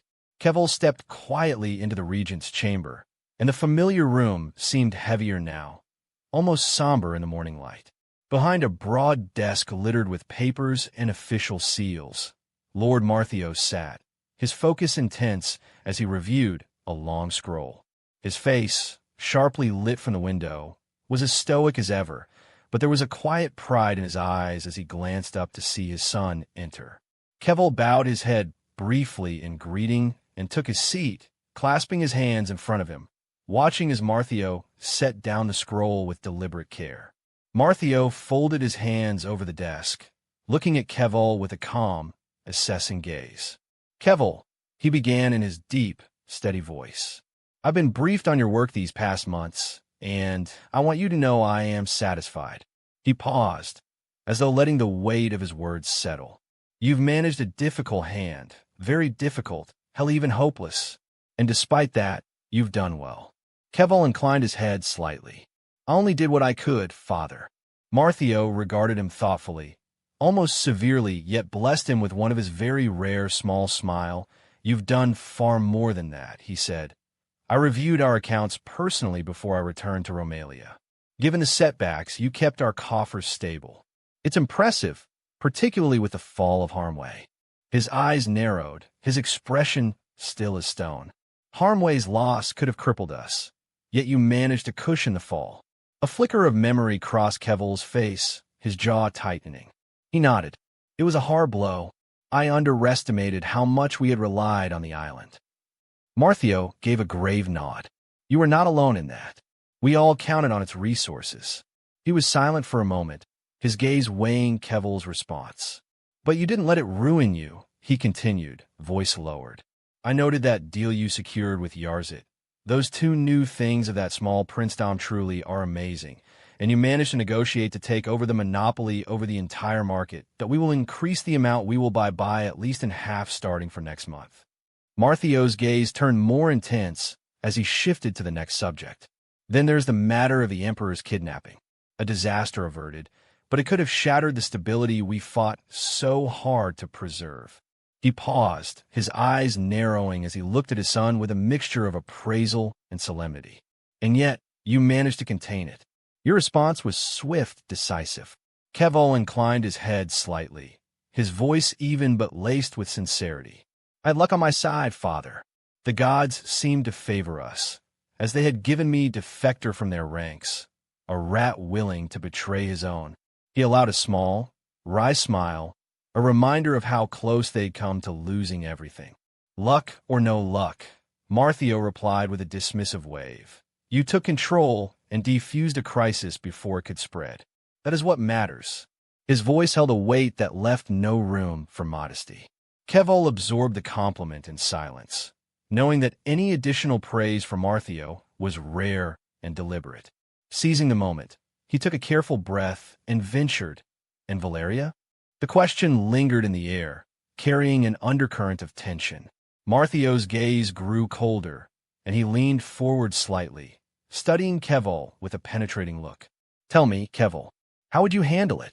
Keval straightened, his expression hardening with conviction. If it were my choice, she would be executed for treason. She endangered the empire itself, That kind of betrayal demands a clear, unflinching answer. I say off with her heads, he met his father's eyes, letting the weight of his words linger. Martheo gave a small nod, his face unreadable, but his tone resolute. I agree with you. After her actions, she's no kin to us, no kin to anyone who values this realm's stability. He paused, his voice dropping to a tone that held a touch of bitterness. But an execution would mean having the Emperor order the death of his own mother. A stain like that would never wash off, no matter how many victories or achievements follow. That would follow his children and grandchildren. Keval frowned, considering the complications. Kinslaying held a deep, ancient stigma in their culture, something that would weigh upon the imperial lineage for generations. Then, what is to be done with her? He asked, wary yet curious. I've already arranged it. She will no longer worry us anymore, Martheo replied, his voice turning almost clinical now that that's settled. He continued, his tone shifting. We need to discuss your new position. Keval felt a flicker of surprise, but said nothing, waiting intently for his father's next words. Martheo's gaze was steady as he spoke. Tyros will return to our lands and assume the regency there, managing affairs on that end. You, however, will remain here, Keval, he said, his voice firm but not unkind. I'll need you by my side to continue overseeing the finances, something in which you've proven remarkably adept. Keval's face betrayed a flicker of disappointment, and Martheo caught it at once. Is there something you want to say? Martheo asked, studying his son closely. Keval hesitated, then exhaled. I'm tired, father, he admitted quietly, as if confessing a hidden weakness. For the first time, Martheo truly took in his son's face. He noticed the deep-set lines beneath his eyes, the strain in his expression, and even the faint strands of silver hair at his temples, stark against the dark. His son had borne the weight of duty, and it had marked him. Martheo's tone softened, just a touch. I understand, Keval. I too am tired. If the choice were mine alone, I would gladly lay down this burden and leave it all behind. He let out a sigh, though it was barely more than a breath. But the time isn't right, not for either of us. Every one of us has to make sacrifices when duty calls. Keval nodded slowly, his expression resigned. I know. I'll continue then as I have until now. Martheo gave a slight nod of approval, his expression almost one of pride, tempered by the knowledge of the weight he had asked his son to carry. The room fell silent, and though no more words were exchanged, both men felt the heaviness of what lay ahead. For Keval, the path was clear, one more step forward into the quiet endurance that duty demanded from them. Everything had unraveled for her, just when she believed she was standing at the summit of her ambitions, surveying the vast landscape of her success. But the ground itself had betrayed her. The mountain crumbled beneath her feet, and she plummeted, crashing down from the heights she'd fought so hard to reach. How had it all fallen apart so quickly? Had she been betrayed? Did Marcellus, her own ally, aid them in this downfall? Her mind raced as she turned her gaze to the door, where two royal guards stood like statues. She tried to walk through that door more than once, only to be shoved back, her status disregarded, her authority shattered. Valeria knew her father had returned, and she dreaded every second until his arrival. She sat tensely, imagining his reaction, the severity of his judgment weighing on her chest. And then, without so much as a knock, the door swung open. There he stood, Lord Martheo, his expression unreadable, yet his stern, unyielding gaze landed directly on her. It was the look of a man who'd already decided her fate, and her stomach twisted. She rose, swallowing down her pride, and greeted him with a quiet, "Father." Martheo's voice cut through her words like a cold blade. "Do not call me that. You have forfeited the right to that title." His tone was flat, relentless. "From this moment on, you are no daughter of mine. Consider yourself disinherited, if only in private for now." Martheo's voice was as steady and cold as steel. "You've fallen to new depths, Valeria," he said, his gaze heavy with disdain. "Not only did you turn against your family's interests, but you did so with complete disregard for the honor we've fought to build." Her heart pounded, and she kept her head low, unable to meet his stare. But he didn't stop. "I thought I could salvage some measure of respect for you, some shred of the daughter I once knew. But even that slipped away the day you disgraced yourself, bringing a stable boy to your bed, which now you share with that fool the Lord. The only reason he is still walking freely is because we have no proof of that." The disgust was evident in his voice, cutting deeper than she'd expected. Valeria's hands tightened into fists as she fought the burning in her chest. She'd known he would bring it up. He never forgave her for that mistake. Even now, it seemed as if every slight she'd ever caused him would be laid bare. And this time, she had no defense. Martheo's voice was unwavering, a final pronouncement. "You will be taken to the temple of the goddess fertility," he said, his tone devoid of warmth. "There, you will serve as a servant to her, as a member of motherhood. It's the only path left for you now, since you disregarded your earthly motherhood." Valeria shot to her feet, her face contorted with fury. "I won't," she shouted, her voice laced with desperation. "I'm not some servant to be cast off and thrown away." Martheo regarded her outburst with a chilling calm. "The decision has already been made. Nothing you say will change it." His gaze hardened further, as if she were already gone from his life. "I came only to inform you of your fate, to tell you myself, so you understood the weight of your actions. As of this moment, you are no longer a daughter of mine." Without waiting for a response, Martheo turned and strode to the door. He didn't look back, leaving her standing in stunned silence, her protest silenced as the door closed behind him with a heavy finality, just as her access to power. Comments. Chapter 218. The worst of winter had swept through quickly this year, with its icy winds and biting frosts seeming to pass in a blink. Now, as March arrived, the last remnants of the cold melted into the air. The days grew longer, sunlight lingering just a bit more each evening. People began to shed their heaviest cloaks, and a tentative energy filled the air, as if the whole world were taking a deep breath, ready to wake from the quiet slumber of winter. It had been a brutal winter for the coastal villages. The free lords from across the seas wasted no time to relive the best time of their history, as they had launched relentless raids, sweeping through the settlements with brutal efficiency. Barns were ransacked, filled with the year's hard-earned stores of grain and produce, only to be emptied or set ablaze. For some villages, this meant facing the rest of winter with little to sustain them, and in the harshest cases, nothing at all. In response, the court had stationed the White Company, or, as they were called by the various people that saw the mighty of the only Southern private army, the Black Stripes, along the eastern coast. A name who, by the way, Alpheo hated. Now, though the coastline was vast and impossible to fully secure, the presence of these troops shielded key stretches, creating safer zones where villages saw less destruction and where families could sleep with a measure of ease. Jasmine, seeing the toll taken on her people, ordered grain from the reserves to be distributed to the hardest-hit communities, while buying it from the Empire once it proved not to be enough, something they were happy to part with given their heavy need of coins. Such an act of relief was only possible due to the wealth amassed from thriving trade relations with the Empire and neighboring principalities. The coffers of Yarzid, in fact, brimmed with wealth, something that the ministers in court had not seen in decades, stocked and ready to finance war when the time came. Inside were an impressive 27,000 silverii, a fortune amassed not only from the bustling trade routes, but also from a handsome ransom collected for the heir of the neighboring princedom of Oizen that had been paid in full.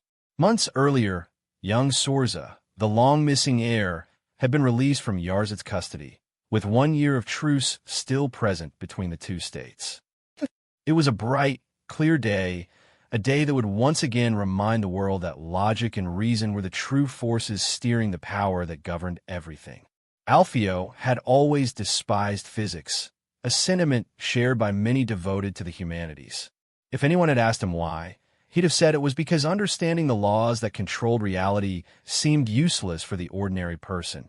Knowledge of physics did little, he thought, to improve daily life for an average person.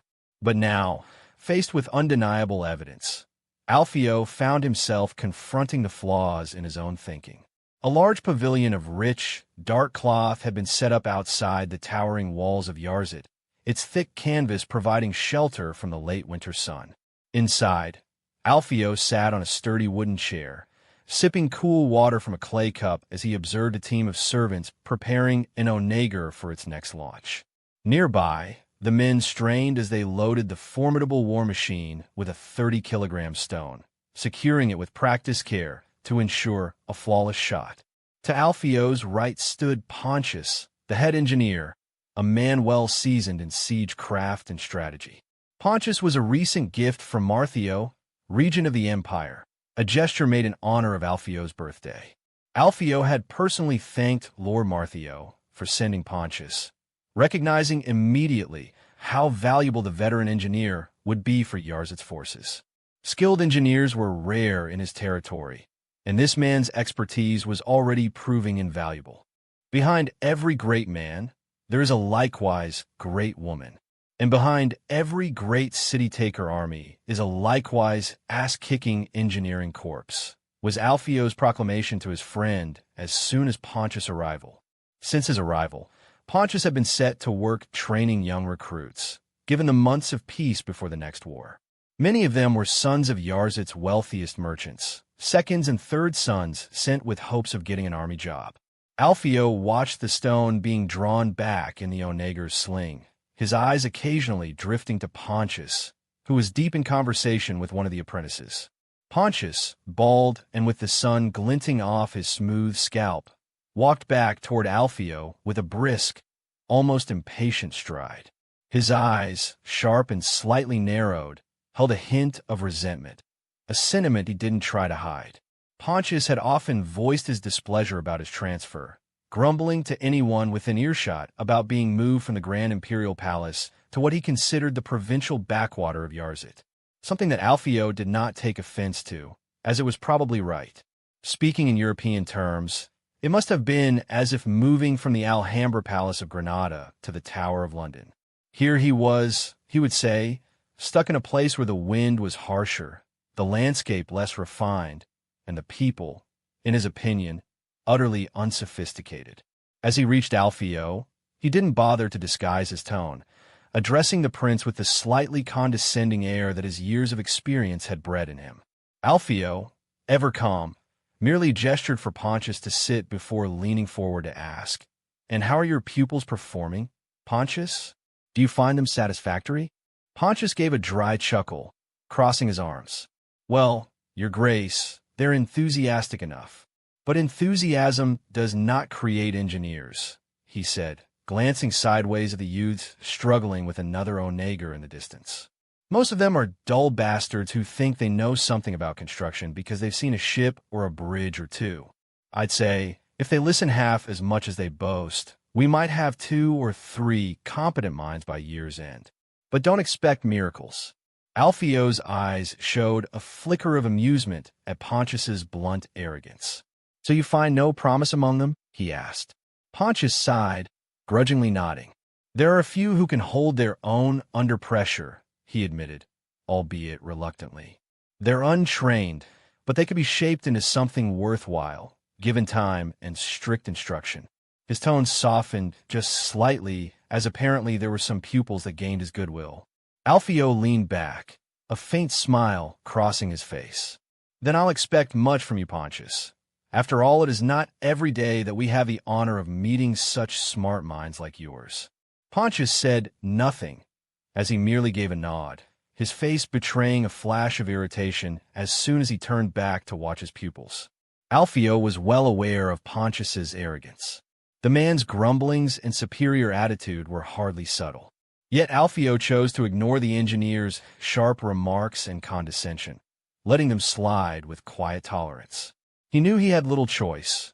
Someone as skilled as Pontius was rare, and Alpheo needed his expertise, even if it came wrapped in complaints and disdain. The importance of a man like Pontius outweighed the man's irritating habits.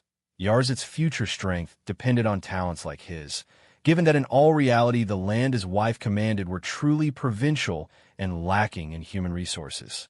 Surprisingly, though Pontius often sneered at the provincial life in Yarzit, there were aspects of his work here that left him unexpectedly impressed. Among these was a remarkable advancement in the aiming methods Alpheo had developed. Working from basic principles of physics and geometry, Alpheo had implemented adjustments to the onagers that significantly reduced aiming errors. By incorporating simple but precise measurements into the construction, each stone thrown had an error range of only a dozen of meters at most, an incredible improvement considering the onager's reach of 300 meters.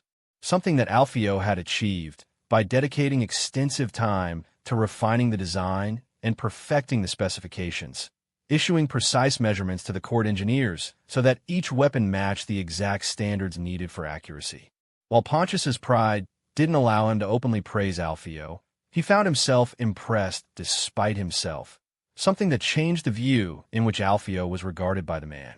"You've done well with them, Pontius. Their accuracy has improved beyond expectations," Alpheo said once he regained Pontius' attention. Pontius shrugged, his tone still curt. "They're passable, at best, too shabby for real combat, despite the gruffness." A flicker of pride hinted at his own satisfaction. "Well, that's what you're here for," Alpheo replied, smiling. "But such progress deserves a reward, wouldn't you agree?" Pontius raised an eyebrow, intrigued. Reward were not something he'd often encountered under past patrons. Alpheo continued, "I'll arrange for a mansion in town, complete with servants, yours to keep. And let's add 500 silvers for good measure. Use it as you wish, take it as a bonus for the good work." Pontius was momentarily stunned. He couldn't fathom how the ruler of Yarzit, a modest state by imperial standards, could have such deep coffers for rewards and project alike, as since he came to work in Yarzit, the princess had literally thrown silvers around as if they were confetti. The thought lingered, but he wisely kept it to himself, replying instead with a pleased smile, "Your generosity knows no bounds, your grace." Alpheo inclined his head. "I do have a job for you, though. One requiring your full attention and those keen students of yours. In a month, at best, war will erupt between us and the Prince of Herculia," Alpheo stated with quiet confidence, his voice low, but edged with the clarity of one who had already thought through every angle. "I have my suspicions you already know to why." Pontius nodded, keeping his mouth shut about the rumors he had heard about Leclian's gift. "And when it happens," Alpheo continued, "you and your corps will follow the army, of course. I will need you and your pupils to be ready for long marches and even harder work by the end of it. The stakes will be high, and we will need every weapon at our disposal, especially that of mind." Pontius nodded, but Alpheo wasn't finished.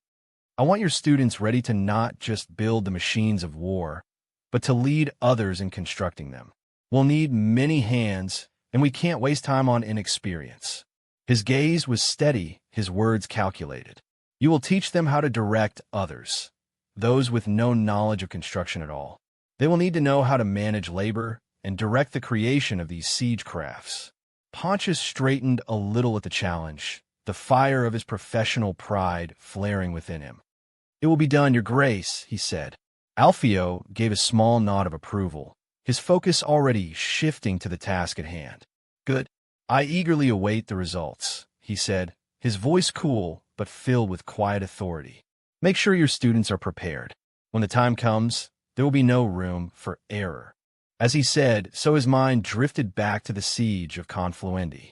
During that long confrontation, the White Army had performed admirably in constructing their camp, following the usual methods of siegecraft and defensive engineering. But it wasn't the seasoned soldiers the problem.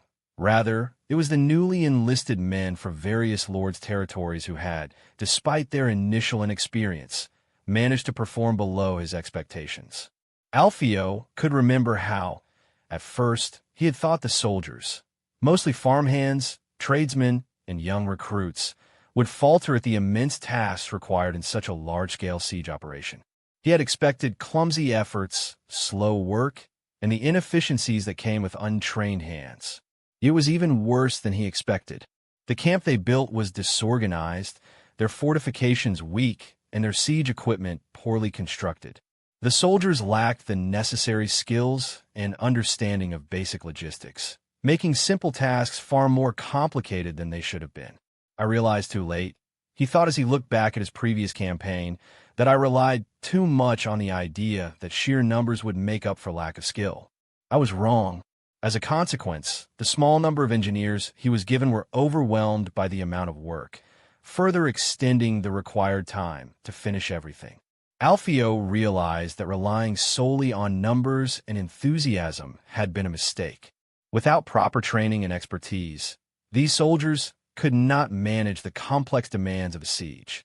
He knew that if his army was to succeed in future campaigns, he needed to focus not only on numbers but on bringing in men with the right skills and knowledge to lead, plan, and build effectively, hence his kind and generous attitude toward the arrogant bald man in front of him. As if he was not in such dire need of such skills, he would have had him whipped weeks ago. Hence his excitement and expectation over the group of boys that he had nurtured during winter, made possible by the teacher kindly gifted by his friends in the north. Comments. Chapter 219. April had finally arrived, casting a gentler warmth over the land as winter's grip finally loosened. The once gray skies softened into a mild blue, and buds of green peeked from barren branches, promising renewal. In the fields, the ground was thawing, and farmers prepared their tools and plows, eager to return to work. The smell of damp earth filled the air, mingling with the scent of blossoming wildflowers by the roadsides. While most welcomed the end of winter with open arms, not everyone viewed the season's passing with such enthusiasm. For the elite regiments of the White Army, winter was something close to paradise. The cold months offered them an unexpected break from battle, and with no wars to wage and no threats looming over the borders, they settled into an almost carefree existence. Mornings were spent in light training, a few hours of marching and drills just to keep themselves in shape, but their afternoons were wide open. They ate well, their pay continued to flow, and their only enemy was boredom. With little to occupy their time, the soldiers turned to cards, dice, and other games of chance, filling their hours with bouts of luck and laughter that echoed around the camp. On this particular day, Marcus was riding high on a winning streak. He grinned as he tossed the dice, watching with satisfaction as they clattered across the green and landed on a lucky roll. A cheer escaped him, and he pumped his fist in triumph, the grin on his face growing even wider. The thrill of a good roll was something Marcus lived for, especially when it meant seeing the irritation in his friends' faces. Lucius, crouched nearby, scowled at the results. He clicked his tongue in frustration, brushing dirt off his hands as he stood up from his half-kneeling position. "Today's my day, Lucius." Marcus laughed, holding up the dice like a trophy, the smug sparkle in his eye daring Lucius to try his luck again. Lucius rolled his eyes and shook his head, trying to mask his frustration as he stepped back. "Shut it," he grumbled. He knew better than to keep pushing his luck against someone on a roll. Marcus lifted his newly heavy pouch, letting the coins jingle with satisfaction.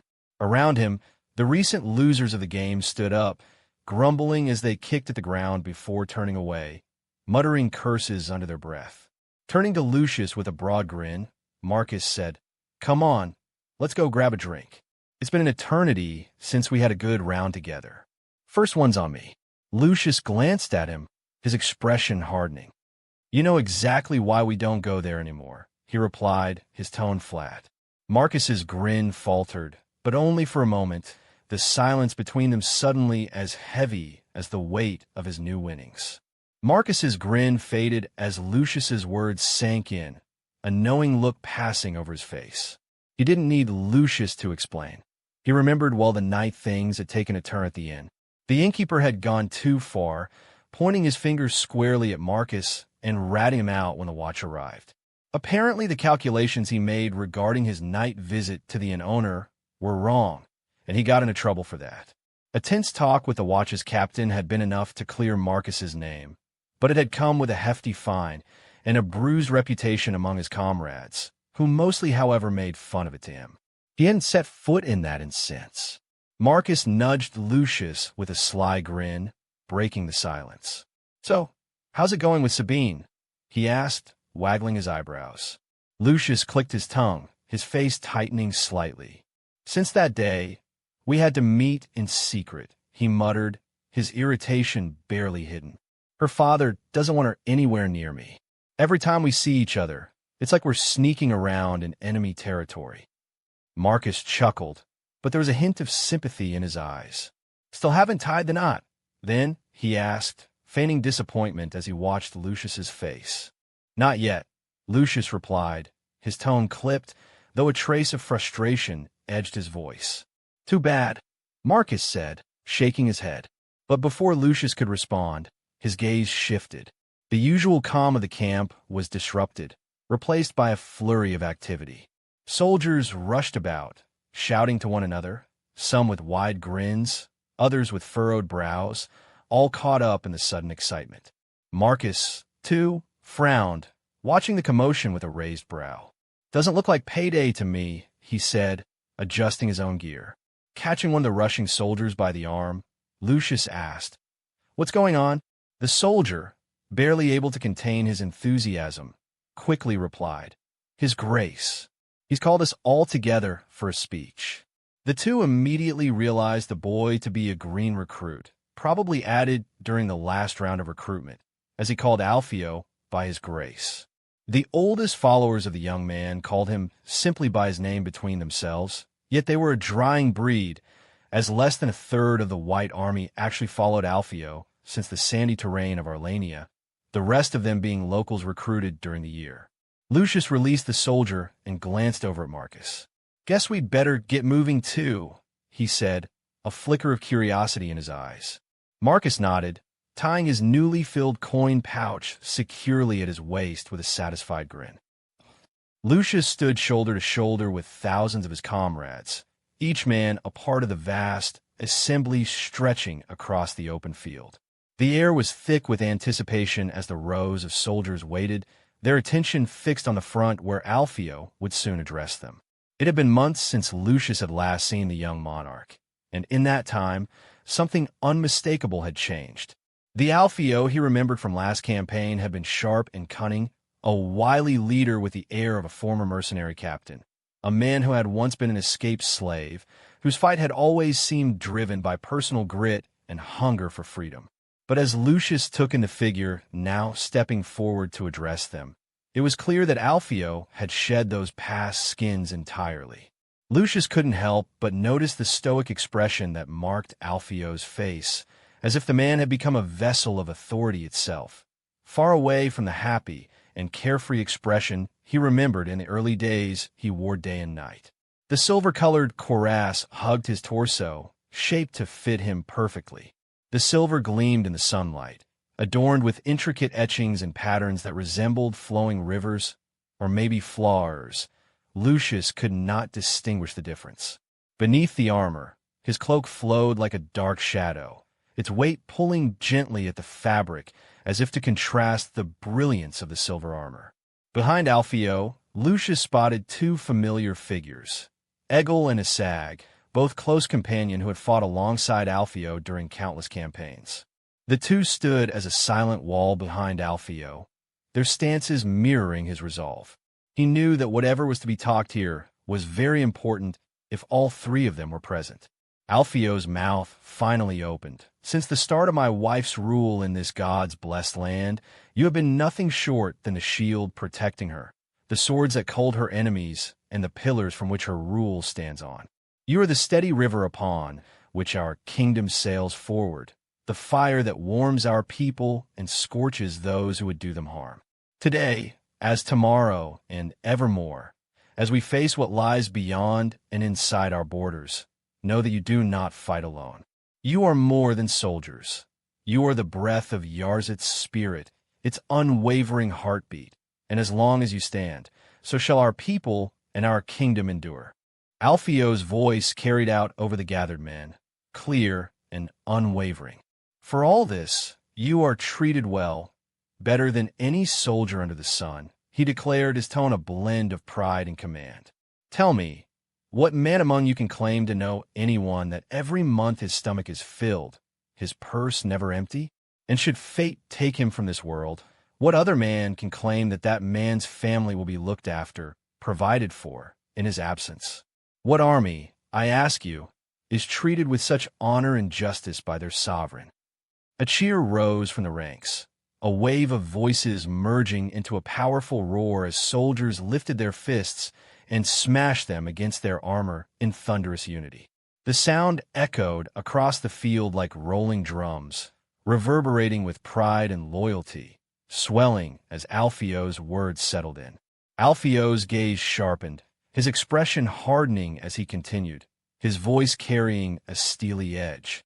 But now, he intoned, a simmering anger beneath his words, the honor of the prince and princess, the very souls you have sworn to defend, has been spat upon. Our dignity has been mocked, during our own marriage celebrations, no less. Those barbarians from Herculia dared to insult the sacred hospitality we extended to them, trampling on our peace with reckless disregard. Alpheo's voice grew louder, filling the air with a tone of dark resolve.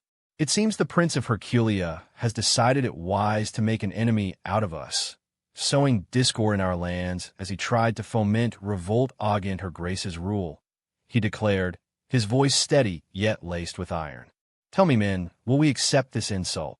Lying down, silent and beaten, a thunderous chorus of no erupted from the soldiers, Lucius's voice adding in the chorus, their voices blending into a wave of defiance that seemed to shake the earth beneath them. Then tell me, he continued, raising his voice even higher, will we stand idle, or will we march straight to their gates and repay this insult with blood, taking all of their golds and women on the way there? All men around roared in response, a cheer rising from the ranks that drowned out everything else, their fists pounding against their armor as they shouted their readiness for vengeance, as war always brought them an opportunity for some good old raiding. Alpheo waited, standing still as the roaring enthusiasm of his soldiers gradually quieted. The men, seeing their prince's hand raised, fell into a respectful hush, their eager eyes fixed on him as they braced for his next command. With a voice that cut through the air, Alpheo shouted, then spread the word to any with ears to hear it, friend, foe, and kin alike, that Yarzit marches to war. And with her, she brings her loyal sons. A ripple of fierce energy surged through the ranks as he continued, his voice filled with a chilling resolve. We will raid their lands, seize every piece of gold we can lay hands on, and leave behind a wall of blood for the next fools who think to test us. Let no one doubt, Yarzit's honor will be defended, and its enemies will fall. Yes, let be known, he called, his gaze sweeping over his men, that for every insult hurled at our honor, we shall return a tempest. For every slight upon our dignity, we will repay with thunder and fire.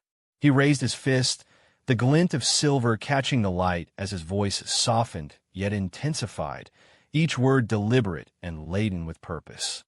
When we march, we bring the fury of the mountains, the unyielding tide of the sea. We are the hammer that breaks upon the shield, the flame that endures through the fiercest storm. And we do not go alone, we go as one, bound by purpose, bound by a kinness not of blood. A murmur of agreement rose, the soldiers' eyes blazing with shared purpose. But Alpheo continued, his tone almost reverent. When we cross their borders, they shall tremble, for they will know that Yarzit's wrath is upon them. For every field they have scorched, we will bring a fire 3 times as fierce. For every insult they've thrown, we will write our answer in iron, in flame, and in blood. He paused, letting his words linger, watching his men as they hung on his every breath. Bring our banners high, bright against the sky. Let them know that we do not forget, we do not forgive, and we do not fall. Together, my brothers, we will carve a path through their lands, and we will lay the foundation of our honor upon the stones of our triumph. And when we return to our beloved Yarzit, the sun itself will bow in envy of what we have done. For that, my friends and sons, is what we are. The silence stretched, vibrating with tension, before it shattered into a thunderous roar as the soldiers raised their fists, the sound echoing over the fields. We marched to war then. Lucius undestewed as that familiar tremble of excitement passed through his back. Comments. Chapter 220. Before the age of absolutism, when monarchs centralized their powers so thoroughly that few institutions or nobles dared to oppose them, wars involving entire kingdoms were far from streamlined, often as chaotic as they were brutal. Unlike later national conflicts, where the full resources of a state could be marshaled by a single ruler with sweeping control, wars in earlier centuries were deeply shaped by the delicate and often volatile relationships between kings and their vassals, which many times made it so that the leader of an army, more than a military commander, was the head of a confederation of forces, each with his own voice, as he had to always heed his ear to the bigger opinion in the camp lest he faced the fragmentation of their army before battle. In those times, a king's call to war did not automatically signify the united strength of his entire realm. Instead, his success depended largely on the loyalty, ambition, and resources of the lords beneath him. A strong and respected king could wield significant influence, rallying his vassals not just with orders, but with his authority. Such a king could command a sizable force, as his vassals were more willing to heed his call, seeing it as aligned with their own interests or, at the very least, out of deference to his power. In contrast, a weaker monarch faced a very different reality. When a king was perceived as ineffectual or lacking in authority, his summons could be met with reluctance, delay, or outright defiance. Powerful lords might hesitate to commit their forces or might negotiate terms more favorable to their personal ambitions, viewing the king's weakness as an opportunity to expand their own power or resist his influence. In such cases, what was supposed to be a national war quickly splintered into a bid to get as many supporters as possible. Alpheo's position in Yarzit, while outwardly powerful, was complicated by the realities of his lowborn status, apart from the fact that he was a kingslayer. Unlike a king who inherited generations of noble blood and the unspoken authority that came with it, Alpheo's word alone did not carry the weight it might have had he been born to one of the great houses. This lack of noble lineage made some of the princedom's lords slow to heed his commands, and as a consequence, even the words of his wife, the rightful ruler, could fall upon stubborn ears unwilling to bend. It wasn't that Alpheo himself was weak. On the contrary, he was a formidable leader, a man of proven strength and sharp tactical prowess. Even the lords that would spat at his name would not deny his effectiveness with martial matters. His military background ensured that any individual lord thinking of crossing him would pause, aware of the personal risk of defying a seasoned commander who could call upon a loyal corps of elite soldiers at any time. Alpheo's forces and reputation as a skilled warrior were enough to keep most potential challengers in line, at least individually. Yet, he understood the fragile nature of this respect. Were the lords of Yarzit to set aside their own rivalries and grievances and band together in opposition, then that would be a true problem, meaning that the last thing Alpheo wanted to do was to give them reason to band together in an army against him, which as a consequence meant turning a blind eye at hidden insults and insubordination. The court had sent out letters to the lords and knights of Yarzit nearly a month before Alpheo's rousing speech, each message bearing the royal seal and the strict order to rally at Bracum. Strategically positioned and easily defensible, Bracum had been selected as the staging ground for the army. During the long winter months, it had served as a vital warehouse and logistics hub in preparation for the campaign that would soon be upon them, with carriages filled with grain already rolling inside the city deep into winter. By now, Bracum's vast storerooms were filled to the rafters with barrels of grain and dried provisions. Alpheo had spent the winter meticulously filling Bracum's warehouse and spent quite a good deal of coin amassing enough food for an army of 3,000 to go forth for 2 months. Everything was ready. Alpheo stood in the dim hall, clad head to toe in armor that gleamed with polished edges and the wear of battle past. His left hand gripped his helmet by its crested top, fingers strong and sure, his stance the image of readiness. Jasmine observed him from a few steps away, her gaze steady, yet with a touch of something softer in her eyes. "Are you nervous?" she asked, her voice low but carrying a hint of genuine curiosity.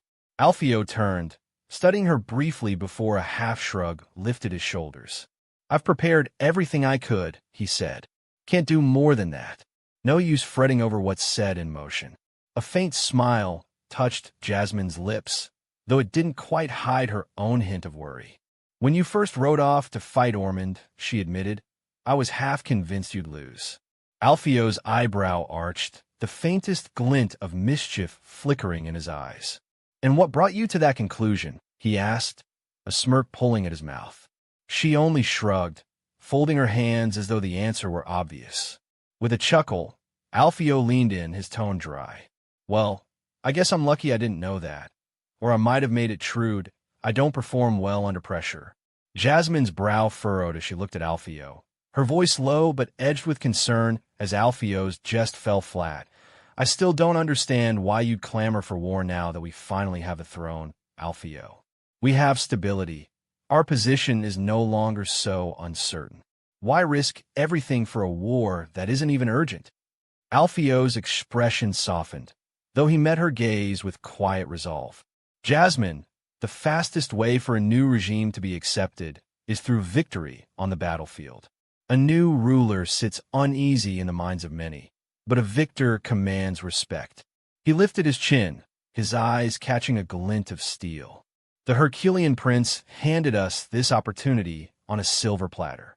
To show strength, to bring unity. This is exactly what we need." She shook her head, her lips pressed tight. "Strength, yes, but our strength can be shown in time. War brings losses. Alpheo, and most importantly, is unpredictable. You're a soldier, yes, but it's different now. Now you're leading a state, not just an army." Alpheo stepped closer, his tone firm but gentle. "A kingdom needs to trust its leader, Jasmine, but trust isn't built on words alone. I've spent enough time on the battlefield to know how it changes perceptions. People rally behind a conqueror. The Herculeans insulted us, spat on our throne at our own wedding. They think we're weak. If we don't answer that insult with strength, others will start thinking the same." She hesitated, still not entirely convinced.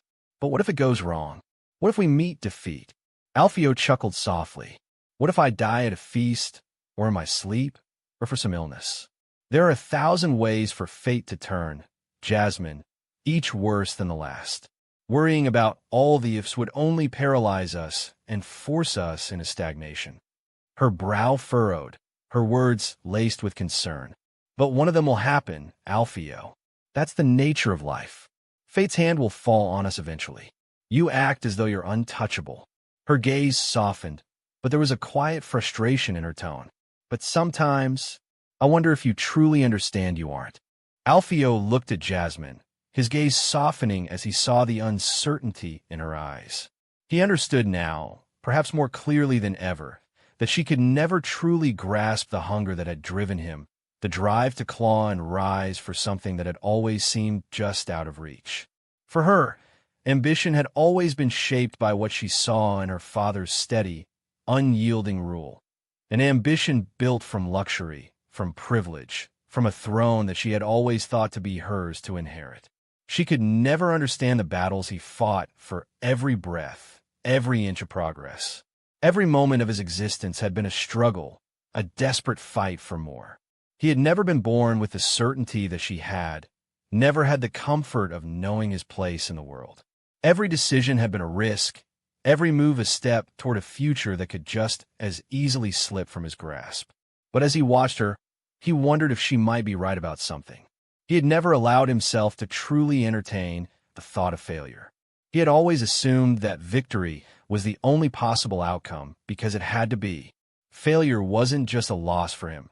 It was the end of everything, and so he moved forward knowing that there would be no turning back. The thought of it never even crossed his mind, and perhaps, as Jasmine suggested, that was his greatest flaw. Maybe he wasn't as invincible as he believed. "Still, this is something that I have to do," he thought as he stirred his eyes forward. He would go all the way, because there was no turning back now.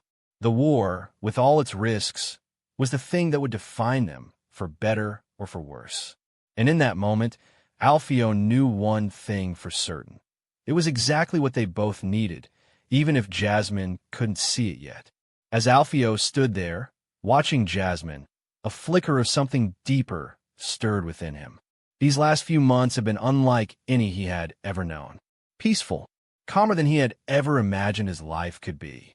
For once, he hadn't been waking up to the sound of his own restless thoughts, or the fear that next month it would be the time where he would be whipped to death. In these months, he had found some semblance of normalcy, a rhythm to their shared life, something almost pleasant. He hadn't anticipated it, but a kind of common liking had passed between them. It was subtle, yet undeniable. They had begun to understand each other's moods, share quiet moments, talk about things that didn't involve war, power, or survival. She would smile at him in the mornings, and he would feel a warmth he hadn't known in the years of struggle that came before her. He sighed inwardly. Maybe she would never truly understand me, he thought. Jasmine's gaze lingered in Alpheo's eyes. We both knew this would come. We had talked about it during winter, Alpheo murmured, his voice steady, almost resigned. Jasmine exhaled, the weight of his words settling in her chest. I know, she said, rising from her seat. As she moved past him, her eyes caught on something at his waist, a small flower. Her brow furrowed, and she took a few steps closer, realizing with a jolt that it was the same rose he had given him months ago, the one she had kept close. Yet the petals were still there, red. She raised an eyebrow, surprised to see it still there. She touched the petals and immediately felt the rough touch of wood. Is that? Her voice trailed off as she took a step back, studying the flower. Alpheo blinked in confusion, following her gaze. It took him a moment before he understood. He looked down at the small flower, and a shadow of realization passed across his face. He chuckled softly, though there was a hint of awkwardness in his tone. I had the petals woodworked alongside the stem and then painted. It's the first thing anyone ever gave me, he said, a small smile tugging at his lips. I didn't want to throw it away, so I searched for someone for a small woodcarving job. The stem is inside it, you know. Jasmine studied him for a moment longer, her expression softening. You keep it still? She asked, her voice a touch gentler than before. Alpheo shrugged, a bit uncertain now, as if the question had never occurred to him. Should I throw it away? For a heartbeat, Jasmine stood still, considering his question. Then, without a word, she leaned in, her lips brushing against his in a soft kiss. She smiled, a small, knowing smile, and her hand gently swept the flower from his waist, keeping it in her hand. No, she said, her voice low but clear. But I'll give you another one anyway. Comments. Chapter 2:21. The army moved steadily across the countryside, a winding river of steel and leather snaking through the lush, rolling fields. The land was bathed in the warm light of early morning, the grass still damp with dew, and the soft hum of distant birdsong was muffled by the steady clinking of armor and rhythmic march of hundreds of boots. At the front marched 150 archers, light and quick, their quivers kept at the sides, and their bows hung on the side. Behind them, 150 light cavalry in chainmail kept pace, each soldier bearing a mace and lance. Following was the bulk of the force, 500 heavy infantry, clad in chainmail and reinforced with breastplates, geese and greave, their shields raised as they marched with an ironclad determination that seemed to echo with each step. Nearby, 200 soldiers armed with the new court-issued weapon moved in formation, their polearms held ready, glinting in the morning light, as this was to be their first campaign. At the center rode the golden steeds, 100 elite cavalry in gilded armor, their polished breastplates and horsehair crests marking them as the crown's finest. They were not part of the White Army, but under Jasmine's persistent request, Alpheo had doubled their number from 50 to 100. At the head of the golden steeds rode Ser Mirth, an aging knight whose weathered face bore the marks of countless campaigns. His armor, though polished to a brilliant sheen, showed small signs of wear, scratches along the edges, dense that told stories of battles he had fought in. Saramirth had earned his position not by royal decree, but by the respect of his fellow knights, each of whom had cast their vote to place him as their commander, a tradition long honored by the Golden Steeds. For years, the princes of Yarzit had respected this tradition, valuing the choice of the knights themselves. It was rare for a prince to intervene, though in certain times of political need or uncertainty, they had appointed a commander directly. Bringing up the rear were 200 newly recruited light infantry from the royal fiefs, marched with less precision but a dogged determination, their mismatched gear reflecting their fresh loyalty to the royal cause. Usually for offensive campaigns, enlisters would find many more recruits that they otherwise would on a defensive war, as after all, campaigning in foreign land gave them the opportunity to raid and make money. At the head of the marching army, Alpheo rode alongside his closest companions, Asag and Egil. Their horses trod a steady rhythm against the ground. Each man relaxed as they observed the surrounding countryside. Lord Shahab, who usually marched with them, had departed weeks earlier to his own lands to gather troops, with the plan of joining them in Bracum for the full assembly of forces. Asag's gaze lifted to the sky, where a flock of ravens circled, dark specks against the dull, overcast horizon. "Look at them," he murmured, his voice carrying a note of unease. "More of them appear every day, them cursed animals."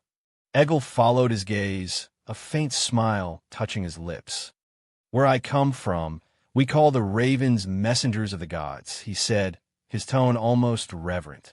"They come to battles to feast, yes, but also to bear witness. If they gather in great numbers, it means the gods approve. To us, it is a good sign." Alpheo listened in silence, his eyes fixed on the road ahead, yet he seemed to carry their words with him, letting them drift between his thoughts. They marched toward Bracum, and with every step, the ravens kept their silent watch overhead. Egil's eyes remained fixed on the ravens circling above, a gleam of fervor in his gaze. "They know a glorious battle is coming," he murmured, almost as if speaking to himself. Asag turned, raising an eyebrow at Egil. "How can beasts that feed on the dead be seen as anything but omens of misfortune, much less as benevolent beings?" he asked, skepticism lacing his tone. Egil chuckled softly, his expression unwavering. "I never said they were benevolent. They are merely signs that the gods themselves have taken notice of the battle," he explained, his voice low and steady. "For my people, it's considered an honor to deliver them a feast. A battlefield heavy with ravens means the gods are watching, and in a way, it's a blessing to serve as proof of their attention." Asag considered this, his face drawn and thoughtful, as Egil continued to watch the ravens with an almost reverent pride. Alpheo glanced over at Egil. "Weren't the tribes meant to convert when they settled on imperial land?" he asked, a slight curiosity in his voice. Egil's eyes darkened, and without a word, he turned his head and spat on the ground. "Aye, they did," he replied bitterly. "My people bowed to that wretched faith. But behind closed doors they kept the old ways alive, passing down the rites and beliefs in whispers." A shadow of sadness crossed his face, a flicker of memories he kept close yet rarely shared. Alpheo watched him quietly, recalling the famine that had gripped Egil's homeland and the harsh treatment from the imperial governor. When the tribe rose in rebellion, the empire crushed them swiftly, leaving villages burned and fields barren. Not once, Alpheo realized, had Egil ever complained about the empire's relations with them, though he'd done his best to keep his distance from imperial envoys, skirting around officials as if he knew too well that nothing good would come from being seen or heard by them. Asag shook his head, his gaze still on the horizon. "It's a crude way to honor anything, isn't it?" Egil snorted, unable to hide a smirk. "And yet you rather dress it up than treat it like a child's game." He turned to face Alpheo and Asag. All those rules, the drummers, the declarations, the pompous envoys spewing words like they're worth a damn. They build a mountain of ceremonies around something as simple as killing to survive. He laughed. "In my homeland, you killed to protect or to eat, and that was that. No mess of politics to go with it." Alpheo smirked as Egil went on, and Egil's grin only widened. "Tell me, Alpheo," he asked, his tone half-mocking, "do you enjoy announcing yourself at every turn? Even when you take a piss, you like to shout your intentions to the enemy?" Alpheo chuckled, a glint of humor in his eyes. "If it were up to me, I'd march straight into their cities, claim their throne without a word, without a single missive sent. But alas," he shrugged, still amused, "we play this game because we're bound to it, Egil, and we have to follow its rules." In fact, Alpheo had already planned to send an envoy with a formal declaration of war a week before his forces would depart from Bracum, as custom dictated. It was a tradition that carried significant weight, not because skipping it would provoke retaliation from every neighboring ruler, but because it set the foundation for the authority of his and Jasmine's words in the realm and outside of it. Without adhering to this custom, any treaties or alliances they might forge in the future could be viewed as fickle, lacking in honor or trustworthiness. The casus belli that was chosen were two: first, delivering justice to the criminal lord of Arderonaven, and then, as retaliation for fomenting rebellion in Jasmine's lands, Eclean land, providing as proof the letter of correspondence between Leclean and Lady Elera. Alpheo knew well that respect in war, however tenuous, was essential to ruling. For a monarch, the perception of fair play, of adherence to the ancient laws of conflict, was something required if they did not want to be isolated diplomatically. Of course, with enough gains, Alpheo wouldn't hesitate to cast tradition aside in favor of dishonorable actions. Yet there was no reason to invite long-term disadvantages, no need to erode their position in the eyes of nobles and allies over a slight that could be repaid with patience. As the army crested the final rise, the sprawling city of Bracum came into view, its stone walls rising proudly against the open countryside. The sight of their honorary guards brought a slow whistle from a sag. "Seems Jarza hasn't been slacking off." Egil shot him a wry glance, spurring his horse forward with a sharp nudge. "The equipment came from us, you fool. Even vagabonds in that gear would look like elite soldiers," he said as he nudged his head at the 400 soldiers waiting for them in formation. As they moved forward, they passed straight through Bracum's foot soldiers, as Jarza had their ranks stretched evenly along both sides of the road, probably to allow Alpheo a quick glance at the force he would fight beside. Alpheo took the favor at his stem as he observed the forces he had sponsored. Chainmail glinting under the sun, spears held firmly upright, each soldier steady and alert. It was reassuring knowing that his silver was not wasted. As they neared the gate, Alpheo's gaze was drawn to the banner of House Bracum, its deep green and silver colors fluttering boldly against the sky. Standing in front of it was a familiar figure he hadn't seen in months, one he'd longed to see again since their last parting: Jarza. Comments. Chapter 222. 2 weeks passed since Alpheo and his company entered Bracum, welcomed into the heart of Lord Selim, Xanthios' household. Alpheo's quarters in the castle were well furnished, and his host's hospitality had been nothing short of meticulous. Each evening, Lord Selim held a lavish dinner, inviting Alpheo and his closest knights companions to feast with him. The meals were grand affairs: roasted meats, fragrant breads, rare wines, all meant to please his guests. Not long after their arrival, Alpheo had heard from Jarza of the Lord's treatment of him, too. Though Jarza was of low birth, Lord Selim had welcomed him to his table, showing an unexpected interest in the knight's methods. It was rare for nobility to extend such courtesy to a man of Jarza's origins, and even rarer for one to ask him questions so intently. Yet Lord Selim had engaged him fully, asking after his training regimen, his methods for drilling troops, and even the weapons he favored. In this way, Alpheo soon realized Lord Selim's hospitality was filled with every courtesy the Lord could give, probably brought upon by his attempt to please the man that would give him the opportunity to fulfill his long-awaited dreams. In Alpheo's private chamber, Alpheo sat in a worn but well-carved chair, helmet resting on a table beside him, while Egil leaned against the far wall, arms crossed, watching the scene with an amused glint in his eye. Jarza, however, wore none of Egil's glee. With a sneer twisting his mouth, he paced back and forth, cursing under his breath. Finally arrived, the lot of them, dripping with silks and feathered crests as if they're attending some damned tourney. Jarza muttered, voice thick with disdain. And look at what they bring, a handful of polished swords and barely 100 men between them. They'd make a grand sight at a feast, but on the battlefield? Huh. Alpheo exchanged a glance with the sag, who gave a resigned shrug. Hate to say it, but didn't we expect this? He remarked, glancing between Jarza and Alpheo. Expected? Jarza's voice rose, brimming with frustration. This is war, not some show of half-hearted courtesy. He stopped pacing, his gaze sharp and accusatory. Sending a token few, when summoned, practically an insult, nothing less. They might as well spit on you, Alpheo, for all the respect they've shown. In the weeks following their arrival in Bracum, Jasmine's sworn lords trickled in one by one, answering the call to arms, but not in the numbers Alpheo had hoped for. To his irritation, many arrived with barely 60 men each, some dragging along ragged bands of farmers wielding simple spears with shields. The men wore mismatched bits of armor, if any at all, and few seemed capable of holding a proper formation. Some struggled, even to keep pace with the march. Alpheo's frustration grew with each lord's arrival, though he tried not to show it, but each arrival only reminded him of how feeble the support from Jasmine's nobles truly was.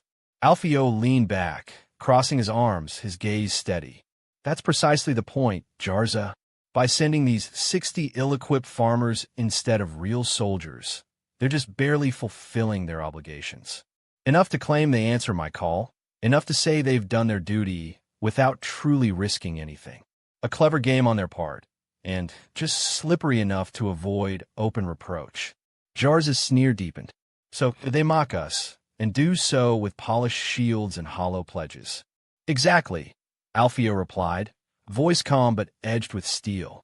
They're testing the waters, seeing how far they can go without defiance being called treason. Alpheo let out a measured breath, nodding slightly as he responded. We expected this, remember? When we first planned for the campaign, we knew some lords would try this. Though, it's not quite as dire as we feared. Jarza's brows knitted, his frustration giving way to a cautious curiosity. Not as bad? What? Our numbers are high enough to actually win, Alpheo replied confidently.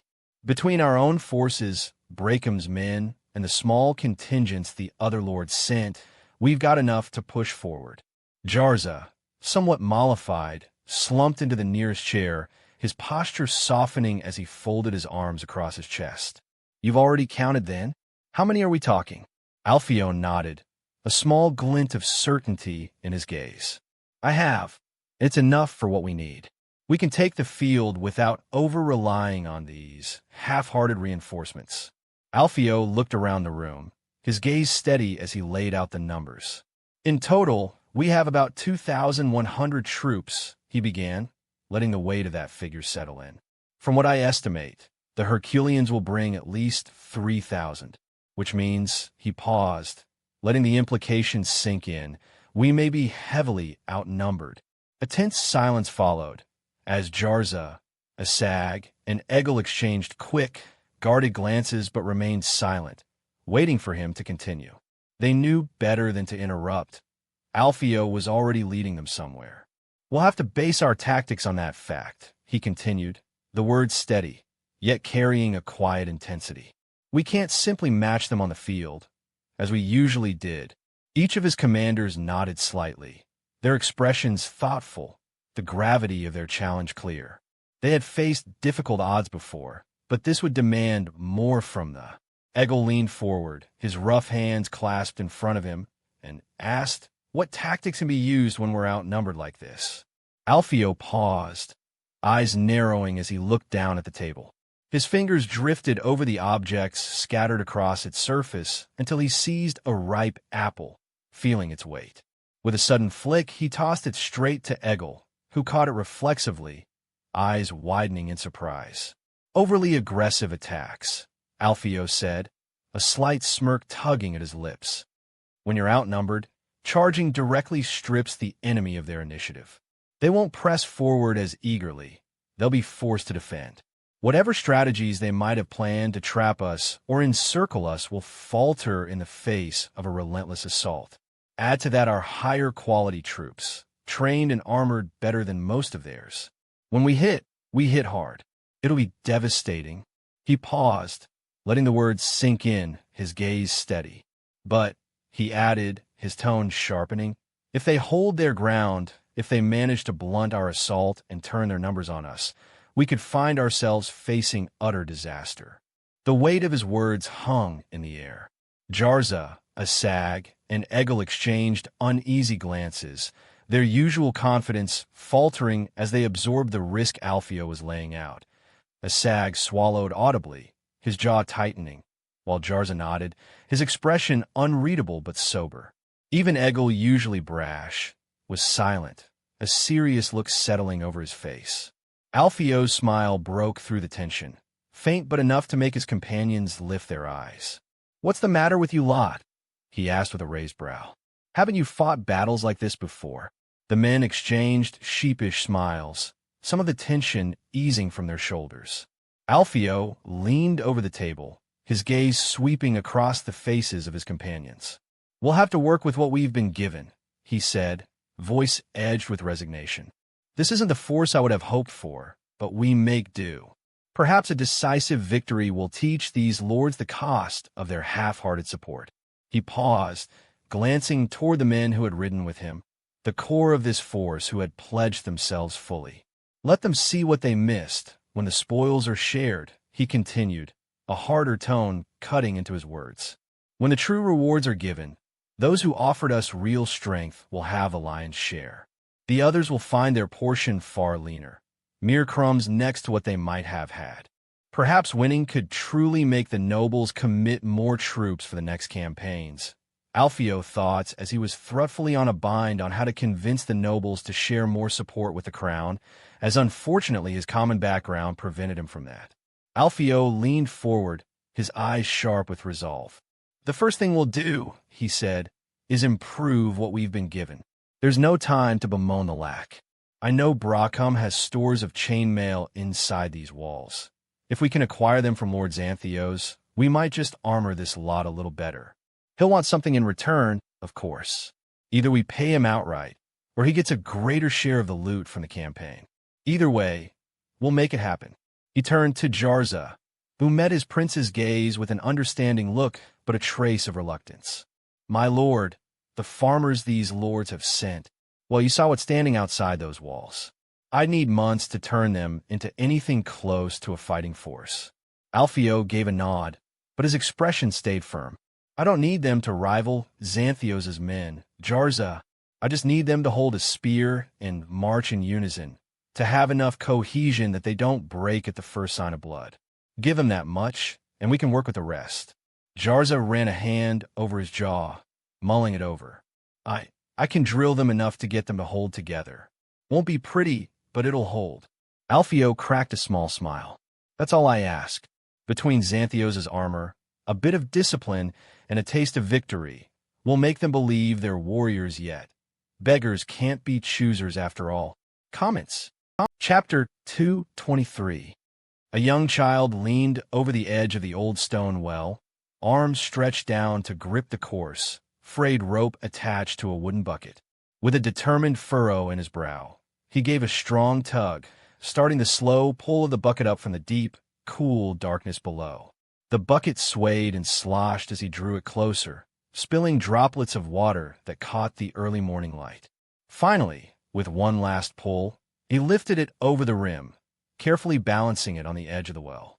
The child's fingers trembled slightly as he lifted the bucket, tiny trails of water spilling onto the dusty ground and dampening his bare feet as he tried to drip the water into his bucket. A sharp shout came from the boy's right, slicing through the calm morning. He turned, wide-eyed, to see a woman sprinting down the road, her face pale and panicked. "Bandits! Bandits!" she cried, her voice rising in terror. In moments, others burst from their homes, clutching children and old people, as they started moving toward the village's head house, their footsteps a thunderous rumble on the dusty road. The boy stood frozen for a heartbeat, the heavy bucket slipping from his hands and splashing onto the ground as it tipped, water soaking into the dirt at his feet. Then, his pulse pounding, he turned and began running alongside the others, his small legs pumping as he raced toward the village center, his heart racing with the same frantic beat as the shouts filling the air. A steady, thunderous pounding filled the air, like distant drums growing closer with every heartbeat. The boy's ears rang with the rhythm, and he turned, his eyes widening as a sea of horses surged into the village. Leather and iron-clad men rode high upon them, their weapons glinting under the morning sun. Terror seized him, and he spun, legs churning as he ran with all his might. But it was no use. The riders overtook him effortlessly, two of them pulling away from the rest to circle around him like wolves cornering their prey. The boy stumbled, tripping over his own feet as he fell backward, his small hands slapping against the hard ground. His chest heaved as he looked up, his gaze filled with the sight of towering men clad in chainmail and steel, faces shadowed under iron helms, their swords and axes gleaming as they regarded him with dark, unreadable eyes. One of the riders loomed over the boy from his saddle, a hulking figure wrapped in dark iron, face shadowed beneath his helmet, eyes like slits of steel. His voice was a rough, jagged bark that seemed to cut through the air. "Where are the others, boy? What did they run off to?" The boy's throat closed up, his mind blank with fear, legs frozen as he stared up at the towering figure, a monster of metal and scarred flesh. He tried to speak, but no words would come. The rider leaned closer, his shadow swallowing the boy, his voice rumbling louder, sharper, as he repeated, "Where did they go?" Hands shaking, the boy finally raised a trembling finger, pointing toward the large house in the center of the village, unable to tear his eyes from the glint of iron at the man's side. The rider's harsh gaze followed his finger, and then he looked back down with a sneer. "Good," he growled, his voice low and menacing, like the snarl of a wolf. "Now, get yourself in there and tell whoever's in charge to get out here, or we'll burn the whole lot of you inside." The boy scrambled to his feet, but before he could move, the rider let out a thunderous shout. "Go!" And the boy shrieked, fear propelling him forward as he sprinted toward the house, the monstrous figure still burning in his vision.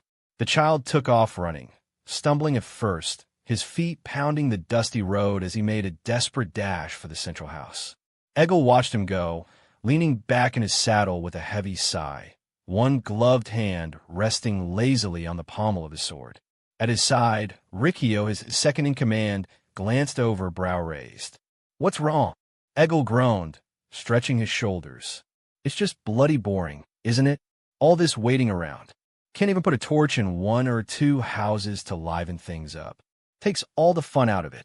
Riccio began to murmur a cautious reply, but Egil cut him off with a roll of his eyes. Yes, I know what Alpheo ordered. Show restraint. Be diplomatic. But tell me, Riccio, where's the thrill in that?" Egil flashed a wicked grin, his fingers drumming idly on the hilt at his side as he watched the child vanish around the corner. "Besides, sometimes a little smoke gets things moving faster." A few minutes later, the heavy doors of the central building creaked open, and a middle-aged man stepped out, his face pale and eyes wide with fear. He took cautious steps toward the line of horsemen, his gaze flicking from the soldiers' armored forms to the stern faces staring down at him. He swallowed hard, voice shaky as he began, "We're just simple folk here, good sirs, we—" Egil cut him off, his voice dismissive. "Spare me. I've heard it 1,000 times. Simple folk, and we mean no harms. Same story in every town we ride through." He pointed back at the dozens of mounted soldiers at his rear, each one a disciplined figure draped in iron and steel. "In case you hadn't noticed, we're not some common band of brigands. We're soldiers under oath, in service to Her Grace, the Princess of Yarzit." The villager's mouth opened and closed, clearly at a loss, and Egil leaned forward, his tone dripping with a mockery that barely veiled the menace underneath. Now, normally, a village belonging to a trader's domain would already be smoke and ash by now. But Her Grace's commander, kind-hearted soul that he is, seems to think mercy is due to loyal subjects of traitors. So here's the deal. You're free to leave with enough food to make it to the city of Arderonaven. The man dropped to his knees, bowing his head so low his forehead nearly touched the dirt. Thank you, good sirs. Thank you. Thank her grace. Enough, Egil snapped, reining his horse in and gesturing impatiently at the wagons behind him. Load up whatever food you've got left onto those carts, and then get out of my sight. You've got until sunset to clear this place. Also make sure to keep your women inside until we leave, as I don't want to beat any of my men to death for trying to claim one of them. The old man bowed low again, nodding fervently, and scurried to follow Egil's orders. He led a handful of riders to the village's small, aging warehouse, where dusty sacks of grain and bundles of dried vegetables were stacked in haphazard piles. His hands shook as he hefted the grain sacks onto his own rickety cart, struggling under the weight but determined to comply without a word of protest. Egil watched with a satisfied look as the villagers hurried to empty out their stores, his men working efficiently to round up what they'd claimed as spoils. Some of his riders guided lambs from a nearby pen, securing their legs with thick ropes before binding the animals to their saddles, each lamb bleeding pitifully as they were tied. It was all done in swift silence, but the faintest hint of a smirk played across Egil's face as he imagined the feast that awaited them tonight. The old man hesitated, his voice a weak murmur. We're done loading, my lord. All you asked for. Egil gave him a curt nod, barely sparing him a glance. Yes, we can see that. As promised, you're free to leave. Make sure to tell everyone how merciful his grace is for allowing you to live. Relieved, the old man started to step away, but Egil raised his hand, halting him. One last thing. Nearly forgot, he said with a feigned casualness that felt as sharp as a blade. Where's the nearest village? The man looked back at him, fear flickering in his eyes. The next village? Egil's expression softened just slightly, almost in amusement. Don't fret, old man. We'll treat them just the same as you. Only gathering what we need, that's all. The man swallowed hard and nodded, raising a shaky hand to point eastward. If you follow the road that way, a few hours' ride, perhaps. It's not far. Good, Egil replied, a grin flashing across his face as he waved a hand in the air, signaling his soldiers. Mount up. We're headed east. With a last look at the villagers left behind, Egil spurred his horse forward, his men quickly following suit, the sound of hooves beating against the earth as they rode off toward their next destination. The army moved steadily along the dirt road, their pace kept purposefully slow to allow the cumbersome carts loaded with supplies to keep up. Wagons creaked under the weight of sacks of grain, barrels, and bound livestock as they followed the soldiers' columns, trailing through the countryside in a long line. Egil rode near the front, his gaze sweeping over the men as they rode, occasionally throwing them a nod or a wry grin. Beside him, Riccio nudged his horse closer. Some of the men are getting restless, he muttered, glancing back at the troops. They're not used to this restraint. Egil huffed a low laugh, glancing at Riccio with a sly glint in his eye. Tell them that on last village we stop at, they'll be given all the rewards they're craving. Let them know that when we reach the final place we're to raid, they'll be allowed to choose women for the night before we depart. He gave a half-smirk. That should satisfy them. Riccio nodded as he knew that the soldiers' interest and grumbles were shared by Egil. As such, they knew very well that if the situation allowed, he would turn a blind eye to some of his men's fun, a small upside of being part of Egil's riding units. And so the bands of soldiers went forward to each village surrounding the city of Arderonaven, taking the food and sending its inhabitants to the city as they had done to the one before, not understanding why their commander wouldn't just let them completely sack and burn everything on their path. Comments?